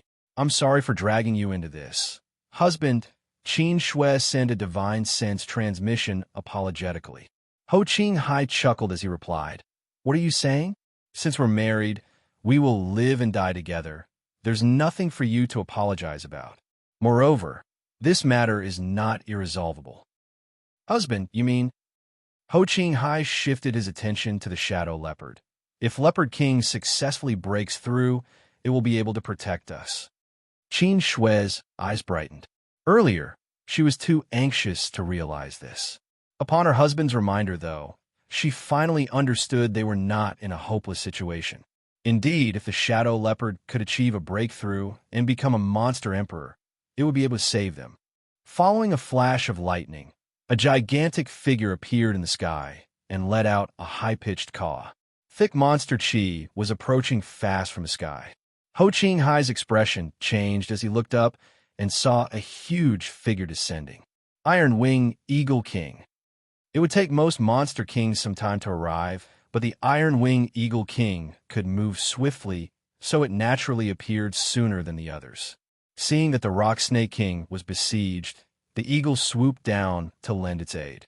The two Emperor Realm Masters had lost their advantage since they had to deal with two monster kings now. The Rock Snake King sneered, "You've come at the right time, Eagle King. We'll eat these two humans together, then kill that stupid leopard." Without responding to it, the Eagle King fiercely attacked the humans. Immediately, Qin Shui and her husband fell into a dangerous situation. During the intense battle, Qin Shui took a look at the Shadow Leopard and instantly felt a chill run up her spine. Martial Peak, Chapter 5611, Heavenly Tribulation. Since the Heavenly Tribulation started, bolts of lightning had never stopped striking down mercilessly at the spinning monster core. The flashes of lightning were the manifestation of the heaven's might, and they were horrifyingly destructive. Whenever lightning struck, it would form a new crack in the monster core. The Shadow Leopard continuously activated its power to repair its monster core, and as long as it could do so faster than the lightning could damage it, the beast would successfully achieve an ascension. Moreover, this kind of uninterrupted destruction and repair would purify and strengthen the monster core, while it absorbed part of the power of the lightning. Usually, it wasn't too risky for a monster king to attempt a breakthrough, only a bit more than an Emperor Realm Master trying to make it to the open heaven realm. As long as he had accumulated enough heritage, it wouldn't be hard for a monster king to succeed. Since the Lord of the Star Boundary left behind the primal art in the myriad monsters world back then, no monster king had failed to break through their limits. However, their strengths varied greatly after their breakthroughs. Nevertheless, the Shadow Leopard was different. Compared to the long years of accumulation the older generation monster kings possessed, it had only cultivated for a relatively short time. The Shadow Leopard managed to become a monster king after just several hundred years because it had devoured many other monster beasts. In doing so, it had offended many monster kings. Half of the Rock Snake King's offspring had been eaten by the Shadow Leopard. Therefore, it was only natural that it hated the Shadow Leopard to its core. In just several hundred years, the Shadow Leopard grew from a little cub to a powerful monster king by devouring many others, which naturally resulted in its power being mixed with many others. The Heavenly Tribulation was a crisis, but also an opportunity. The flashes of lightning could dispel any impurities from its monster core, greatly strengthening its foundation and heritage. Any other monster king would have successfully achieved a breakthrough after such a long time. However, the Shadow Leopard was still making use of the heaven's power to purify its strength. It already had a high level of sentience, so it knew that this was a rare opportunity. If it didn't seize the chance to temper its monster core fully, its future would be limited even if it became a monster emperor. Bolts of lightning continued to strike and form even more cracks in the monster core, indicating that it had already reached its limit. But limits were meant to be broken through. The Shadow Leopard was ambitious, so it wasn't content with only becoming a weak monster emperor in the myriad monsters world. Perhaps it had something to do with the fact that it had been friends with Qin Shui for years, but it had learned from her that there were extremely powerful humans. Even the current monster emperors were no match for those 7th Order, 8th Order, and 9th Order human masters. The moment Qin Shui turned her head, she saw the monster core was full of cracks, and that some lightning whirled around it. It seemed to her that the monster core would shatter at any moment, which was why she was anxious. More importantly, the Shadow Leopard appeared to be running out of power. Unlike how upstanding its figure was when the Heavenly Tribulation started, it had now crouched down. Under heaven's power, even the hardest backbone would shatter eventually. "That's enough, Leopard King," Qin Shui exclaimed. If the Shadow Leopard forcibly attempted a breakthrough at this moment, it would most likely succeed. However, if this dragged on, the situation would get worse. You should worry about yourself first. The Rock Snake King said insidiously as a glint flashed across its hideous teeth. The storm seemed to have intensified. Another flash of lightning struck just then. The shadow leopard seemed unable to persevere any longer as its knees came into contact with the ground. Blood streamed out of its wounds. The monster core above its head appeared ruined as lightning flashed out through the cracks. "Got you!" A yell was heard all of a sudden as a gigantic figure shot out from the side of the peak and attempted to assault the shadow leopard with its huge hand. A flash of lightning revealed that this gigantic figure was a white-haired ape. More importantly, before it flared up, no one had detected its aura. It seemed to possess a method to conceal its aura. Monster chi undulated wildly around the huge hand. Even if the shadow leopard was at the peak of its power, it would be instantly killed after getting struck by such an attack, not to mention in its current, powerless state. "White Hair Ape King!" Xianxia exclaimed as her heart sank. Just like the Rock Snake King, the White Hair Ape King's territory was adjacent to the shadow leopards. Since they were neighbors, conflicts were inevitable. While a lot of the Rock Snake King's offspring had been eaten by the shadow leopard, the same thing had happened to the White Hair Ape King. Since the Snake King had appeared, there was no way the White Hair Ape King would stay put. However, the Ape King had been hiding in the dark and waiting for a suitable chance. So, it was even more insidious than the Rock Snake King. Following the bolt of lightning earlier, the shadow leopard's aura plunged. As such, the White Hair Ape King instantly appeared as it felt it was the best chance to make a move. Its strong hand struck the shadow leopard dead on, but the latter's skull was not shattered, nor was there any blood at all. The huge hand simply slipped through the shadow leopard's skull directly. At that moment, the shadow leopard seemed to be just an illusory figure. The White Hair Ape King's human-like face appeared doubtful, but before it could figure out what happened, it met the shadow leopard's amber eyes, which were tinged with mockery. A trap! The White Hair Ape King's heart was filled with trepidation. Although he had no idea what kind of divine ability the shadow leopard had used just now, the latter must have hidden it for such a moment. Both monster kings were so close they could feel each other's breath. The shadow leopard's aura appeared weak just moments ago, but now it surged all of a sudden. Its sharp claws accurately ripped open the White Hair Ape King's abdomen, causing blood to splash out wildly. Under normal circumstances, it wouldn't have been possible for the shadow leopard to kill the White Hair Ape King in such a way, not to mention that it was exhausted. However, the White Hair Ape King thought that the shadow leopard was doomed, so it had put down all its defenses when assaulting the latter. That was how the shadow leopard succeeded in one blow.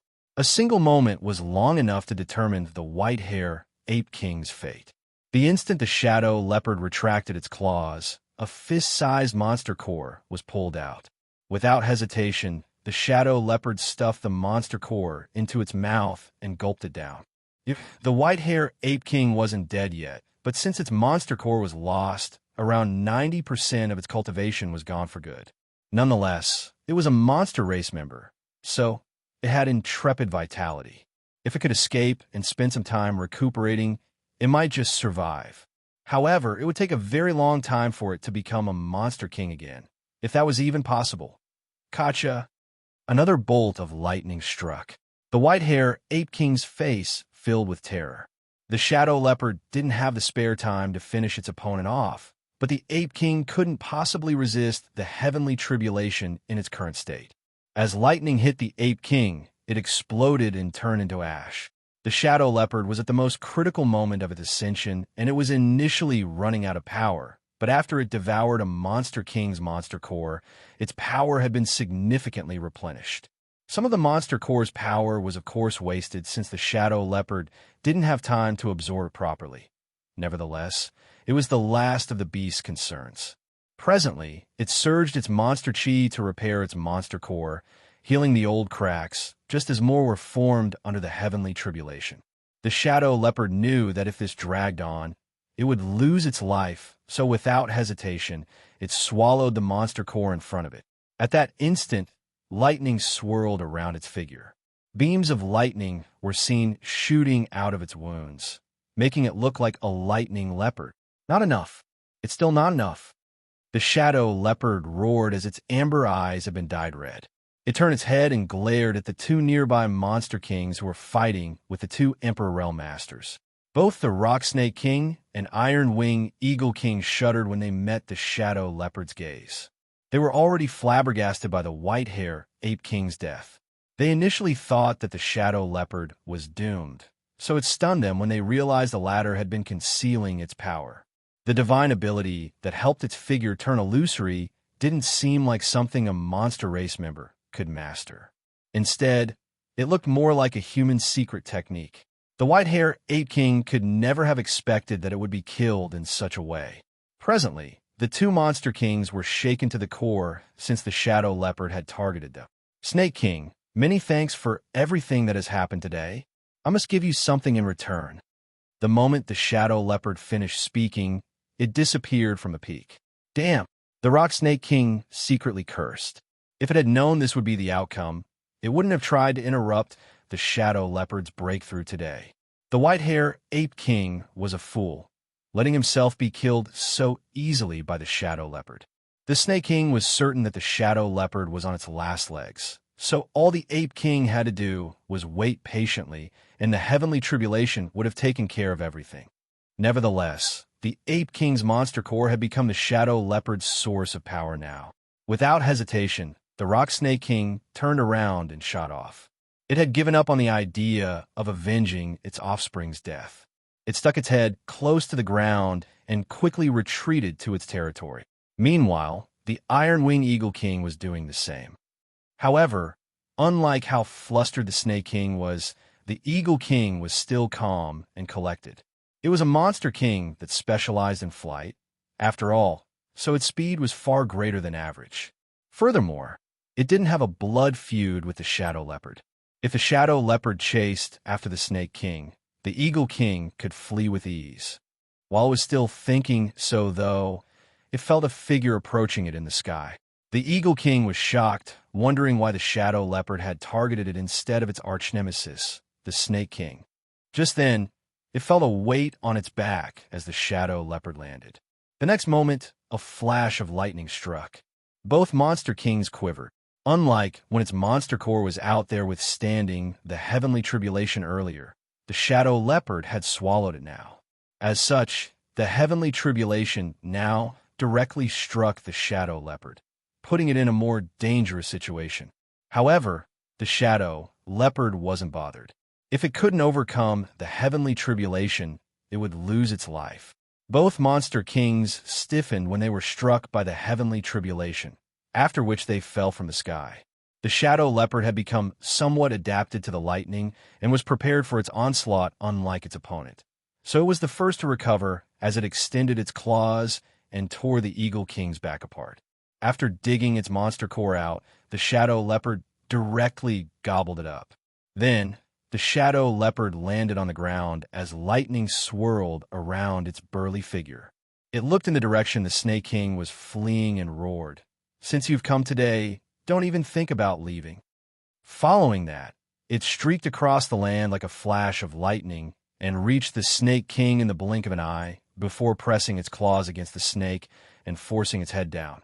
"Why are you running off so quickly, Snake King?" No." Following a shriek, another Monster King's monster core was dug out. Martial Peak, Chapter 5612, Wild Ambition. As the Shadow Leopard swallowed several monster cores of Monster Kings who were just as powerful as it was, its aura reached its peak. The invisible shackles broke apart as the Shadow Leopard achieved a breakthrough. While it roared painfully and wildly, its aura transformed into something new. Claps of thunder were still heard. While the heavenly tribulation was harming the Shadow Leopard, it was also purifying its power. There came a moment when, with the Shadow Leopard as the center, a round of visible shockwaves spread out in all directions. An extremely powerful aura exuded from the Shadow Leopard. It succeeded.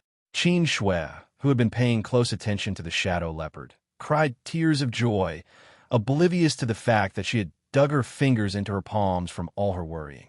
She initially thought that the shadow leopard was doomed, so it surprised her when the latter overcame a seemingly impossible crisis and even achieved greater heights. Incredible! Ho Qinghai was standing beside her and was astounded by the shadow leopard's determination. If he were in the shadow leopard situation, he reckoned that he wouldn't have survived. As he felt the shadow leopard's aura, he remarked, "It's now a third-order monster emperor." After a monster king achieved a breakthrough, it would become a monster emperor, and the orders were categorized based on the human's open heaven realm method. As such, the orders corresponded to those of the humans.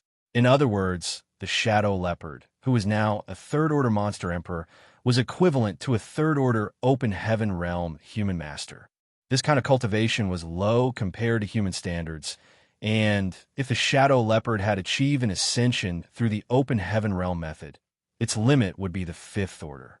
On the various great territory battlefields, there were innumerable fifth-order open heaven realm masters.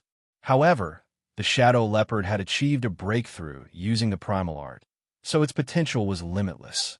As long as it continuously tempered its monster core and absorbed enough power, it would reach the ninth order one day. Certainly, it would take the beast a long time to achieve that. After all, the strongest monster emperors from the myriad monsters world were currently only in the fifth order. In the dense forest, many monster kings were initially making their way over from all directions, but following the deaths of the white-hair ape king, iron wing eagle king, and rock snake king, these monster kings quickly hid themselves and retreated. They had wanted to hold the humans responsible using today's incident and invade several human sects to feast on them. They were determined to nullify the agreement and chase the humans out of the myriad monsters world. However, the monster kings who were the masterminds behind this plot were dead. So what was the point of the others staying there? Not enough. It's still not enough. The shadow leopard growled. Finally, Xianxia realized that something was off. Supposedly, since the shadow leopard had successfully achieved a breakthrough, its aura would stabilize soon. Instead, the shadow leopard's aura, which showed that it was a third-order monster emperor, was still rising. As a bolt of lightning struck, the shadow leopard disappeared once again. Soon, a shriek was heard from the distance as a monster king questioned furiously, "Why?" Following the monster king's demise, the dark clouds, which were initially fading, returned. The heavenly tribulation seemed to be brewing again in those dark clouds. Another roar was heard moments later. The originally quiet forest became clamorous, as though a handful of salt had been thrown into a frying pan full of hot oil. These monster kings seemed to have detected danger, so they stopped hiding and madly surged their powers to retreat to their territories as quickly as possible. A monster king growled, "Leopard King, since you've become a monster emperor, why do you still want to kill us ruthlessly?" The shadow leopard didn't answer the question as it focused on killing and devouring. Xianxia's face turned pale again as she looked up at the increasingly thick dark clouds and the flashes of lightning. What is it trying to do? The heavenly tribulation was supposedly over, and the shadow leopard had become the leopard emperor. However, it was still hunting those monster kings down. It didn't seem to have the intention of letting them off. Although the shadow leopard had just achieved an ascension, the difference in power between a monster emperor and a monster king was unimaginably huge, not to mention that the leopard emperor was still withstanding the bolts of lightning. As the heavenly tribulation struck randomly and with enough strength to harm the leopard emperor, these monster kings were unable to bear the fallout. The auras of these powerful monster kings subsequently disappeared, and in the blink of an eye, 4 or 5 monster kings had been killed. The shadow leopard was dexterous to begin with, and now that it had become a monster emperor, it could move even faster. From a bird's eye view, one could see a leopard moving across the land like a flash of lightning. The shadow leopard was badly injured, but it had never felt more alive than it did today. It knew that it had made the right decision. The third-order monster emperor realm wasn't the end of its ascension this time. Ho Qinghai was dumbfounded, but he soon recalled something. "Great Emperor." "What?" Xianxia was startled for a moment before coming to her senses. "Husband, you mean it is trying to become a great emperor of the myriad monsters world. That's the only possibility. Ho Qinghai nodded with certainty. Did you tell it about the great emperors? Qin Xuan nodded. It did ask me about it once. In fact, most monster kings are aware of the existence of great emperors. When they became monster emperors, they certainly hoped to become great emperors as well. However, none of them have received the acknowledgement of the world's will over the years. As such, there has never been a great emperor in the myriad monsters world. Ho Qinghai sighed. It seems that the leopard emperor has found a way to become a great emperor. Perhaps the leopard didn't look for the way, as it merely conformed to the heavenly way of this world. There was no order to speak of among the monster race. Compared to humans, monster race members lived in a constant state of battle. Furthermore, the myriad monsters world's environment was primitive. Regardless of what the shadow leopard had done, it had undoubtedly garnered the attention of the world's grand Tao. If it succeeded, it would most likely become a great emperor. However, if it failed, it would be doomed. It was a huge gamble. The dark clouds showed signs of dissipating after the shadow leopard first became a monster emperor, but as its aura continued to rise and it relentlessly killed and devoured other monster kings, the dark clouds reconstituted and grew in scale.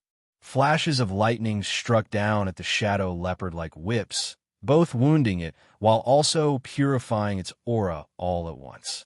The shadow leopard, which was originally a third-order monster emperor, was about to break through to the fourth order. As such, it became increasingly easy for it to kill other monster kings. A monster king that looked like a fox had returned to its territory and withdrawn its aura. While hiding in its den, it shuddered. However, the next moment, the earth was lifted off as a figure with lightning whirling around it appeared above the fox's head. Its eyes were like two blood moons as it glared at the fox. A monster. The fox spoke in human language with anxiety. Its voice was soft and demure, so one could imagine that if the fox assumed human form, it would be a seductive woman. Its mind had turned blank at the most critical moment, so it could only muster such a response. Damn you, Leopard Emperor! You demon! The shadow leopard yanked the fox out of the den and opened its bloody maw to devour its prey. Leopard Emperor, stop! A growl that sounded like it came from a hefty beast was heard at that moment. In the distance, a gigantic figure rushed over and landed in front of the shadow leopard. It was a monster with an ox head and a human body. The two horns on its head made it look intimidating, and scorching breath was seen puffing out from its nostrils. Given its power, it was already able to assume a full human form. Nevertheless, it seemed too lazy to do so and only took a half-human form to move around more easily. Save me, sir, the fox exclaimed. You're finally here. The shadow leopard directly stuffed the fox into its mouth and chewed it as blood spilled through its teeth.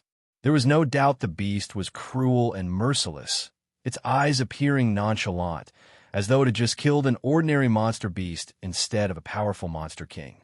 Bolts of lightning continued to hit the shadow leopard, which made it quiver. The ox-head monster emperor was both shocked and furious as he roared. You dare! The fox was the ox's favorite concubine, as it knew many tricks to infuse some fun into its boring life.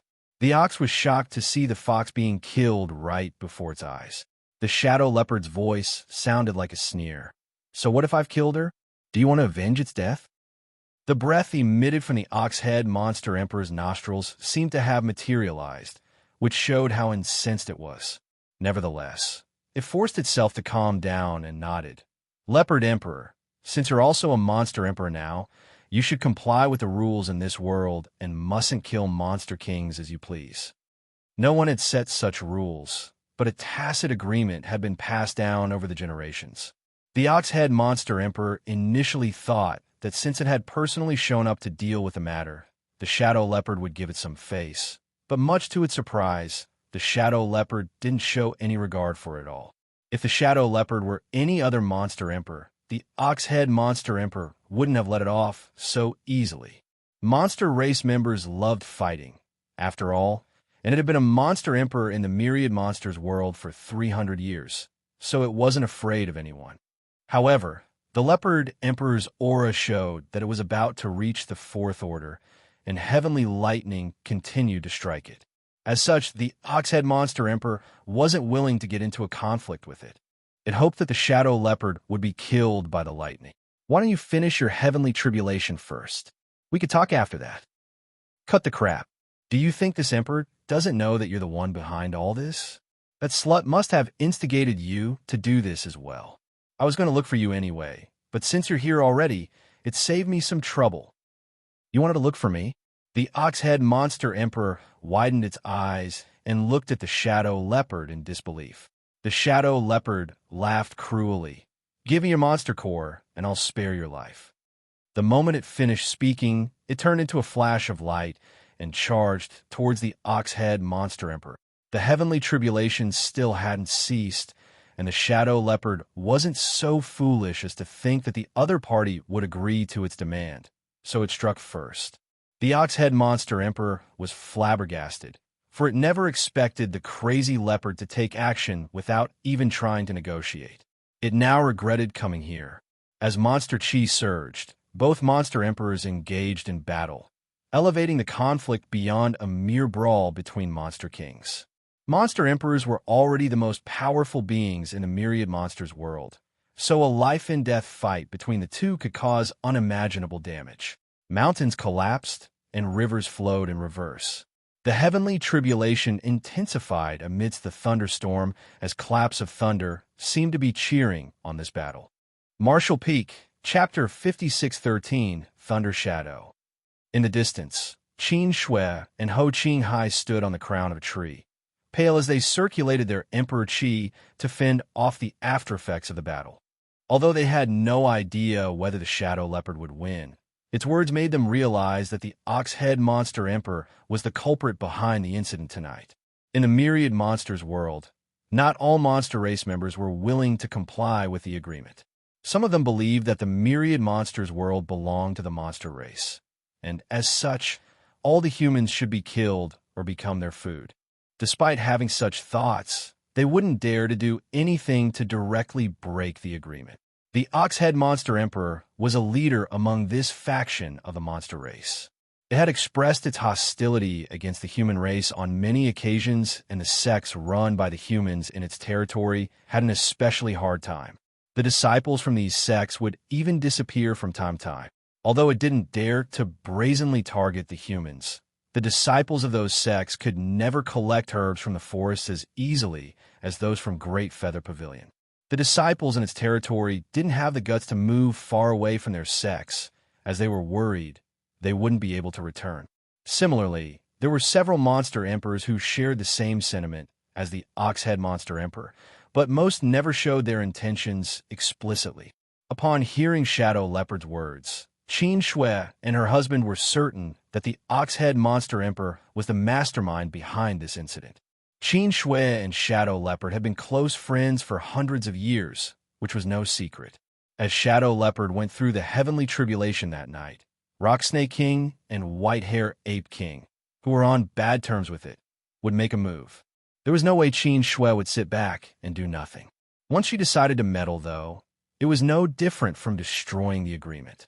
As such, there wouldn't be a problem for those of the monster race to flare up and retaliate. It was hard to imagine that a monster race member could come up with such a vicious plan. After all, the Oxhead Monster Emperor looked like a forthright being. Nevertheless, monster emperors were no less intelligent than humans. Everywhere in the myriad monsters world, some monster race members were secretly paying close attention to the battle between these two monster emperors. They were not monster kings, who were unable to have a hand in the battle between two monster emperors. Those who could watch this fight were all monster emperors in the myriad monsters world. This single breakthrough had affected the entire myriad monsters world. Qin Shui was worried that if Shadow Leopard lost the fight, the myriad monsters world would descend into turmoil. She wasn't certain if Shadow Leopard would win. Although its aura suggested that it was only one step away from becoming a fourth-order monster emperor, it was badly injured because of the heavenly tribulation. Moreover, it had just achieved a breakthrough, so no one knew how much of its power it could utilize. On the other hand, Even though the Ox-Head Monster Emperor was only a third-order Monster Emperor as well, it had been 300 years since it entered that realm. Not only did it have ample heritage, it was also steady and obstinate. There was no doubt it was a formidable opponent for Shadow Leopard. Shadow Leopard's growls and Ox-Head Monster Emperor's bellows reverberated across the sky. These two gigantic figures crashed into the ground, causing a radius of 10,000 kilometers around them to tremble. Lightning continued to strike Shadow Leopard, increasing its wounds. Presently, it was fighting against the heavens and a monster emperor, making this the greatest crisis it had ever faced.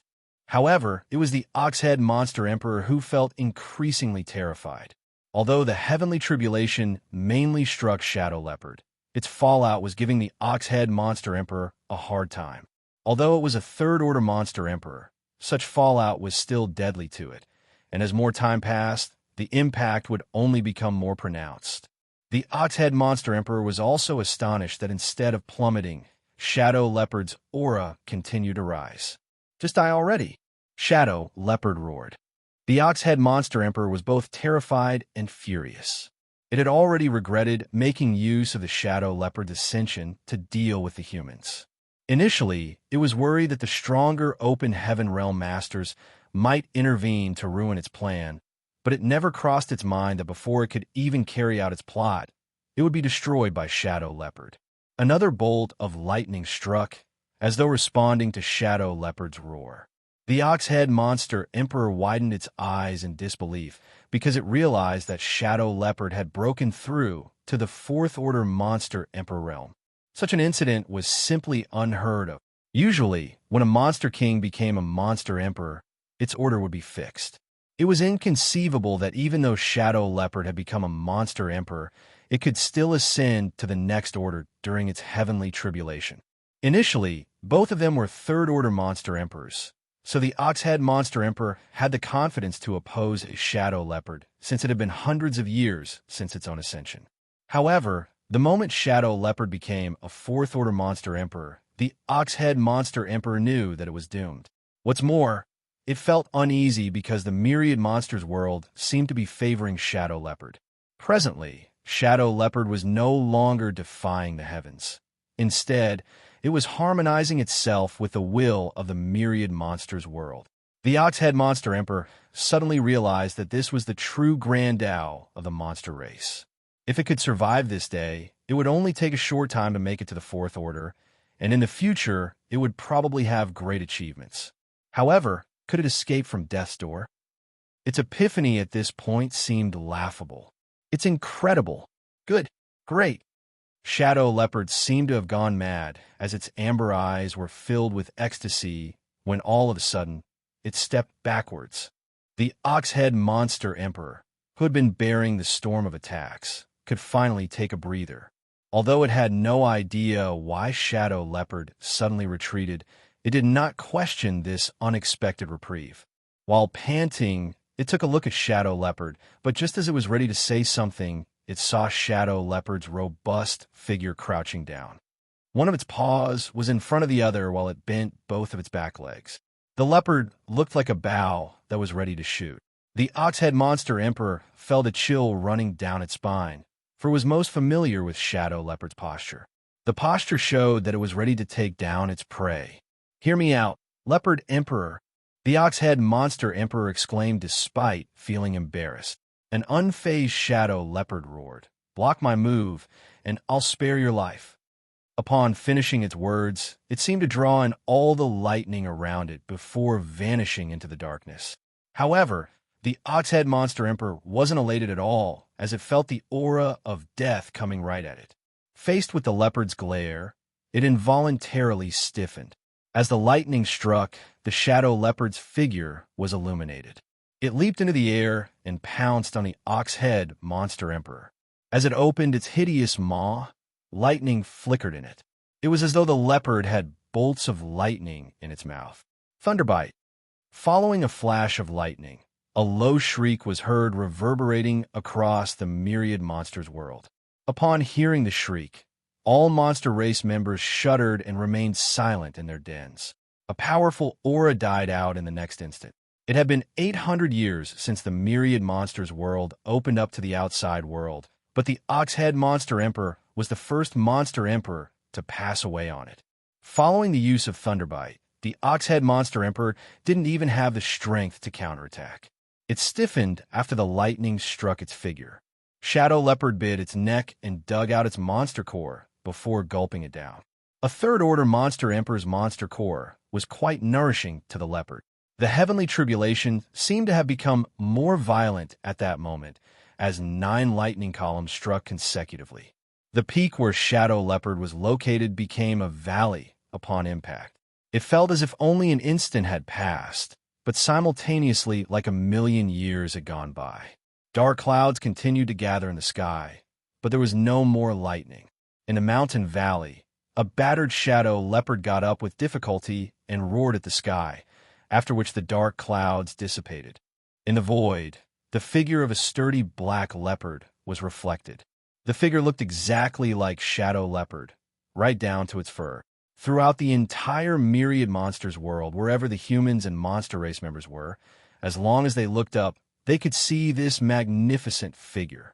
The world hummed as it seemed to be filled with joy. The Shadow Leopard's illusory figure in the sky warped before transforming into 2 ancient characters.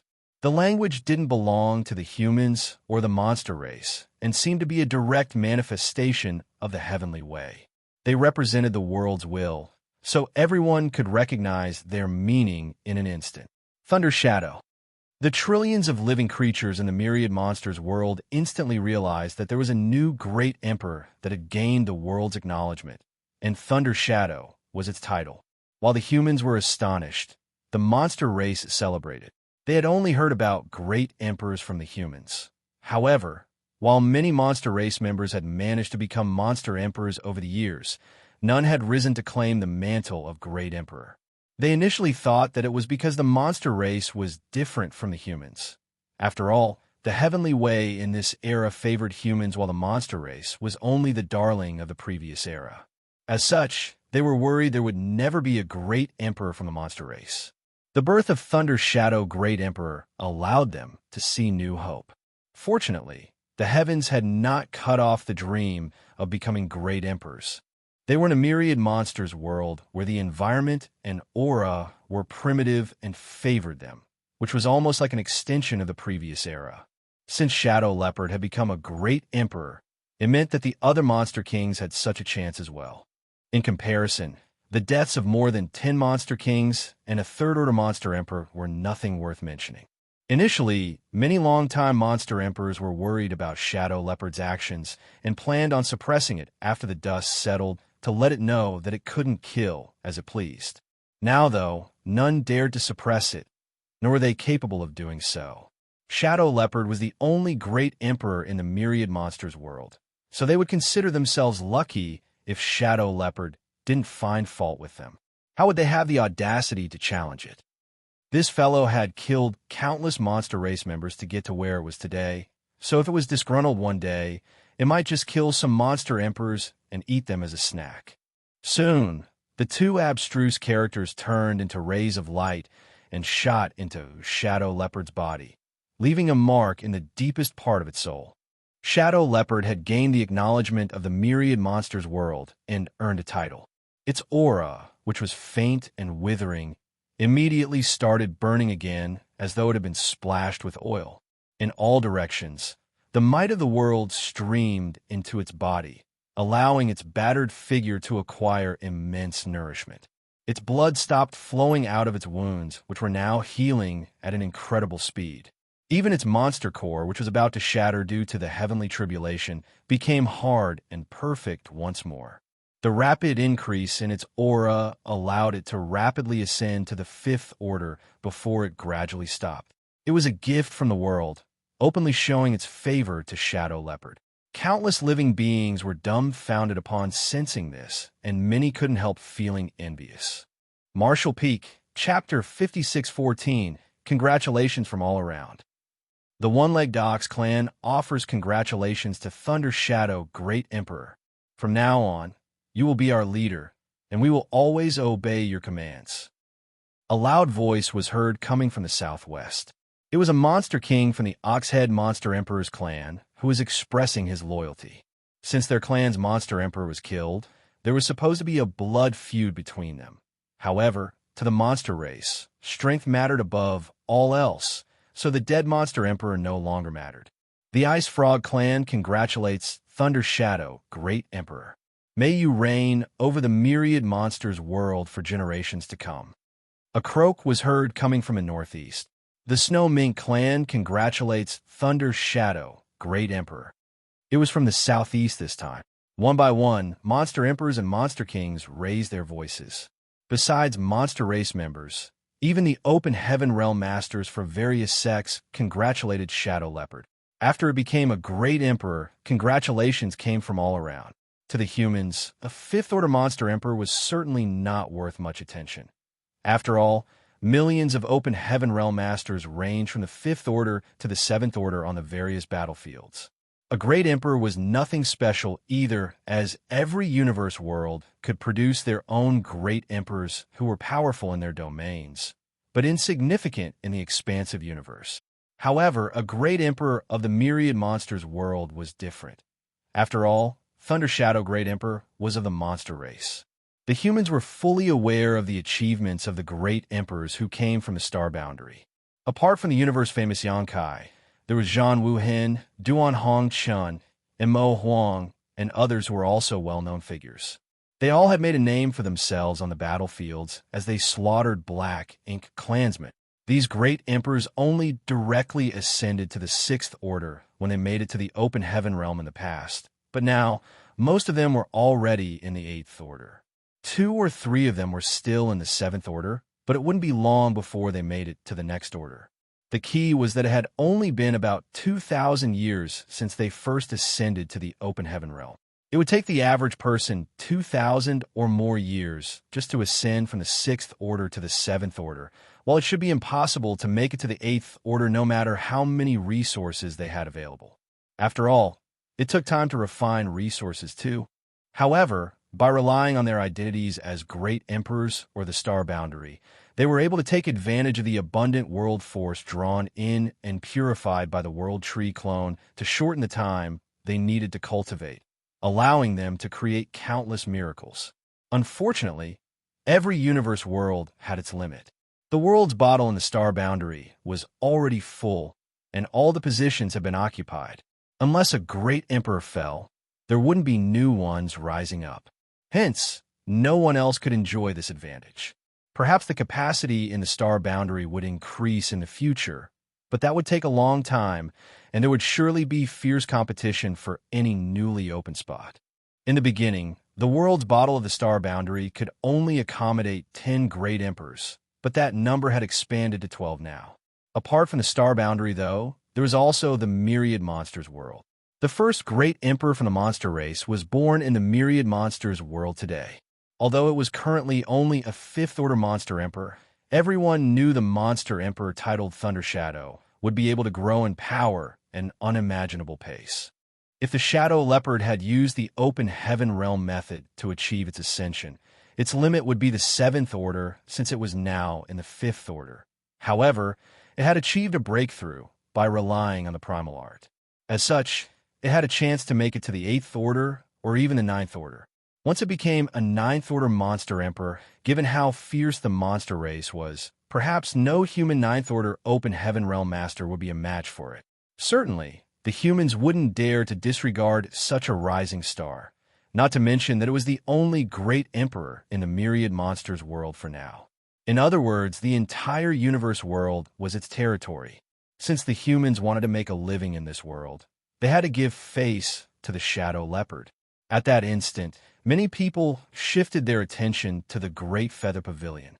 They were aware the Great Emperor was good friends with a woman from the Great Feather Pavilion. It was a well-known fact that it was hard to get along with the monster race, but they reckoned that they could try approaching those from the Great Feather Pavilion. As long as they could strike up a relationship with Thunder Shadow Great Emperor through Great Feather Pavilion, that would be beneficial to their sex. Currently, the sects found in the myriad monsters world were all smaller great forces. The truly powerful great forces of the 3,000 worlds had already settled down in the star boundary. The disciples from these smaller great forces wouldn't dare to ignore a great emperor's influence. This was destined to be a restless night. The great forces started planning on how to establish ties with Great Feather Pavilion. Although Great Feather Pavilion was ordinary, it was now the center of attention in the entire myriad monsters world. Since the sky was now clear, stars shone down brilliantly at this moment. The heavenly tribulation was over as the dark clouds had dissipated.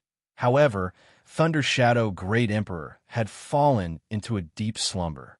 It was exhausted from all the battles, not to mention that it had to go against the heavenly tribulation at the same time.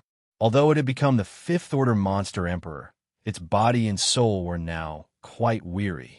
Just then, two figures came over. They were Xianxia and her husband, who had been paying close attention to the shadow leopard. When they heard its loud snoring from a distance, they were startled, but after exchanging glances, they were torn between tears and laughter. While the myriad monsters world experienced a paradigm shift, the one who caused everything was flopped onto its belly, snoring away peacefully, leaving them quite speechless. Please go back first, husband. Don't let Xianxia and the others worry about us. Xianxia sent him a divine sense transmission. I'll stay here and take care of it. Ho Qinghai nodded. Good. There wasn't need to say anything else. The shadow leopard was on good terms with Xianxia, and now that it was a great emperor, no one in the myriad monsters world would dare to harm her. After Ho Qinghai left, Xianxia walked over lightly and took a seat beside the shadow leopard. As she ran her fingers through its smooth fur, she couldn't help but recall the first time she met the shadow leopard several hundred years ago. It never crossed her mind that the little cub from back then would grow up to be so powerful one day. She decided to hurry up and break through to the open heaven realm to catch up to it. As for the agreement between the two races, there was no need to worry about it. Since the Oxhead Monster Emperor was dead, its plan had failed miserably. Moreover, the Shadow Leopard was now the sole Great Emperor, so as long as it was willing to uphold the agreement, everything would remain the same, even though it was just an oral agreement. No humans or monster race members would dare to disobey a Great Emperor in the myriad monsters world at this point. Shadow Leopard had never shown any hostility towards humans, and it had always let the disciples from Great Feather Pavilion roam its territory and collect spirit herbs at will. The monster race members in its territory had also never antagonized the humans. As the shadow leopard continued to snore, it changed to a more comfortable position. All of a sudden, its eyes shot open and it gazed up into the sky, but its amber eyes reflected nothing. "What's wrong?" Xianxia asked. "Nothing," the shadow leopard replied while feeling doubtful. Earlier, it sensed that someone was observing it, but it discovered no one upon scanning the surroundings. Either it perceived wrongly, or the one spying on it was far more powerful. It was a monster beast with a sensitive perception, so the former was unlikely. Hence, the person lurking in the shadows must be significantly more powerful than it. It reckoned that the person was either a 7th order or 8th order human master, as only such a formidable being could hide its presence so completely. Nevertheless, it wasn't worried because it didn't detect any hostility from this gaze. The other side was merely examining it. As such, it closed its eyes again and dozed off. Up in the sky, Xianxia looked down with a faint smile. It seemed that his monster self indeed had sharp senses. It had been 500 years since he built a cave mansion in the World Tree clone in the star boundary to enter secluded cultivation. Over the years, he had been refining all sorts of resources to strengthen the heritage of his small universe, and had gained a lot. If not for a sense of danger suddenly washing over him one night, he wouldn't have stopped cultivating and exited retreat. Since he was only cultivating inside the World Tree, he naturally wouldn't fall into danger. The feeling he had suggested that either his human self or monster self was in peril. The two soul clones were independent beings who didn't even know of their connection to the true body's existence. However, they were still closely related to him. After pondering for a moment, Xianxia concluded that his human self was likely fine, so he immediately left the star boundary and headed to the myriad monsters world. Given his strength, it only took him 2 hours to travel from the star boundary to the myriad monsters world. Upon his arrival, he saw the shadow leopard facing its heavenly tribulation. Although he was mentally prepared, Xianxia was still shocked by shadow leopard's cultivation speed. It only took shadow leopard 500 years to grow from a little cub to a monster emperor. The average monster race member could never have achieved this. Although monster race members were powerful, their cultivation rate was innately slower compared to that of humans. It usually took them a long time for them to reach the same relative realm as their human counterparts, though they were usually more powerful as a result. It was for this reason that many monster race members assumed human form early on and gave up on refining their monster cores through the primal art. Nevertheless, the shadow leopard's achievements went against common sense. Its cultivation speed was even quicker than that of talented humans. When shadow leopard came across Xianxia back then, it was only 2 years old. At that time, Xianxia was already in the separation and reunion boundary, but now was a great emperor, while Xianxia had only condensed her Dao seal. Although Xianxia's cultivation speed wasn't considered fast among the humans, it wasn't slow by any means. The shadow leopard's growth had broken all rules and conventions. Even some human prodigies paled compared to the shadow leopard when it came to their cultivation speed. Certainly, this wasn't solely due to the shadow leopard's capabilities. It was thanks to an amazing secret art named the Heaven-Devouring Bloodlight Scripture. It was the combination of the Heaven-Devouring Battle Law and Grand Evolution Immortal Bloodlight Scripture. Xianxia had cultivated both secret arts before, and given that he was an 8th Order Master now, it wasn't hard for him to combine these heaven-defying secret arts and devise a new one. The secret art was specifically prepared for his monster self. When he split his soul to create his monster self back then, Xianxia imprinted this secret art into Shadow Leopard's petite figure, turning it into its own innate secret art. That was the reason Shadow Leopard had been making enemies everywhere over the years. To cultivate the heaven-devouring bloodlight scripture, it had to kill and gobble up the physiques and monster cores of other monster beasts to strengthen itself. Now, it seemed that Shadow Leopard had done a great job. Martial Peak, Chapter 5615, Exiting Retreat. Xianxia had traveled far and wide since he started cultivating and considered himself quite knowledgeable. But the heaven-devouring battle law was still the most profound and powerful secret art he had ever encountered. This wasn't a surprise, though, seeing how it was deduced by the martial ancestor most skilled at creating secret arts and techniques. Sure, even the core secret arts used by the cave heavens and paradises paled in comparison to the heaven-devouring battle law. Of course, it also had obvious drawbacks.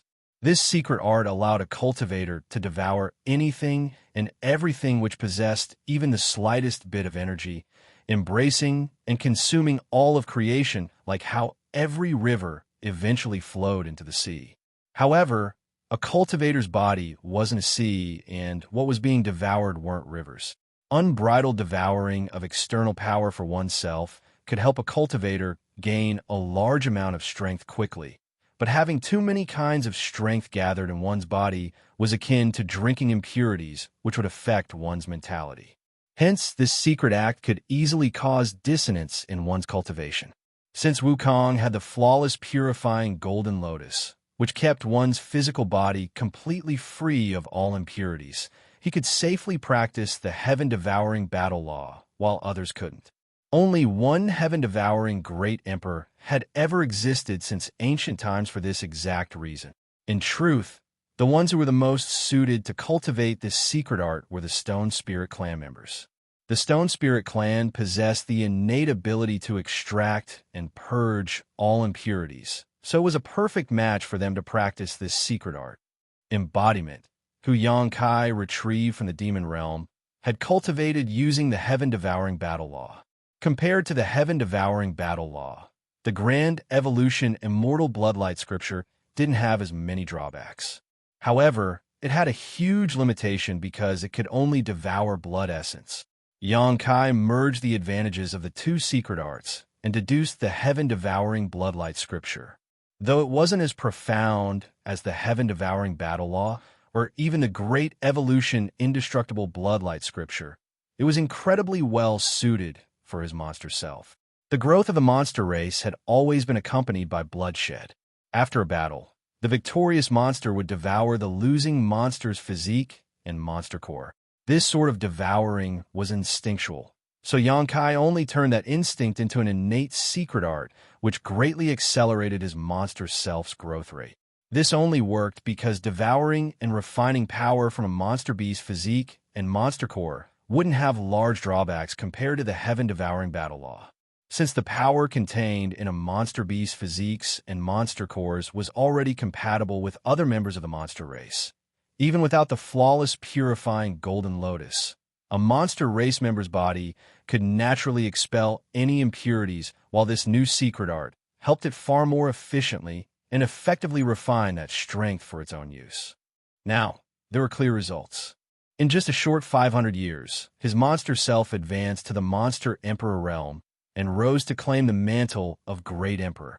Xianxia only felt a bit remorseful now, because his monster self would no longer be able to kill other members of the monster race recklessly and devour their monster cores and essence. Now that his monster self was a great emperor, the entire myriad monsters world was its territory, and all monster race members looked up to him. So if it did start a massacre, it would break the balance and might even lose the acknowledgement of the myriad monsters world. Fortunately, Xianxia's monster self didn't necessarily need to use such methods to gain more strength. Moreover, there weren't many monster emperors in the myriad monsters world in the first place, so even if it killed them all, it wouldn't gain much growth. His monster self was now the myriad monsters world's only great emperor and could follow the example set by Zhan Wuhen and the others by absorbing world force directly from the world itself to cultivate. In that sense, it could use the entire myriad monsters world's power without having to share it with any others. Unless a second great emperor rose up, Xianxia's monster self could easily break through to the 6th order, 7th order, or even the 8th order monster emperor realm extremely quickly. In this way, its growth rate would greatly surpass even Zhan Wuhen and the other star boundary great emperors. His human self had a world tree clone inside his small universe, while the title of Great Emperor gained by his monster self allowed it to cultivate the power of the world tree clone in the myriad monsters world. Both his soul clones had promising futures. Currently, the humans and Black Ink clan were maintaining a delicate balance. The agreement between the two races stated that besides the 6 great territories where any form of war was permitted, the 8th Order Masters and Territory Lords were not allowed to interfere in the ongoing battles. However, no one could be sure when this balance would be broken. After a rough estimation, Xianxia realized that it had been about 1,000 years since the great armies had retreated from the barren territory battlefield. During this millennium, the human race had seen the rise of many talented individuals, but so had the Black Ink clan. Even though Xianxia was in retreat inside the world tree, it didn't mean he didn't know what was happening outside. He was a great emperor of the star boundary, so nothing that happened in the star boundary escaped his senses. There were also reports coming in from the 13 battlefields, so Xianxia knew the humans had gained several rising stars that shone brightly in each of the great territories. Of course, many highly regarded and aspiring youths had also died in battle. On the other hand, the Black Ink clan had successfully nurtured a new batch of territory lords. Though these territory lords weren't as strong as innate territory lords, they symbolized infinite possibilities as they could one day become royal lords. With how much territory and resources the Black Ink clan had conquered, they could nurture quite a lot of royal lords if they were willing to dedicate all their resources to this pursuit. Both races were gathering their strength for the future, so the relative calm they were maintaining was just an illusion. Once when the clans gained enough of an advantage to wipe the other out, the final battle would commence. How long would that take? 2,000 years? 3,000? No one could say for certain. However, Xianxia knew that there wasn't much time left. Judging by the situation on the battlefields, the human race didn't have much of an advantage. Many aspiring individuals had directly broken through to the 6th Order and 7th Order Open Heaven realm, saving them a lot of cultivation time. However, These individuals still needed a long time to enhance their heritages before advancing to the 8th and ninth order open heaven realms. On the other hand, with their black ink nests, though the Black Ink clan had to steadily rise up from the very weakest as well, they could still advance quicker than the humans. Therefore, it could be estimated that when a new ninth order open heaven realm master appeared among the humans, the Black Ink clan would also see the birth of new royal lords. After returning to the star boundary, Xianxia threw himself into his secluded cave mansion and started another round of cultivation. Years went by. Xianxia had completely lost track of time, and his secluded cave mansion had slowly been covered in a thick layer of green leaves. Now, if passing open heaven realm masters didn't look closely, they would never notice that there was a tree cave here. A full 1,200 years later, the sealed-up cave mansion opened again, and Xianxia emerged. After more than 1,000 years of seclusion, and adding on the time from before he was interrupted by his monster self-advancement, Xianxia's retreat lasted for 1,700 years. This wasn't the longest time Xianxia had ever spent cultivating. That distinction belonged to his stay in the temporal rivers inside the Great Sea celestial phenomenon, where from his perspective he had secluded himself for some 4,000 years. Since he had spent so much time in retreat, though, Xianxia had depleted all the resources he had gathered. One had to know that the number of resources he had collected was simply unfathomable, as he had huge piles of various valuable things he had gained through various exploits over the years. But now all of that was gone. Of course, with such a huge expenditure, he had achieved equally great results. Though he hadn't reached the peak of the 8th order open heaven realm, he was not far from it. Also, his small universe now had countless living beings inside, which would constantly bring him more benefits. Even if he didn't enter retreat ever again, he would have still reached the peak of the 8th order open heaven realm in short order. That was also his limit in this lifetime. Xianxia gently clenched his fists as he felt the majestic strength inside his small universe. If he encountered an innate territory lord now, he was confident that even without using a soul-rending thorn, he could kill the other party within 10 moves. This was something impossible for him 1,700 years ago. After nearly 2,000 years of retreat, Xianxia was eager to find some ignorant, innate territory lord and test his current strength. Unfortunately, that idea could only exist in his head, for if he took action, it would violate the peace deal. For now, the human race wasn't ready for a final battle with the Black Ink clan, and neither was Xianxia. A shadow flashed before Xianxia's eyes at that moment as a slender figure landed nearby. The woman had a surprised expression as she exclaimed, "Palace Master." Looking at the familiar face, Xianxia nodded lightly. "You've worked hard." Xianxia had already broken through to the 7th order open heaven realm. After all, many years had passed, and the High Heaven Palace didn't lack cultivation materials, so it wasn't hard for her to break through from the 6th order to the 7th order. However, the 7th order open heaven realm was her limit because her aptitude back then was average, and she only made her initial breakthrough to the 5th order. "I've only done what is necessary," Xianxia replied humbly as she observed Xianxia and discovered that while his appearance didn't change much after all these years, his aura had become heavier. This showed that Xianxia's strength had significantly increased after this retreat.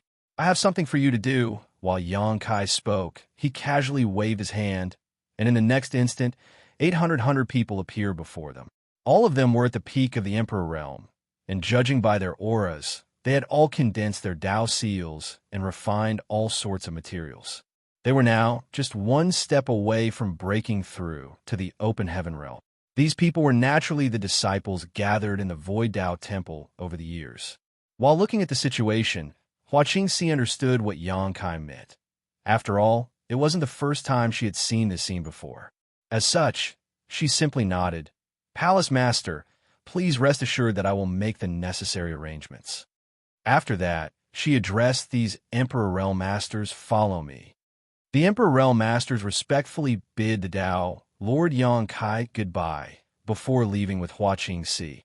Once the head manager distributed Heavenly Yuan Seal stabilizing pills, the group of Emperor Realm Masters started breaking through to open Heaven Realm outside of the star boundary. This scene attracted many bystanders. Meanwhile, Yang Kai stood in place and used his divine sense to cover the entire star boundary. Instantly, he heard a multitude of conversations. While listening, Yang Kai soon understood the latest situation on the various great territory battlefields. In general, both clans were still maintaining their side of the agreement, and it seemed like it would stay that way for some time to come. Besides the ones in those 6 great territory battlefields, the other territory lords and 8th Order Open Heaven Realm Masters remained silent.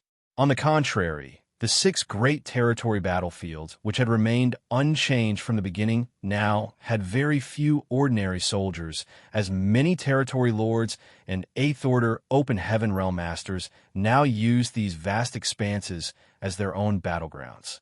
While quite a number of new territory lords had appeared in the Black Ink clan, the humans also had many new 8th Order Masters, all of whom swarmed into those 6 great territory battlefields, intending to temper themselves while weakening the enemy's strength by killing their top masters.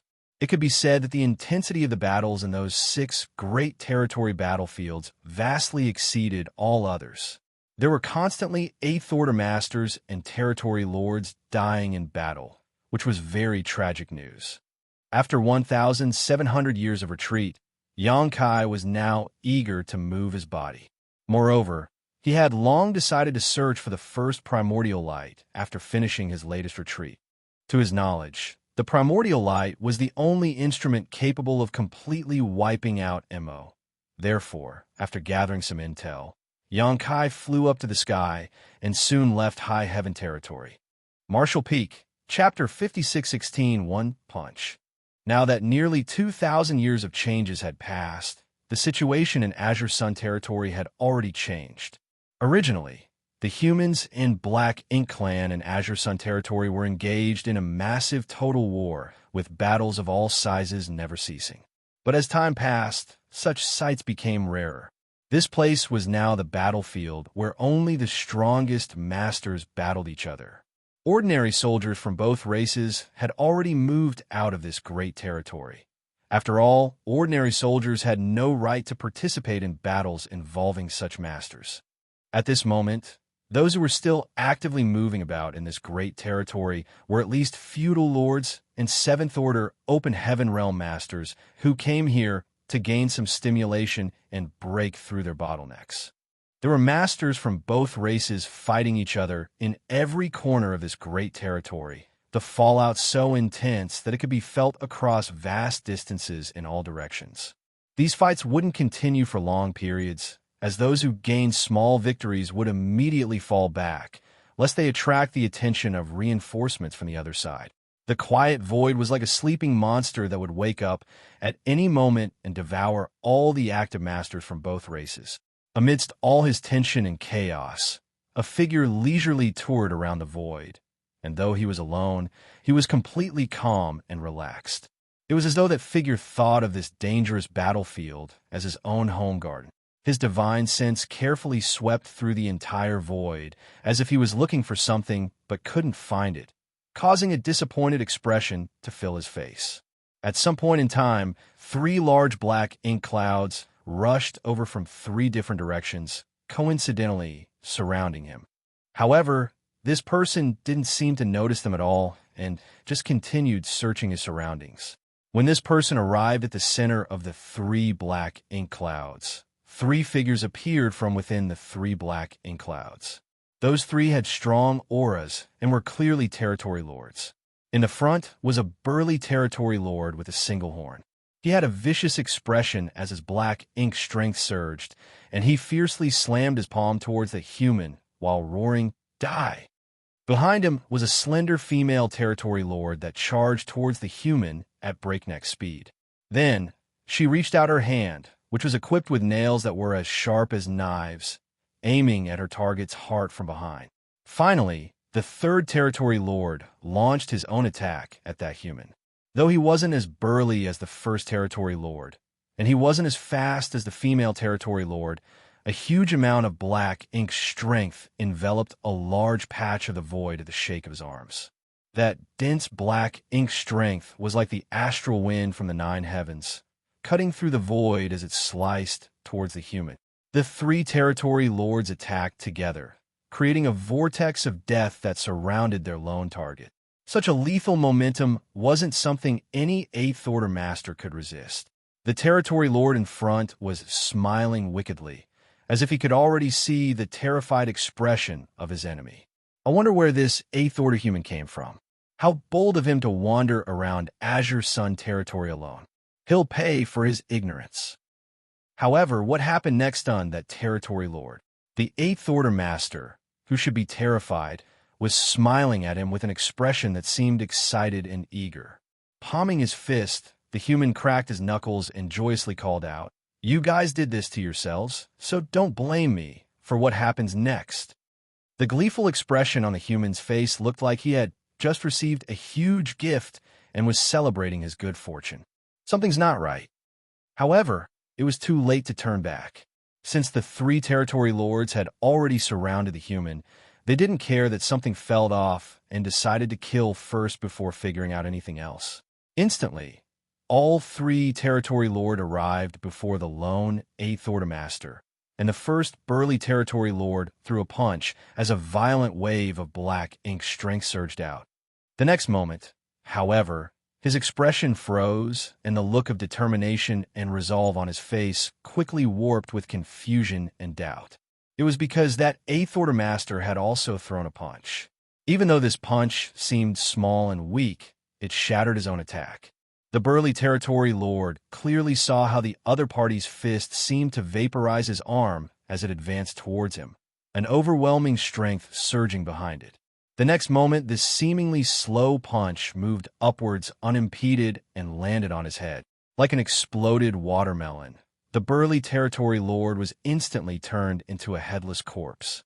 The Eighth Order human turned around abruptly, his bright eyes coincidentally meeting those of the female territory lord attacking him from behind. Both of them were so close their faces were practically touching. The female territory lord felt her body tremble, as she suddenly felt as though she wasn't facing an Eighth Order human, but some ancient ominous beast that had been caged for countless eons. The shocking and terrifying murderous intent that radiated from this human gave the female territory lord chills as her heart continuously sank. In desperation, she gathered all her black ink strength at her fingertips as her nails turned black before striking at the human. To her astonishment, though, rather than the feeling of her nails sinking into flesh, she felt a tight grip around her wrist, clearly indicating that the enemy had somehow caught her. A low whisper sounded from beside her ear, causing her heart to clench. "You're next." Suddenly, there was a sharp pain in her abdomen, followed by a violent energy that resembled a volcanic eruption exploding inside her. She felt like her enemy had punched through her body and completely broken her spine. The violent energy then surged out and attacked her strong body, and in less than a breath's time, the female territory lord exploded into a mist of blood. It was only after the death of the first two territory lords that the violent black ink strength wave created by the third territory lord reached its target. This was supposed to be a powerful secret technique that could create an optimum battleground for his two companions. But now, it was what saved the third territory lord. Seeing his two companions being decapitated and exploded by a single attack each from the mysterious human before him, the third territory lord didn't dare to remain any longer. In a state of utter shock, the third territory lord instinctually tried to escape, but the space around him warped, instantly giving him an illusion that it was being stretched out infinitely. No matter how hard he tried, he couldn't move from the spot where he stood. At that moment, a figure shot out of the rolling black ink strength, splitting the black ink cloud apart before arriving in front of the third territory lord in the blink of an eye. Then, the human casually reached out and easily grabbed the territory lord's neck like he was picking up a chicken, tilting his head as he wondered aloud, "You guys are so weak." Weak? When the remaining territory lord heard that comment, he didn't know what to say. Are we weak? Since they were territory lords, of course, they weren't weak. Though the joint attack these three territory lords used wasn't invincible in Azure Sun territory, there was rarely anyone who could beat them. They had killed some human masters using this tactic, and thought that since this human was alone, it would be impossible for him to do anything to them, no matter how strong he may be. However, it was only now that this territory lord understood the human expression, "There are always mountains beyond mountains." It wasn't that they were weak, it was just that their enemy was absurdly strong. How could there be such a strong 8th Order Master? Perhaps it was because the territory lord was near death that his memory was suddenly jogged, and he recalled a name that had disappeared for nearly 2,000 years. All right, time's up. Xianxia didn't let the territory lord finish his words, as he simply exerted some strength with his hand before separating the latter's head from his body, causing a fountain of blood to spurt everywhere. Good. As I expected, these 1,700 years of retreat weren't in vain. I'm now far stronger than I was before. However, Xianxia immediately understood that he could kill these three territory lords so easily because they weren't innate territory lords but acquired territory lords. Back when they were on the Black Ink battlefield, it was common knowledge that under normal circumstances, a territory lord's strength would be weaker than an 8th Order Master's because humans acquired their strength through long-term accumulation. Xianxia had killed quite a few innate territory lords, so these acquired territory lords were nothing to him. With his current ability, he could kill one of them with a single punch, just like when he was at the peak of the 7th Order Open Heaven realm back then and slaughtered feudal lords like chickens and dogs. If he were to encounter those strong, innate territory lords, it might not be as easy to kill them, but with his fearful reputation, those innate territory lords wouldn't dare to come and find trouble with him. Only these acquired territory lords who never experienced his terror would have forgotten his infamy and mistakenly targeted him. Though Azure Sun territory was vast, the sudden annihilation of 3 territory lord auras was enough to attract the attention of many masters. Following that, several divine senses came from all directions, including divine senses from territory lords, feudal lords, and 7th and 8th Order Masters. During these years of continuous battles, both races suffered losses, but never had a battle ended so quickly, much less with 3 territory lords dying at once. Xianxia naturally sensed these probes and secretly sighed. There has indeed been a significant increase in masters from both races during my years of retreat. The Black Ink clan could use their Black Ink nest to cultivate, so it was normal for them to become stronger quickly. As long as there were enough resources in Black Ink nests, it wasn't surprising for them to nurture many feudal lords and territory lords. However, it was surprising that so many 7th Order and 8th Order Masters had appeared so quickly. Theoretically, it would be difficult for so many humans to break through to the 8th Order Open Heaven realm after just 2,000 years, especially those rising stars, because they wouldn't have enough accumulation. The truth, however, was that the rate of breaking through to a new realm amongst those rising stars was not any slower than those veteran Open Heaven realm masters. Moreover, some of them even broke through to the 8th Order Open Heaven realm earlier than veteran 7th Order Masters. Perhaps this was a blessing from the heavens. Just like how the heavens chose Xianxia as a means of protecting themselves from the Black Ink clan's invasion, all the human soldiers who fought against the Black Ink clan had gained the heavens' favor as they were complying with the heavens' will. Such people could be said to be fighting on behalf of the heavens, and would thus receive far more opportunities and good fortune. In the past, there weren't many such people around, but now that the Black Ink clan had invaded the 3,000 worlds and the humans were forced to defend just a handful of great territories, was the time when they needed to increase their overall strength the most. It was for this reason that the 9th Order Old Ancestors and Xianxia worked hard to create a safe environment for them to grow.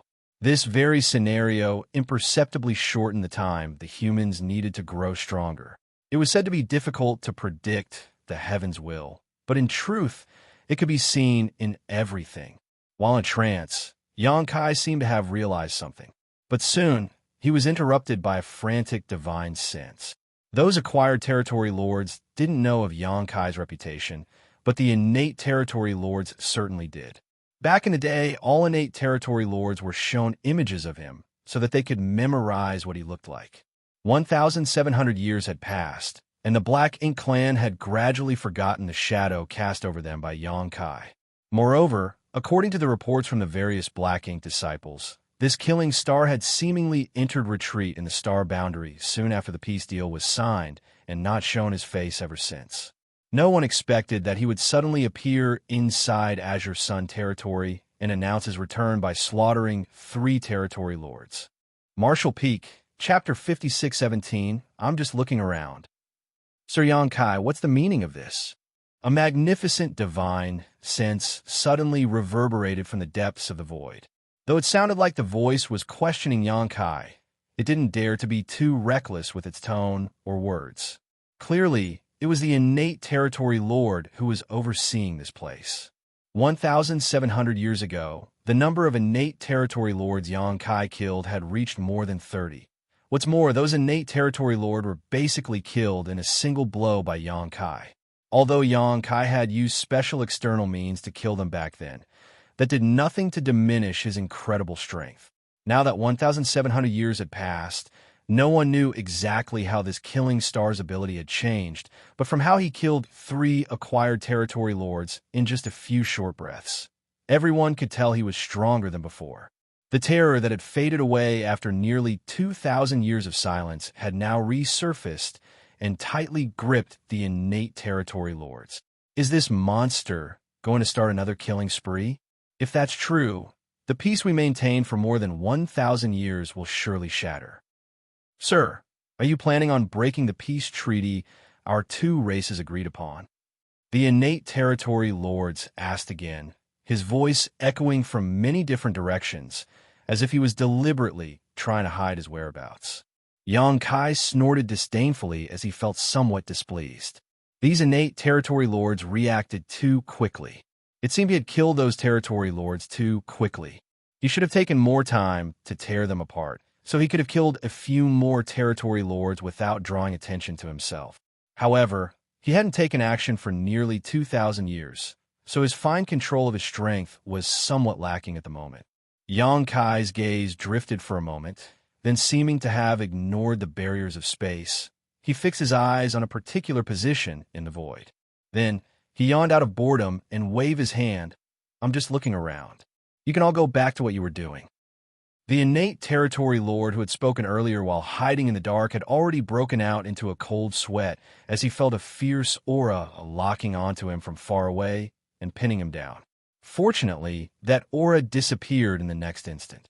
Knowing that his position had been exposed and that his tricks to hide his whereabouts meant nothing before Xianxia, the innate territory lord realized that if the latter wanted to kill him, Xianxia could have arrived in front of him within a couple of breaths.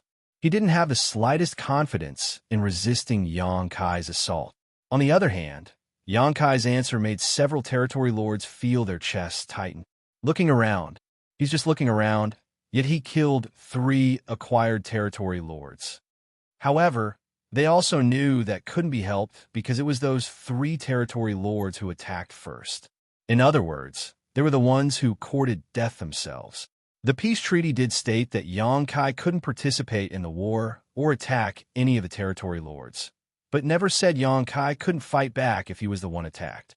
Moreover, since those 3 were killed by this killing star, the other Black Ink clansmen didn't dare to harp on this matter for fear they would be next. I hope what you said is true. That innate territory lord barely managed to keep his remaining dignity by broadcasting such words in all directions.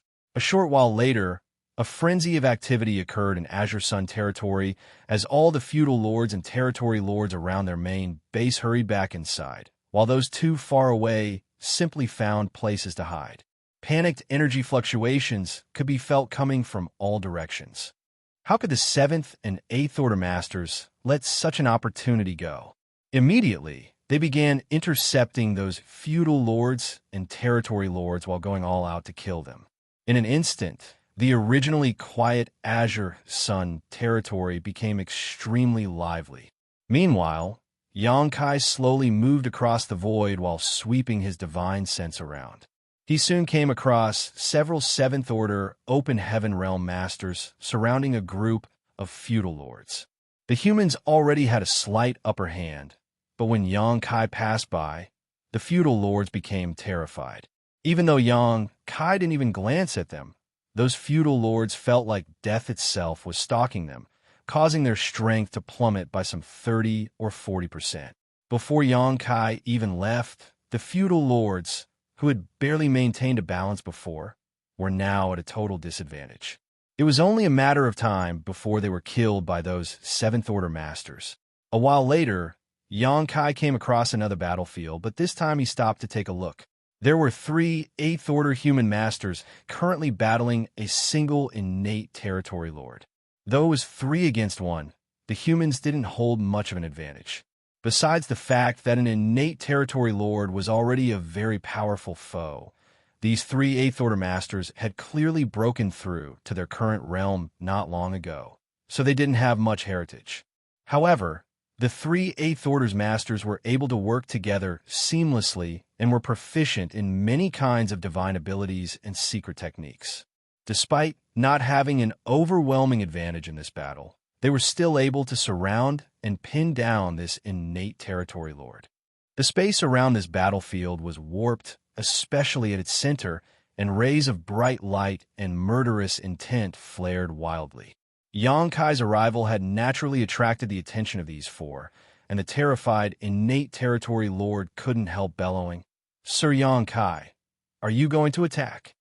Yang Kai chuckled, "No, I'm just having a look. You guys can continue your fight." Then his expression turned grim as he reprimanded those Eighth Order Masters. "You 3 little brats, what have you been cultivating for all these years? It's 3 against 1, and this is the best you can do? If word of this spread out, my reputation would be completely ruined."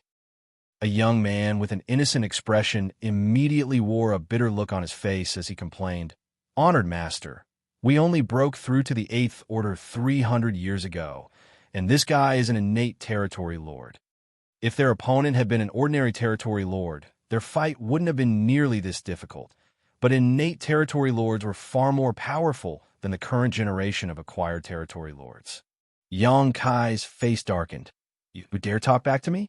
Has this honored master's teachings been in vain for all those years?" He then raised his head slightly and spoke in a sorrowful tone. "Didn't your honored master ever tell you that he killed a royal lord just after breaking through to the Eighth Order open heaven realm?" Among those 3 Eighth Order Masters, the young man with a bowl cut pursed his lips. "Honored Master, all you know is how to boast about your achievements." They would have believed Yang Kai if he had said he killed an innate territory lord, as they had heard about how powerful he was for many years. However, killing a royal lord? Even they, Yang Kai's legacy disciples, wouldn't believe him, let alone others. All 3 of them were silently complaining about how they never knew their honored master was so shameless. "How could you all get distracted during battle? Do you want to die?" Yang Kai scolded them. The only female Eighth Order Master amongst them gripped her spear and swept it out fiercely with an angry roar, "Kill!" Yang Kai applauded. "Yi Bai, you should learn more from your junior sister. How can a man not have any murderous intent? When fighting an enemy master, it's either you die or they do. So if you don't give it your all, you won't be the one to laugh in the end." Yes, Zhao Yibai's expression became stern as his murderous intent surged. The innate territory lord was already afraid that Yang Kai would suddenly make a move and kill him, but now he felt completely hopeless after listening to this conversation. "Honored Master? Yang Kai is these 3 Eighth Order Masters' honored master? What the hell am I supposed to do now?" If these 3 had been any other Eighth Order Masters, it wouldn't have mattered if he killed them, but these were Yang Kai's disciples. Once he made a killing attack, would Yang Kai really just stand there and do nothing? Even if Yang Kai killed him today, the Blacking clan would not bring up the peace agreement for discussion and would just let the matter slide. At that instant, the innate territory lord fell into a dilemma. Meanwhile, the 3 Eighth Order Masters had been through many battles, so they wouldn't show any mercy to their enemies when given such a good opportunity. Now that the innate territory lord could only defend himself and had no way of striking back, the 3 redoubled their assault, sending out all sorts of divine abilities and secret techniques which illuminated the entire void. Xianxia nodded lightly. You three can barely achieve 1 or 2 parts of my strength back then. Hearing that, Xiaoyu felt her veins bulging and couldn't stand it anymore. So she spoke while thrusting out her spear. Honored master, why don't you go look around somewhere else? We 3 senior brothers and sister are fighting a life-or-death battle. It's fine if this old fart can't help us, but can he not just stand there boasting shamelessly while making sarcastic remarks? Xianxia raised his hand and knocked her head. What's wrong? Don't you want me here? Xiaoyu felt aggrieved, but at the same time, she was secretly astonished at her honored master's ability. Although she didn't have her guard up against him and was fully focused on fighting the innate territory lord, she was still an 8th Order master, after all. However, she didn't even notice when her honored master arrived beside her. While thinking of that, she couldn't help but exclaim inside, "Indeed, old ginger is spicier than young ginger." Boasting might be a habit every man has, but this old man does have some skill, it seems. I guess I'll just let him continue to boast. As such, she didn't say anything. Why is it only the 3 of you? Where's that little bastard Xianxia? Xianxia looked around curiously. If he remembered correctly, his 3 disciples should have been with Xianxia, because they seemed to have formed a group called the 10 Directions Supreme and had also made a name for themselves. But now, there were only the 3 of them, and Xianxia was nowhere to be seen. Sui used time principles to disrupt the innate territory lord's senses while finding a moment to answer. These years, our fellow brothers and sisters have broken through to the 8th Order open heaven realm one after another, so it's not suitable for us to stay in a single squad and kill enemies together anymore. The 3 of us parted ways with senior brother Yang some time ago. Xianxia nodded in understanding. Back then, they formed a squad to kill the enemy because they weren't strong enough.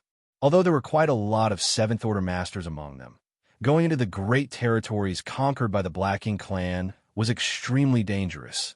Therefore, it was a better choice to band together. But now, these little ones had all broken through to the 8th Order open heaven realm, so there was no need to act as a unit anymore. Also, this was a wise choice because only in this way could they continue to break through their limitations by exposing themselves to dangerous situations. Xianxia's 3 disciples had all directly broken through to the 7th Order open heaven realm back then and were now 8th Order masters.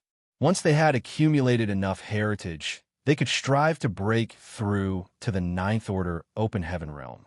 If they did, they would become pillars of the war against the Black Ink clan. It was the same for Xianxia. He was a pure Dragon Clan member and had a very strong bloodline talent, so he could only rely on purifying and tempering his dragon vein and nothing else to achieve a breakthrough. As for Xianxia, she was the same as Xianxia. The 8th Order open heaven realm was her limit. Die!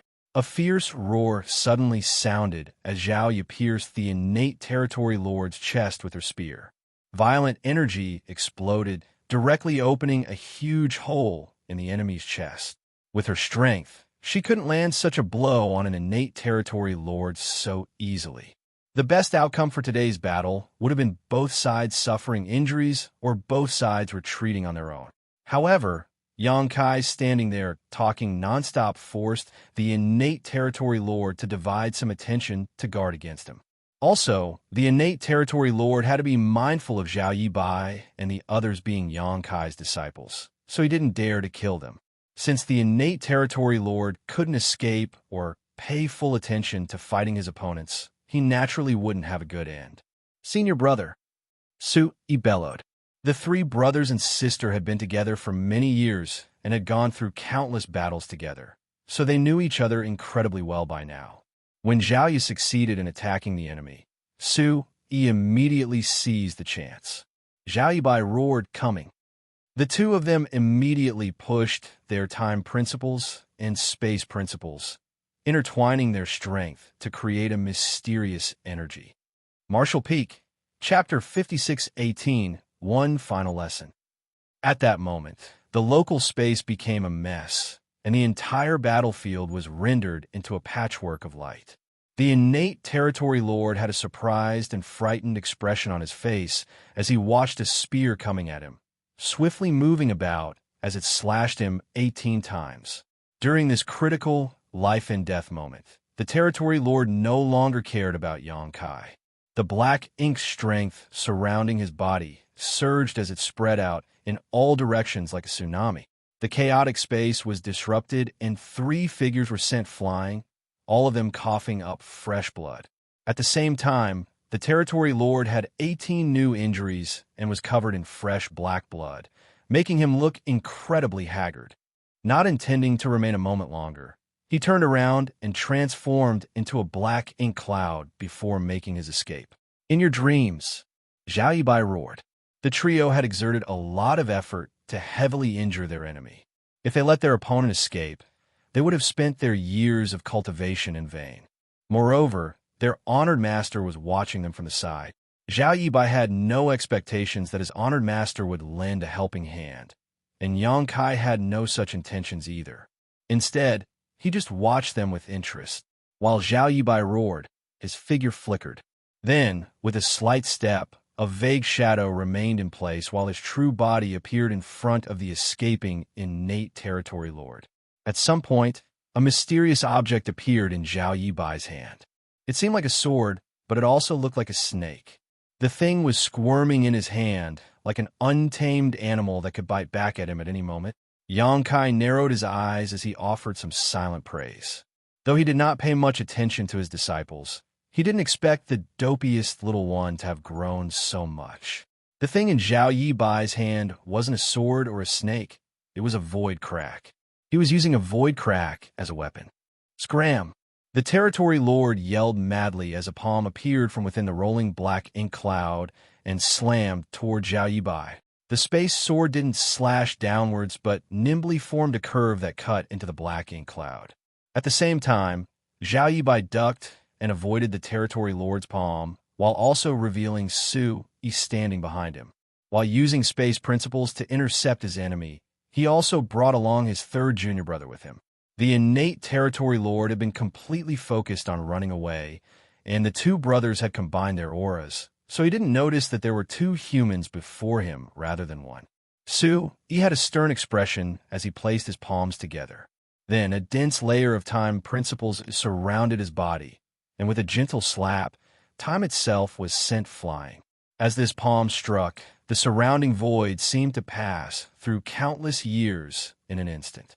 When the innate Territory Lord attack reached Su Yi's palm, only half of its power remained.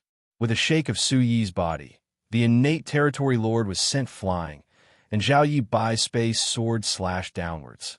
The huge black ink cloud roiled and split, revealing the Territory Lord's figure with a large wound at his waist that was gushing out blood.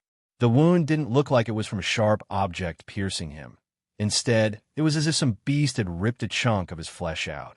Before the Territory Lord could steady himself, an intense murderous intent struck him from behind.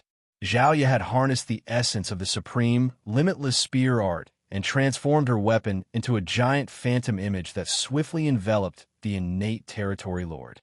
At that moment, the innate Territory Lord could no longer escape. Kill! Su Yi called out and charged forward with his eldest senior brother. However, the trio didn't dare to be reckless, and the fight with the innate Territory Lord lasted another half an hour before they finally took him down with great difficulty. After Zhao Yi used her spear to blast the innate Territory Lord's head off, she withdrew it while all 3 of them looked pale and panted heavily. However, they were feeling indescribably happy inside. This was the first innate Territory Lord they had killed. Even though they had fought innate Territory Lords before, it would always end with them suffering a loss and the 3 of them escaping under their eldest senior brother's lead. There were also some rare times when both sides suffered heavy losses and mutually withdrew, but never had they imagined killing an innate Territory Lord so soon. Xianxia, overseeing the situation, might have contributed to their win, but during the latter half of the battle, the innate Territory Lord had gone all out and no longer restrained his attacks. This life-or-death battle was certainly beneficial to them. Once they had absorbed the experience from this fight, they were confident that they wouldn't be in such a wretched state when encountering another innate Territory Lord in the future. Honored Master, Please give us some guidance." After steadying his breath, Zhao Yibai looked at Yang Kai and cupped his fist. Yang Kai smiled. "Your master simply shows you the path. How you walk is up to you. Your honored master has no more advice for you. I only have one comment. Well done." Although he felt that the three little ones still had a few rough edges while battling their opponent, and many opportunities weren't grasped perfectly, nothing was truly perfect in this world. Even he had times when he made mistakes and misjudgments. Moreover, the situation on the battlefield was constantly changing, and only by continuously overcoming their limitations could they grow strong. Also, Yang Kai noticed that they had adopted an original approach when using their martial daos, especially when Zhao Yibai and Su Yi combined both time and space principles, allowing them to display a kind of space-time strength. Yang Kai could summon the Sun and Moon Divine Wheel and use space-time strength because he was proficient in both the Tao of space and the Tao of time. It was like a person's left and right hands working together seamlessly and not too difficult to achieve. However, Zhao Yibai and Su Yi were two different individuals. When one person's left hand had to work with another person's right hand, it didn't only require perfect timing, but also absolute trust in each other. As Yang Kai thought of that, he couldn't help but sigh. It seemed like the young eagles had grown their feathers and were able to soar in the sky. He suddenly understood how Ouyang Lai and the others felt back then. Each age offered new talents, and those new talents would surpass the older ones. The veteran 8th Order Open Heaven Realm Masters might have had high hopes and felt like they had passed their prime when looking at the young and active and back then. After so many years, Honored Master has never taught you anything in detail. But since we've encountered each other today, I will give you one final lesson. Yang Kai wore a kind smile on his face. The three disciples looked serious as they felt inexplicably sad.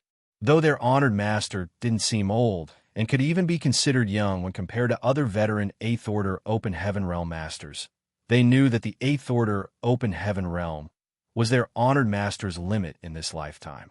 That was undoubtedly a ruthless fate for a cultivator who used up all his life to pursue the peak of the martial Tao. Though their honored master's appearance would not age for tens of thousands of years at least, his ambition to pursue martial Tao would no longer be as strong as it once was. Zhao Ya's eyes reddened slightly as she remembered how Yang Kai had taken such gentle care of them when they were young. All these years, they seemed to have never been filial to their honor master, so she secretly decided that if they could wipe out the Black Ink clan, they must stay beside their honor master and take care of him. However, while such thoughts flashed across her head, Yang Kai raised his fist to his lips and coughed twice before suddenly shouting, "This king's 3 legacy disciples are right here. An eye for an eye, a tooth for a tooth. If any of you territory lords have a grudge against me, feel free to target them. If you manage to kill them, that just proves your capability, and this king will not avenge them in the future." The 3 disciples slowly widened their eyes as their sadness instantly disappeared while looking at their honored master with stunned expressions. Yang Kai then winked at them. "The final lesson is that your honored master can't protect you for a lifetime, so you have to learn how to fend for yourselves." After saying that, Yang Kai didn't bother to see what their reactions were before taking a step and appearing 1,000,000 kilometers away from them. Then he laughed from afar and announced, "There will come a day when the eagle learns to fly and soars high in the sky." He seemed to be in an extremely pleasant mood.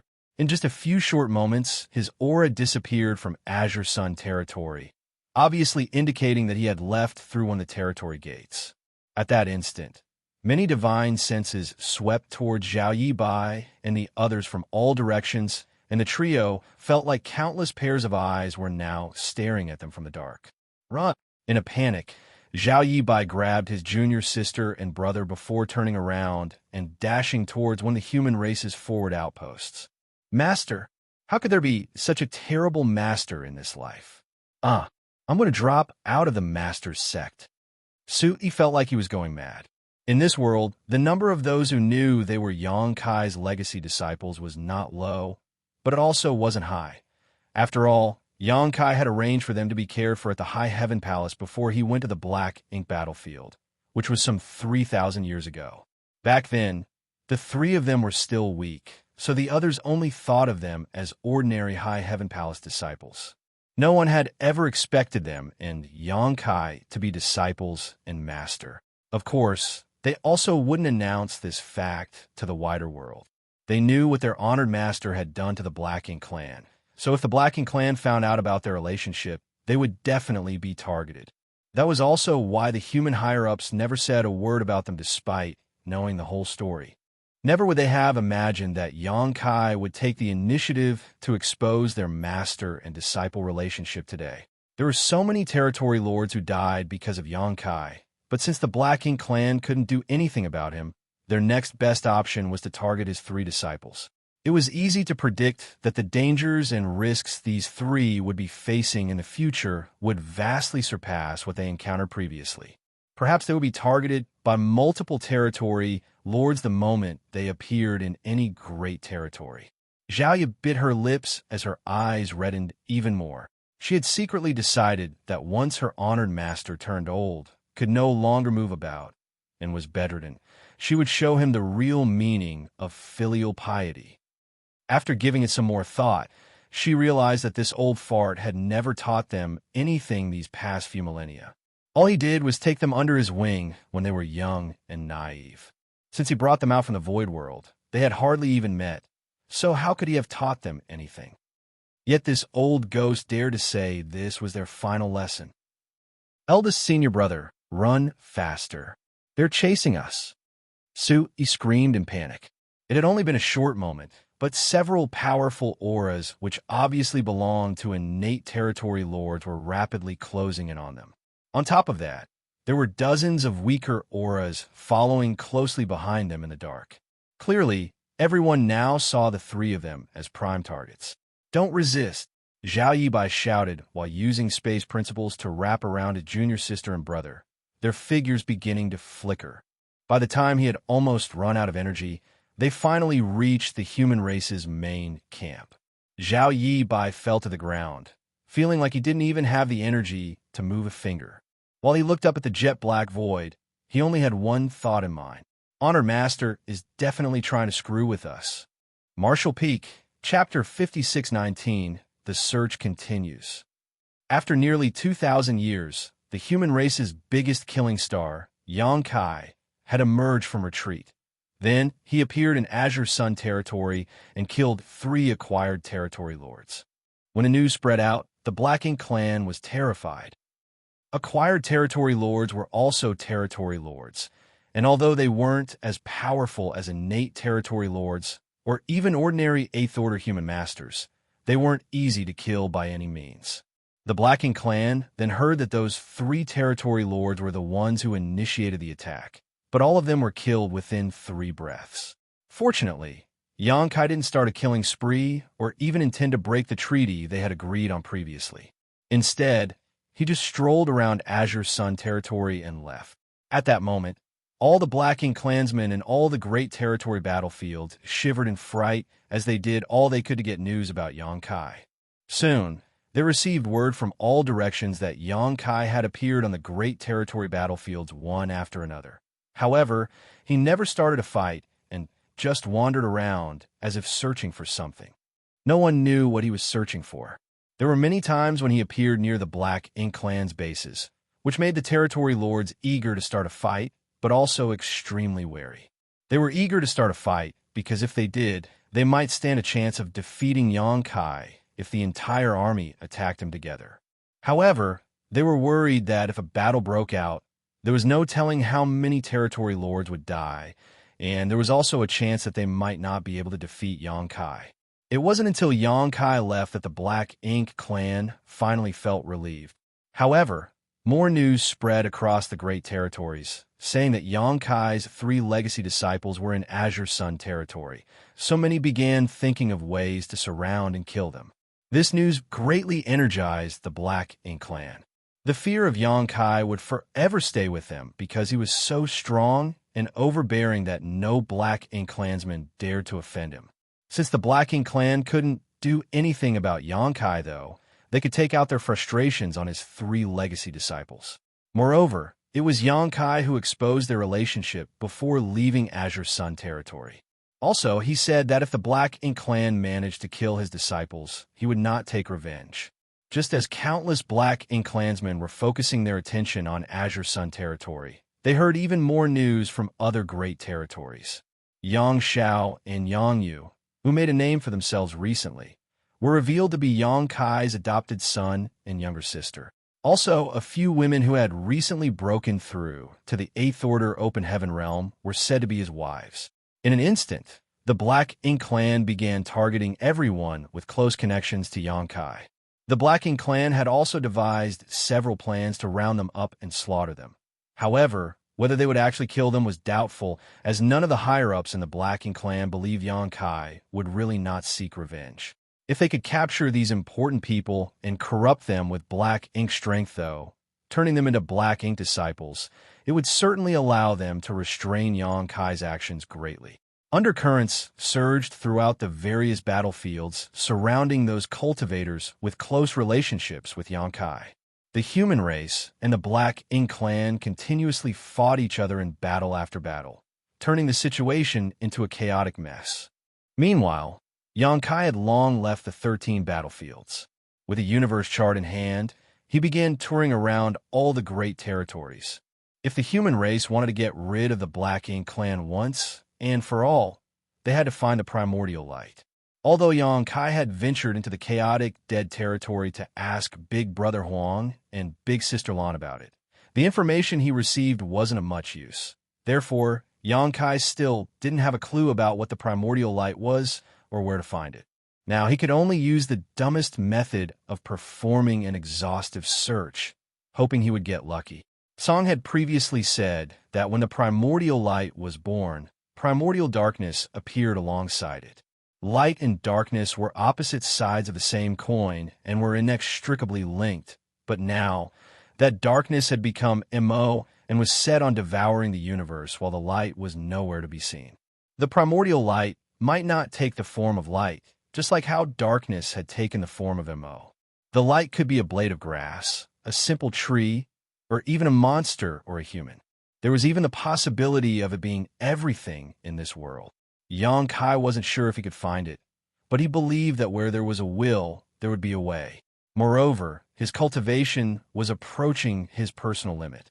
Though it hadn't reached the peak of the Eighth Order Open Heaven realm yet, the heritage in his small universe was constantly increasing without the need to go through bitter, secluded cultivation. After chasing his limits for all his life, Yangkai had reached the end of his martial Dao, but he didn't feel the slightest joy. That was because he knew that this wasn't the peak of the martial Dao. This knowledge was undoubtedly the greatest despair to a cultivator. Since he didn't need to cultivate and couldn't head to the battlefield to fight the enemy, Yangkai couldn't stay idle. If he were an ordinary man, he could stay with his family and be filial to his parents, or spend the rest of his life in peace. But he wasn't an ordinary man. It would be best if he could find the primordial light, but if he couldn't, he would take this journey as a trip to reorganize his mind and calm his spirit. His divine sense was constantly surging like the tide, leaving no stone unturned. In every great territory he visited, he would bring out his universe chart and use his divine sense to draw a cross on its corresponding position. Now, most of the great territories in the 3,000 worlds were conquered by the Black Ink clan, and the universe worlds that used to be flourishing and filled with vitality were now dead because they were depleted of world force and had their grand Daos destroyed. Numerous Black Ink clansmen could be seen moving about the void, and there were many Black Ink nests above the dead universe world. Back when the Black Ink clan had just started invading the 3,000 worlds, Yangkai had also visited many great territories, but back then he was rushing about refining the universe worlds in an attempt to save as many living beings as possible. That journey was frantic and brief. This time, his journey was more deliberate as he performed a thorough search of every corner of each great territory, including all the dead universe worlds and universe fragments. In comparison to back then, the great territories were now undoubtedly duller. Even the void was permeated with the extremely wicked and loathsome aura of Black Ink strength. The dead universe worlds were like decaying corpses. Black ink's strength had swept through the universe. No one could avoid their personal responsibility when faced with such a tragedy. During his journey, Xianxia met quite a few hunters. These hunters traveled around each great territory, destroying black ink nests and being chased after by the black ink clan, which they all considered exciting and terrifying experiences. While facing such dangers, though, they also gained a lot. As Xianxia passed through each great territory, the number of crosses on his universe chart gradually increased and soon almost covered the entire map. He didn't pay much attention to how many years he had been searching for until he suddenly came to an extremely quiet place.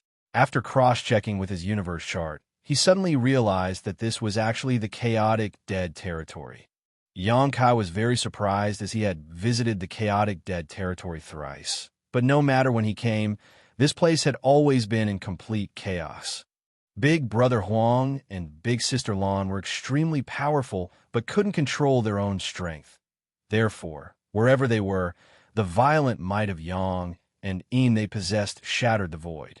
It was because of this that Xianxia didn't succeed when asking them to descend the mountain and help the humans deal with the Black Ink clan. If they did so, many other great territories would become a part of the chaotic dead territory, which was something the humans couldn't accept. Although many great territories now were filled with dead universe worlds and were conquered by the Black Ink clan, restoring them in the future was still possible. However, if a great territory became a part of the chaotic dead territory, there would be no hope for restoration. When Xianxia came again this time and noticed there was actually something different, he couldn't help but be curious. Therefore, he flew deeper into the void while calling out, "Big Brother Huang, Big Sister Lan, your little brother is here to visit." Following a faint aura he sensed, Xianxia soon found Big Brother Huang and Big Sister Lan. But when he saw them, he was taken aback. "What are you two doing?" Standing before Xianxia was a single figure, or more precisely, the combined figures of Big Brother Huang and Big Sister Lan. The left half of the figure looked like Big Brother Huang, while the right side looked like Big Sister Lan.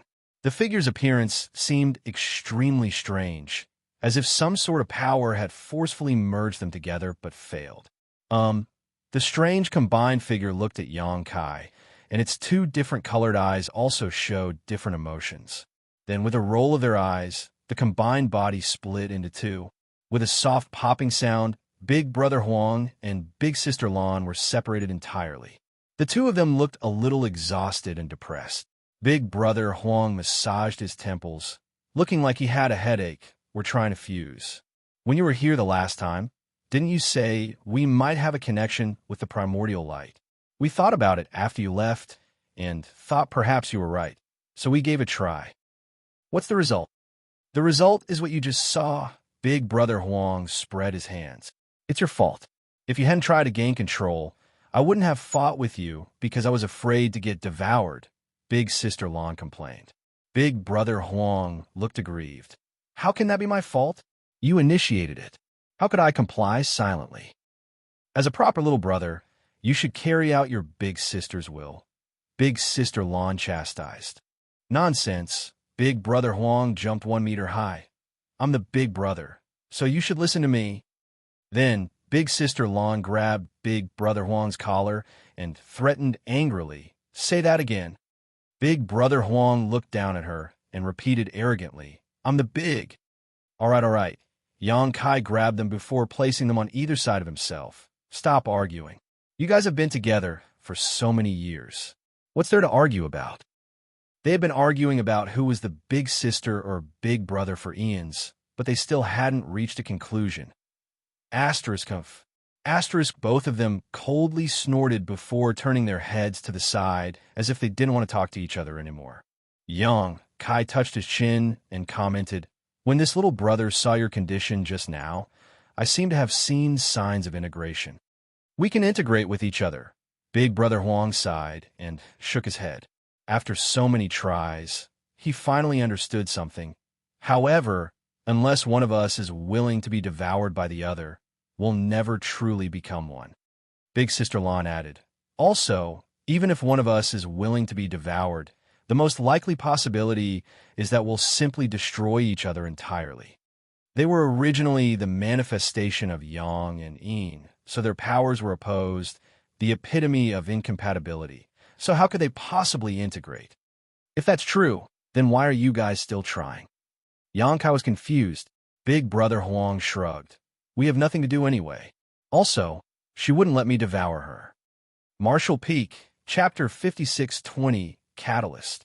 That answer was impeccable. It was the same reason why Xianxia went to look for the primordial light. He felt he had to do something, but there was literally nothing else for him to do. In short, he was bored. But we did learn something. Big Sister Lan suddenly spoke up. Xianxia's expression turned serious. What did you discover? Instead of answering him, Big Sister Lan asked a question. Do you know alchemy? Not knowing what alchemy had to do with this situation, Xianxia still answered honestly. I know a little. He had some alchemic Tao essence inside his small universe. Though he wasn't as proficient in it as his 3 primary Grand Daos, his accomplishments weren't low either. If he was willing, Xianxia figured he could easily become an alchemy grandmaster. Moreover, he actively cultivated the alchemic Tao in his youth. Since there were many cultivators in his small universe, they were able to benefit from this, and some became quite talented in the alchemic Tao. Big Sister Lan continued, since you know alchemy, you should know that there are many times when herbs that have opposing natures are put together inside the same furnace. But not only do they not destroy each other, they enhance each other's medicinal efficiency. Nodding, Xianxia replied, Indeed. The alchemic Tao is profound and boundless, and what it focuses on is the ratio of herbs and how they counteract and enhance each other. After thinking about it, he questioned, Are you saying, if you think of me and Big Brother Huang as counteracting herbs, what would you do to blend our medicinal efficacies? Xianxia's eyes lit up. A catalyst. It wasn't true that 2 counteracting herbs couldn't be placed in the same furnace. One only had to add a suitable medicinal catalyst, and disaster could be turned into a miracle.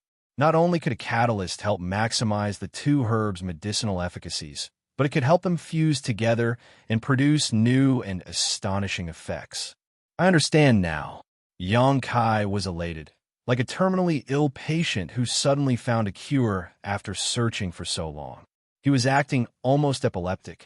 The last time Xianxia came to the chaotic dead territory and talked with these 2, he realized that they had a huge connection with the primordial light, and perhaps were even part of it at one point. That was because Big Sister Lan previously said that she vaguely remembered being abandoned. Who would abandon them? And what kind of being could abandon them? The answer to that was undoubtedly the primordial light. Although Xianxia didn't know the reason behind all of this, the primordial light did separate from the Yang and Yin that eventually became the sun's burning light and moon's serene glimmer. That was why they vaguely remembered feeling like they were abandoned.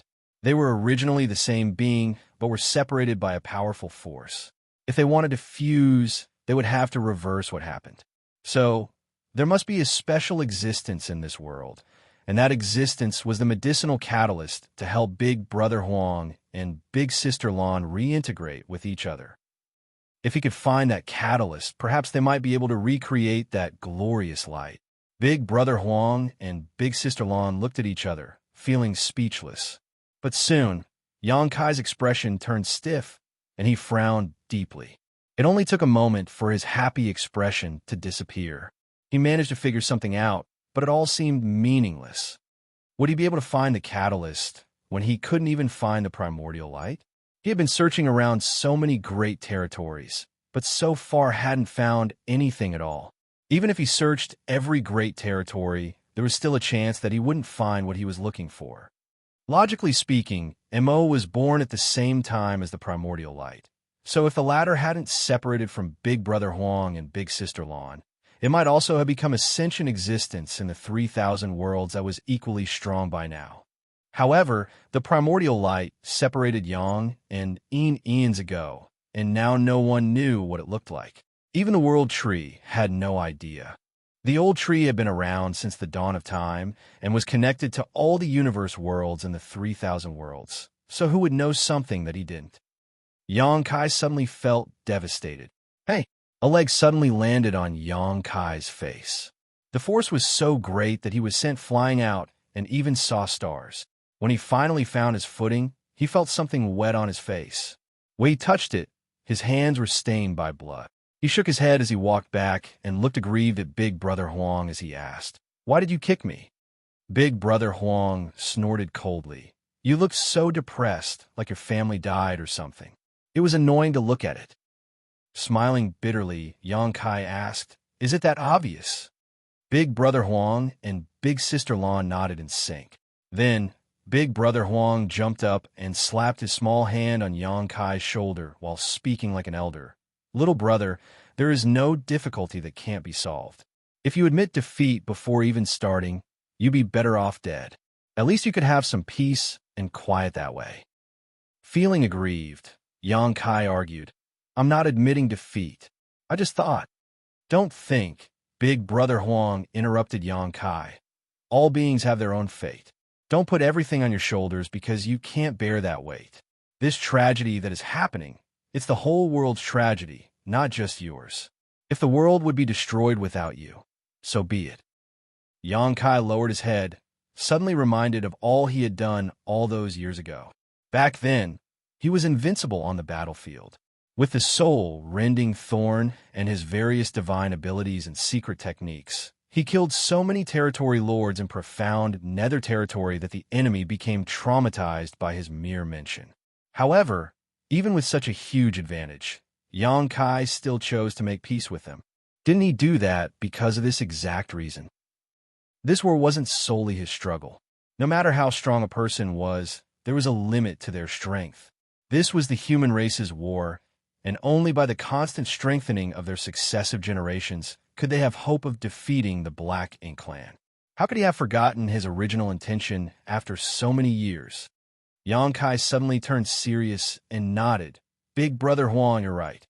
Also, he saw a new side to Big Brother Huang, as he didn't expect this little guy to have such insight after having stayed in the chaotic dead territory for such a long time.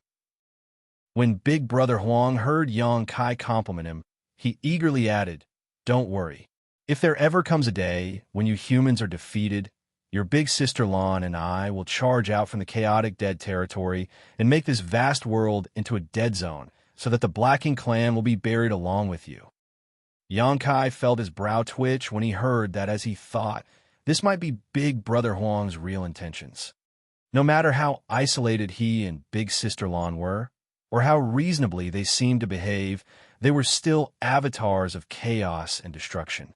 When the humans were in charge of the universe, they could still stay here peacefully, but if the humans disappeared from existence, nothing would be restraining them anymore. At that point, charging out of the chaotic dead territory wasn't just talk. Can the two of you stand against Imo? Yang Kai felt doubtful. According to what he knew, these two might have abilities that were on par with a giant spirit god or stronger. However, was that enough to rival the strength of Imo? When he thought about it, Imo created Black Ink giant spirit gods, while the primordial light created the burning light and serene glimmer. Therefore, the primordial light might have been in the creation realm as well. After pondering for a moment, Big Brother Huang replied, "We aren't his opponent, but nothing will happen if you don't act. Besides, we can't just sit here and wait for death." Yang Kai exhaled lightly before sighing. "That's right. We can't just give in and wait for death to come." No one knew whether they could find the proper catalyst, but they had to try before knowing the answer. Slapping his cheeks, Yang Kai thought, "Cheer up. The future is full of difficulties, but you can't let that stop you from forging ahead." Suddenly, he thought of something. Since these two represented chaos and destruction, how could they have peacefully stayed in the chaotic dead territory for so many years? Shouldn't they be freely roaming around the 3,000 worlds and releasing their strength?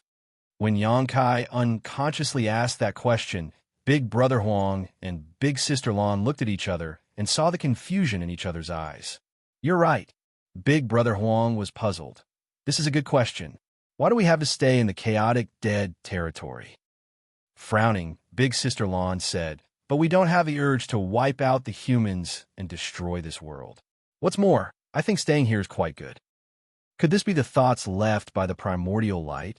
Xianxia asked. The two couldn't answer him. At that moment, Big Brother Huang suddenly felt frustrated. Hey, why do you have so many questions? There aren't that many whys in the world. For so many years, they had been living their lives this way and didn't find it unusual, but this annoying little brother kept coming over and asking them so many questions that left them confused. Is there anything else? If not, please leave. Big Brother Huang had no trace of politeness when he said that. Ugh. Xianxia was speechless and thought about it before saying, please bestow me some yellow and blue crystals. Also, after so many years, the small stone race. Although Xianxia had brought away a huge batch of yellow and blue crystals and a massive small stone race army from the chaotic dead territory, so many years of war with the Blacking clan had consumed many of the yellow and blue crystals, while few small stone race were remaining. The small stone race soldiers still remaining were mostly the ones who had strength on par with the 7th Order and 8th Order Open Heaven Realm Masters. But thanks to their low sentience, they couldn't exert nearly as much power as the humans. You're so annoying. Big Brother Huang felt a headache. You've already taken away everything the last time you were here, yet you're doing it again. Even though it had been nearly 2,000 years since Xianxia's last visit, that wasn't actually a long time from the burning light and serene glimmer's perspective. But despite Big Brother Huang's complaints, he and Big Sister Lan had already prepared a huge pile of supplies for Xianxia. It didn't matter if Xianxia didn't mention it, but now that he did, they wouldn't be stingy with him. Therefore, Big Sister Lan waved her hand, and a giant mountain-sized pile of yellow and blue crystals floated over from deep inside the void. Then, she shouted out an order, and several small stone race armies charged out from all directions in the chaotic dead territory. Xianxia happily opened his small universe, and under Big Brother Huang's constant grumblings, he put away the huge pile of materials and small stone race armies. After that was done, burning light and serene glimmers, nearly 2,000 years of accumulation were gone.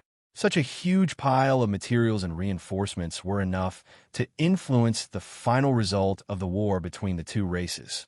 Without mentioning anything else, if Xianxia distributed the small stone clan armies he received to the various battlefields, they could deliver a huge blow to the Black Ink clan, as those small stone race armies had many that were on par with 8th Order Open Heaven Realm Masters. Once Xianxia was done, he respectfully thanked the two. Since the two races still wanted to maintain their current situation of the war, Xianxia wasn't in a rush to head back and distribute these small stone race armies. Also, he had to start his search for the medicinal catalyst. I think you should try visiting the Divine Spirit's ancestral land. Before he could go, though, Big Sister Lan suddenly made this suggestion. Martial Peak, Chapter 56-21, Thieves. According to ancient stories, the sun's burning light and moon's serene glimmer were the ancestors of all divine spirits. The various divine spirits only appeared after these two, followed by the primordial era and the glorious days when divine spirits ruled the universe. During that era, all sorts of different divine spirits were found throughout the 3,000 worlds. It was a pity that a brutal war that went on for millennia caused the extinction of many divine spirit clans. Today, only a handful of divine spirits remained, and many of those divine spirits that managed to survive were on the verge of disappearing. The undeniable fact was that divine spirits were incredibly powerful, and every mature divine spirit was equivalent to a 7th Order Open Heaven Realm Master at least. What's more, all they needed to do was constantly refine their bloodline, and their strength would increase until one day they stood on par with 9th Order old ancestors, if not higher. However, according to the information Xianxia received from Big Brother Huang and Big Sister Lan, the rumor about them being the first ancestors was made up. Since they first gained sentience, the only matter that had concerned them was deciding who was the elder sibling. Moreover, Yang and Yin were counteracting forces, so how could they produce so many divine spirits? The only real joint creation of these two supreme beings was when Xianxia used the great sun and moon marks to fuse their power to create purifying light, which was the most effective method the humans currently had to restrain Black Ink strength. Before purifying light appeared, the only thing that could restrain black ink strength was the power of divine spirits. Of course, the divine spirits' power wasn't as effective as purifying light, but it was still far better than what mere humans were capable of.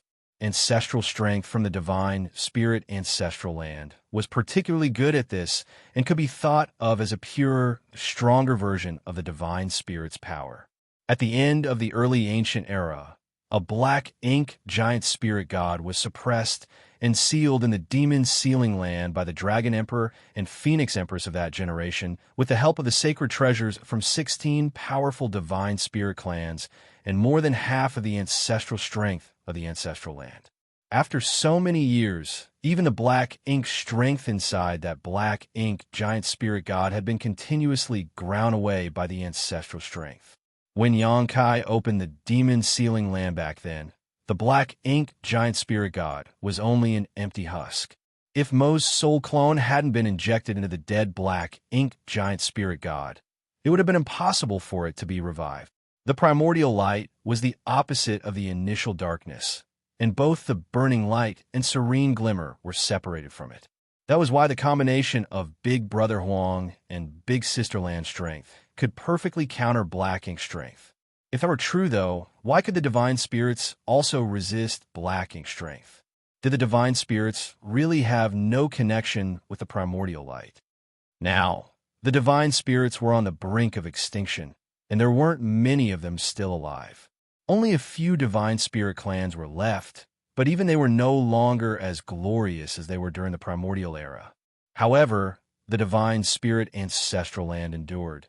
So even if Big Sister Lan didn't suggest this to Xianxia, he was already preparing to head over there as he might find some clues. The Shattered Heaven was the land of exile in the 3,000 worlds. It was where the wicked gathered, so there had been all sorts of characters living there in the past. Back then, those Open Heaven Realm masters who wanted to break through to the 7th Order Open Heaven Realm, but weren't from any cave heaven in paradise would head to the Shattered Heaven. That was because even the cave heavens and paradises couldn't control that place. They could peacefully break through to the 7th Order Open Heaven Realm without having to worry about being besieged by the masters from the cave heavens and paradises. Of course, looking back now, the cave heavens and paradises did have the ability to wipe clean and control the Shattered Heaven. They simply chose not to because the world needed a place to hide its dirty and dark secrets. Even though the 3,000 worlds was a vast and endless place, it couldn't be entirely clean. Order and chaos were like light and dark, impossible to exist on their own. Everything had a positive and negative side, and both sides relied on each other to survive. Deep inside the Shattered Heaven was the Divine Ability Sea, which was placed there by great experts near the end of the early ancient era to surround the divine spirit ancestral land. It was a natural barrier and also an invisible cage. At this moment, Xianxia was standing outside the Divine Ability Sea and could see a huge, safe passageway that led straight to the divine spirit ancestral land. This pathway was obviously the one the black ink giant spirit god opened when it emerged from the ancestral land. This made things easy for Xianxia as he didn't need to deal with the Divine Ability Sea now. Taking one step after another, Xianxia strode forward, and with the help of space principles, each step carried him 100,000 kilometers further. Soon, Xianxia passed through that pathway and arrived at the ancestral land. The ancestral land was a vast world that was filled with an ancient aura. If one were to say the myriad monsters world had barely managed to retain the aura of the early ancient era, the divine spirit ancestral land could be said to have perfectly preserved the primordial era's environment without the slightest change. Counting this trip as well, Xianxia had visited the divine spirit ancestral land 3 times. The first time was when Cheng Yang chased him here. He was escaping with a female 7th Order master named Xia Lin Lang, and they accidentally barged into this place. Perhaps it was because he had a Dragon Clan bloodline that he was able to arrive here alive, as, back then, Xianxia was only a 6th Order Open Heaven Realm master. The second time was when he came to prevent an 8th Order Black Ink disciple from reviving the Black Ink giant spirit god. Unfortunately, he was too late and was forced to personally kill a respected senior, Lewin. Then, he personally witnessed the revival of the black ink giant spirit god. That black ink giant spirit god was the one that charged out of the demon sealing land to the ancestral land, and then out through the shattered heaven before arriving at the barren territory battlefield. This was Xianxia's third visit to this place. During his first visit, though he had a potent dragon vein, he wasn't a pure blood dragon clan member. During the second visit, all his focus had been on the black ink giant spirit god, so he didn't have any spare attention to investigate this place. But this time, he could feel a natural sense of comfort and closeness when he arrived here. It felt like he had returned home from a long journey and ran back into his mother's arms. His dragon blood was surging inside him, and he couldn't help wanting to let out a dragon roar to vent his feelings. Although he was born a human, the current Xianxia could be fundamentally considered a pure-blooded dragon, so he had a natural feeling of belonging with this land. However, Xianxia soon frowned. It was because this place was occupied by many black ink nests of all sizes, most of them low rank, but 3 of them mid-rank. There were no high-rank ones, fortunately. All the high-rank black ink nests were placed at the no-return pass and were guarded by the only remaining royal lord. Despite having already known that the ancestral land wouldn't remain unaffected by the war, Xianxia still felt enraged when he witnessed this scene. It felt as though thieves had overrun his home, and not only did they steal his belongings, but they even took his home for themselves. How could Xianxia endure this? These thieves wanted to take over the ancestral land, but it seemed like they weren't very successful because in any universe world outside, one low-rank black ink nest would be enough to cover it in black ink strength, turning it into the black ink clan's territory. But here, even though all the black ink nests were pumping out black ink strength, the area they managed to cover was quite limited. One low-rank black ink nest could only cover about a 100-kilometer radius with black ink strength, and the further away from the black ink nest, the thinner the black ink strength became. The mid-rank black ink nests were stronger, but even they could only cover about a 10,000-kilometer radius. While such distances were not small, compared to the billions upon billions of kilometers diameter of the ancestral land, it was actually quite insignificant. It seemed like there was an invisible force restraining the black ink strength from spreading. Obviously, it was the ancestral strength which could restrain and even dissolve black ink strength. Though it wasn't as effective as purifying light, with the vast ancestral land supporting the ancestral strength, it could uninterruptedly resist the corruption and spread of black ink strength without much difficulty, even after a couple of millennia. Judging from a scene before him, Xianxia became even more certain that the divine spirits had some link to the primordial light. It was because of the ancestral land's resistance that so many black ink nests had appeared here. Otherwise, why would the black ink clan arrange their black ink nest in such a way? A shocked and puzzled voice sounded. Xianxia lowered his head to look in the direction of the voice and saw a feudal lord looking up at him from one of the low-rank black ink nests. Since Xianxia didn't hide himself, the feudal lord immediately discovered him when he entered the range of the ancestral land. When their 4 eyes suddenly met, the feudal lord was certain that the other party was a human. He immediately grinned and revealed a vicious smile before bellowing, "Kill him." Where did this human come from? How insolent of him to appear here. The Black Ink clan had been occupying this vast land for many years, but had never seen any humans come over. After all, this place was too far from the great territory battlefields while also very close to the Black Ink battlefield, so even hunters wouldn't easily venture this deep into their territory. In this place, the Black Ink clan didn't live a comfortable life because some kind of mysterious energy was suppressing their Black Ink strength and preventing it from spreading. If they had a choice, the Black Ink clan here would rather fight on the battlefield than remain here. Previously, there were territory lords that had tried to destroy this vast land. But even when an innate territory lord used all his strength to bombard its surface, much of their strength would dissipate before it even struck the ground, which made it impossible to do any real damage. Unfortunately for them, their progress was still very slow despite their long years of effort.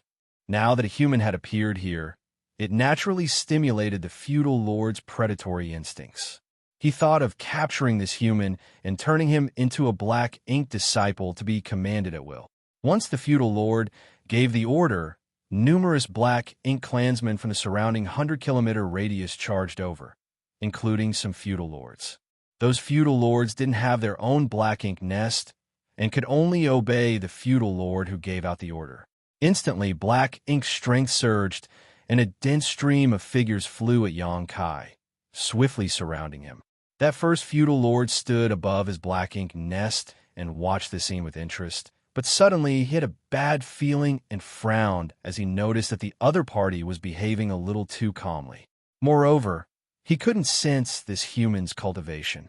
Once that thought flashed across the feudal lord's mind, a burst of light suddenly appeared in the middle of the encirclement.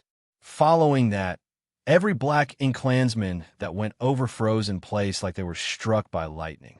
Then, the sound of spurting fresh blood sounded, and all at once, every black ink clansman, no matter their strength, fell to pieces literally. The feudal lord's pupils contracted as he turned around to retreat towards his black ink nest without hesitation.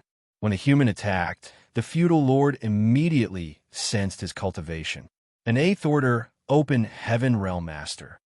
Although the feudal lord didn't know why this human came here, he knew this wasn't someone he could mess with. However, just as he turned around, an oppressive force appeared above him. This pressure was like a mountain, rendering him immobile. He barely managed to raise his head to see a palm coming down on him, followed by complete darkness. Then, he didn't know what had happened next. Martial Peak, Chapter 5622, Resist 3 moves, and you're free. In the sky, Xianxia slowly withdrew his palm. A large palm print had appeared on the ground, and not only did it crush the feudal lord, but also the black ink nest below him was smashed to pieces. That movement wasn't big, but it wasn't small either. Soon, even more black ink clansmen were attracted by the noise. Inside the area covered by the black ink nests, numerous black ink clansmen were alerted by the movement and came over to investigate. When they discovered Xianxia's aura, they immediately became excited. Their lives in this vast land were too bitter and boring, as there was nothing to do but resist the suppression of the strange force. It was unheard of for a human to barge in here, so how could the black ink clansmen's violent desires not be stimulated? Soon, numerous black ink clansmen arrived from all directions. Xianxia laughed out loud. Very good. If these black ink clansmen didn't take the initiative to attack, Xianxia couldn't start a killing spree because of the agreement between the two races. Back in Azure Sun territory, it was also those 3 territory lords who struck first, justifying him to kill them. Facing the incoming black ink clansmen, Xianxia charged forward.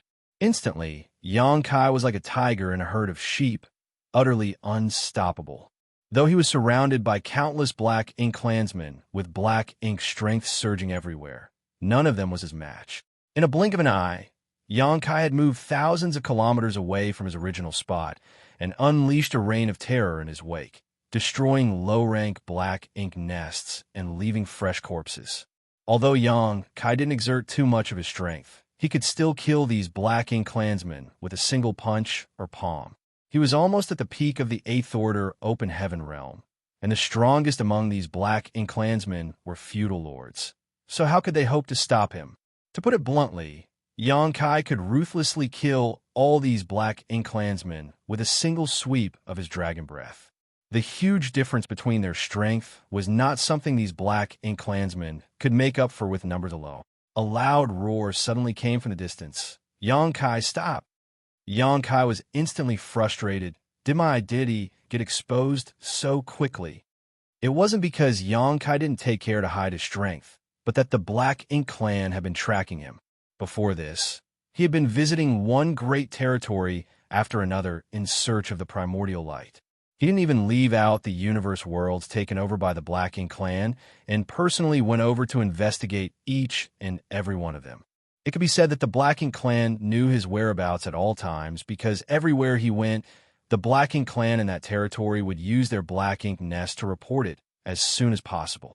This meant that it was only after Xianxia entered the chaotic dead territory that the Black Ink clan lost track of him. The Black Ink clan seemed to know that he had been searching for something recently, but they had no idea what it was. Also, orders had been passed down from the No Return Pass, saying that the Black Ink clan was not to interfere no matter what Xianxia did. History had proven that if not provoked, Xianxia would maintain the agreement, so the best option was to just let him be. All the Black Ink clansmen in all of the great territories had received these orders. So many who were overseeing each great territory were on edge, afraid that Xianxia would suddenly appear in their territory and lash out. Of course, the ancestral land had received the order from the royal lord as well. Everything happened so suddenly that the feudal lords didn't have much time to think about it. But how could the territory lord overseeing this place not know what was going on? When he sensed the eruption of battle, he immediately used his divine sense to scan the place and realized Xianxia had come. There were 3 mid-rank Black Ink nests in the divine spirit ancestral land. So 3 innate territory lords had been dispatched here to act as supervisors. The territory lord who just spoke up was a black-faced individual that seemed to resemble a human at first glance, but he was taller and much bulkier than a human. However, some masters were skilled in body tempering amongst the humans and had figures that weren't much worse than this territory lord's. Since those Black Ink clansmen and Black Ink nests killed and destroyed by Xianxia were all under his jurisdiction, he was naturally furious and called out. But Xianxia didn't seem like he was going to stand down, so the territory lord became even more furious and threw out a punch from afar while roaring, "I said stop." Xianxia's palm slammed down again and destroyed another low-rank Black Ink nest before he faced the punch coming from afar without any intention of dodging and accepted it. Instantly, his body trembled, and a shimmer of light appeared across his body. He wasn't the slightest bit injured by the attack. He then turned his head to look at the black-faced territory lord charging at him and asked, "Did you just attack me?" Both of Xianxia's eyes lit up as a trace of cunning flashed in their depths, making him seem overjoyed.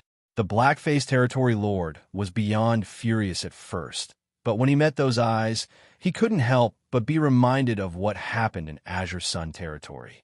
He silently cursed himself for letting his anger take over and cause this situation. Hurriedly stopping, the territory lord stammered, "It wasn't me. I didn't."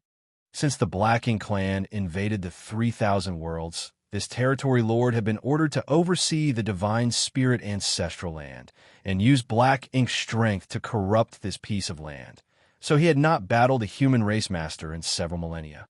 However, with the use of his Black Ink nest, he could still gather information for battlefields without having to leave this place. There were quite a lot of masters amongst the humans, and there were even a few that were stronger than innate territory lords. But no matter how strong, all humans had their limits, except for one who defied all reason. During these recent years, a single 8th Order master named Xianxia undoubtedly shone the brightest. From what this territory lord heard from the No Return Pass, Xianxia had gone to the No Return Pass alone, killed several territory lords, and destroyed many high-rank Black Ink nests before escaping from the pursuit of the royal lord. Later, news came from profound Nether territory, saying that the number of territory lords killed directly or indirectly by Xianxia had reached over 30. News that came from the Acacia territory said that 10 territory lords had worked together to besiege Xianxia, but 7 of them died, while in the end, Xianxia and the over 10,000 human refugees mysteriously escaped. Fortunately, after Xianxia returned to profound Nether territory, he made peace with the territory lords there, allowing them to finally breathe a sigh of relief. 300 years later, Xianxia appeared in Twin Poles territory and killed 4 innate territory lords in a single battle, forcing the Black Ink clan there to retreat to their camps in panic. The Black Ink clan didn't dare to come out and were even forced to take the initiative to offer peace. In the subsequent peace talks, the Black Ink clan established numerous restrictions on Xianxia and finally restrained the humans' most terrifying killing star. During the 1,700 years after that, there were no signs of the killing star on the battlefields, so the territory lords didn't have to be on edge anymore because the Black Ink disciples they corrupted occasionally all confirmed that Xianxia had been in retreat all this time. Once those 1,700 years were up, though, Xianxia exited his retreat and instantly killed 3 acquired territory lords in Azure Sun territory. Later, no territory lord dared to challenge him as he was allowed to wander around freely. Following that, Xianxia began his long journey, until this day when he appeared in the Divine Spirit Ancestral Land. Despite the fact that the black-faced territory lord hadn't fought with a human master in many centuries, he knew that he wasn't this killing star's opponent. Amongst all innate territory lords, his strength only ranked somewhere in the middle, and he personally knew several territory lords who were stronger than him that had died at Xianxia's hands. If those territory lords had died, would he be able to survive if Xianxia attacked him? He attacked in a moment of anger and didn't consider the situation too seriously. Moreover, his attack from a distance had only been intended to get Xianxia's attention and stop him from killing more of his subordinates. Therefore, Xianxia only had to dodge slightly to not get hit by that punch. The reason Xianxia didn't dodge was not that he couldn't, but that he didn't want to. Those 3 acquired territory lords from the Azure Sun territory died because they had no eyes and accidentally offended this killing star. I have also offended him today. The black-faced territory lord instantly felt chills enveloping his whole figure. You dare to attack me? Good, very good. Then I'll attack you too. Xianxia had a wicked grin as he raised his large fist and acted like an angry child who stubbornly wanted revenge. This time, I can finally have a good battle. I've been in retreat for so many years, and regrettably, I have no way of testing out my current strength. Those 3 acquired territory lords in the Azure Sun territory were only the appetizers. If I want to test out my full strength, I have to find an innate territory lord, but none of them have dared to challenge me so far. The black-faced territory lord immediately turned around and ran without intending to fight Xianxia. A black ink cloud rolled in and encased the territory lord's figure while he screamed frantically, "Save me!" He was naturally screaming towards the other 2 territory lords overseeing this place. Those 2 had also swept over the moment they sensed the fallout, but they had frozen in place after hearing the black-faced territory lord screaming Xianxia's name. Most territory lords weren't that fearless. In fact, many feared death greatly, so if they could stay out of this mess, they were more than happy to do so. Accept 3 of my moves. If you can survive, I will let you off. Refuse, and no one can save you today. Xianxia's voice was like a gust of cold wind blowing from the depths of hell, making that territory lord shiver even more. However, besides being terrified, the territory lord also felt a sense of hope. If it's just 3 attacks, I might be able to resist them. After all, I'm still an innate territory lord, so of course I'm not weak. No matter how powerful this killing star is, he's being too arrogant. Thinking so, the black-faced territory lord decisively stopped, and his voice echoed from inside the black ink cloud. Really? The territory lord knew he couldn't escape because, according to rumors, Xianxia had astonishing attainments in the Tao of space and was unmatched when it came to fleeing and chasing. Therefore, trying to outrun this human was impossible. Also, it wasn't realistic to hope that the other 2 territory lords would come to his aid because they were trying to stay out of this situation. Otherwise, they would have come forward and helped him long ago. His only hope now was that Xianxia meant what he said. Xianxia approached the black-faced territory lord while speaking slowly. I can even keep the promise I made with the Black Ink clan. So what's there for you to worry about? That made sense. Although this killing star had caused the Black Ink clan to suffer a huge loss, he had integrity. Since they made peace, he had never voluntarily broken the agreement. He only attacked those territory lords in Azure Sun territory because they attacked him first. The Black Ink clan couldn't complain about him acting in self-defense. Deal. The black-faced territory lord gritted his teeth and accepted the challenge. He had 3 attacks to decide his fate, and he didn't believe that he would be that useless.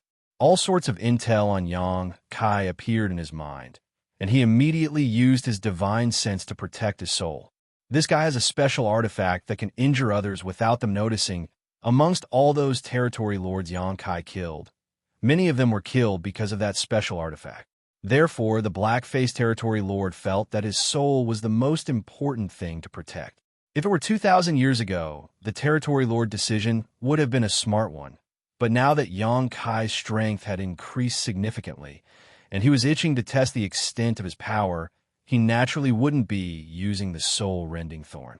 The black-faced territory lord was only giving himself false hope when he used his divine sense to protect his soul.